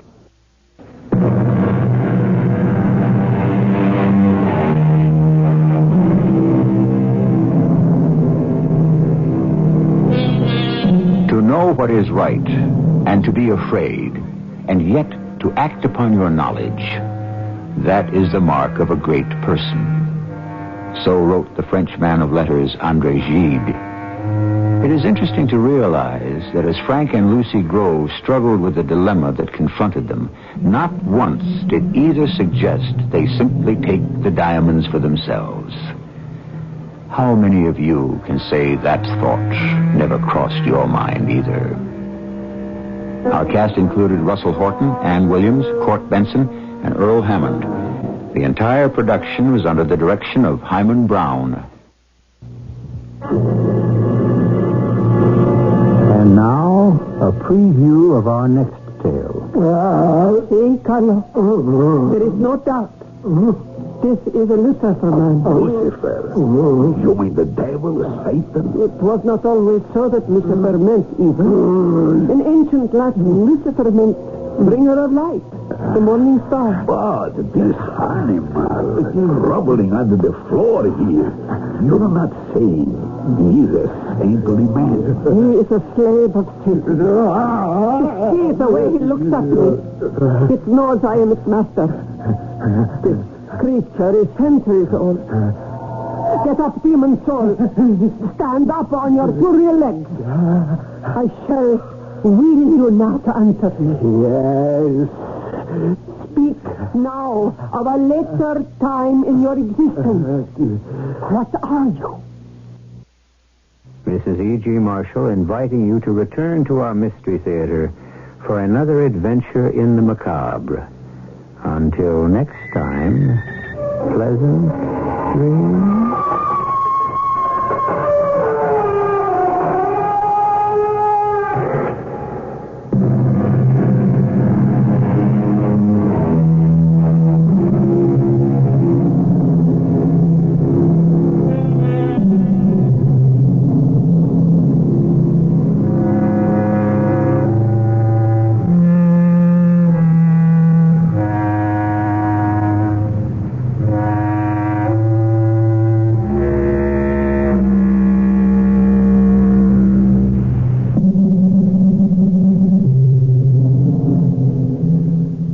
CBS Radio Mystery Theater presents...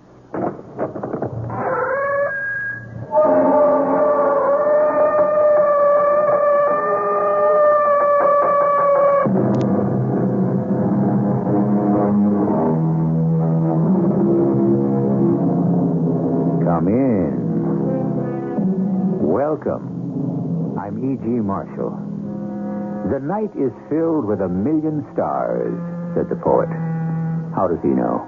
Has he counted them? We raise the question not to embarrass the bard, but in the interest of accuracy. Because there are more than 1,000,000 stars. Why, there are more stars than anyone could ever imagine, let alone count. And if each star is a sun, more or less like ours, and has planets revolving around it, more or less like ours, doesn't it stand to reason that out there somewhere, there may be people more or less like us? Doctor, he comes from a planet somewhere. He does? Yeah, they're looking for a place to colonize. They are? Like the explorers came here from Europe hundreds of years ago. And they're going to take over. How do you know? He told me. Doctor, he told me. Uh-huh. You get a good night's sleep. But I'm not crazy. Don't treat me like I'm crazy. Well, don't force me to.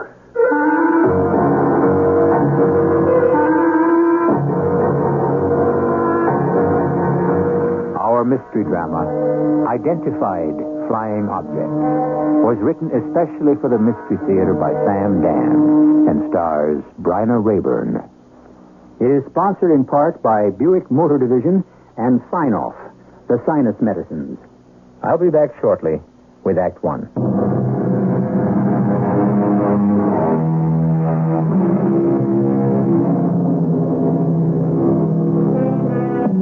Unidentified flying objects, visitors from outer space. Yes, the curiosity is piqued, the imagination is fired. Creatures from other worlds. Can they come here? Will they come here? Perhaps they are here already. Do they mean us good or ill? I don't know, but I can tell you this. If a flying saucer were to land at high noon on the busiest intersection of the city, here is what would probably happen. What's this crazy-looking thing supposed to be? It's got to be a publicity. What do you say, Johnny? Let's move it, huh? Come on, move it. Look, Johnny, I'm talking to you. Don't you understand English? You're blocking traffic, okay? So just move this heap, whatever it is, right out of there, huh? huh?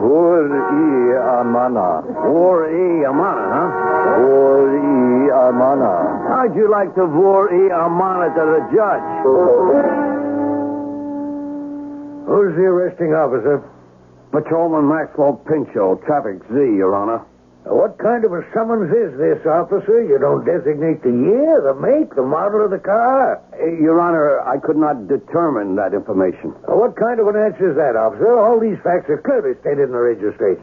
He don't have any registration. What? What kind of a case have we got here? A man is arrested for blocking traffic. To begin with, we don't know what kind of a car it is. Secondly, we don't... Excuse me, Your Honor, but I wouldn't exactly swear it was a car. You wouldn't exactly swear it was a car. Well, what kind of vehicle was he using to block traffic? A truck? No, Your Honor. I would say it looked more like a flying saucer. A what? A flying saucer. Officer Pinchot, are you a well man? Yes, Your Honor. Mentally? I believe so. You know, and I know, there's no such thing as a flying saucer, isn't that a fact? It is. Well, then how could that vehicle be a flying saucer? Oh, I didn't say it was a flying saucer, Your Honor. I said it looked like a flying saucer. Very well, let's begin all over. What's the defendant's name? He wouldn't tell me his name. What kind of an answer is that? His name has to be on his driver's license. Oh, he don't have a driver's license. What kind of... Who is the defendant? It's him, Your Honor. Well, now, what kind of way is that for him to dress? What kind of courtroom do we have here where a man can come waltzing in wearing his nightgown? What's your name? He won't answer that, Your Honor. Please remain silent, officer, and give him a chance to answer. What's your name? Amana. There you are. That's his name. Amana. All right, Mr. Amana. Now we're getting somewhere. Where do you live? Amana. What have you got to say for yourself? Amana. Yes, we know that. We've been there. Now, we have to move on. Now, let's have your story. Amana. You speak English? Amana. Well, do you speak any other language? Amana. Let's get some interpreters up here. Habla español. Sprechen Sie Deutsch? Parlez-vous français? Понимаю по-русски. What kind of case is this? What is this? A courtroom of the United Nations. Impound the vehicle, whatever it happens to be, and remand the accused for psychiatric observation. And now, the news. Still, the lead item is the story, or more accurately, the non-story of Amana. Is he a visitor from another planet? Is that saucer-shaped thing actually a spaceship? As you know, there has been a tight curtain of security wrapped around this entire affair, but now the wraps will be removed, partially at any rate. With me in this studio is an official of the FIA, Colonel Alonzo Hawk. Colonel, what is your opinion concerning Amana? We're not even sure that's his name. But we understand he keeps repeating those words. Oh, yes, he does. Well, if it's not his name, sir, what is the significance of those words, the sounds? We are virtually certain they are significant, although it's possible that they may not be. Yes. Now, the materials of the spaceship. The alleged spaceship? Yes. We understand that they are made of elements that can be found here on Earth. Iron, copper, magnesium, and so on. Yes. Then shouldn't this prove that the vehicle does not come from outer space? No. No. It may only prove that the same or similar elements may exist on other planets. Colonel Hawk, are you saying that we have a visitor from another world? No. Then what are you saying? Nothing. Colonel, shouldn't the absence of an engine or any other visible means of propulsion prove that the vehicle could not have traveled any great distance? Yes. And no. Oh. It may use a form of energy that is unknown to us here on Earth. Then you are saying it is from another world? It may be. Then again, it may not be. Well, thank you, Colonel Hawk, for being with us and providing us with a most incisive analysis.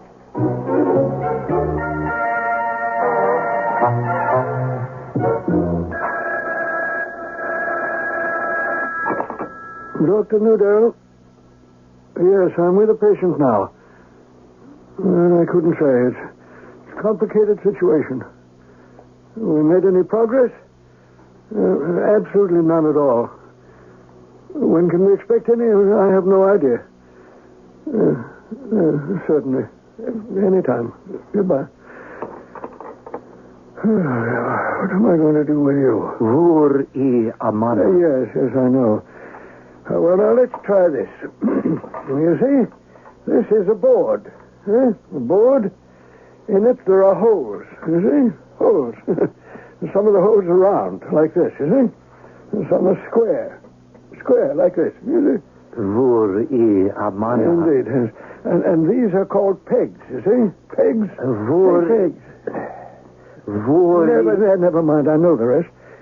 At any rate, see now, look. I take a round peg and I insert it into a round hole. Then I take a square peg and insert it into a square hole, you see? Now. Vur-i amana. Yes. But vur-i amana is not the issue. Now, go ahead. See if you can fit the pegs into the holes. Vur-i amana. Dear. You could be from another planet. So you should be intelligent enough to pick up some of our language or teach us yours. Can you say anything else but Vur-i amana? Vur-i amana. This could all be some sort of publicity stunt. But what? Vur-i amana. On the other hand, it's entirely possible that you're just a nut. A plain, simple, common, ordinary nut. Vur-i amana. All right, yes. We'll try again tomorrow. Although I wish I knew just what it is we're going to try. Vur-i amana.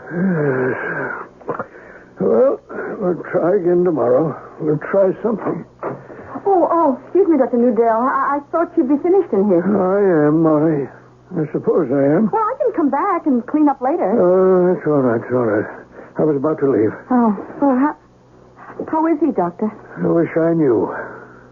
Is he really from some other place? Molly, your guess is as good as mine. You gotta admit, he keeps the room clean. Yes, he does. He ain't as messy as some. He don't give me no trouble. Oh, well, good night, Molly. See you tomorrow. Good night, Doctor. So, how you doing today? Vur-i amana. Yeah, and vur-i amana to you. And listen, just between you and me, what's your angle, huh? I mean, what are you scheming to... Vur-i amana. Look, we heard that before 1,000,000 times. Vur-i amana. All right, don't get excited. Vur. Okay, vur. So, what are you trying to tell me? Vur-i amana. Take it easy, calm down. Amana. Hey, look, they got straitjackets, padded cells, bathtubs full of ice. Now, you don't want any of that. Vur. No, just sit down, huh? No, don't try to say anything. Let me get you a drink of water. Just sit there quiet. That's it. Now, don't you feel so much better? Well, how are things at the nut house today, Molly? Oh, I don't think that's a nice name for it. Oh, okay. How about Funny Farm? Oh, look, Pops. It's just a place for a lot of poor, unfortunate people. Yeah, and you're one of them. Yeah, pass me some soup. Who are you going to meet working in a place like that, huh? Pops, I'm 43 years old. Who'd I ever meet anywhere? Oh, soft pedal that over 40 bit. Now, you can still pass for 35, Molly. Look, what other job could I get, huh? I never had a chance to go to school. You could take a secretarial course. Yeah, and get a job pounding a typewriter? I can make as much at the hospital, and it's got a good pension. Pension? Hey, you're starting to talk like an old lady. Well, some women are going to have to go through life alone. I'm one of them. This isn't fair. You could make such a great wife for some guy.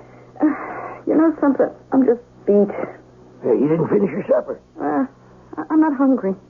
Hey, you sure you okay, Molly? Yeah. I don't know, it's just that I'm so sleepy all of a sudden. Yeah, you don't look so good. Something's come over me. I need some sleep. Should I call the doctor? No, just help me into bed.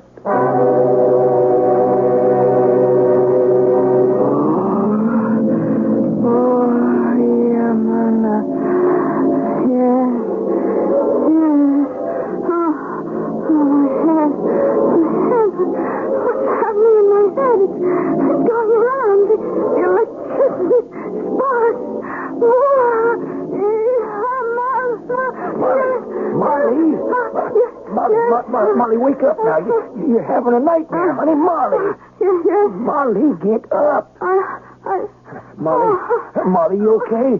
You're screaming, Molly. Molly, what is it? My head, it feels bigger. It doesn't look bigger. No. It must be. There's so many things in it. So many things that were never in it before. Molly, should I take you to a doctor? No. But Molly, honey. Wait. That's what that nut, the one who was in what was supposed to be a flying saucer, kept saying, isn't it?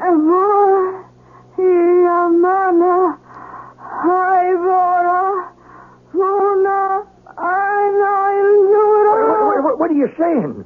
Molly, what are you saying?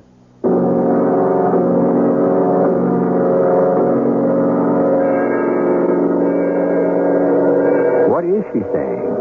And what does it mean? What language is it anyway? And how did she learn it? Those are all good questions, and they all have good answers. We shall give you all the pertinent details when I return shortly with Act 2.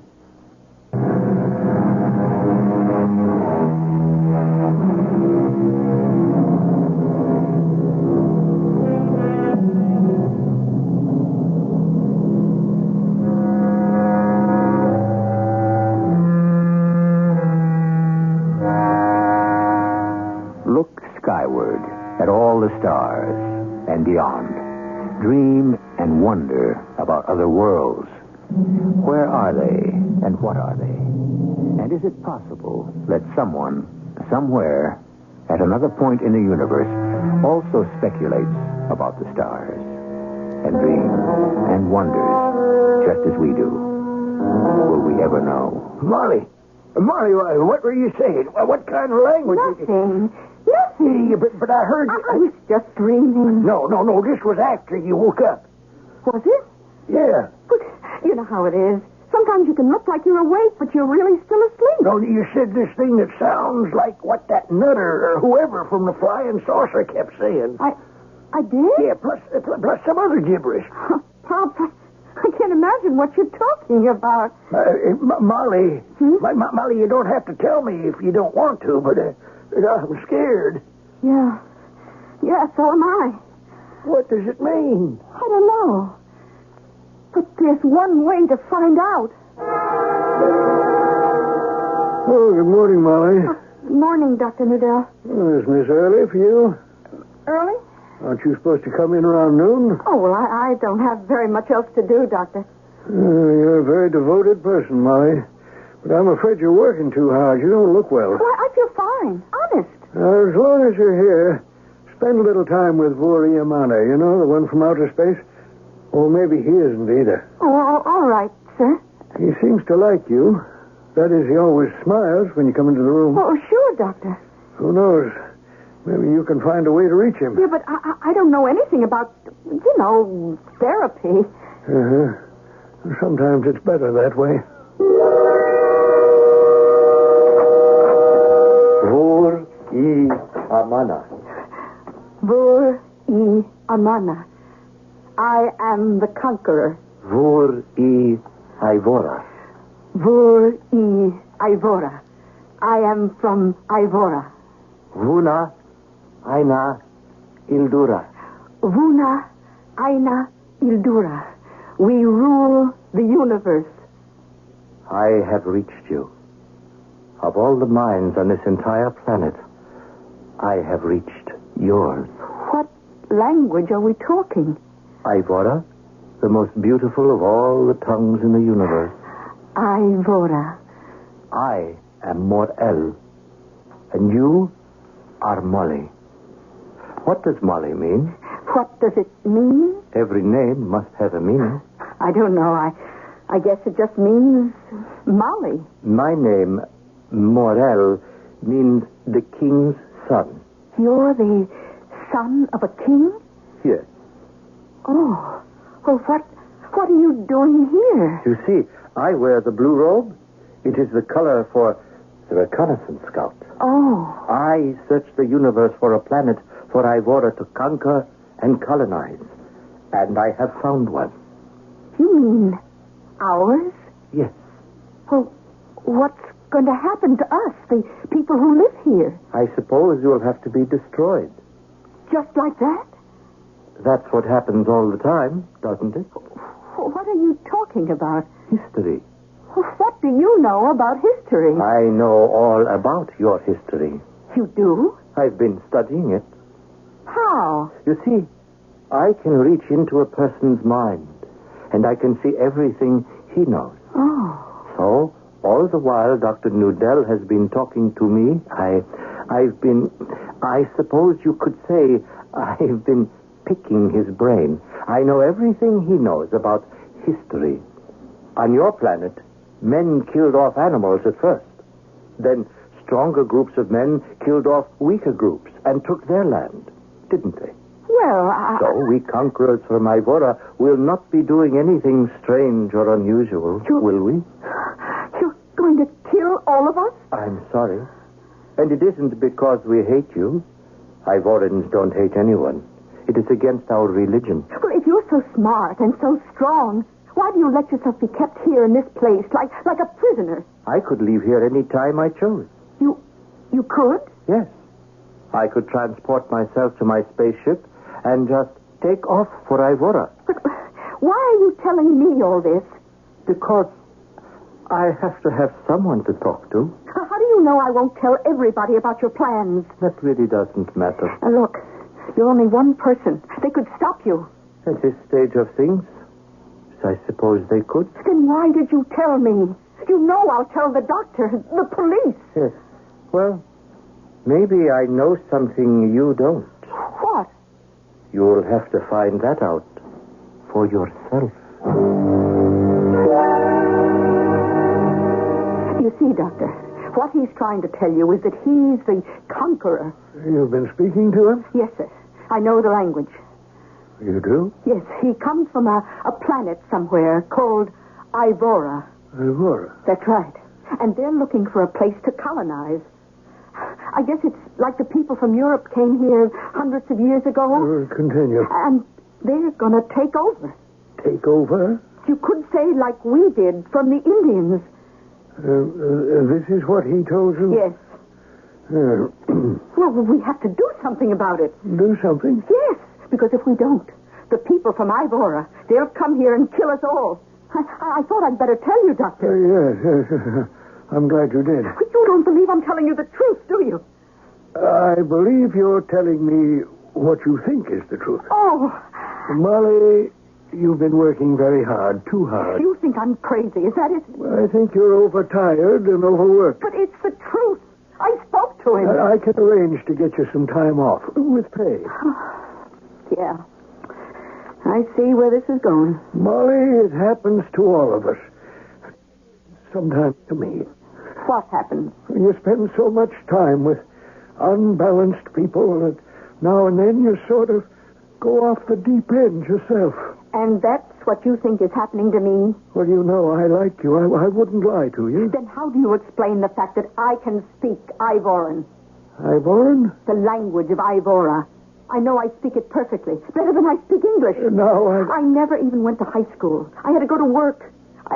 I don't know very much in English. But in Ivoran, I know everything.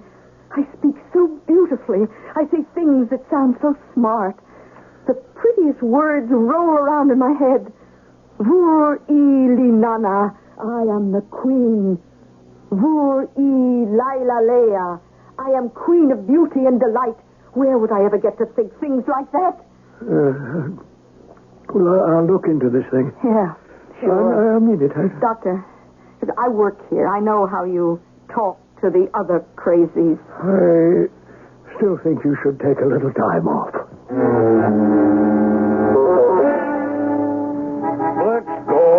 hold that heap. Oh, are you Officer Pinchot? Maxwell Pinchot, that's me. Well, could I talk to you? What do you want to know? You remember the person who you arrested because he was in that flying saucer? I wish I had it to do all over again. I'd have looked the other way. Well, he's dangerous. Yeah? I have to tell this to somebody, and you're a cop. He's the advanced scout from a place called Ivora. They're going to kill each and every one of us. Is that a fact? Yes, he told me. He didn't tell me. Well, that's because he couldn't communicate with you. And he can communicate with you? Oh, please, believe me. Do something about it. You're a policeman. Oh, lady, don't you worry about a thing. I'll do something. Believe me, I will. Oh, you don't believe me. I can tell. You won't do a thing. Sir, Your Honor, Judge. What? I'm sorry to disturb you at your dinner, but I must talk to you. It's a matter of life and death. Please listen. What is this? Well, it's that man. You know, the flying saucer person. What are you talking about? The one who keeps saying, Vur-i Amana. That means, I am the conqueror. He's going to take over the earth. We have to stop him. What kind of a restaurant is this where a man can't even have his dinner without being disturbed? Your Honor, it's true. Every word is true. What kind of entertainment are they putting on? What kind of an act have you got there, madam? It isn't an act. You don't believe me. No one believes me. You have to quit that job. All right, Pops. Let me alone. You know, Dr. Nudell called up. You're under a terrible strain. I am. And it's your fault. My fault? Your fault, the doctor's fault, the police. Everyone laughed at me. Nobody wants to believe me. Nobody. Honey, because it's such a crazy story. Well, does that mean it isn't true? Now, what you need is some rest. Rest? We're all going to rest forever. We're all going to be killed. Molly. Why don't people believe me? Everyone treats me like I'm some kind of nut. Okay, Molly, maybe you're right. But there's nothing that you, as an individual, as one single solitary person, can do about it. You have to face it. I'm facing it. Well, good. Now, you have to accept it. No, that's the one thing I won't do. I won't accept it. Well, what are you going to do? I don't know. I'll think of something. You had a difficult time. Oh, I sure did. I told you there is something you would have to find out for yourself. I sure did. Nobody believes the prophet of doom. Your people, they don't want to stop me and Ivora from taking over the earth. That's because they don't know any better. But I do. And therefore, you have decided to stop me. How did you know? It's true, isn't it? Yes. You're going to kill me. I have to kill you. They won't believe the reason. You know that. I know that. You'll spend the rest of your life in an insane asylum. I'd be doing that anyhow. So, I got myself a gun. A gun? This one, here. I see. You're going to kill me. Oh, it's nothing personal. It isn't because I hate you. I don't hate anyone. But I have to kill you. That's all.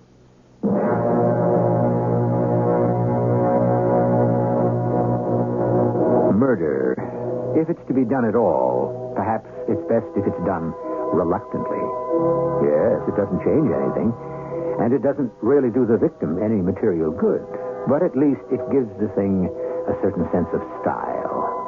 Well, this is only the end of Act 2. Just the right point to kill off a major character. Will it happen?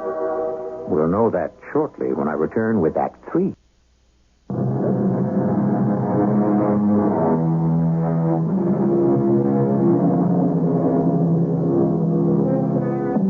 You know what they say. If you want to make sure a thing is well done, then do it yourself. Of course, murder is another story. Or is it? When you think how cheaply life is held in some quarters, when you consider how many people are killed carelessly, needlessly, it's rather easy to ask, what's one more life?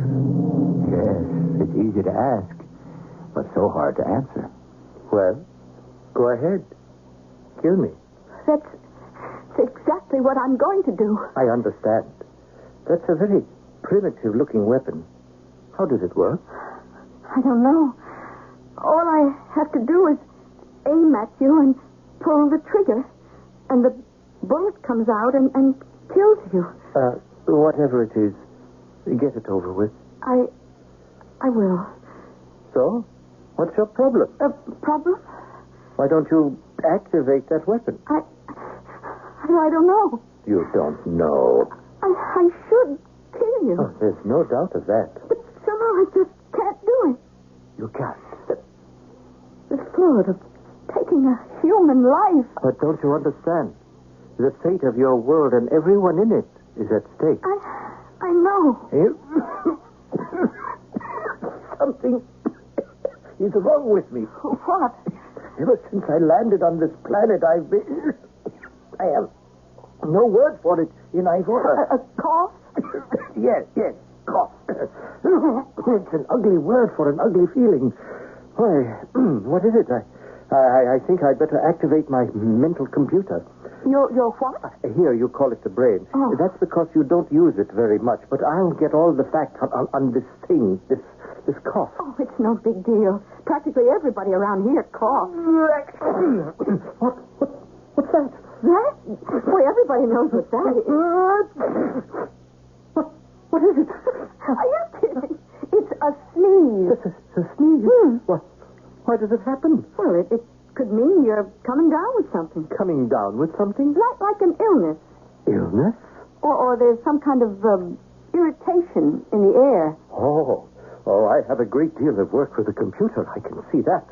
Cough, sneeze, illness, irritation. What am I standing like a dummy for? Why don't I kill you? Well, it would seem to be the smart thing to do. I know you have what we would call moral considerations, but you really should do it. Why are you telling me that? Because I like you. You like me? Tell me, I don't know how these things are on Earth, but are you still of childbearing age? What kind of question? I have to know. I am Morel, a crown prince. I would have to have an heir to the throne. No, but what's the use? I'll never be king. Look, just hold on a minute. I don't follow all this. You would have to come back with me. Back where? Home to Ivora. What makes you think I would? It's in your mind. You're thinking about it. I'm thinking no such thing. Well, you're not aware that you're thinking it. Why do you suppose you don't want to kill me? Well, I'm not the kind of... You can tell yourself that. But you know it isn't true. Why do you think I stay here? Well, 2 reasons. First, I'm learning all about this Earth. And second, I see you all the time. Oh, there's nothing special about me. There's nothing special about me either. Oh, how can you say that? It's true. Nothing special about you.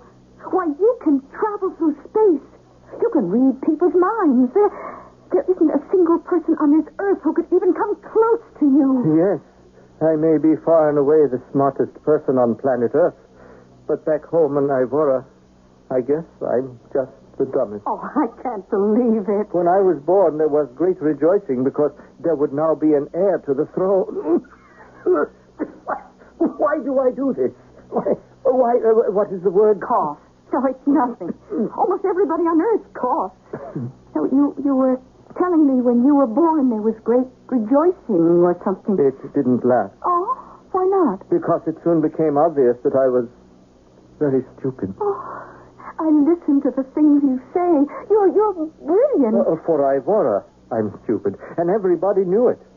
No, you can't keep a thing like that secret, you know. What happened?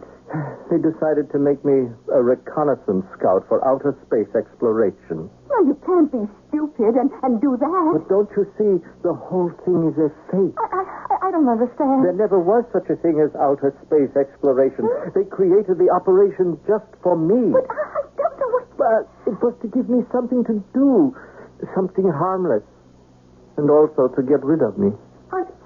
Are you telling me the truth? Oh, if you could read my mind, you'd know it's the truth. Outer space exploration. For what? Didn't you say to look for other planets to colonize? But there are no other planets fit for human habitation besides Ivora. Everyone knows that. There's this place. Earth. Yes, and I found it. It proves they were wrong. Oh, how positive they were. All the experts, all the scientists. There is no other planet in this or any other universe that has the proper temperature, terrain, water, carbon, oxygen, atmosphere to sustain human life as we know. Oh, they believed that? They still believe it. According to their calculations, they can prove no other suitable planet exists. But you found one. I know, but they don't believe me. How can they not believe you? Because you don't know. Oh, you don't know. What don't I know? How stupid they think I am. I'll prove it. I'll call the base. I'll open my mind and let you listen. Just stand still. Why do I do that? I told you. It's because you... I'm waiting for the computer, and then I'll get a complete analysis. Now, I'm calling the base. You must stand perfectly still. Close your eyes. Try to think of nothing, and you will hear. Hear what? This is Morel, calling the base at Ivora. Calling the base at Ivora. Base at Ivora. Come in, Morel. I have great news. I have landed on a planet suitable for colonization. Really? Yes. Proper atmosphere, suitable terrain, acceptable climate. Is that a fact? Yes. Prince Morel, how long have you been out in space on this tour? 5 years. It's possible you have contracted a kind of illness known as space illusion. But I'm telling you, I have found I'm sure you think you have. But it is true. You've been out in space too long. You're suffering from space illusion. You must return for a computer adjustment. Order from the base. And sign off. There. You see? How can they be so mean? This is what I've had to put up with all my life. Will you help me? Well, help you do what? Come back with me. Where? To Ivora. When they see you, they know that I'm right. But then they'll come back here and kill everybody. Oh, we'll make better use of this planet than you will. That doesn't give you the right to take it. I know you'll come with me. I see it in your mind. You want to come. No. It's your only chance to know love. And it's my only chance, too. Back home, no other girl would look at me. Well, I like that. Yes, you'll come with me. I'm calling the base. Base? Morel calling the base. Morel, what is it this time? You can stop patronizing me. I'm coming back with proof. Proof. Morel out. There. I told them. Oh, what a triumphal entry we shall make. The Crown Prince and his consort. Why do I do that? Wait. My computer is about to speak. What are you talking about? Quiet. It reports that sneezes and coughs are phenomenon caused by the polluted air and water of the planet. Although originally it's a pure atmosphere, it is now completely overloaded with sulfides, methane, ammonia, hydro and fluorocarbons, among a host of other noxious and poisonous substances.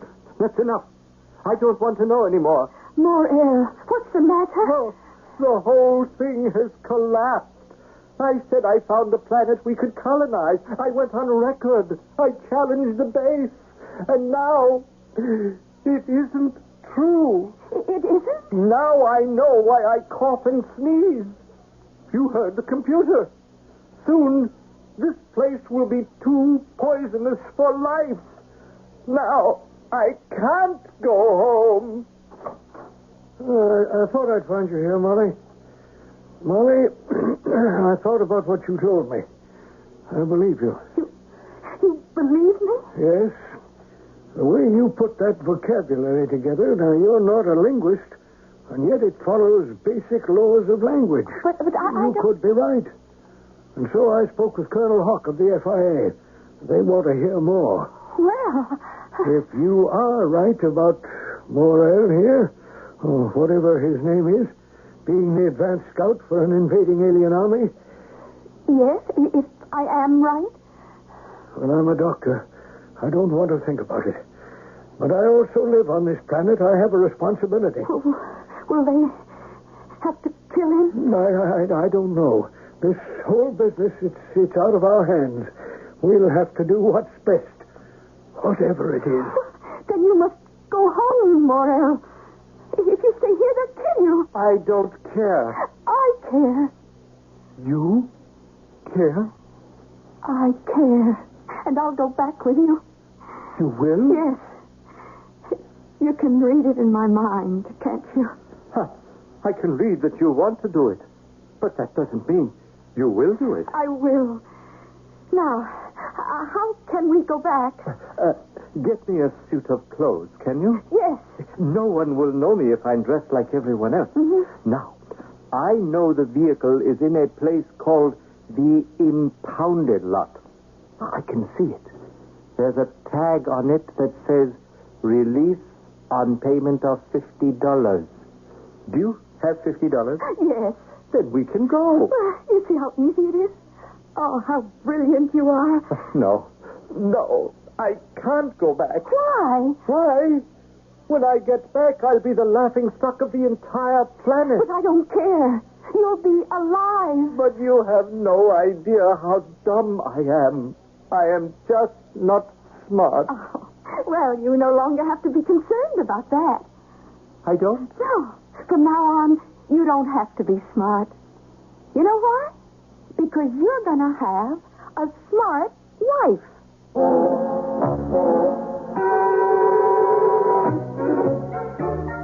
These women. Maybe that's the great secret. Maybe a smart wife is all it takes. Anyhow, we don't know how things worked out when they got to Ivora because we weren't there. But if we ever do get the facts, we'll be glad to fill you in with another story at another time. I shall return shortly.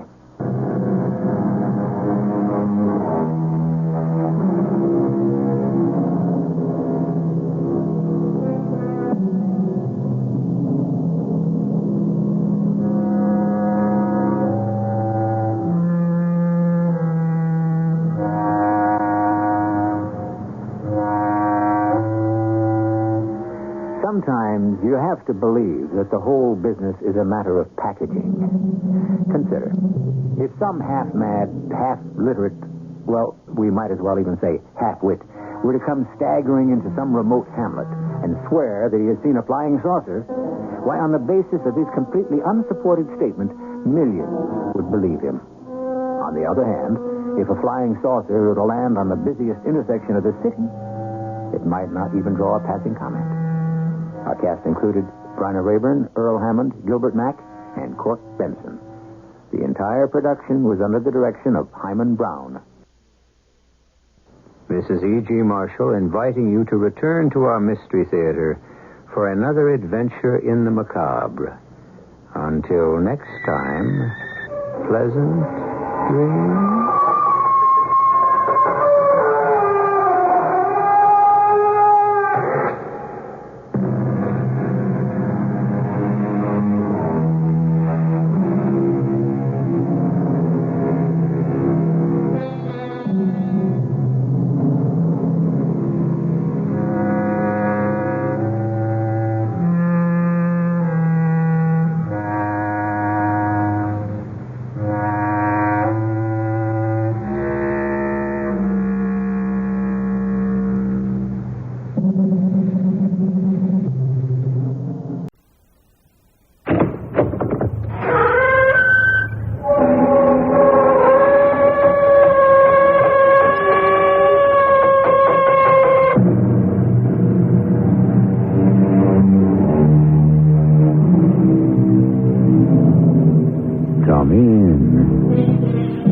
Welcome. I'm E.G. Marshall.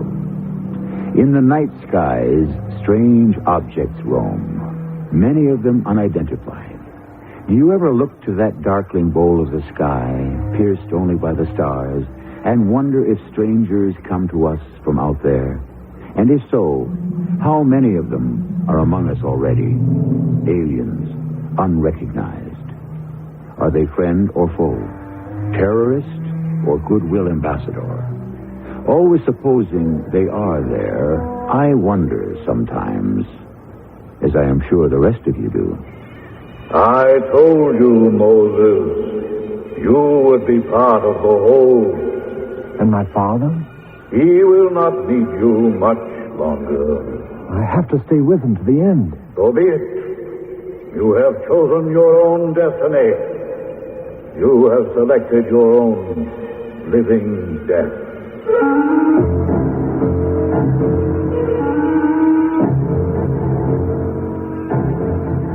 Our mystery drama, Alien Presences, was written especially for the Mystery Theater by Ian Martin and stars John Beale and Joan Shea.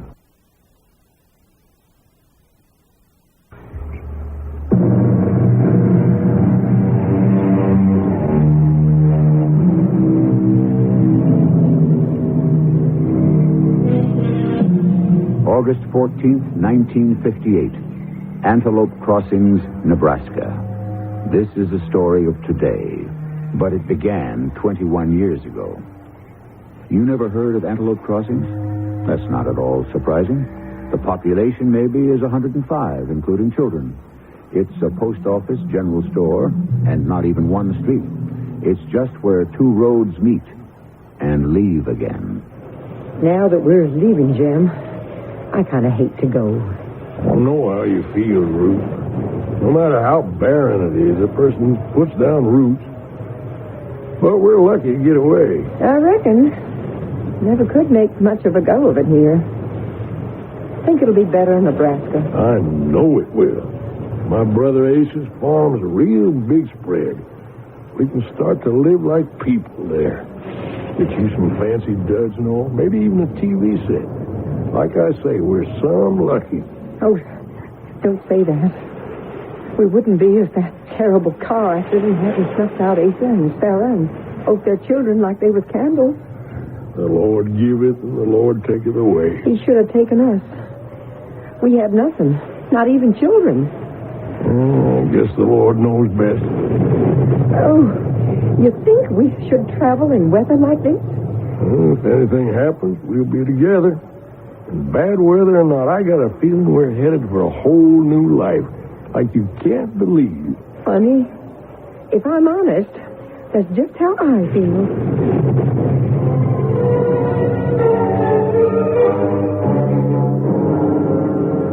Can't you get any news on the radio, Jim? Listen for yourself, woman. Maybe we should have stayed over till tomorrow. And miss the services? With me, the sole heir, and us, the only family? You know that don't make sense, Ruth. No, I reckon. Funny to think of us chunking along in this old car with the trailer behind us, and everything we have in the whole wide world is here. Well, maybe after all these years, I can give you the life I always wanted to give you. You've always given me anything I wanted or needed, Jim Harden, Excepting a child. I didn't mean it that way. It's my fault as much as yours. If we had money enough, we just might be able to find a way. You hush up now. We just better put our trust in prayer. It's a little late in life for us, Ruth, to have any prayers answered. We've got to be practical. What's that, Jim? Where? Off there to your left. He's coming right at us. We should stop the car. Oh, what is this? I don't know. Maybe one of them big jet planes. It can't be. They always fly so high and straight. Look at this one. Why, it's spinning like some child goes up and spitting fire all around like a pinwheel. Well, what do you think it is? Oh, it looks like one of them unidentified objects. Oh, it's heading straight for us. Maybe a punishment. Punishment for what? For questioning the Lord's will. Sure, it's headed straight for us. Look out, Ruth. Look. Stop.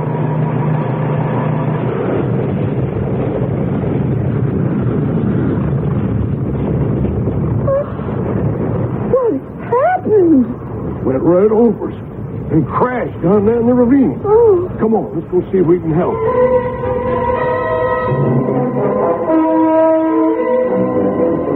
If we hadn't been here to track it, like nobody never have seen it. Oh, this sure is wilderness.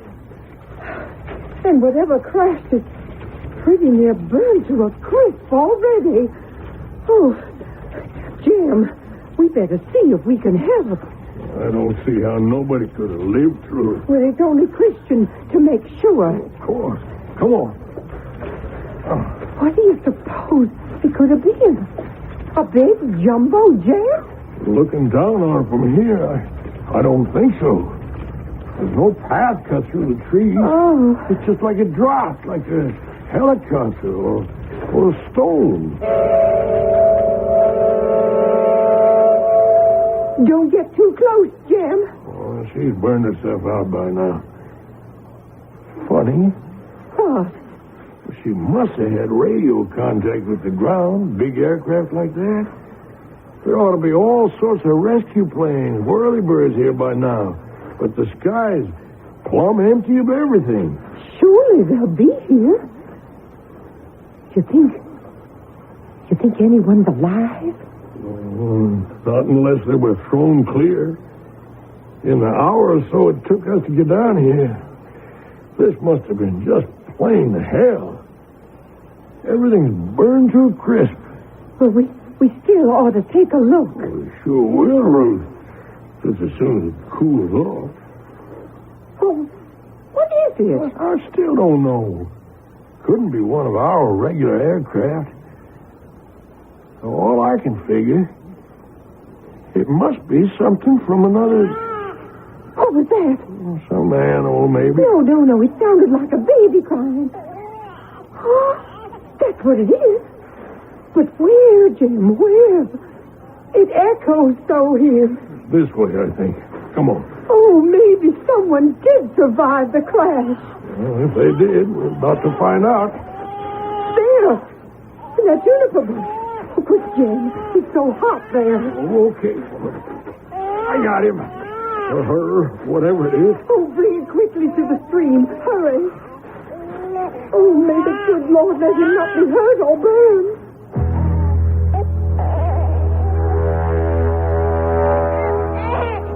Hush, little boy. Hush. It's all right. No need to cry anymore. Is he burned? No. Oh, Jim, it's a miracle. What's he crying for? His mother. For being alone. Oh, Jim. Jim. What is it, darling? Do you suppose maybe we could keep him? What? Keep the baby? Oh, how could we? We found him. And you said yourself nobody else could have gotten out of that crash alive. Oh, Ruth, that don't mean this baby hasn't got other kin. There's bound to be some other people in his family. Oh, suppose they don't want him. Well, that's something we can't decide. And just suppose there isn't anyone else in his family. Well, there's really no way of checking that out unless we take him to the authorities, get him identified. Authorities? Well, let's even suppose they do identify him and he has no kin. Then what? Well, I guess we'd have to be put in some sort of home for adoption. Then what chance would we have to do that?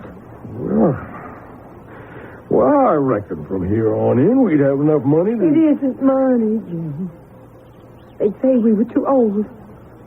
Don't you see? This is a gift from God. Meant to be. This is our baby. Now, hold on, honey. We can't figure that way.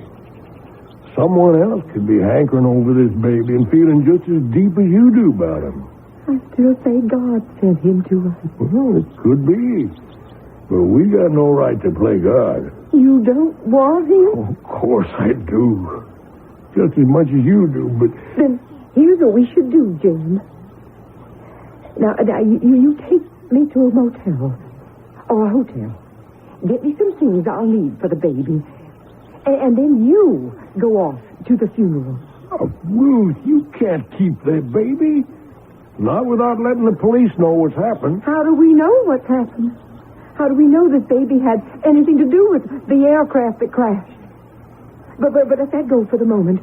All I'm asking for, Jim, is a little time. Time for what? To listen to the radio, the TV, watch the papers. Find out if anyone is looking for the baby. And if you do? Well, I'll return him, of course. If he belongs with someone else, that's where he should be. And if there's no news about him? Then I want to keep him for our own, Jim. Well, I don't know what to say.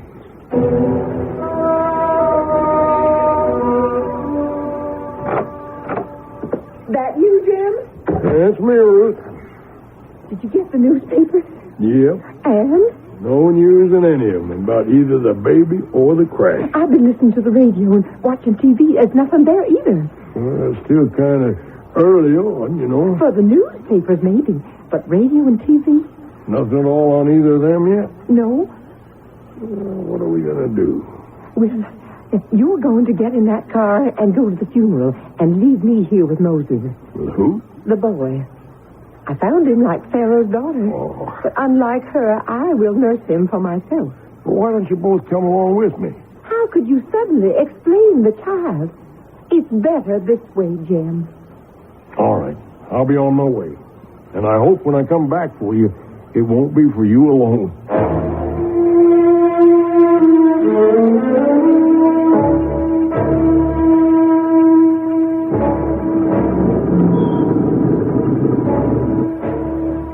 Jim. Oh, Jim. It's so good to see you back. I miss you, Ruth. And I miss you, Jim. I bet you didn't much with him to take care of. The baby?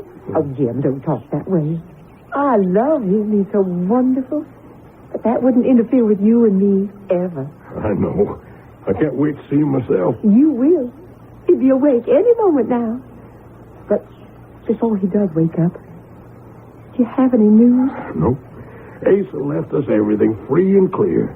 It's a right good farm, and we can make a good life on it. That's nice, but I meant about little Moses in there.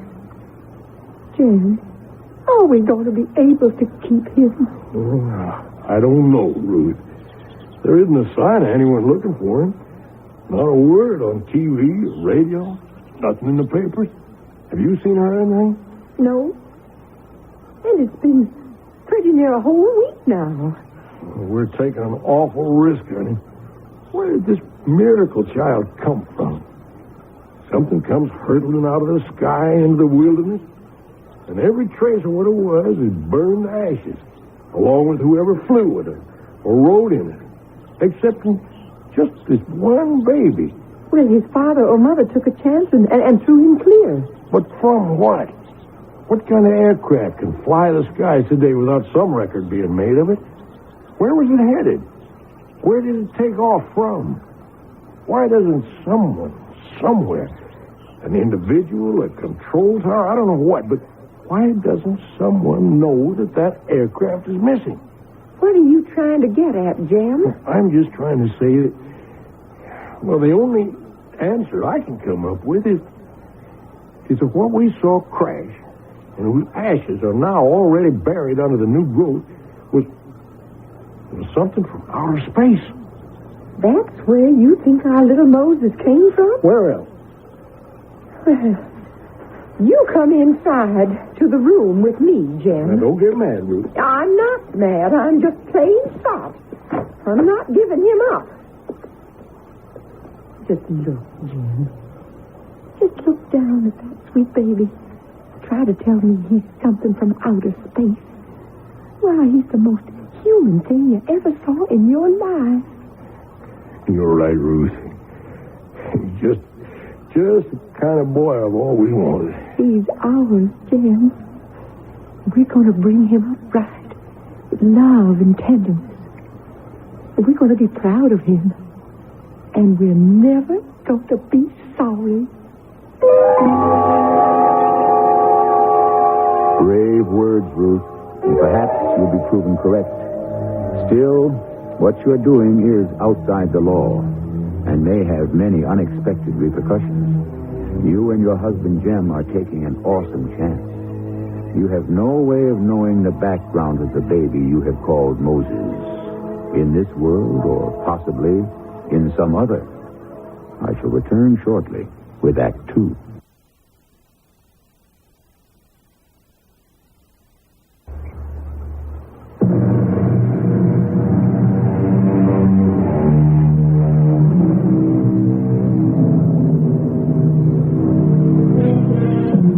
Whatever fears Ruth or her husband Jem or anyone might have had were dispelled in the 21 years that have passed. Moses Hardin has been a joy to his adoptive parents, although he never has known that he is not their own. He has been a loving child, a brilliant student, and thoughtful son. Only two things have set him aside. He has always been a grave and very contemplative boy, even withdrawn at times. And starting with kindergarten, his unusual height has set him apart. For Moses Hardin, at 21 years old, stands at 7 feet, 6 inches. I sure do hate to see the fall creeping on so fast. You used to say it was one of your favorite times of year, Mom. Well, that's until you went off to college. And now professional basketball. Oh, it's such a long, long season. You should have to play it. The last months are a grind. Oh, you know that isn't true. Must be wonderful to be a hero.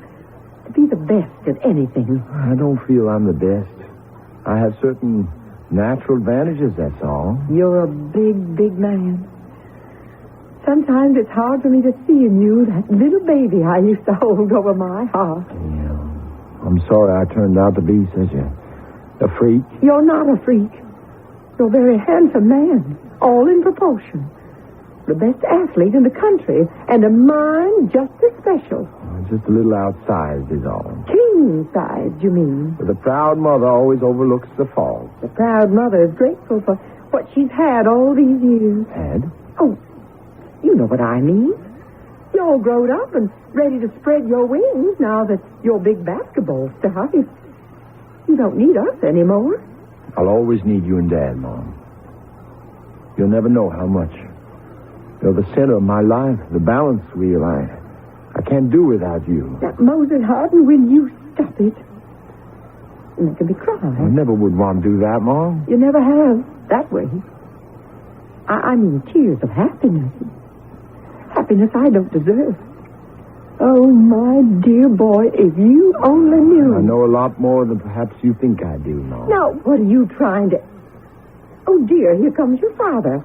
And I haven't even set the table yet. Well, there isn't all that much her for dinner. 40 years we've been married, and I never once let him come home from the fields without the table being set and ready. Now, you go on, Moses. Go meet him on the porch till I get everything ready. All right, Mom. Hi, Dad. Hi there, Big Mo. Where's Mom? Oh, getting things ready for dinner, I guess. You're a bit early. Well, I figured with you leaving tonight and all, the crop would take care of itself without any extra help from me. Matter of priorities. Don't get to see all that much of you anymore. Well, me and Topsy, we went and growed. You can say that again. You suppose I'm never going to stop, Dad? Oh, we all do sooner or later. Just plain human nature. Human nature. Well, if Mom's ready in dinner, I guess I better get cleaned up. Well, she's not ready yet, Dad. Why don't you sit with me here on the porch and have a talk? Oh, I'm pretty grimy from the field. Oh, it's good, clean dirt. You mind if I want to talk to you? Well, sure not, boy. What's on your mind? It's about Mom. Your mother? What? Did you know she's hiding something? She's sick somehow. She told you? No. Then how do you know that, Mo? Well, lots of things I can sense, Dad, without knowing all the way. Yeah, you always did have second sight or something, even when you was a boy. But about your mother, I wouldn't worry. We've talked some about it, but it's nothing. Just an ache or a pain here or there.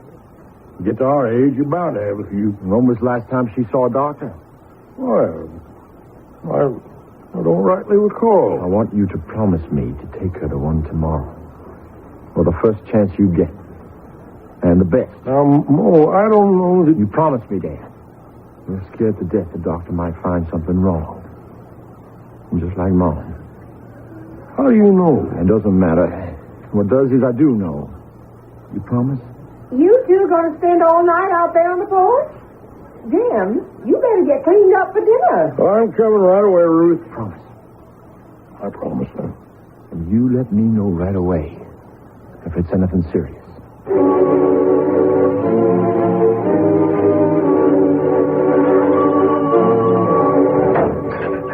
Well, I'm all set to go stepping. Hey, Big Mo, what's the matter, man? Ain't you never going to get dressed? You and me are last out. Oh, I didn't notice, Woody. I have some things on my mind. Sure wasn't on basketball to practice today. The coach eat you out? No. Hey, what's with you, man? You still worried about your old lady? Some. I thought you told me the Sawbones give her a clean bill of health. I did. Or at least Dad wrote me he did. Last time I talked to Mom on the phone, she sounded fine. Well, and what else is eating you? Nothing new. Man, where do you go? Well, you're in another world half of the time. No way to reach you.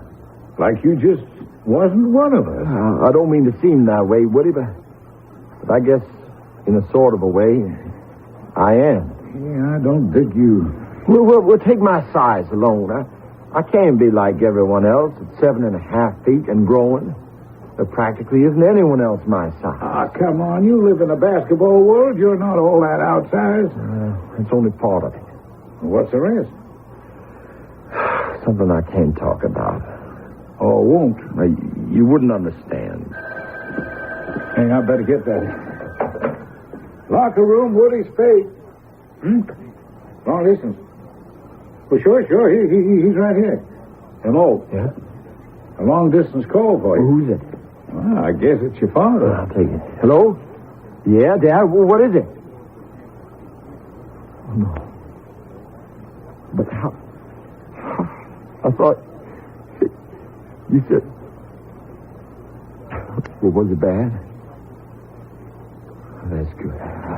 I'll catch the next plane home. Oh, forget the season, the games. We'll talk when I get home. Bad news, huh? My mom died. Oh, Big Mo, that's terrible. It's worse than that. I only have 2 connections with the world. And now one of them's gone.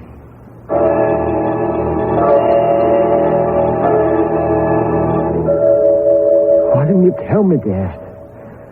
Why didn't you tell me? Your mother wouldn't let me. But she knew as soon as she went to the doctor. Once the tests were in. And you didn't let me know then? Well, what could you have done? There wasn't any alternative. It couldn't be operated on. It was only a matter of time. I could have been back here to spend that time with her. Give up your career? Oh, so what do you think a career means next to Mom?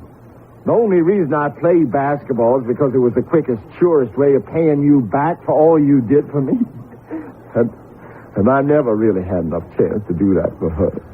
Don't you know that just by being, you put us both in your debt forever? Dad, I'm not like other people.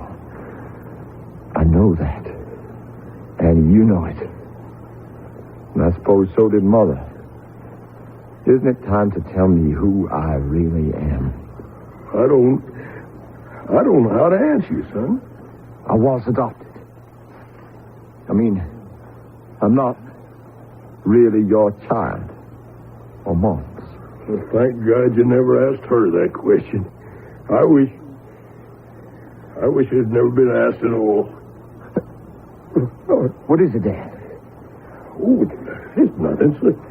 There's some indigestion. Oh, that's what Mom said, and I accepted it. Not this time. We're going to get you to a doctor.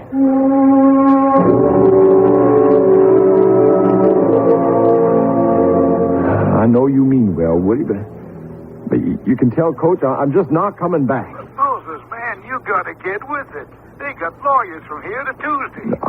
I know what trouble you're in, but they're going to bust your contract. I don't care. Well, the team needs you. Well, I'm sorry about that, but I need my dad more.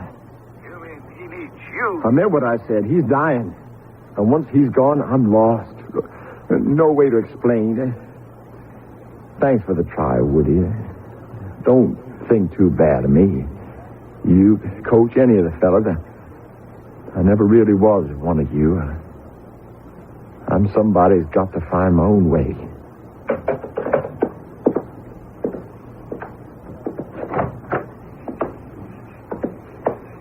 Pretty cold for you to be out here on the porch, Dad. I want to enjoy it while I can.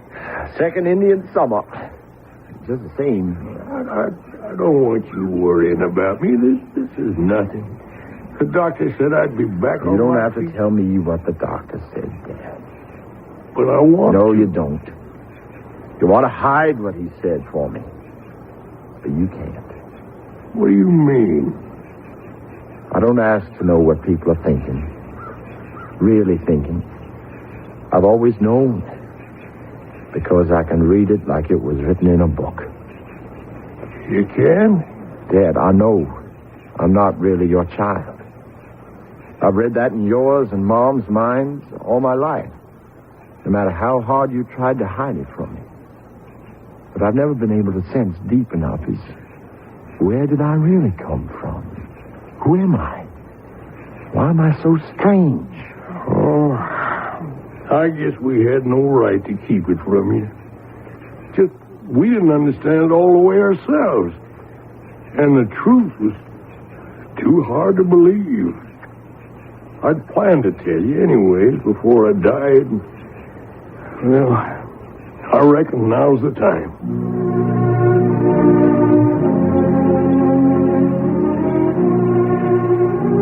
Dad told me. And now I know why I've never been able to belong. Because this isn't my world. I'm an alien.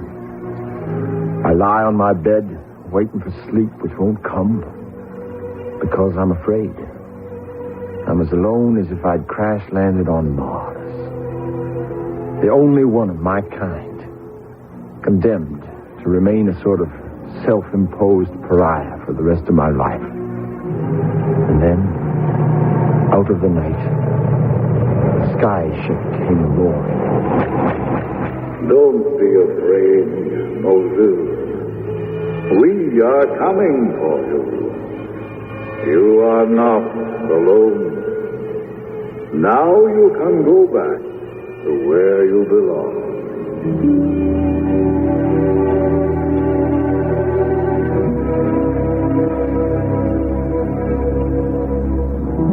Is the deep sound of the whirling mechanism a psychic reaction to the truth his father has just told him? Is there really a space voice calling to him?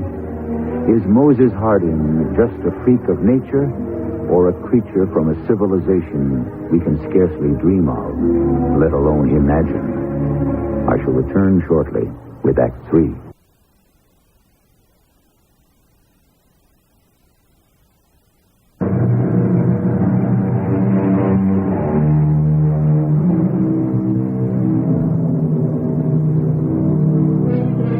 Out of the night comes the strange, high whine of the spinning disk from the beyond. Out of the roar and buzz of its revolving mass comes the deep, compelling voice from an alien presence. The words are reassuring, but are they to be believed? And how will Moses Hardin react to the voice's offer? Or is this all a dream in the mind of a tortured young man who has lost his mother and is about to lose his father? You have no place here, Moses. Come home. I can't. Why not? He needs me. Who? My father. What is a father? There is no such thing. He brought me up. He sacrificed everything for me. He and my mother. You live in a primitive civilization. Father and mother are outmoded words. You are only a part of the whole. And the whole is the state and the living. Come back. Well, would I be a part of you? Would I stop being different? Would I not feel alone? I told you, you would be a part of the whole. And my father? There is no room for him. He will soon be a non-person. I have to stay with him to the end. Can't you wait a little? Or come back? No. You must make your decision now. I want to be with my own, where I'm not a stranger. But I cannot leave my father now. He needs me too much. So be it. You have chosen your own destiny. We cast you out. The world you live in has no place for you. You have selected your own living death.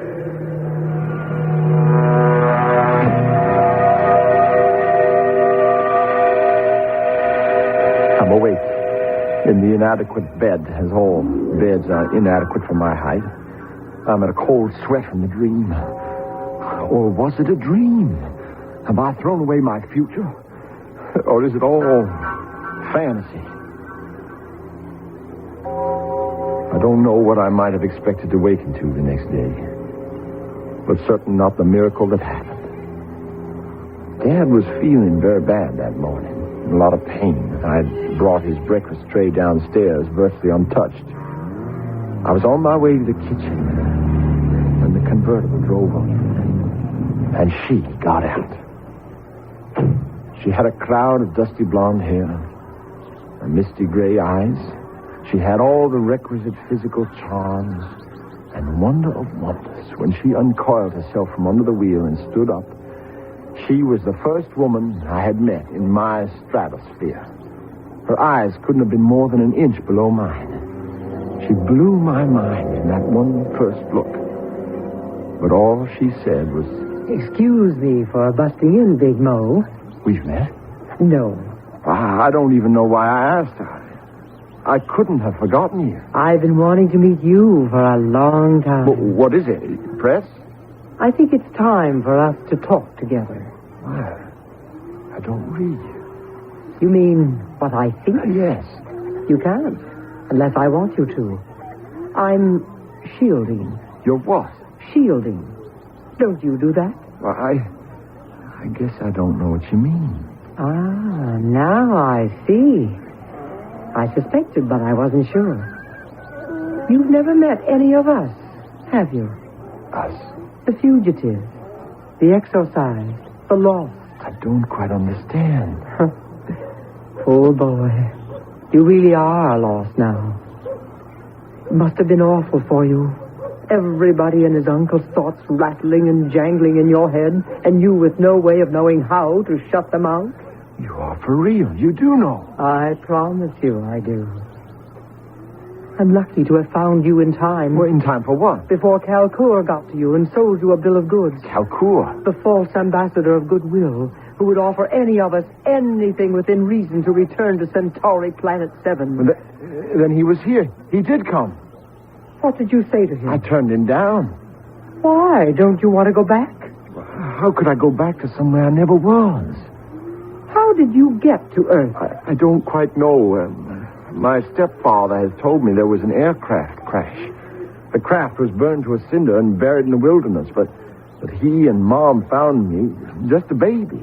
And because they wanted a child and there seemed to be no one to claim me, they brought me up as their own. It must have been very difficult for you, Mo. Oh, not really. There was so much love and so much happiness. The worst were the thoughts. For so long, when I was a kid, I didn't understand that I was so different. I thought everyone knew what everyone else was thinking. Why, it got me in a lot of trouble till I realized that I was the only one who did. Well, that would have been enough to set me apart, but by then, I'd started to grow. When does it stop? I mean, when do we... We're not all that peculiar, Mo. You might grow a few more inches, but that will be it. Well, how can you be so sure? I'll let you judge that for yourself. If you'll allow me to take you to the Heartland. Well, I can't go anywhere with you. What's your name? I'll unshield my mind and think of it, so you may read it for yourself.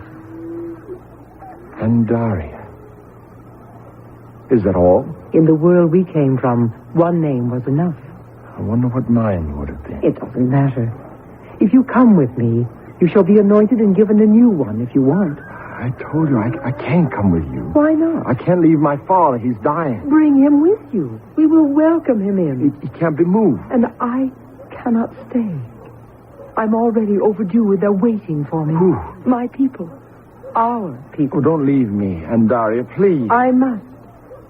Walk me to the car. Oh, where is the Heartland?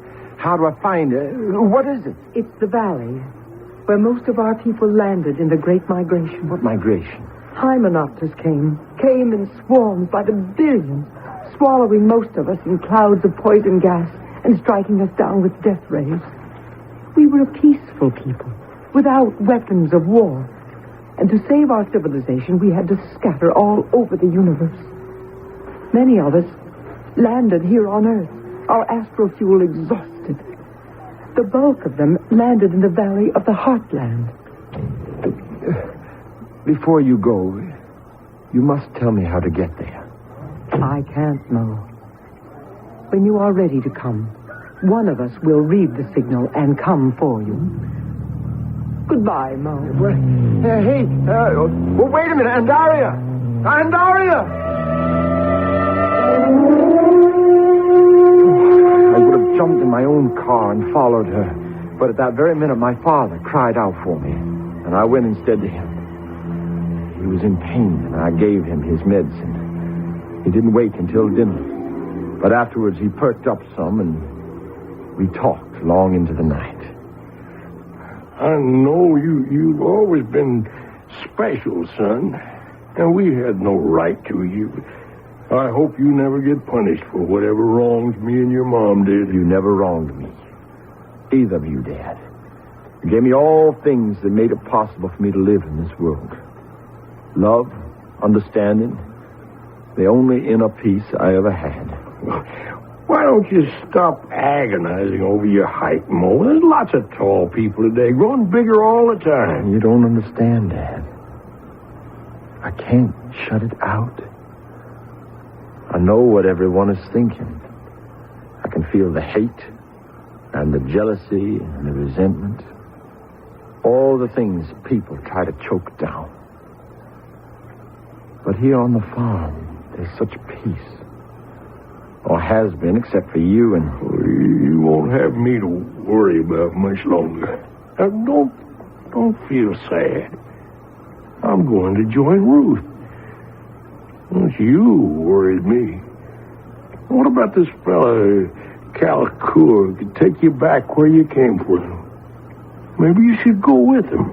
And Daria says he's the enemy. Well, how do you know you can trust her? And you don't even know how to find the valley. But if that's where I belong, I'll find it. And wherever I am, your mother and I will pray that you do.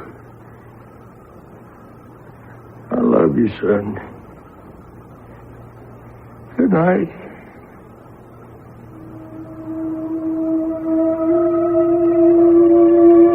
It was the last word he said to me. He died peacefully that night.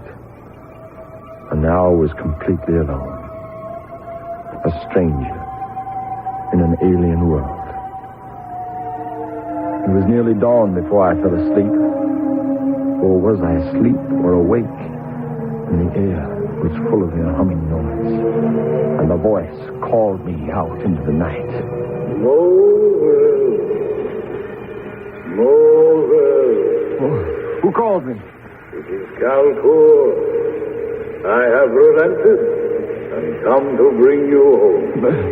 But you are my enemy. And Daria told you that, but she lied. And she is not for you. She's already promised. To whom? To the fourth. Who is he? He is the one who succeeds the elder when his force is gone. What is he? He is nothing. Only an empty title. Don't listen to him, Moses. He is the center of us, our leader, the one Karl seeks to destroy. Leave him alone. Don't trust her. Don't trust him. Don't go with him, Moses. He will have no choice. We will take him. Seize him. Moses, the force has been lost ever since the migration. But the elder tells me it could be you. Don't let them take you. Resist. Back into the ship. Don't listen to the woman. Don't worry, Andaria. I'll fight. I won't lose you. By the gods, he is the force. Come away from him. Come away. We have no weapons to stand against the force.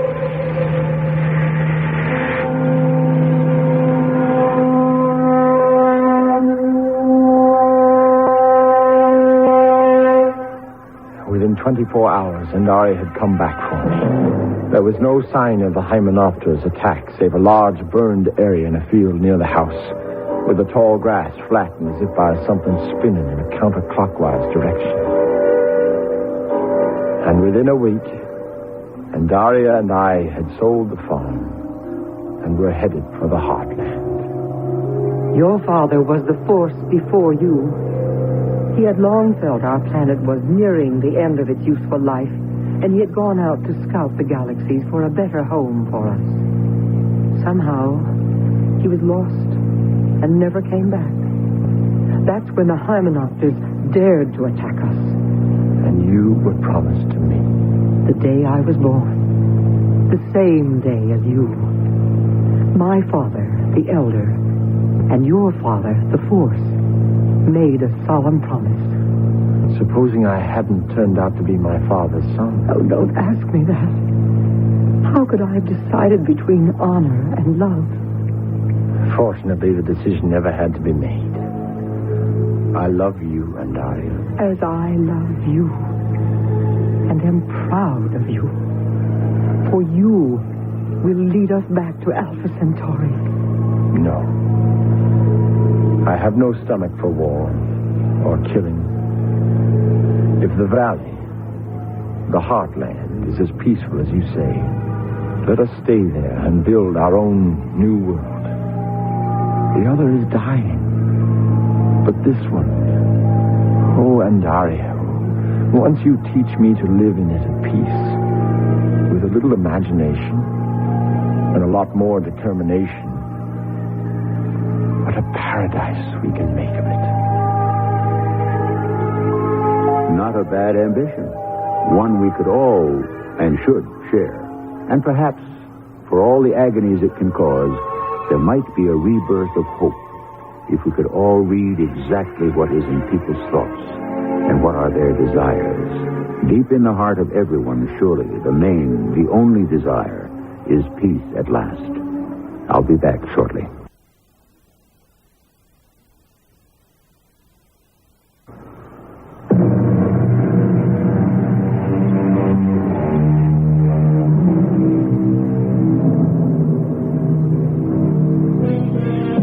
No matter what one may think in the cold light of day, the night is the time when the horizons of the mind expand.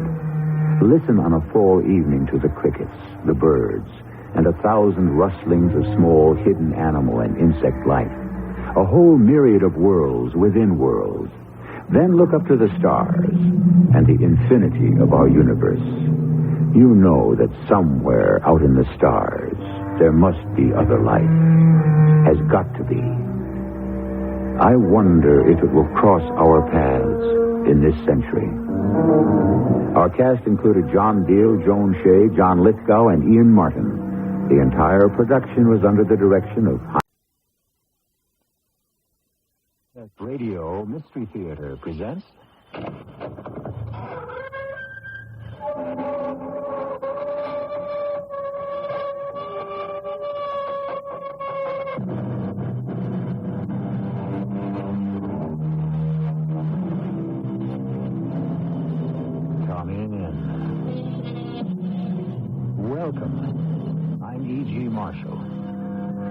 I'm sure you're aware of the philosophical question. If a tree falls in a deserted forest where no one can hear the sound, did it make a noise? Carry the principle one step forward. If no one saw it fall, did it ever fall in the first place? Now, don't answer these questions too quickly. No one has ever been able to resolve them to everybody's satisfaction. And what does the fun require of me? Priestess, I am cursed with the habit of gambling. The curse can be lifted. No, Priestess. It has been predicted I can stop only when the sun shines at midnight, when snow falls in the jungle, and when the deer turns upon and slays the pursuing tiger. Is that all? Is that all? This matter can be arranged.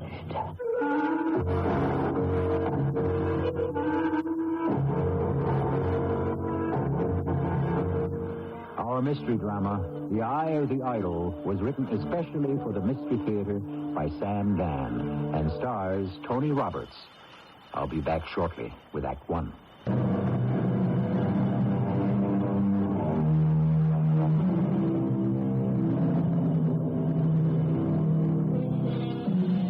Ship me somewhere east of Suez, says Mr. Rudyard Kipling, where the best is like the worst, where there is no 10 Commandments, and a man can raise a thirst. Ah, yes, we shall never see those days again, and perhaps it's for the best, when a handful of British soldiers and civil servants ruled the entire teeming subcontinent of India. India, that ancient and eternal land of mystery and romance. And this is a story that took place many years ago when India was called the British Raj.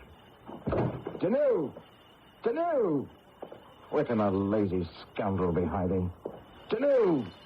Has the heaven-born called? Well, what have I been standing here doing? Well, snap to, look sharp, step lively. I dine tonight with the parents of the Sahiba Penelope, understand? Each word from the presence fills this ignorant person with magnificent enlightenment. Yes, lay out my best shirt and place thou therein the silver studs. Sooner than say this, thy servant would rather eat dirt.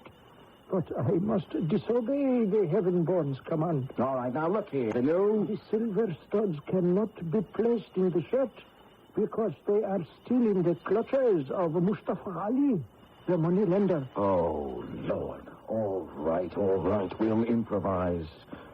Hast thou drawn my bath? If it pleases the presence, I have not. Well, how can it please me, thou benighted fool? I've had a hard day at the office. I want my bath. With your honor's permission, it is not possible at this time. The well must be repaired before the water may flow. Then I remember I told you to have it fixed. I have done even what the favored one has commanded. I went to the office where these things may be arranged. The babu of the accounts would not consent. Why, that arrogant little clerk. What did he say? He said, and I repeat, say unto Farnsworth Sahib that we will see first the color of his money. All right. We'll sort this out later. Meanwhile, place thou the dress suit, the shirt, and the razor in a bag. I will bathe and shave at the club. The club. This letter came for you. From whom? It is even from the self-same club that the Blessed One has just now mentioned. Well, give it to me. Why didst thou not leave it on the table where I could see it? If the glorious one will permit, had I left it on the table, the bad news it contains would have spread through the entire house. Why dost thou say it's bad news? One can feel the evil spirit churning about within. Mr. John K. Farnsworth, Bubbling Well Road. Dear Jack, I'm sorry I must notify... What's this? New regulations. All members and arrears barred from club privileges until back dues. Respectfully, Percy Smollett. Oh, they can't do this to me. I'm a charter member. It is a year since the Magnificent One has paid a single rupee. Oh, shut up. I have to have a bath. Take thou the bucket, go to the well in the village. Well, why dost thou stand there, Danu? Be off, fill the tub. Before this reputationless clod enters the bathroom, I suggest the invincible one go in there first. Well, why would I want to go into the bathroom before thou bringest the water? And hold at the ready the double-barreled rifle. Fool, why would I bring a rifle into the bathroom? Because there is lying in the tub a cobra. A cobra? How did a cobra get into my bathtub? It must have slithered up through the sluice. Oh, this is absolutely all I need. They enjoy the warmth of the pipes. Yes, I'll give him something to enjoy. Put the gun together for me. It is even now assembled and loaded and waiting by the door. Between the sharks at the club and the snakes in my house. Look at him lying there. As if he owned the place. You think the beggar was paying rent and taxes? Well, how do you like this? Ah, that did him. Ugly brute. 15 feet, it is an inch. Junior, yes. Come in. Get rid of him. With your honor's permission. Soon. No, not soon. Now. No, but we must wait. For what? The mate. Even now, it is probably crawling through the pipe on the trail of its beloved. May I remind the unconquerable one to hold the other barrel ready. Some mornings, it doesn't pay to get up. But on a day like this, it doesn't even pay to be alive.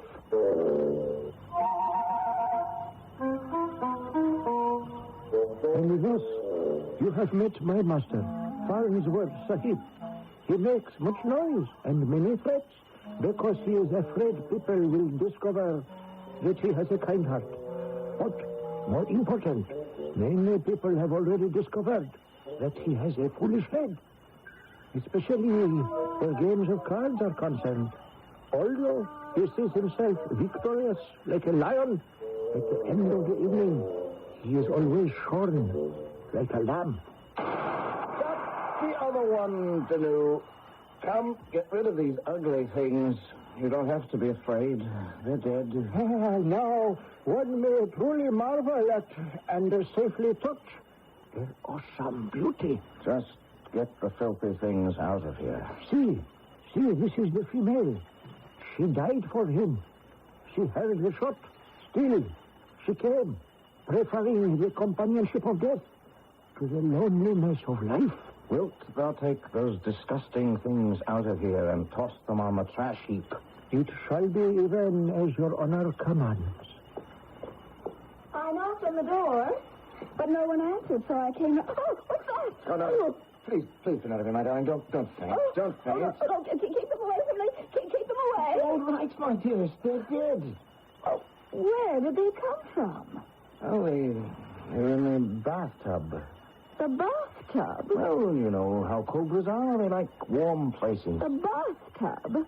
And you expect me to live in this house after we're married? Oh, darling, we'll fix it up prettily. I'm very glad our engagement is broken. We'll put up curtains and all the other foolish little things so dear to our woman's heart. Did you hear what I said? The engagement is broken. Dearest, I always hear what you say. You said the engagement... What? What do you mean, it's broken? Who broke our engagement? 3 people made that decision. 3? First, Daddy. He was at the club. There it was, on the bulletin board for all the world to see. Suspended for non-payment of dues. Uh-oh. I came by to warn you. Don't come to dinner tonight. Daddy's lying in wait. But I can explain. Second, there's Mother, who never approved of you, to begin with. Who felt she was throwing away her daughter on some second-rate assistant district superintendent of the railway and telegraph department. I am not a second-rate assistant district superintendent. I am a second deputy assistant. And third, John Kenneth Farnsworth. Why do you call me John Kenneth Farnsworth? Because this is a formal occasion. I am serving notice that I intend to break our engagement. You can't do that. I have just done it. Penelope. You lied to me. My darling, I never meant... You never meant to keep your word. I tried. You didn't try hard enough. If there's a losing horse anywhere at any racetrack in India, you'll bet on him. In the interests of accuracy, my darling, I have been losing mostly on mares and maiden fillies. You promised me you would stop all gambling. I meant to. I release you from your vow. I free you from your obligation. We are no longer engaged. I thought you loved me. I do love you. But I'll get over it. I'll meet someone else. Someone who prefers me to a night of cards and a day at the races. Please, darling, listen. Someone who shall not sentence me to a life of poverty. Someone who will not gamble away the roof over my head and the bread from the mouths of my children. I've changed. You speak in echoes, John Kenneth Farnsworth. I would return your ring, except you had already pledged it to Mustafa Ali, the moneylender. Penelope! Penelope, come back! She's gone. Danu, she's gone. Yes. What am I going to do? Find another. Who could replace my Penelope? There is the daughter of the colonel of the cavalry regiment. The tall, fair-skinned blonde. Oh, you mean the Goki albino? There is Miss Leslie. She squints. True. But she has an income of 2,000 rupees per month. Well, let us stop this melancholy recital of the seedy charms of mediocre women. I have lost the sun. Am I to have my way lightened by flickering candles? Get me a rope. A rope? What does the president propose to do with the rope? Hang myself. Is there another use for a rope? Quickly. For the sake of the Sahiba Penelope. A rope, quickly. I cannot live without her. But it is not necessary for the president to live without the Sahib. Thou hast heard. She has broken our engagement. If the protector of the poor will but listen. The Sahiba is angry because of the gambling. If she can be shown that the heaven-born renounces this sin, the Sahiba will relent, and there shall be connubial bliss. Dost thou not realize that the gambling is with me like a fever in the blood? I will stop gambling when the sun shines at midnight, when snow falls in the jungle, when the deer turns upon and slays the pursuing tiger. But she does not love thee.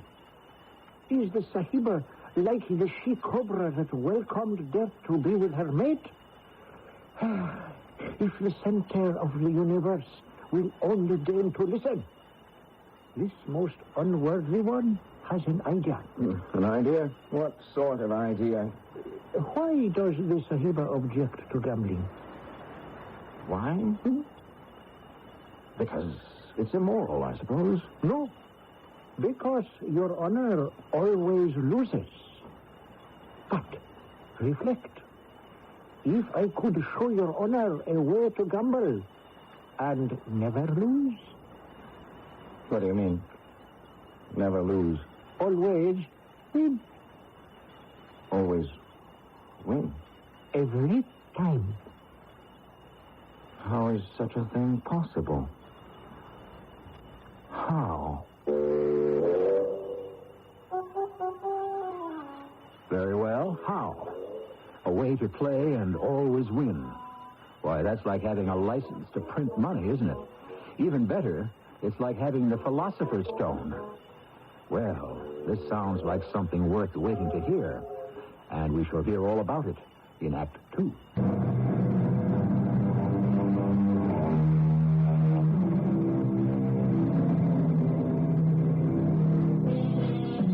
According to Mr. Grantland Rice, when the one great scorer comes to write against your name, he marks not that you won or lost, but how you played the game. That refers, of course, to the game of life. The game of cards, however, is completely different, especially when money changes hands. What sayest thou, Danu?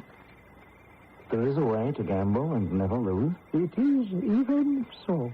I don't believe it. And yet, if your honor will permit me, it shall be revealed. When?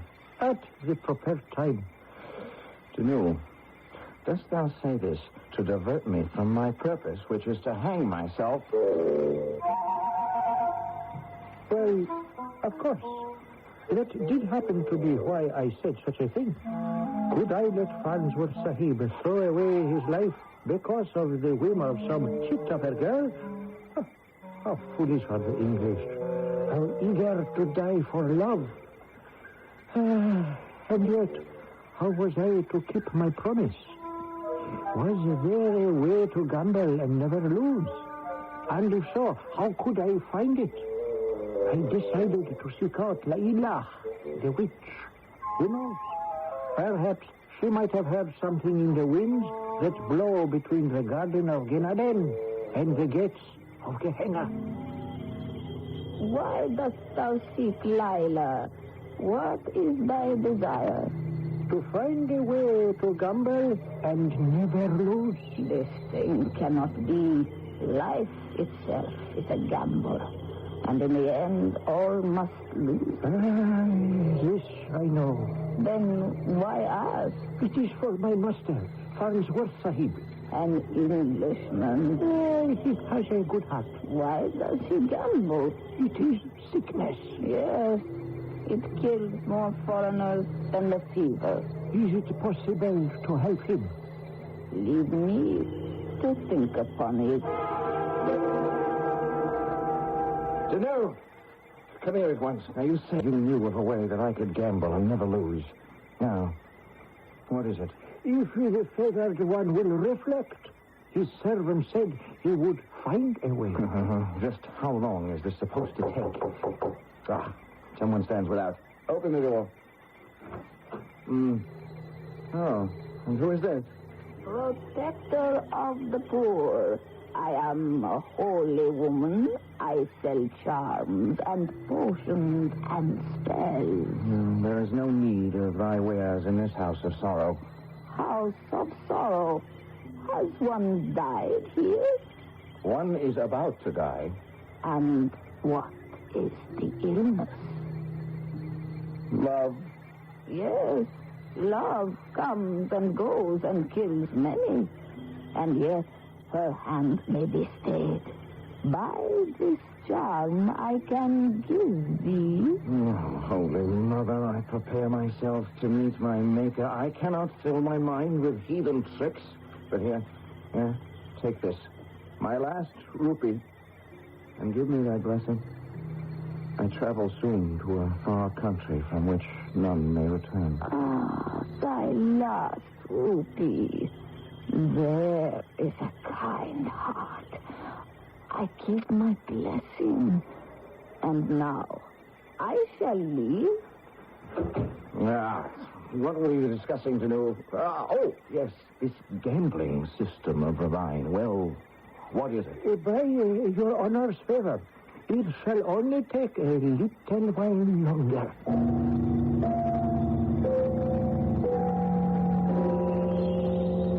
For what purpose had Lila come to the house? Had she cast a spell on him? How would she be able to help? Had I been mistaken? Or when she left, had she given me a certain look, as if to say, come to me soon? I know now why the master gambles. Truly? He gambles heavily for two reasons.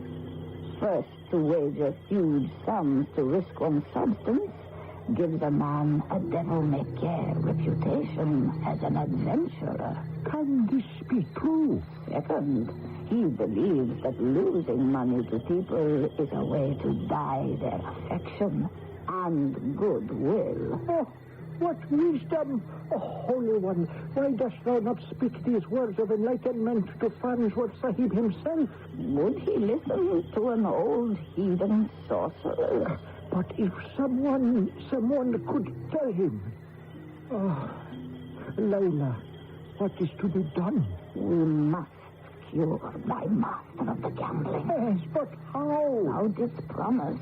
Thou wouldst show him a way to gamble and always win? Yes, but even if I could find it, how would winning cure him? He has tried losing, has he not? That has not opened his eyes. Very well. Let us see what winning may reveal to him. Well, how is this to be arranged? Listen, thou, and closely.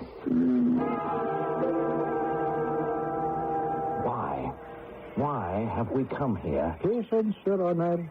Just a little bit longer. I'm a complete fool. I let you drag me out to the jungle in the middle of the night. We are protected by the emanations from the shrine. Shrine? What shrine? The shrine of Azari.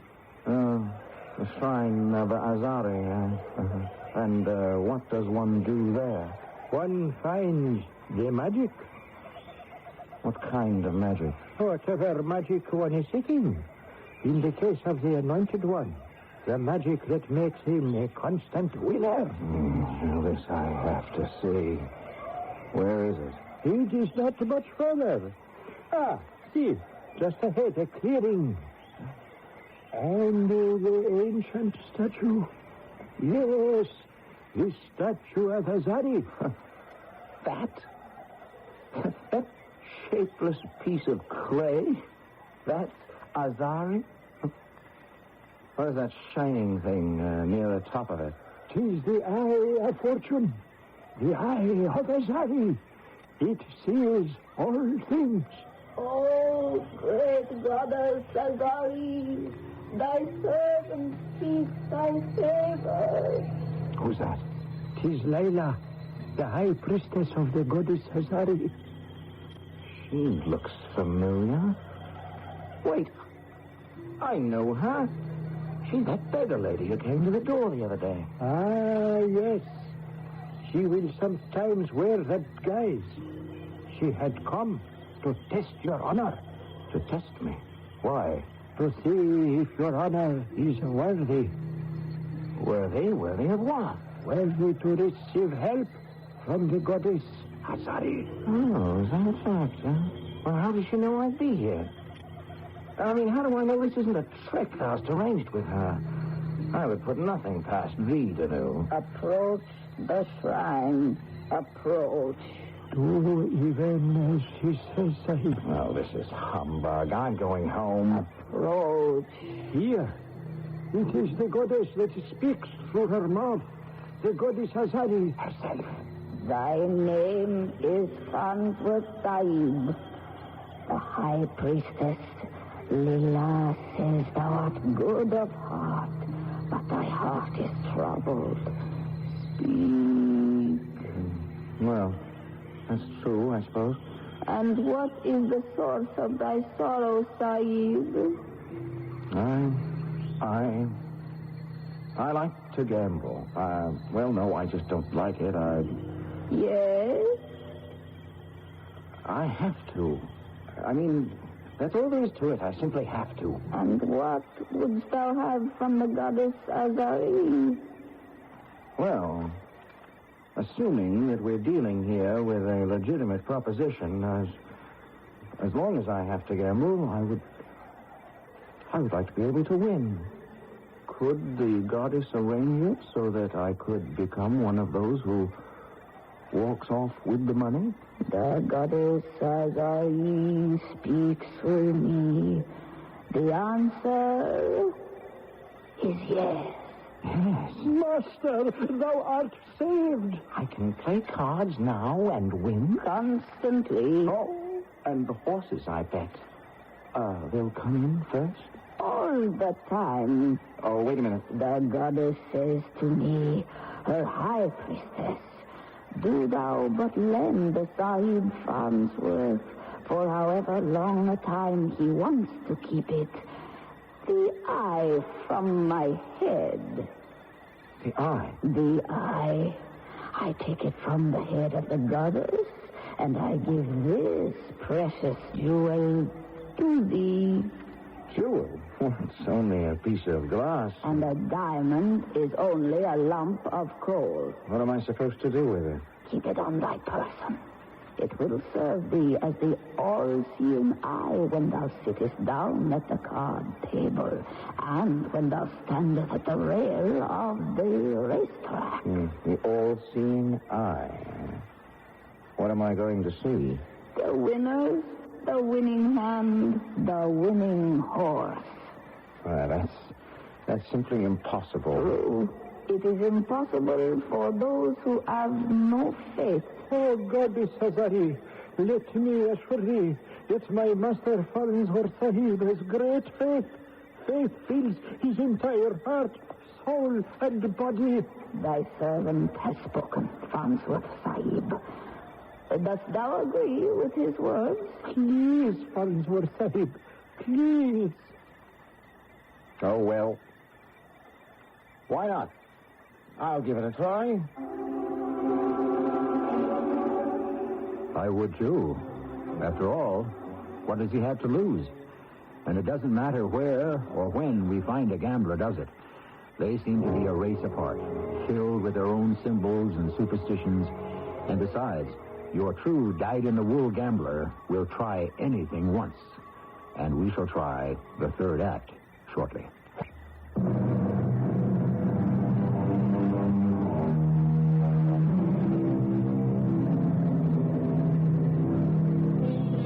You may have heard it said, true luck consists not in holding the best cards at the table, but in knowing just when to rise and go home. To which we might also add, and knowing when to stay in the pot, and when to fold, and when to bet, call, or raise. But if one could do all these things consistently, it would be more than luck. It would be because one possessed an all-seeing eye, which is what our story is all about. Tanu! Tanu! Does the heaven-born call his servant? Listen, was it a dream? A dream? Did I dream, Tanu, that thou and I walked into the jungle and came upon a shrine to the goddess, what was the name of that goddess? I forget. Izari. Yes, and she said to me that I could... Wait a minute. How dost thou know the name of the goddess? I was there with the favored one. Thou wert there?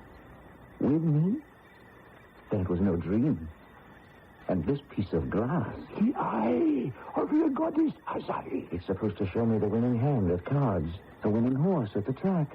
It is even as the fortunate one says. I don't believe it. I can't believe it. Does the sublime one have the eye? The glass in my pocket. Then at the racetrack, even now, are the horses striving with each other? Yes, well, what's the point of going to the racetrack? I don't have a single rupee to wager. True. But come, my lord. Who knows what visions await?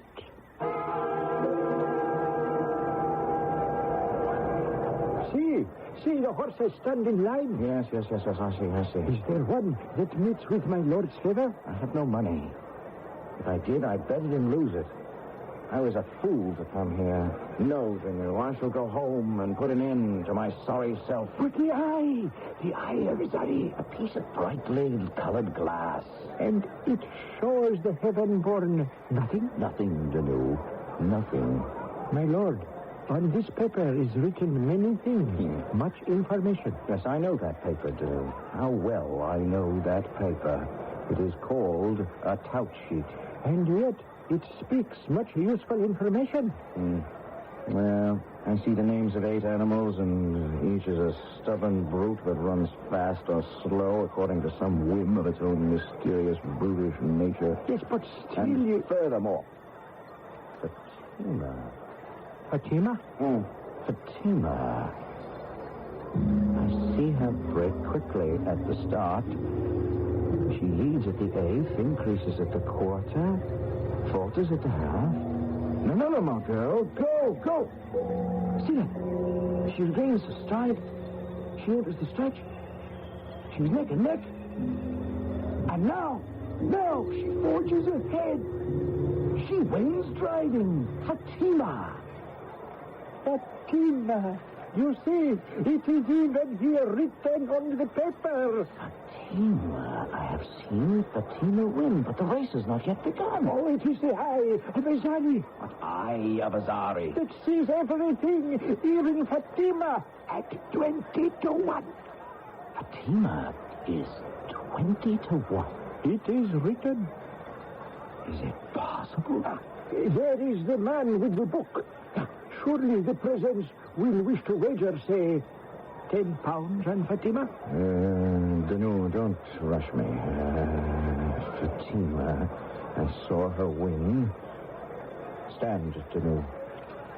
Let me write her name on this piece of paper. Fatima, 10 pounds. Signed, Jack Farnsworth. All right, now then, Danu.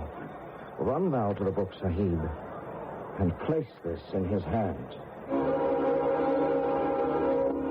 I did even as I was told. And then there was the gun. and the horses raced forward like tortured spirits rushing to escape from Gehenna. And the little mare, Fatima, did lead them all, and no one else, it seemed, had seen fit to bet on her. So, as she raced about the track, there was a silence as the crowd's favorites lagged behind, and only the voice of my master could be heard in that vast throng. Oh, Fatima! You can do it, girl! I've seen you do it before! Come on, Fatima! Come on, girl!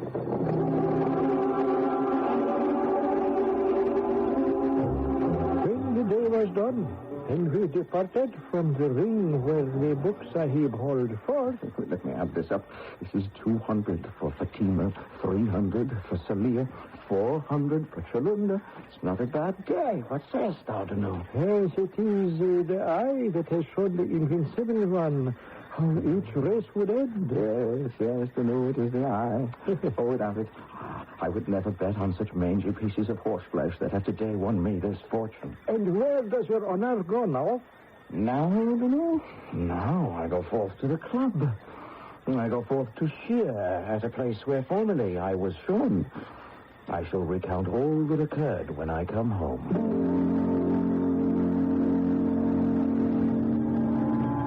Percy Smollett. Good evening, Percy. Oh, Jack. Oh, I see the club is having a dance. Well, Jack, I would like to avoid any unpleasant... Of course, we always have a dance on Saturday nights. Jack, now, you're supposed to be barred from the premises until I pay my dues. Yes, that's right. Jack, I don't make the rule. Of course not, Percy. Where is my account? I wish to settle it. Now? Well, a thing that's worth doing is best done promptly. Well, it's a rather large sum. Well, I happen to have some cash in my pocket. Let me look. Oh, well, you think I have enough here? What? Jack, what happened? Did some aunt of yours, some nice old lady, finally close her eyes? Let us say that some nice old lady finally opened mine. Should you give me a receipt? Well, yes. Why don't we step into my office? Now, let me sign this little receipt. And here you are. I thank you, Percy. Yes, of course. Tell me, the usual bunch around this evening? Yes, why, of course. In the card room next. There, I was headed that way myself. You suppose I might sit in for a few hounds? Oh. Why, Jack, now that you're a member and good standing once again, so you're as welcome as the very air we breathe. My bet, I suppose. I say, £1. Percy? Well, I say, let's make it a £5. Jack? Jack, it's your bet. My bet? Jack, I'm open for £1. I say a £5. What do you say? I say a tenner. 2 jacks. 2 ladies. Now that's luck. 3 kings. 3 aces. And I'm thoroughly cleaned. I may as well fold. Jack, you lucky devil. Did you find a way to see through the backs of the cards? And soon, my master became the richest man in the club. Everybody deferred to him and made much of him. But there was one who still shunned him. Penelope, please wait, please. Oh. Yes. Penelope, you won't see me when I come calling. You won't talk to me at the club. You cut me dead at Paletti's and every other place we run into each other. Can't you take the hint? Please, Penelope. It's a beautiful morning. You're spoiling my ride. But, darling, why won't you marry me now? Your parents no longer disapprove. Oh, no. They think you're quite a catch. Yes, you said you wouldn't marry me because you were afraid you would lose the roof over your head one day. Are you still afraid? Yes. But I'm rich, Penelope. I am easily the wealthiest man on the station. And every penny comes to you from gambling. And therefore, one day, every penny can leave you the same way it came. Oh, no, darling, never. You are having a streak of luck. It can turn. No, it isn't luck. It's you. Yes? I'll tell you this to prove I love you. Now, you mustn't think I'm mad, but I have the eye of the goddess, and with it, I can see all the winning cards, all the winning horses. Oh, my darling boy, you have gone mad. Penelope, listen. No. This proves once and for all you must rid yourself of this gambling sickness before it destroys you completely. Penelope, stay. I shall come back only when you have cast aside this accursed habit. Forever.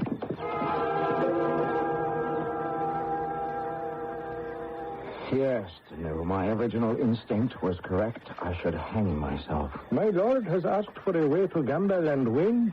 It has been found. Why this further talk? Penelope will have none of it. Dost thou understand? And without her, nothing is worthwhile in this life here below. Then give it up. The cards, the horses. Give it up, give it. How can I give it up? My lord, perhaps this can be accomplished. How?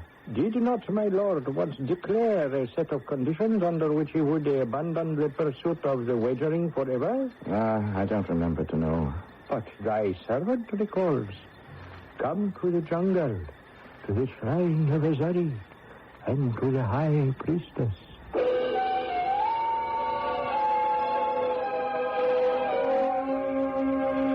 And what is this? The Sahib wishes to return the eye?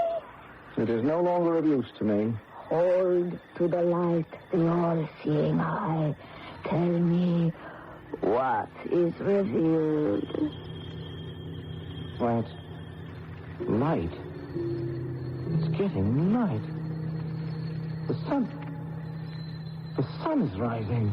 How can the sun rise, Sahib? It is midnight. Look, the sun. You see how it lights up the jungle? Never has there been such a brilliant sunlight. How is this possible? Look, what falls from the sky. Snow. Snow in the jungle. Of course, it's snow. It's covering the trees. I'm freezing. Snow. A tiger had no gun. I'm unarmed. Have no fear, Sahib. Thou shalt be protected. Protection? By what? By whom? That's a tiger. The tiger flees for its life. It is being pursued by a deer. A deer? See, the deer catches the tiger, falls upon it. A deer turns on a tiger? The Sahib has seen it with his own eyes. Yes, I have seen it. Thou art free now. For has not the Sahib said, the gambling is a fever in the blood. I will stop when the sun shines at midnight, when the snow falls in the jungle, and when the deer slays the tiger. Remember? Yes, I remember. Thou hast seen these things? Yes. Where are they now? The sun at midnight, the snow in the jungle, the tiger slain by the deer. Where? The moon shines through the trees. There is not, never was, can never be any snow. And but 50 yards from here is a deer slain by a tiger, as is proper to the law of the jungle. But I saw the sun and the snow and the conquering deer. Thou didst see what the gambler sees when the fever runs high in the blood. Visions, phantoms, illusions. And now the fever has burned itself out. Go.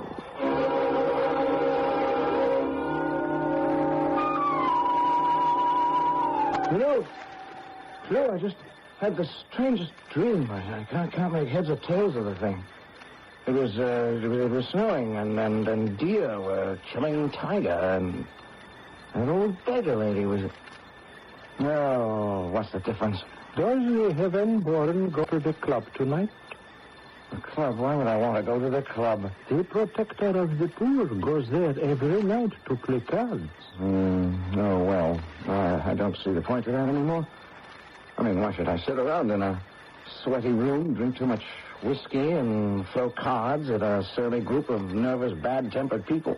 Why, indeed. Especially when I can walk about in the fresh air, enjoy the beautiful moonlight with the lovely Penelope.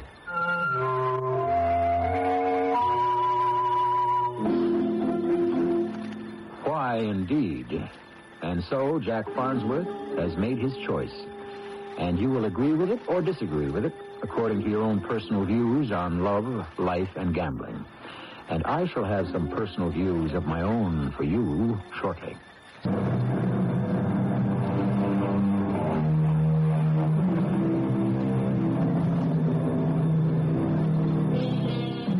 You hear people say of something or other that it's in the cards. Just precisely what does that mean? Is it possible that all the cards will always fall according to some prearranged pattern?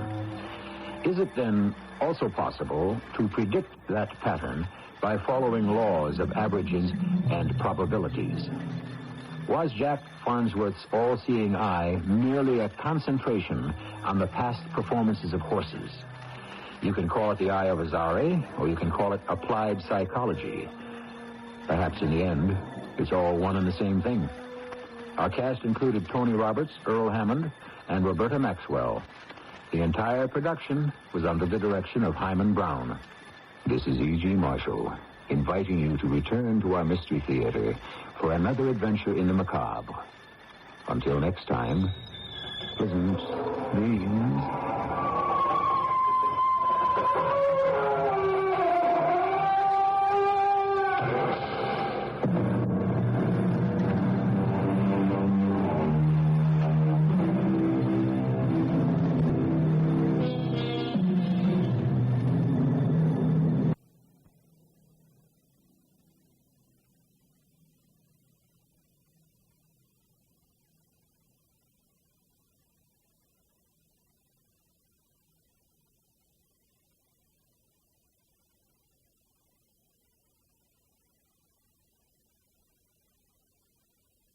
The CBS Radio Mystery Theater presents...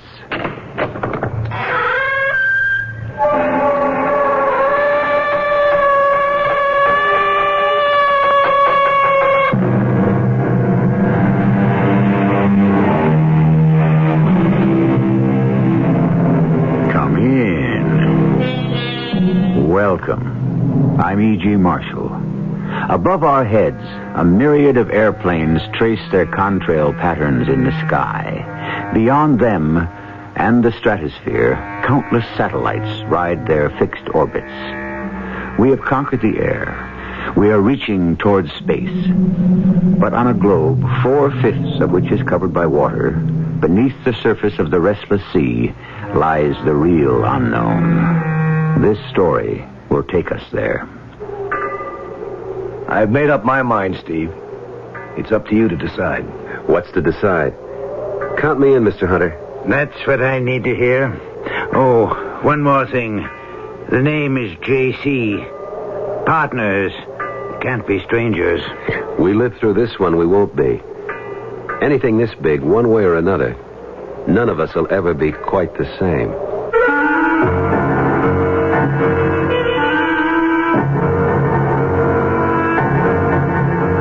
Our mystery drama, Raptures of the Deep, was written especially for the Mystery Theater by Ian Martin and stars Michael Tolan. I'll be back shortly with Act One.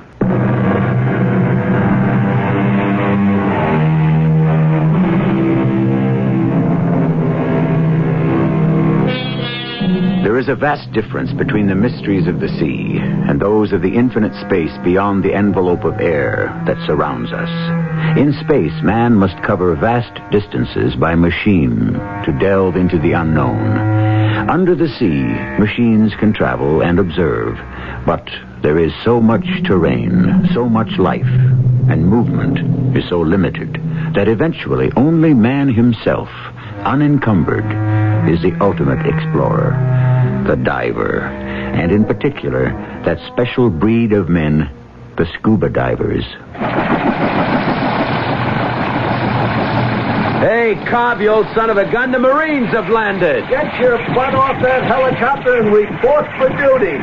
Where's your gear? Johnny, the pilot's going to dig it out for me. It's stowed in the tail. There's no time. This is a big one. You can dig out your own gear. I'll help you with it. I got a car waiting, and I'm driving you straight to the Pandora. The what? Pandora. That's the name of J. Calvin Hunter's ship. Ship? You can decide if you want to call her a boat when you see her. By me, the Pandora's a ship. The dame who opened up the box and let all hell loose. That's her. Well, why would he want to call his yacht that? Better ask him. I don't know. It smells like trouble. When have you and me ever got into anything else? This one, we'll never forget. The name is Steve Carr, but it didn't start out that way. The real name, the ethnic one, is Stefanos Karalis. Both my mom and dad are from Greece, and I still speak Greek as well as I do English. Me and Cobb Straker were in the Navy together, frogmen, and after we got out, we went into the salvage business. What I mean is, we handled a lot of jobs, but only on the number one jobs did we work together. Matter of fact, we hadn't seen each other in 6 months. I'd been working on some offshore oil rigs around Galveston, while Cobb had been keeping a finger on the pulse of what we really care about. Buried treasure. He stayed with the firm's base in Freeport, Bahamas. We had a lot to catch up on in the car. So Galveston worked out? Yeah, finally. What happened to your cake? Oh, we found the Estrelita okay, in about 40 fathoms. And? Just the ribs, and pretty well broken up. The keel was still there, and enough of a stern to identify her. 2 cannons, one eaten away so badly it was scarcely worth raising. The other in fair condition. But the treasure? Who knows, buddy boy? You fish around the Bahamas, the Caribbean. A lot of folks might have been there first. Or storms, drifting tides, or maybe she didn't have gold aboard in the first place. Well, the hazards of our business. So tell me about this prize pigeon. J. Calvin Hunter? No. Why not? Because I want you to see the setup and listen to him yourself. This could be big, Steve. Really big. Or just so much hogwash. I want to let you judge that for yourself. We hadn't far to go to the wharf where the Pandora was moored. Cobb was right. This was a ship in every sense of the word. She was almost 200 feet overall, beamy, and for sure well over 2,000 tons. One glance at her silhouette told me she had every kind of device to handle deep diving, and the equipment to go with it. I felt a tingling anticipation. I could sniff an explosive future. We parked the wagon and unloaded my gear. Mr. Hunter was waiting for us on the fantail. He was taller even than Cobb, but thin, all whipcord and steel. He had eyes like bullets that shot out from under heavy, dark eyebrows. You made good time. This is Steve Carr, Mr. Hunter. He's almost as big as you are, Cobb. Not quite, sir. How do you do? Welcome aboard the Pandora, sir. Sit down. Well, now, did Cobb brief you on what all this is about? No, sir. He wanted to let you tell me yourself. So you could make up your mind whether or not I was a nut or not, I didn't say that, sir. No, I did. And I'll lay you 100 to 1. Cobb did also. It's a beautiful ship, Mr. Hunter. Well, it ought to be. Cost enough.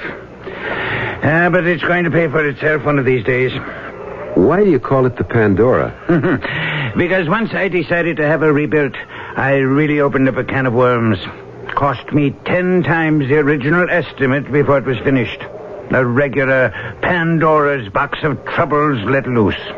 I was beginning to think she was jinxed. Then why saddle her with the name? It suited my whim.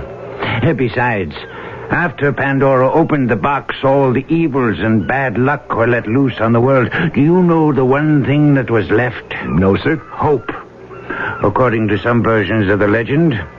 So, that's good enough for me. We're going to need a lot of it where we're going. Just where is that, sir? I'll make it short and sweet. In 1663, April of that year, the Spanish sent out a convoy guarded by their heavier ships of war bound for Spain. While it was carrying some valuable cargo, it was merely a decoy. as all the supposed merchant ships were heavily armed. To decoy the British into attacking? Right. A decoy for what, sir? First off, to try to lure enough British and French privateers into destruction and clear the seas. And second, to draw away attention from a real prize. Right, Steve. The Alhambra. A colossus of a merchant ship that they had built, which was loaded to the waterline with gold, silver, and precious jewels. The value, even then, was in the millions. Today, it could at least run to $500 million, perhaps more. They sent her out alone? No. She was convoyed by 2 smaller men of war, and she took a different route. But either the British and French weren't fooled, or enough of them were smart enough to smell a rat. No, they were fooled. Most of them. But not 3 heavily gunned British privateers who were lying in wait for them. The weather was lucky for the British. They came out of a fog bank and sank the first man of war without taking a broadside in return. Then they turned their attention to the second, and with a bit more trouble, sank her.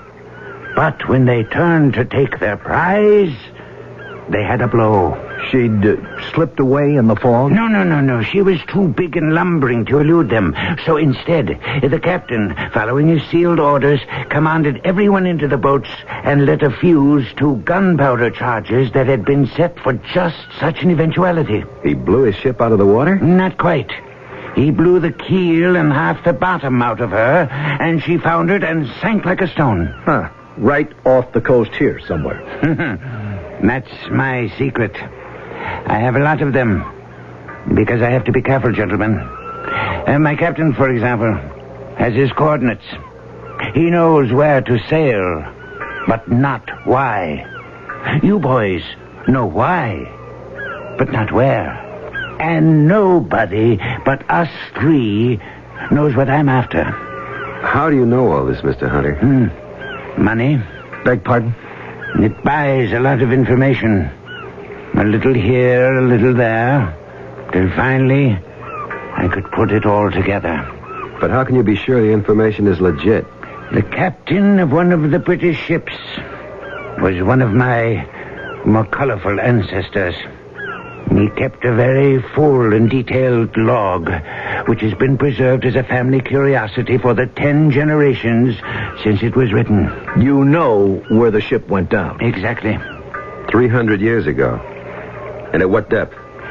That I don't know. With luck, it could be one side or the other of the trough. Which trough? That would be the start of telling, wouldn't it? Until I know you're committed. Well, what do you say, buddy? Heard enough? No. How do we split? That's simple. Since I'm paying you your regular salvage rates, I carry all the financial risks. But I'm not greedy.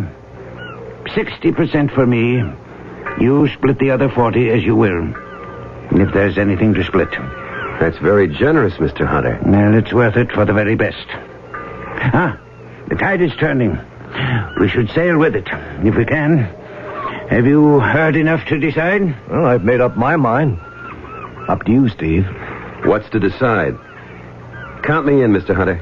That's all I need to hear. Oh, one more thing. The name is J.C. Partners can't be strangers.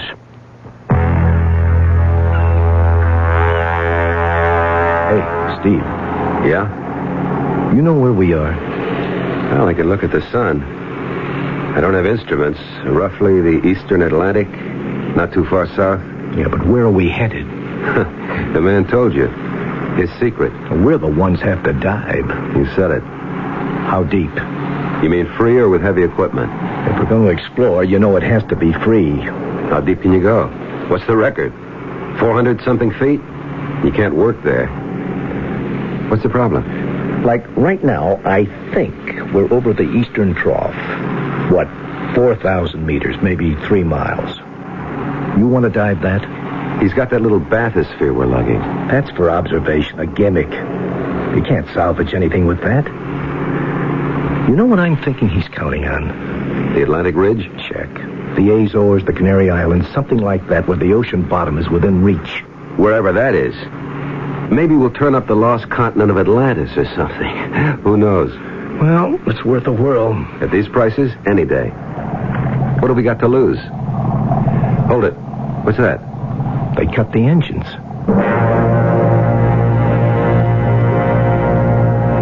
We had dropped anchor in 25 fathoms. That's a long way down. 6 feet to a fathom, 150 feet. Everyone was out on deck when we got there. It was just at sunrise, maybe 4:20 in the morning. J.C. signaled us. He wanted us down in his quarters. There was coffee there, and a large chart on a table marked out in a grid. He pointed to a dot in the middle. This is our position right here. You and Karl will take sectors and scout them. We'll use marker buoys to indicate what has been searched. Blue. With the red one, in case we turn up what we're looking for. Now, when do we start? How about this morning? Just what I wanted to hear. Suit up. Let's get going. You going over with us, J.C.? No, I'm a little old for these depths. Well, maybe we all are. Now, look. We have a decompression chamber. I want you to take the least amount of time on the bottom that's safe. If it's too deep, we'll helmet you and put you on the air compressors. It's deep, all right. How long will you be down? Oh, something like an hour and a half, figuring we spend 30 minutes maximum at 160 feet odd. Well, it'll take 45 minutes staging out on the way up to beat the bends. Okay, don't push anything. We've got all the time and most of the money in the world. I have a syndicate backing me. Now, be careful. Our middle names. Ready to go, Cobb?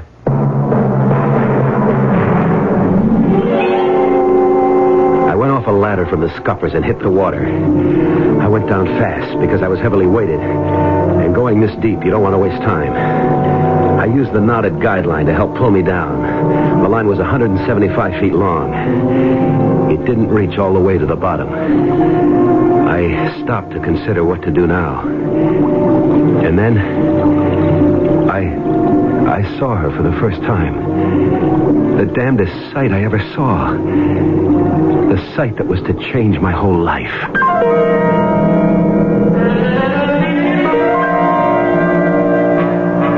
What does a young man see in the ocean at nearly 30 fathoms deep that will change his life? And whatever it was, what does the term her mean?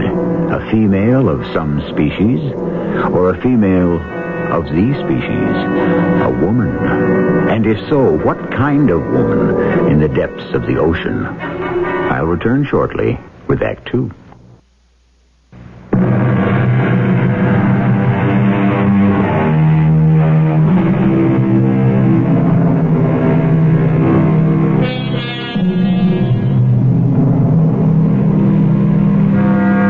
Steve Carr has encountered whatever strange phenomenon has swum into his view far beneath the surface. His partner, Cobb Straker, has surfaced unexpectedly and now is being helped back aboard the ship. His relatively sudden reappearance has been a surprise to everyone aboard, and J.C. Hunter is the first to lend him a helping hand, reaching to take his fins as he shucks them in order to climb the ladder back aboard. You all right? Sure. I came up because there's no point to the dive. What do you mean? Adams, take Mr. Straker's equipment. Help him out of the tanks. I don't know what your anchor hook snagged, but it must be some kind of a hill or mountain. What do you mean? Well, we've got 175 feet out of weighted guidelines, but mine at least still don't reach bottom. Once I got to the end of the line, I chickened out. I wasn't going any deeper on my own. And what about Steve? He's still down there. Well, maybe he's lucky. He hit a slope or something. I'll catch my second wind till he comes up. Maybe we can replot this whole dive better. How long will he be? Well, any minute now, unless he narked out. He what? Nitrogen narcosis. Raptures of the deep. A sort of deep-sea drunk. Complete euphoria, and you lose all track of time. Hey, he went down before me. Where the devil is he? Maybe we'd better go down after him. Well, if he doesn't break water in the next couple of minutes, I sure as shooting will. Oh, there he is. Well, where you been, jerkola? What do you want to do? Give us all the hides? You all right? Just cutting it. You want to gas me aboard, Cobb?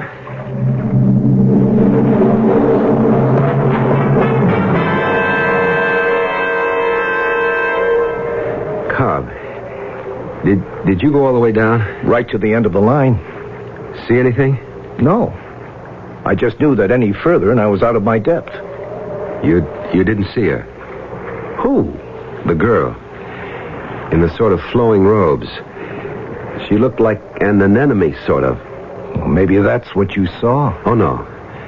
This was no anemone. A sea animal, maybe. But if she was the closest thing to the girl I dream about. And if that's where she lives, and man, let me live there, too. You know what I think, Steve? I think you were narked. No way, Cobb. My head was as clear as a bell. I'm going to tell you something right now, partner. I don't care about treasure ships. We stumbled on something far more special. If I can find her again. And right now I'm going over to see if I can. They couldn't talk me out of it. I asked for and got a longer guideline. 75 more feet took it to 250. Cobb was fit to be tied. I still think you're crazy, Steve. I'm going down with you. Oh, no, I want you up top on the line for signal so I know I'm safe. What's the big deal? 250 feet? Trying to set a record? Nowhere near it, and you know it. Who was the guy dived something near 400, breathing air? Some Italian, and they fished him up unconscious. I'm going nowhere near that. Now, wish me luck, buddy, because here I go. Now, wait a minute.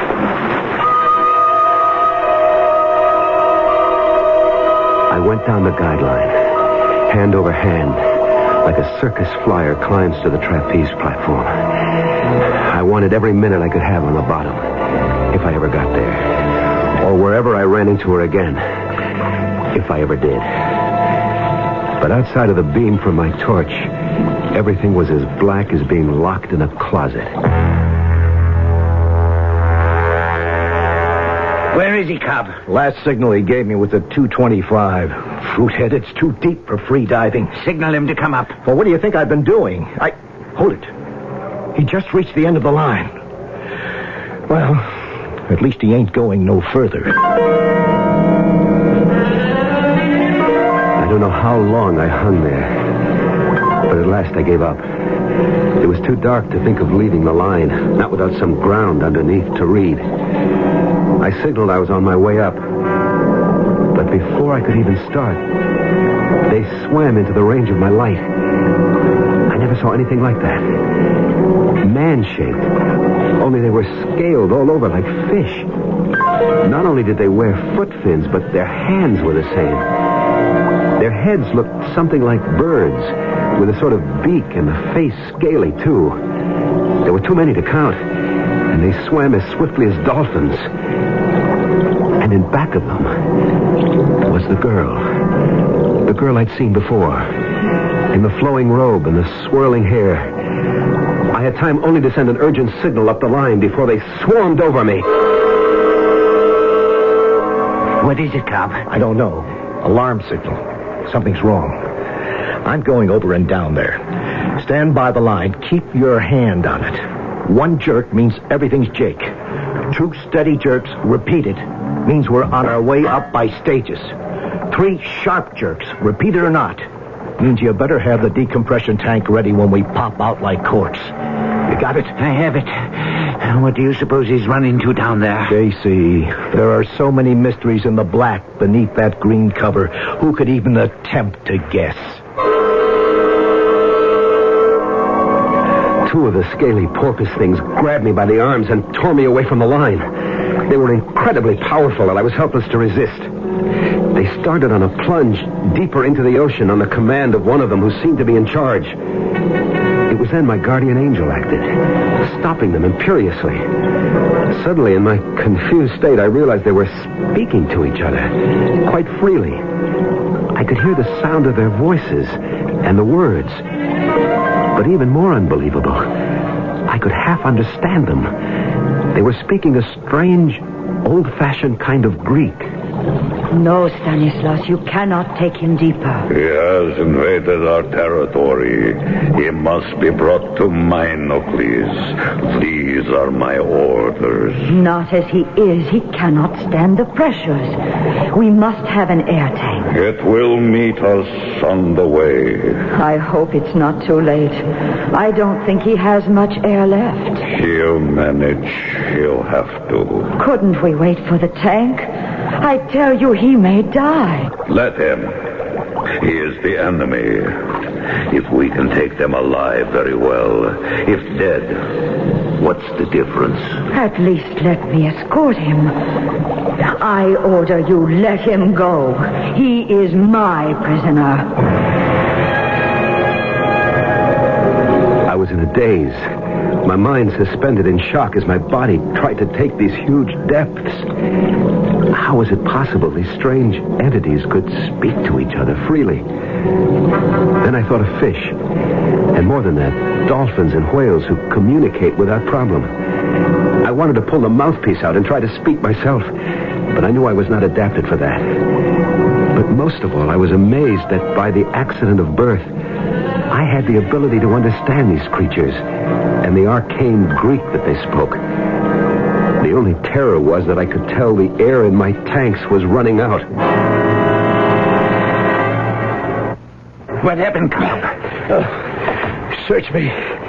He's gone. There's no sign of him. Gone where? I don't know. Narked, I guess. Raptures of the deep.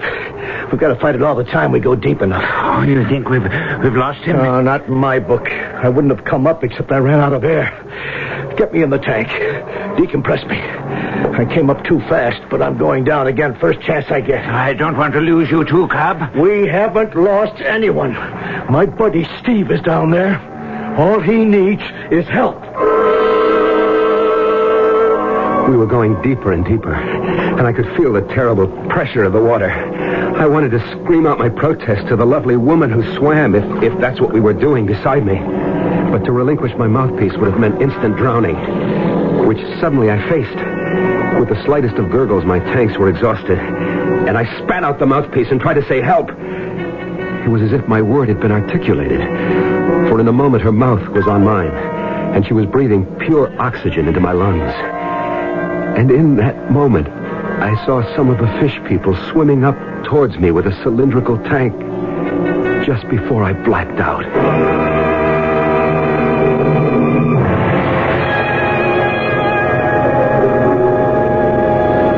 When I came to, I was lying on a kind of couch on the inside of the tank, and beside me was the girl, woman, the apparition or whatever she was. The tank was transparent, and outside, like the men at the oars of some ancient slave ship, I could see we were being propelled by the fish things. I took a deep breath. Oh, a breath of delirious satisfaction and gratefulness. Whatever was ahead of me, at least I was breathing air again. As I did so, she opened her eyes and looked into mine. You are all right? I guess so. You can breathe? Or shall we adjust the pressure? No, it's fine, just fine. Who are you? I am a halfway and in Group 1. My name is Ariadne. And yours? The name is Steve. Steve Carr. Steve Carr. It is a strange name. And you are a stranger. Yet you speak our language. Well, not quite. It's close to my family tongue. You see, my real name is Stefanos Karalis. I'm Greek. Ah, Greek. I have heard legends of them. They are a people who borrowed our language. Beg pardon? They came in ships, so the great book says. But we drove them off and sank them in the sea. But some, it is recorded, escaped. And they stole our language and our culture. What culture? The one you are being brought home to. Oh, how I hope you can survive. Oh, don't worry, I'll make the attempt. But what am I going to survive to enjoy? You do not like me? Lady, that's beside the point at the moment. Where the devil are you taking me? To my home, and the home of my fathers. To my country. To Atlantis.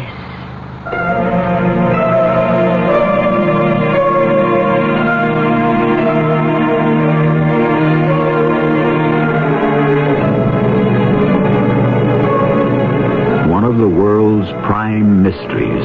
Is it possible that here is the answer to that mythical island of Atlantis that was, in ancient times, believed to have existed in the Atlantic Ocean? Could someone in our modern times actually have found his way to that fabled land? I shall return shortly with Act 3.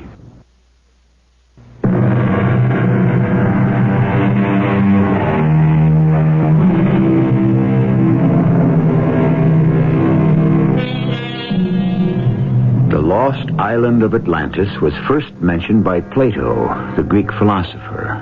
Later, in the 1st century before Christ, Solon, the father of law, reported that he was told of it by an Egyptian priest who said that it had been overwhelmed by an earthquake or a shifting in the world's crust, that it had sunk in the sea 9,000 years before his time. This is only one of many legends of the lost Atlantis, including the one you are listening to in my present report. I remember being propelled by the strange creatures through a thick, waving forest of kelp. The great undulating trunks perhaps some 2 to 3 feet across, and reaching up from the ocean bed into infinity. From then on, everything was blank, until Ariadne woke me up. You can come out of the cylinder with me now, Stephanos. Where are we? On the floor of the ocean. Oh, no. No, Ariadne, I have no air. I can't breathe. You will have air. How? Did you fill my tanks? No need of that. You will be able to breathe now. No, you don't understand. I can't breathe underwater like you people. Oh, but halfways like me can only breathe for a limited time. Only the androcytes are adapted fully to breathe underwater. The androcytes? The men fish? You see, they are no longer here. Where is here? In the home place. The island under the sea.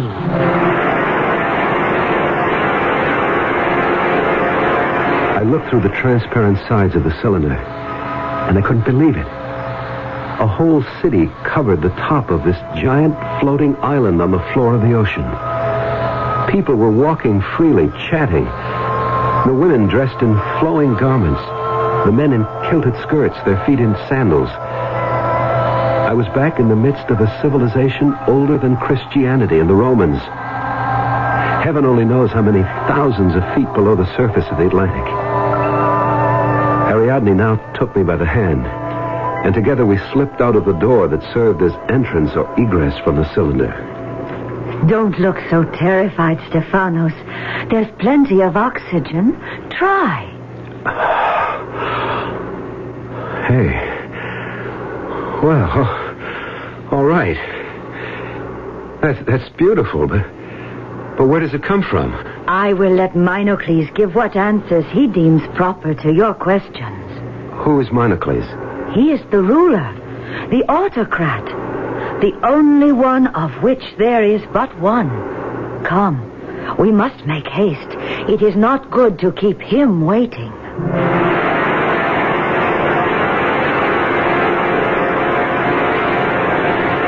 I have brought the outsider, Minocles, as you commanded. Bring him forward, that we may talk. Welcome to Atlantis. What is his name? Stephanos. He is Greek? I know of Greece. You came in your ships and we sank them. When was this, sir? Time for us is different than it is for you. In your terms, let us say in centuries. Perhaps 12,000 of them ago. 12,000? More or less. Before the sea closed the waters of its doors above our heads and we became the lost Atlantis. What happened, sir? You may call me Minocles. I do not know this other word. Was it an earthquake? At the end, yes. a convulsion of the earth that plunged us forever beneath the water. But how could you have lived? We had our warnings. Oh, yes, we were warned. How? In the second passage of the seasons after I was named as autocrat, 2 significant discoveries were made which were to preserve us even in the face of disaster. One was that our island had begun to sink slowly, and that our civilization was doomed unless we could prepare to adapt. Come with me. Once I could look from these heights across Atlantis to the sun setting on a sea that stretched beyond the wall about our island. The wall? You see? Stone piled on stone and sealed stone to stone to shut out the encroaching waters. Like Holland and the dikes. What do you say? Just another people who had to shut out the sea. Like us? No, not like you. They never sank into it. What did you do when that happened? First the wall, and then the dome. I don't understand. Look up, Stephanos. From the top of the wall, arching above us, we are sealed in one huge envelope. A giant sort of plastic bubble. You live in the opposite of a goldfish bowl. A world of our own. Within this protected area, we manufacture the breath of life. How? By pumps, which extract the oxygen from the sea, very much as fish gills do. But how long did this take to build? We had 1,000 times the wheeling of the seasons. 1,000 years? Long enough to be ready for the convulsion that cast us to the bottom of the sea. How do you live? What do you feed yourselves? We had to adapt a breed, a phylum, which could cultivate our sea farms outside the protection of this, what you call, bubble. The androcides. Exactly. Simply a matter of selective breeding to reverse the process of man's rise to land from the mother sea. You mean they breathe like fish through gills and no longer can sustain life on air? Exactly.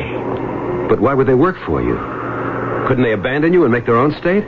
No. Why? Because they cannot reproduce. The secret of parthenogenesis. No man or woman or creature that you have encountered in our society was born. He, she, it was created spontaneously. The fabric built from some living cell taken from another. Cloning? What is that word? It means taking a cell from any given body, man or woman, then introducing it into the ova of a woman from whom part of the nucleus has been removed, and producing, after full term, a mirror image of the person from whom the cell was taken. Substantially correct. But that's a recent discovery. In your world, perhaps. It was a technique we perfected nearly 600 generations ago. You must learn to live with it. What does that mean? You are a fresh impetus for us. You bring new ideas and knowledge of wider horizons. Since you are to be with us, we must have you duplicated as soon as possible. My protests were waved away by the imperious Minocles, and in spite of Ariadne's attempts to calm me down, I was finally dragged away by a swarm of guards. The prison room in which I was confined was classic, and its dampness worried me because it brought back too vividly the immense pressure of the sea all about this relatively tiny bubble of air in the midst of the vast oceans of the sea. I don't know how she managed it, but Ariadne came to me. Ariadne. Shh. Not so loud. How did you get here? I have privileges. I am a halfway, but there is royal blood in my veins. What are we going to do? Do? I can't fit in here. How can I? You can. After the operation tomorrow, you will go to adaptation training and become a halfway like me. And you will be reproduced. What operation? To sterilize you. To what? I won't let them. But why not? If you are to be among us, we cannot have someone who can reproduce at will.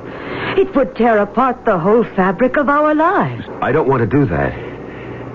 I can't be part of what you are, Ariadne. What else can you do? I can go back. Back where I came from. The autocrat would never allow you to do that. Then you must help me escape. How? It is impossible. You are not adapted. How could you breathe long enough out there? Fill my tanks with enough air. But you could not stand the pressures. Then we'll have to steal a cylinder like the one you brought me here in. Impossible. Even if I did, the androcytes would capture us, and we have no way to move it. You say you are adapted. You could move us up high enough so that I could come out safely. There is only one chance. I must help you escape.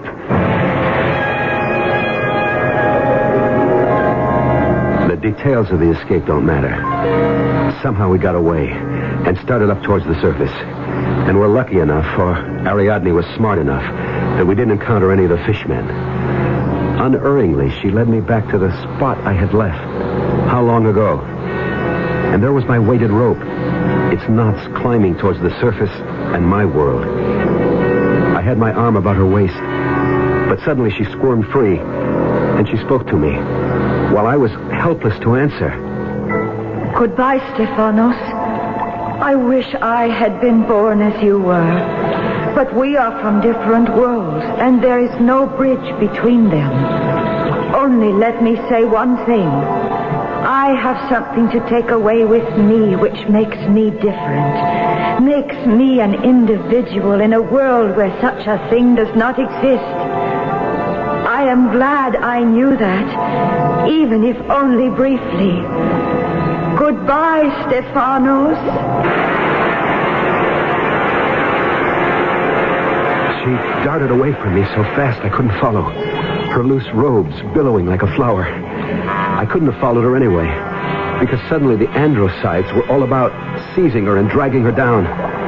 Some of them came for me, and I had no choice but to drop my heavily weighted belt and shoot to the surface in a haze of bubbles. Exploded out of the ocean as if I'd been a champagne cork. Cobb, there he is. It's Steve. He came up without being decompressed. Get that chamber ready.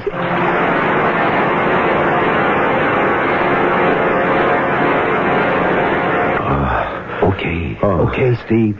Take it easy. No, I've got to follow her. To save... Where am I? You're in the hospital, Steve. And I'm your buddy, Cobb Straker. And you just about copped it, friend. I've got to get back. I gotta get back. Steve, you ain't going nowhere. Not if I have to sit on you till you come out of all of this. But Ariadne... The dame, sure. Lost Atlantis, sure. You gotta be kidding, man. Steve, sooner or later, you've got to face up to it. You zonked out down there. You were narked. The Raptures of the Deep. You said it, Steve, not me. But that's all it was.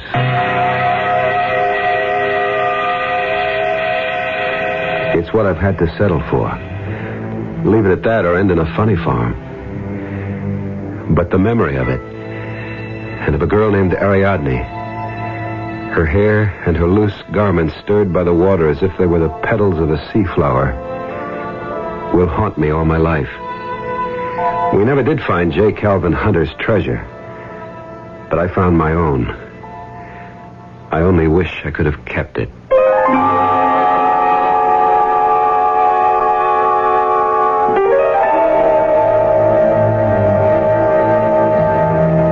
A curiously unforgettable story, which I find haunts me, too. Not only the girl, but that strange and beautiful city-state that Steve also imagined, or visited, briefly. The legend of Atlantis dies hard. Could one imagine that it still does exist, buried somewhere so deep in the Atlantic East Trough that man has as yet no way to find the way there. I'll be back shortly.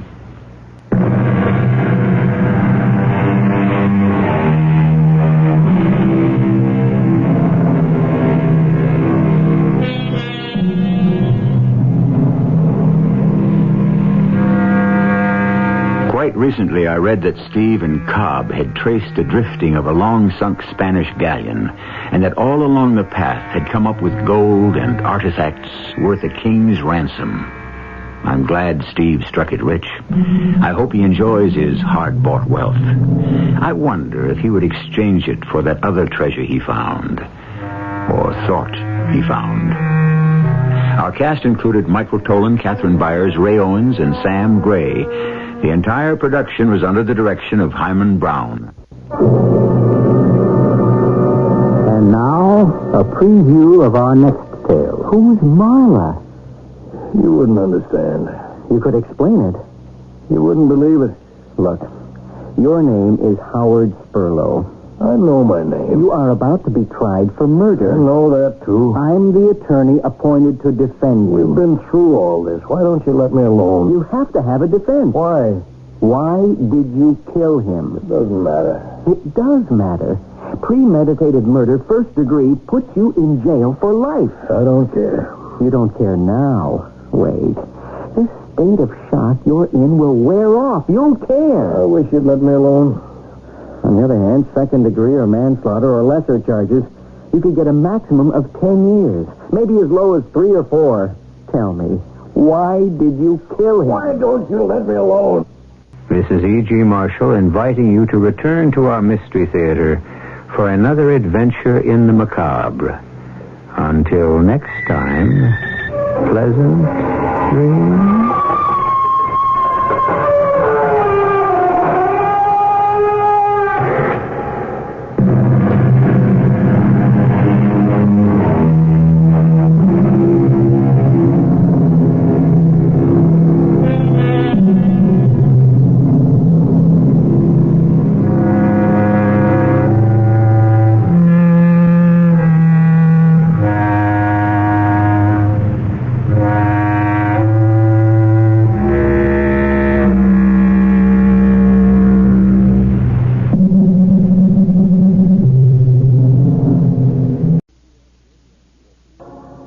The CBS Radio Mystery Theater presents...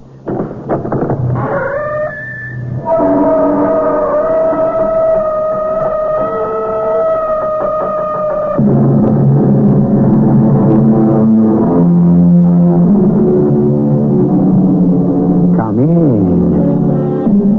Welcome. I'm E.G. Marshall. The best prophet of the future is the past.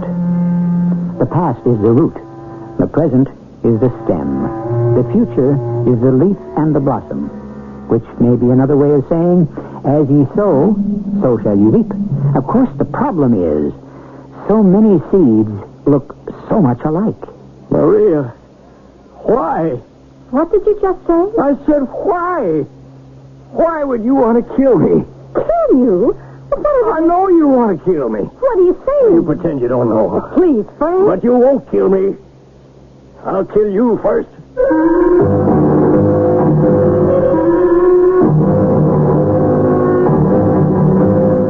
Our mystery drama, Miracle in Sharon City, was written especially for the Mystery Theater by Sam Dan and stars John Beal. It is sponsored in part by Buick Motor Division and Contact, the 12-hour allergy capsule. I'll be back shortly with Act One.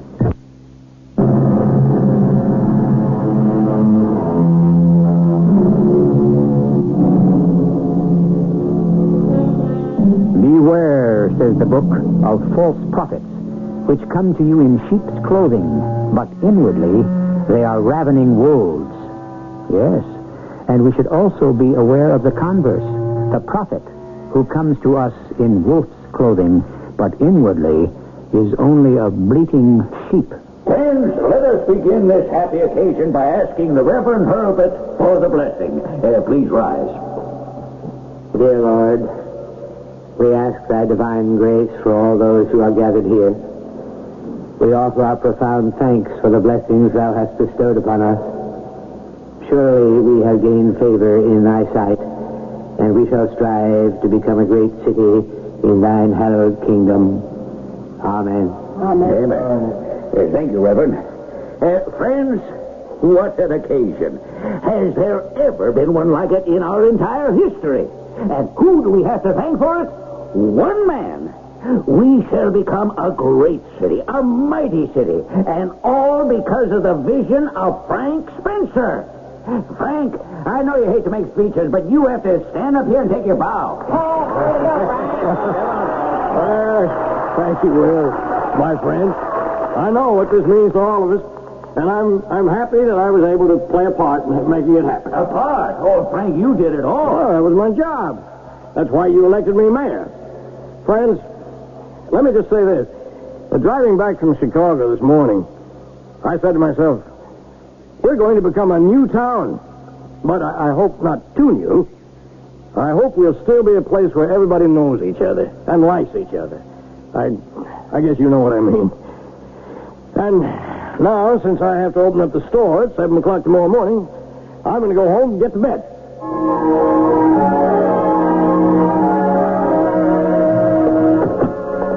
I thought we'd never get away. Oh, darling, it's a price you have to pay for fame. Oh, it wasn't out to become famous. Frank, people just can't get over it. I can hardly believe it myself. And we'll never get away from that. Did we lock the door? I think so. Good. Now let's leave the phone off the hook. Better answer it. Now you answer. It isn't for me. Maria, honey, I'm all sorted out. All right. Hello? Who is it? Oh, yes, Tom. I don't want to talk to him. He just fell asleep, Tom. I don't want to talk to anybody. Mm-hmm. Oh, well, but with all the excitement. I don't even want to talk to myself. Oh, sure, Tom. Tomorrow. Now, good night. You want a cup of coffee? No, keep me awake. Oh, you're too keyed up to sleep anyhow. Hasn't this been the day? How about a drink? No, I'm drunk now. Oh, I can see. Oh, not on whiskey. Oh, ma'am. I understand. I'm intoxicated. You're telling me? Honey, turn on the radio. Oh, sure, but you already heard it all. I'd like to hear it again. Oh, will they still be talking about it? What else is there to talk about on that one-lung station, this one-horse town? What a thing for the mayor to say. I can afford to say it because I mean it affectionately. And besides, didn't I just earn the right to say anything I like? Absolutely. And furthermore, we're not going to be a one-horse town very much longer, it looks like. Well, that sounds as if... As if what? As if you might have mixed emotions about it. Well, don't you? No, not really. All right. Let's hear what Will Johnson's batting the breeze about. Music? I guess Will's finally talked himself out. Not Will. Probably just resting his voice. Friends, it's been almost 8 hours now since our town has been told about the miracle. What'd I tell you? For in truth, this is a miracle. This is a resurrection. Oh, come on now. And it's not just one person being brought back from the dead, but an entire town. Yes, our town, our beloved hometown, shall now return to vital, vigorous life. That's laying it on. One man has done it. And friends, isn't this a monumental example of what one determined, courageous-minded man can do? One man, and one man alone. Turn it off, Maria. Well, by now you all know the story. But for any of you who may have tuned in late, I'll give you the full details of Frank Spencer's heroic exploit right after this word from Bruiser's Shoe Store. It's all a part of what you're going to be exposed to from now on, Frank. I hope not. Oh, come on. Don't tell me you're not enjoying it. Well, up to a point. It's just what? It's ridiculous, that's all. You take a guy, I don't care what he did, and you make such an out-and-out fuss about him. Well, nobody's that great. But what you did, Frank, was a miracle. Don't talk like Will Johnson. Well, in this case, Will Johnson's right. You, all by yourself, you saved this town. Well, there was nothing to it. You know, you never even told me how you did it. Well, I was sitting in the store, wondering how I could get some action in the town, bring in some industry. And I just happened to read in the paper that Miller Basford was thinking of relocating one of their plants. And it made me think. Well, that's what I mean, Frank. It was in the papers for all to to see, but only you... Anyhow, I decided to go to Chicago and just ask him to come here. Now, that's exactly it. You did something about it. You didn't ask anybody, you didn't tell anybody, not even me. You just went. Oh, I didn't want to raise any false hopes. But it was such a magnificent idea. Oh, it was nothing, really. I just drove into Chicago, parked in the Miller Basford building garage. Cost you $4 to park there, too. I'd like to own that concession, believe me. Frank, what you did... I walked in the lobby. It said, Executive Offices, 35th floor. Took the elevator. Said the red-headed receptionist. Pretty little girl she was, too. I said, I'd like to see Mr. Basford. And she said, do you have an appointment? Because nobody sees Mr. Basford without an appointment. And I said, be that as it may. But why don't you just tell Mr. Basford that Mayor Frank Spencer of Sharon City is here? And if he'll give me a few minutes of his time, I could convince him to move his new plant to our town. Just like that? Just like that.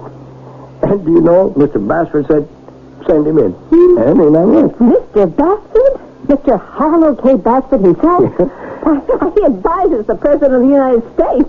He's one of the richest men in the world. Puts his pants on one leg at a time. Just saves everybody up. Mr. Harlow K. Basford? Isn't that what I've been telling you?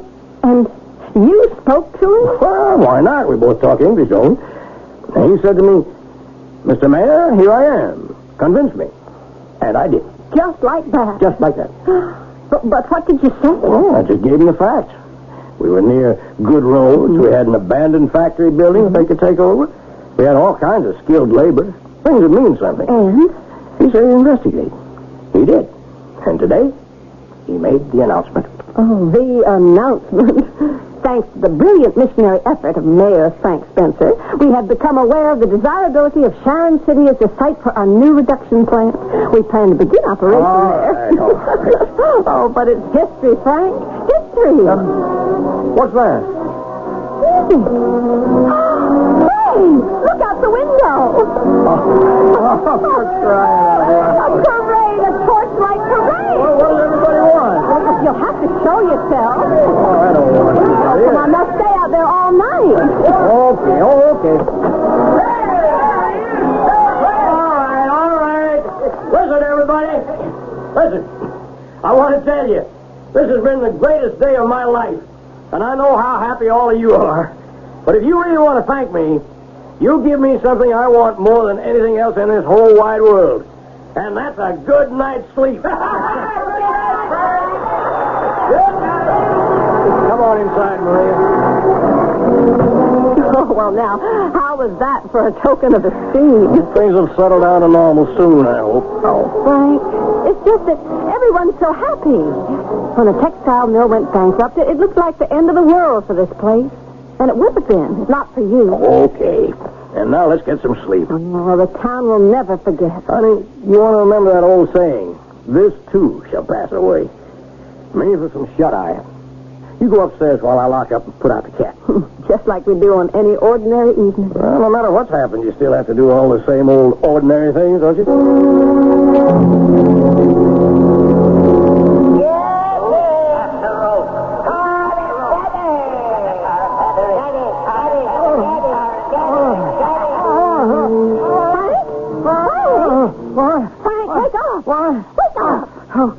I'm up. What's the idea? Why'd you wake me? Frank, you were having a nightmare. Yeah. Oh, what was it, Frank? Oh, nothing. Oh, it couldn't have been nothing. Just a dream, that's all. It was a mighty disturbing dream. Oh, that's all it was. You were so upset you woke me. I'm sorry, honey. Frank, what was it? Well, it's not important. And why does it bother you?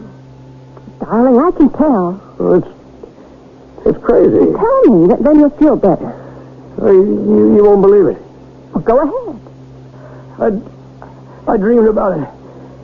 About a mob. A mob? Yeah, a lynch mob. Oh, no. Yeah. Where? Right here. Here? Yes, Maria, here. In this town? Yes. Oh, that's impossible. Oh, why do you say that? Because nobody here would Well, maybe it wasn't exactly a lynching, but maybe they were just out to tar and feather. Well, that's better. Not much better, but something. Well, they were angry, violent, and they were after this guy in the worst way. Which guy, Frank? Well, as near as I could figure it out, it was me. ago. It may have been a dream, but even so, you know the way things can change in almost the blink of an eye.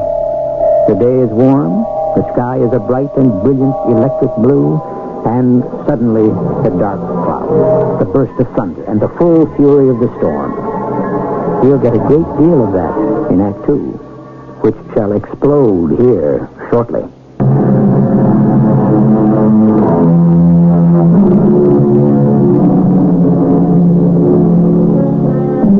In the midst of life, we are in the midst of death. In the midst of joy, we are in sorrow. In the midst of victory, we are in defeat. All are different shades of the same basic meaning. Life bewilders us with its kaleidoscopic changes. At peace with himself is that man who is never taken by surprise. You? Yes, Maria. They were out to get me. But that... You were going to say impossible, weren't you? Yes. Nothing is impossible in a dream. Oh, Frank, even the wildest, weirdest nightmare follows a kind of logic. A crazy logic, but logic. Maybe. And a mob? Were they from this town? Yes, I recognized every one of them. Leading the pack was Will Johnson. Will Johnson? Yeah, and Tom Stander, Ed Morris. Your best friend? Oh, no, not even in a dream. Well, there it was. But you're a hero. You've become, it may sound like blasphemy, but you're practically an idol. Why? How could you even imagine that the people in this town would turn against you? I don't know. Especially after today. Maria, today is going to disappear into time. It will recede into memory. Then it'll be forgotten. Never. It's human nature. That's the way people are. I cannot conceive of any set of circumstances which would make anyone in this town want to hurt you in any way whatsoever. I hope not. I hope not. And now I better get some sleep. I still have to go to work in the morning.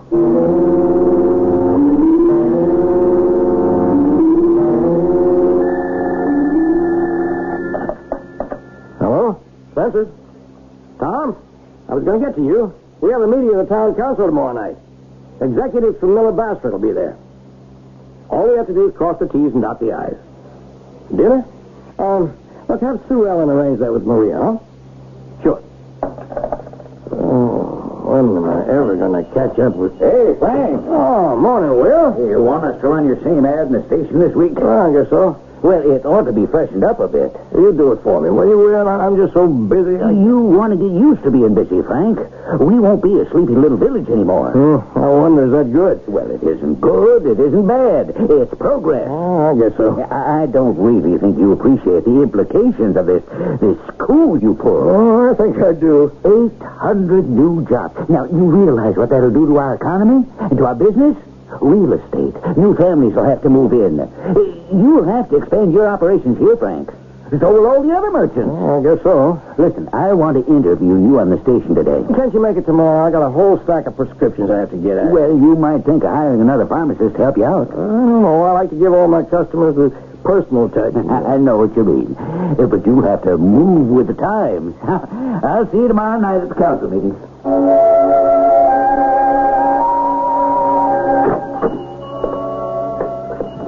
You must be Mayor Spencer. That's me. You said I'd find you in your drugstore. You found me. Yeah, I must talk with you. Well, we're talking. My name is Elwood Starbright. What can I do for you, Mr. Starbright? It's more than doing something for me. It's a matter of doing something for yourself. And for the entire town of Sharon City. Okay, what? The proposed Miller Bassford plant. It's become more than the proposed plant. It's now the actual plant. No, Mr. Mayor. No? That plant, it must not be permitted to come here. What are you saying? You must prevent it from coming. What? You must do everything in your power. I'm giving you fair warning. Don't let it come here. Why are you saying this? It'll poison the town. Poison? Believe me. How will it poison the town? Oh, Mr. Mayor. Give me some facts. Facts? Yes, facts. I didn't go looking for a dirty factory. I was careful to choose an operation that was absolutely clean from an environmental point of view. After all, I have to live in this town. Well, that's why I'm talking to you. But you're not saying anything. Nothing from that plant will poison the air or pollute the water. But it will do worse. It'll degrade the people. Degrade? Morality will deteriorate. Oh, what you're saying is that we'll lose the small-town virtue. I'm aware of that myself. Yeah, you're a fool. Probably. But you'll have to excuse me. I'm not talking in the sense of pure ethics. This is chemistry. I still don't know. In the reduction process of this particular Miller-Basford product, you get a chemical called amphoran. Never heard of it. Of course, I'm not an expert. It's an odorless, colorless vapor. It's released into the air. Prolonged exposure brings out... it brings out, if I can state it simply, the worst in people. I still don't understand. People lose inhibitions. They become violent, even homicidal. This entire town, after a while, 10, maybe even 5 years, could suddenly lose control of itself. Oh, aren't you just... You could have an orgy of violence, murder, unbridled destruction. People on the streets in their homes turning on each other for no reason, no motive. How do you know that? I worked for Miller-Basford. I was chief of research. I tested amphoran on laboratory animals. Well, that doesn't... That doesn't what? Prove anything. I introduced amphoran into a hutch of rabbits. Rabbits, mind you. Within a month, the rabbits were transformed into savage, murderous creatures. Yes, but that They killed each other off. I told Mr. Basford and the board of directors that we need a new reducing process, but they said it'd be too expensive. And so I resigned. But I have the facts. Amphoran can turn people into psychotic killers. That's why you must not allow this plant to locate here. Well, the council meets tomorrow night.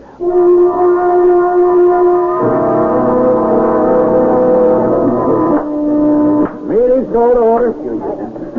As mayor of Sharon City, I call this special meeting to act on a request for a permit from the Miller-Basford Corporation of Chicago, Illinois, to conduct a manufacturing plant in Zone B.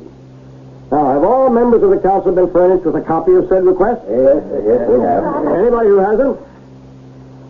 All members who have the request? Oh, yes. Yeah. Anybody hasn't? Is the representative of Miller-Basford present? Yes, Mr. Mayor. My name is Robert Pauly. I'm general counsel to the corporation. And now, before this body votes on the request, has anyone present an objection to this permit? I have. Hey, the meeting will be in order. State your name.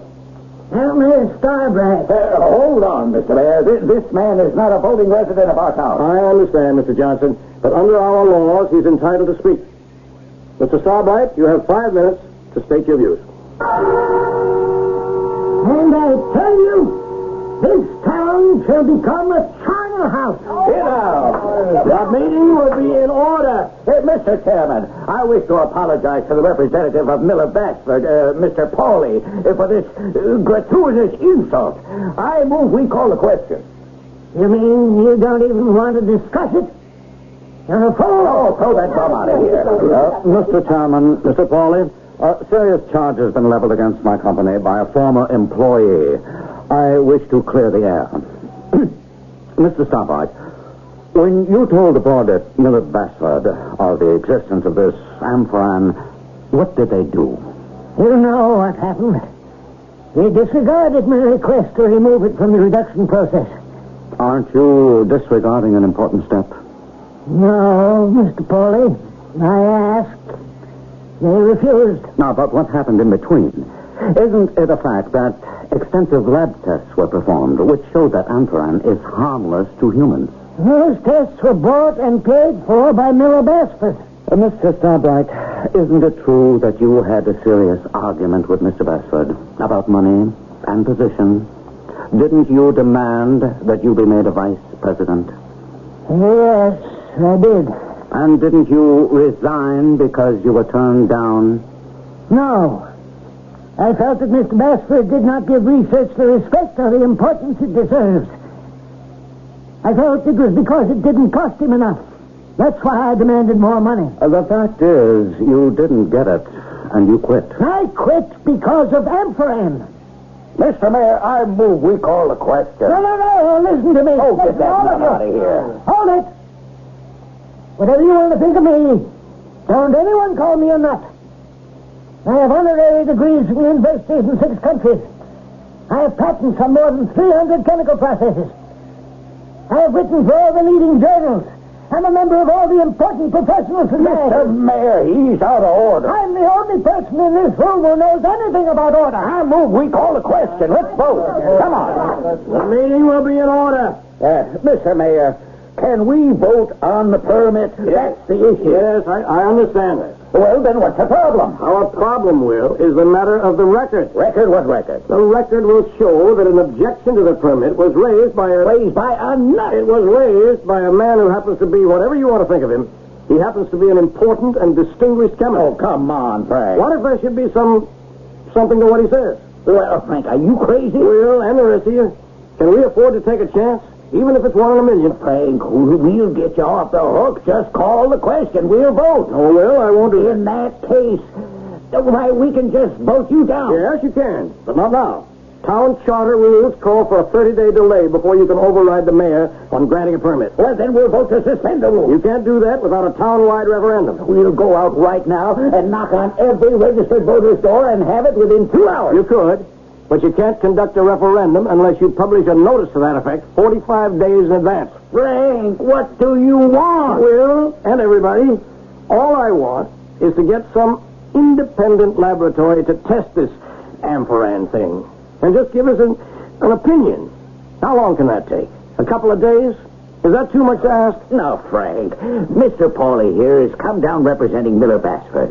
He was told that the granting of a permit would just be a formality. He expected to take that permit back with him to Chicago.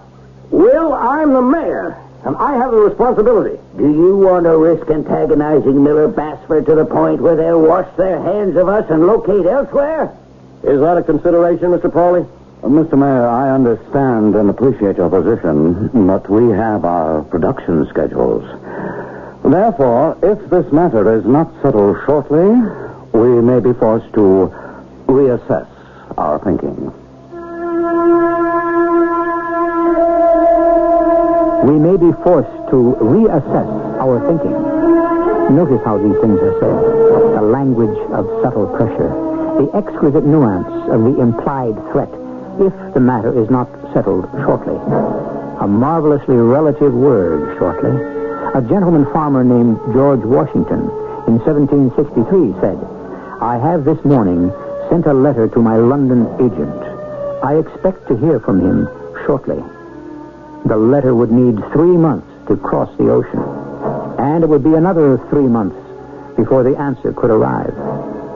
Shortly. It all depends on when you lived.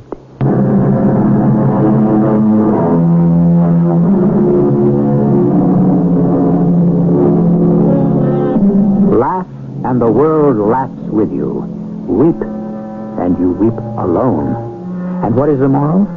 The world has little patience for people with problems, and it gives short shrift to those who persist in rocking the boat, even if it's the only way to alert people that the craft is sinking.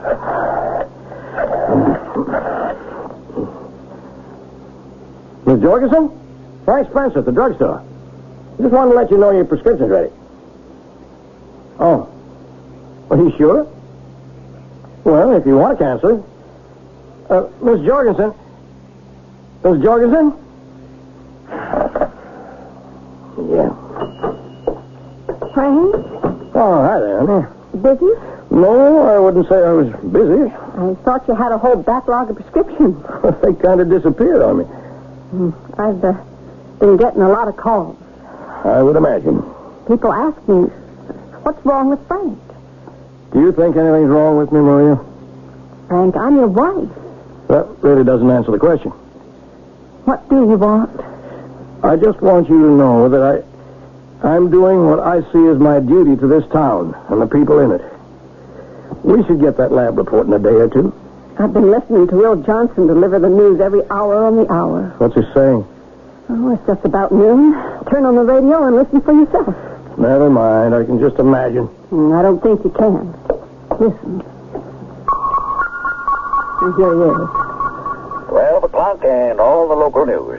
The only important news is still this absolutely mysterious intransigence on the part of Mayor Frank Spencer to okay the Miller Bassford plant. The town is absolutely up in arms, as Spencer is obviously using a flimsy technicality to delay approval. Flimsy Is Frank technicality. Spencer out to destroy this town? This town that's been so good to him? Anymore. Let Frank Spencer know that this town will not tolerate his insufferable arrogance. If you won't, I will. Tell him in no uncertain...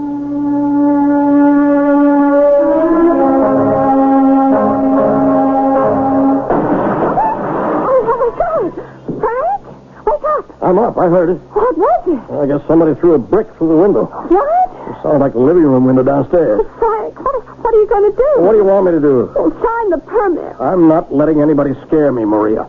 I said I would wait for the lab report. You want to wait until somebody burns down the house? Do you believe that could happen? Of course I believe it. I guess you do. And yet just a couple of nights ago, I had that dream, that nightmare, whatever you want to call it. Please, Frank. No, face it now.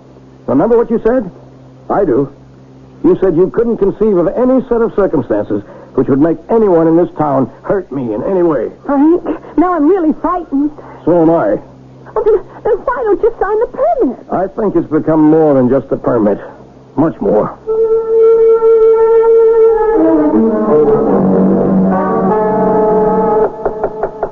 Come in. Oh, Frank. I've got something for you. Yeah, what's that? What does it look like, Will? It's a brick. Yes. Someone tossed it through my window last night. Oh, now, look, Frank, I don't know... Someone who was inspired by your rabble-rousing newscasts. Well, feelings are running pretty high in this town. And they're being kept pretty high, too. Frank, level with me. What's it all about? First, you go out and you bring Miller Bassford in here. Now, suddenly, you want to kick him out. But I don't want to kick him out. Then what are you trying to do? The job I swore to perform. To protect the health and welfare of this community. Well, then protect it. Protect the economic health and welfare of this place. Let's have some prosperity. Or don't you want that? I want that more than anything else in the world. Well, then start acting like it. Sign the permit. I will. When? As soon as we get the laboratory report.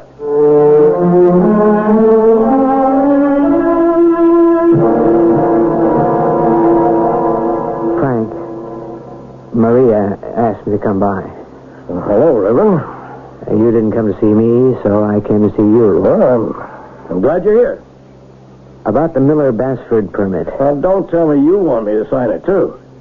Now, I want you to tell me, if you can, why you feel the way you do about it. Well, I thought I made that absolutely clear at the town meeting. Are you telling yourself the truth? What truth? Is this the truth? You tried to help the town by bringing in a factory. It was a bold and brilliant stroke. When it was done, you were suddenly assailed by a feeling of despair. I don't know why you say that, Reverend. Well, it's normal. It's natural. Many people who perform a heroic deed experience a feeling of depression afterward. Well, why would I? Because it's easy to believe that this has been the peak, the climax of life. It can never be duplicated. There are no worlds left to conquer. Oh, I don't think that's what... So they become vulnerable to all kinds of depressing thoughts. Reverend, You begin to think of the implication of the factory, of the sweeping changes it would bring to the town, and perhaps you don't like them. Well, I admit that, not all of them. Hundreds of new jobs, new people, strangers. Spencer's drugstore would no longer be an intimate little pharmacy, but a large, gleaming emporium of chrome and plastic. Well, I think... We cannot prevent change, Frank. It has to come. Our task is to try to make it as conducive as possible to a life of decency. Reverend, you know what I've been subjected to. Yes, I know. And I've spoken out against it. But people are human. You've hit everyone in the most vulnerable spot of all. The pocketbook. Yeah, no. Well, as soon as the report from the lab arrives... It has already arrived. If what? The independent lab report. And the findings are inconclusive. How do you know that? It's all over town. But no one had the right to examine that report until I... It was addressed to the municipality of Sharon City. The town clerk had the right to open it. Inconclusive? What does that mean? It means there is no evidence that amphoran is harmful to human beings. But it also means that it might be. Frank, all of life is a risk of one sort or another. Miller Basford is a reputable concern. They wouldn't knowingly use a dangerous substance. But inconclusive. I am asking you to examine your heart and search your soul and determine your motive. What do you think my motive is? That's not for me to say. But if you seek to deny Miller Basford the permit on safety grounds, your scientific anchor is somewhat flimsy. I think you've cleared the air. All these years, in a way, it's been my town. Maybe I'm afraid to lose it. Why should you lose it? Because if it gets bigger and more complicated, it might become the kind of town I couldn't understand. Maybe I wouldn't want to live in it. Pray for guidance, Frank. I haven't stopped praying since this thing began. Reverend, you may as well tell everybody. I intend to sign that permit tomorrow.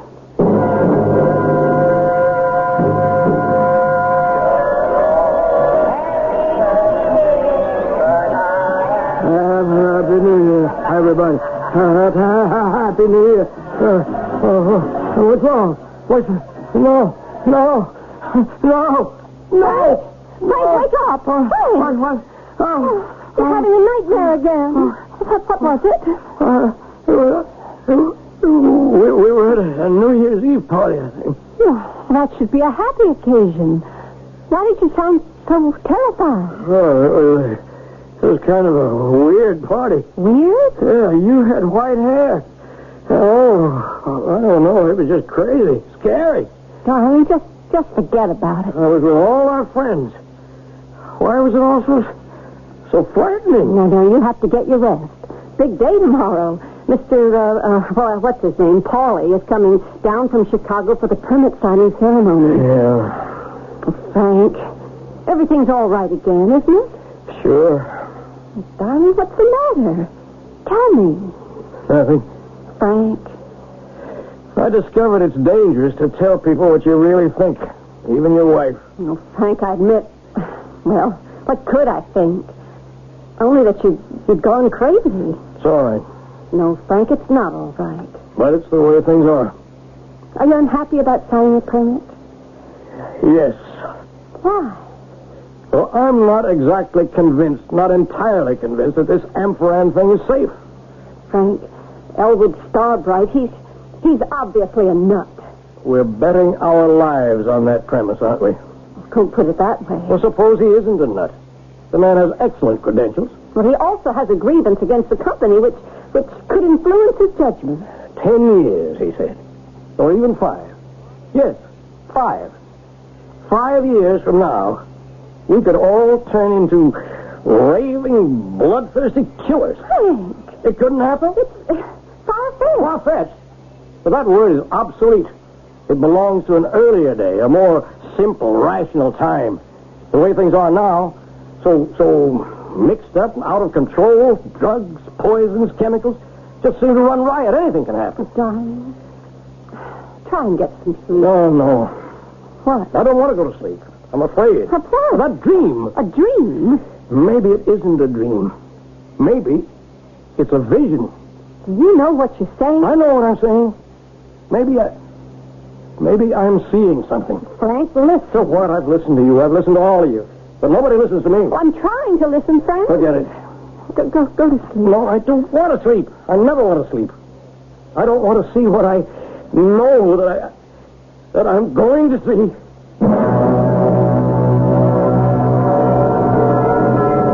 Happy New Year, darling. Happy New Year. No, 1984 is going to be the best year yet. The whole town celebrating. What a town we've become in the last 5 years. Frank, I don't want to bring this up, but do you remember what you were afraid of 5 years ago? Oh, what are you talking about? What was that? Look outside. People are shooting at each other. Hey, they're all crazy. They're not crazy. They're crazy about killing. Maria. I'm going to kill you. No. Kill everybody. Burn down the tower. No. Frank, what is it? It's the Amphoran. What? The killer chemical. I saw it happen. I saw the future. I saw 1984. New Year's Eve. It all exploded in fire and blood and murder. Oh, dear, you just be calm. I won't sign that permit. Never. No, of course not. Of course, dearest. Just relax. Doctor? Oh, it's Frank. He's very sick.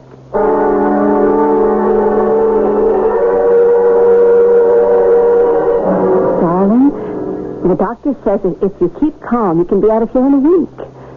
Especially if you don't have any more of those nightmares. They're not nightmares. Don't you understand? They're visions of the future. You're becoming excited again. I understand the permit has been signed.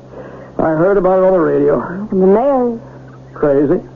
Incapacitated. The charter calls for the chairman of the council. Will Johnson signed. Oh, Frank, everybody's rooting for you to get better and come back. Take your place again in the town. My place. Will you come back? Yes. I'll come back. Frank, that's wonderful. In about 5 years. Make it 6. Provided there's a town to come back to. Will there be a town to come back to? Can a little-known substance called amphoran turn ordinary humans into homicidal maniacs? Well, we're like Mayor Frank Spencer. We'll wait 5 years and find out. But you'll only have to wait a few moments for my return.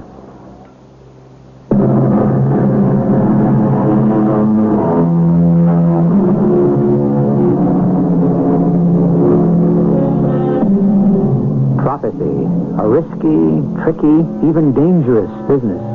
The gift of seeing into the future, according to an ancient Greek legend, was given to Cassandra by the god Apollo. But you know how those ancient gods worked it so much of the time. What they gave with one hand, they took back with the other. Apollo gave Cassandra the gift of prophecy, but he also arranged things so that no one would believe her. Most prophets would register a similar complaint. Our cast included John Beale, Ann Williams, Robert Dryden, and Ray Owens. The entire production was under the direction of Hyman Brown. This is E.G. Marshall inviting you to return to our Mystery Theater for another adventure in the macabre. Until next time, pleasant dreams.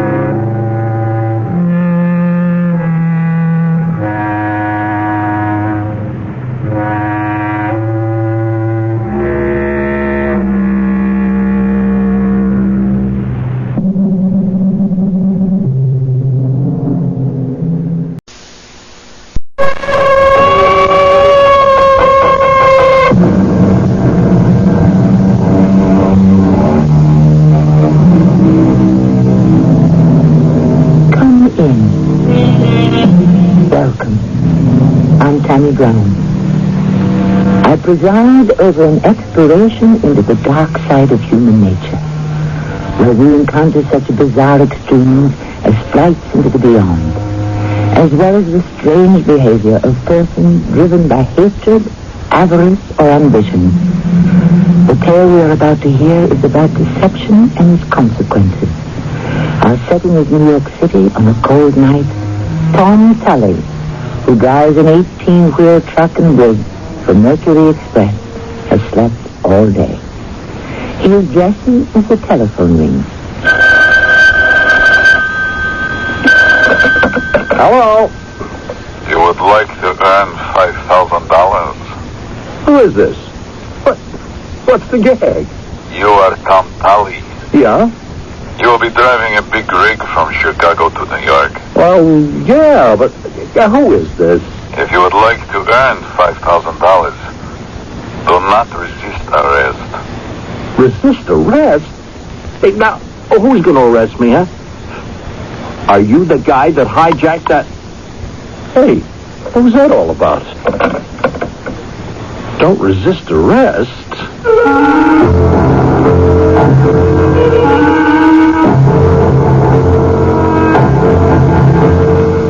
Our mystery story, Code Word Caprice, was written especially for Mystery Theater by Roy Windsor and stars Bernard Grant and Lloyd Battista.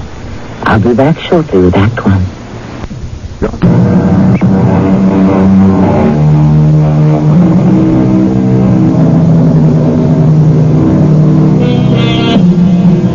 One life touches many other lives, and in turn is touched. What often seems to be a coincidence can be explained by the interaction of human forces. Because of a flat tire, a man takes a late train into the city. On the train, he meets a man he has only nodded to in the past. They sit together. As a result of their conversation, the possibility of a better position presents itself. You take it from there. That is why that mysterious phone call to Tom Tully was not a coincidence. Neither is his visit an hour later to a young French woman who lives on East 61st Street.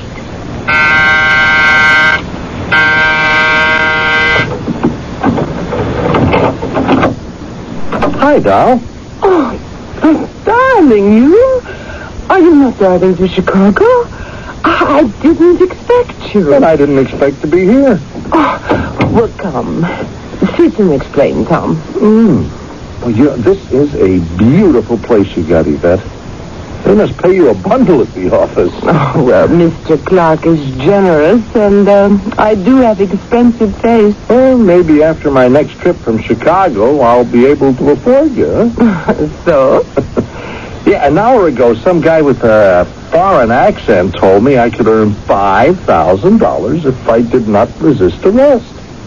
I do not understand. Oh, well, neither do I. That is all he said? Do not resist arrest? And you do not know this foreign man? No. And how does he know me and that I drive a rig? How could he know my telephone number? Am I being set up for a hijack? Oh, no. Then what's it all about? I'm driving to Chicago in an hour with a big load of plastics and then returning with a refrigerated rig packed with meat. And if I don't resist arrest, I get $5,000.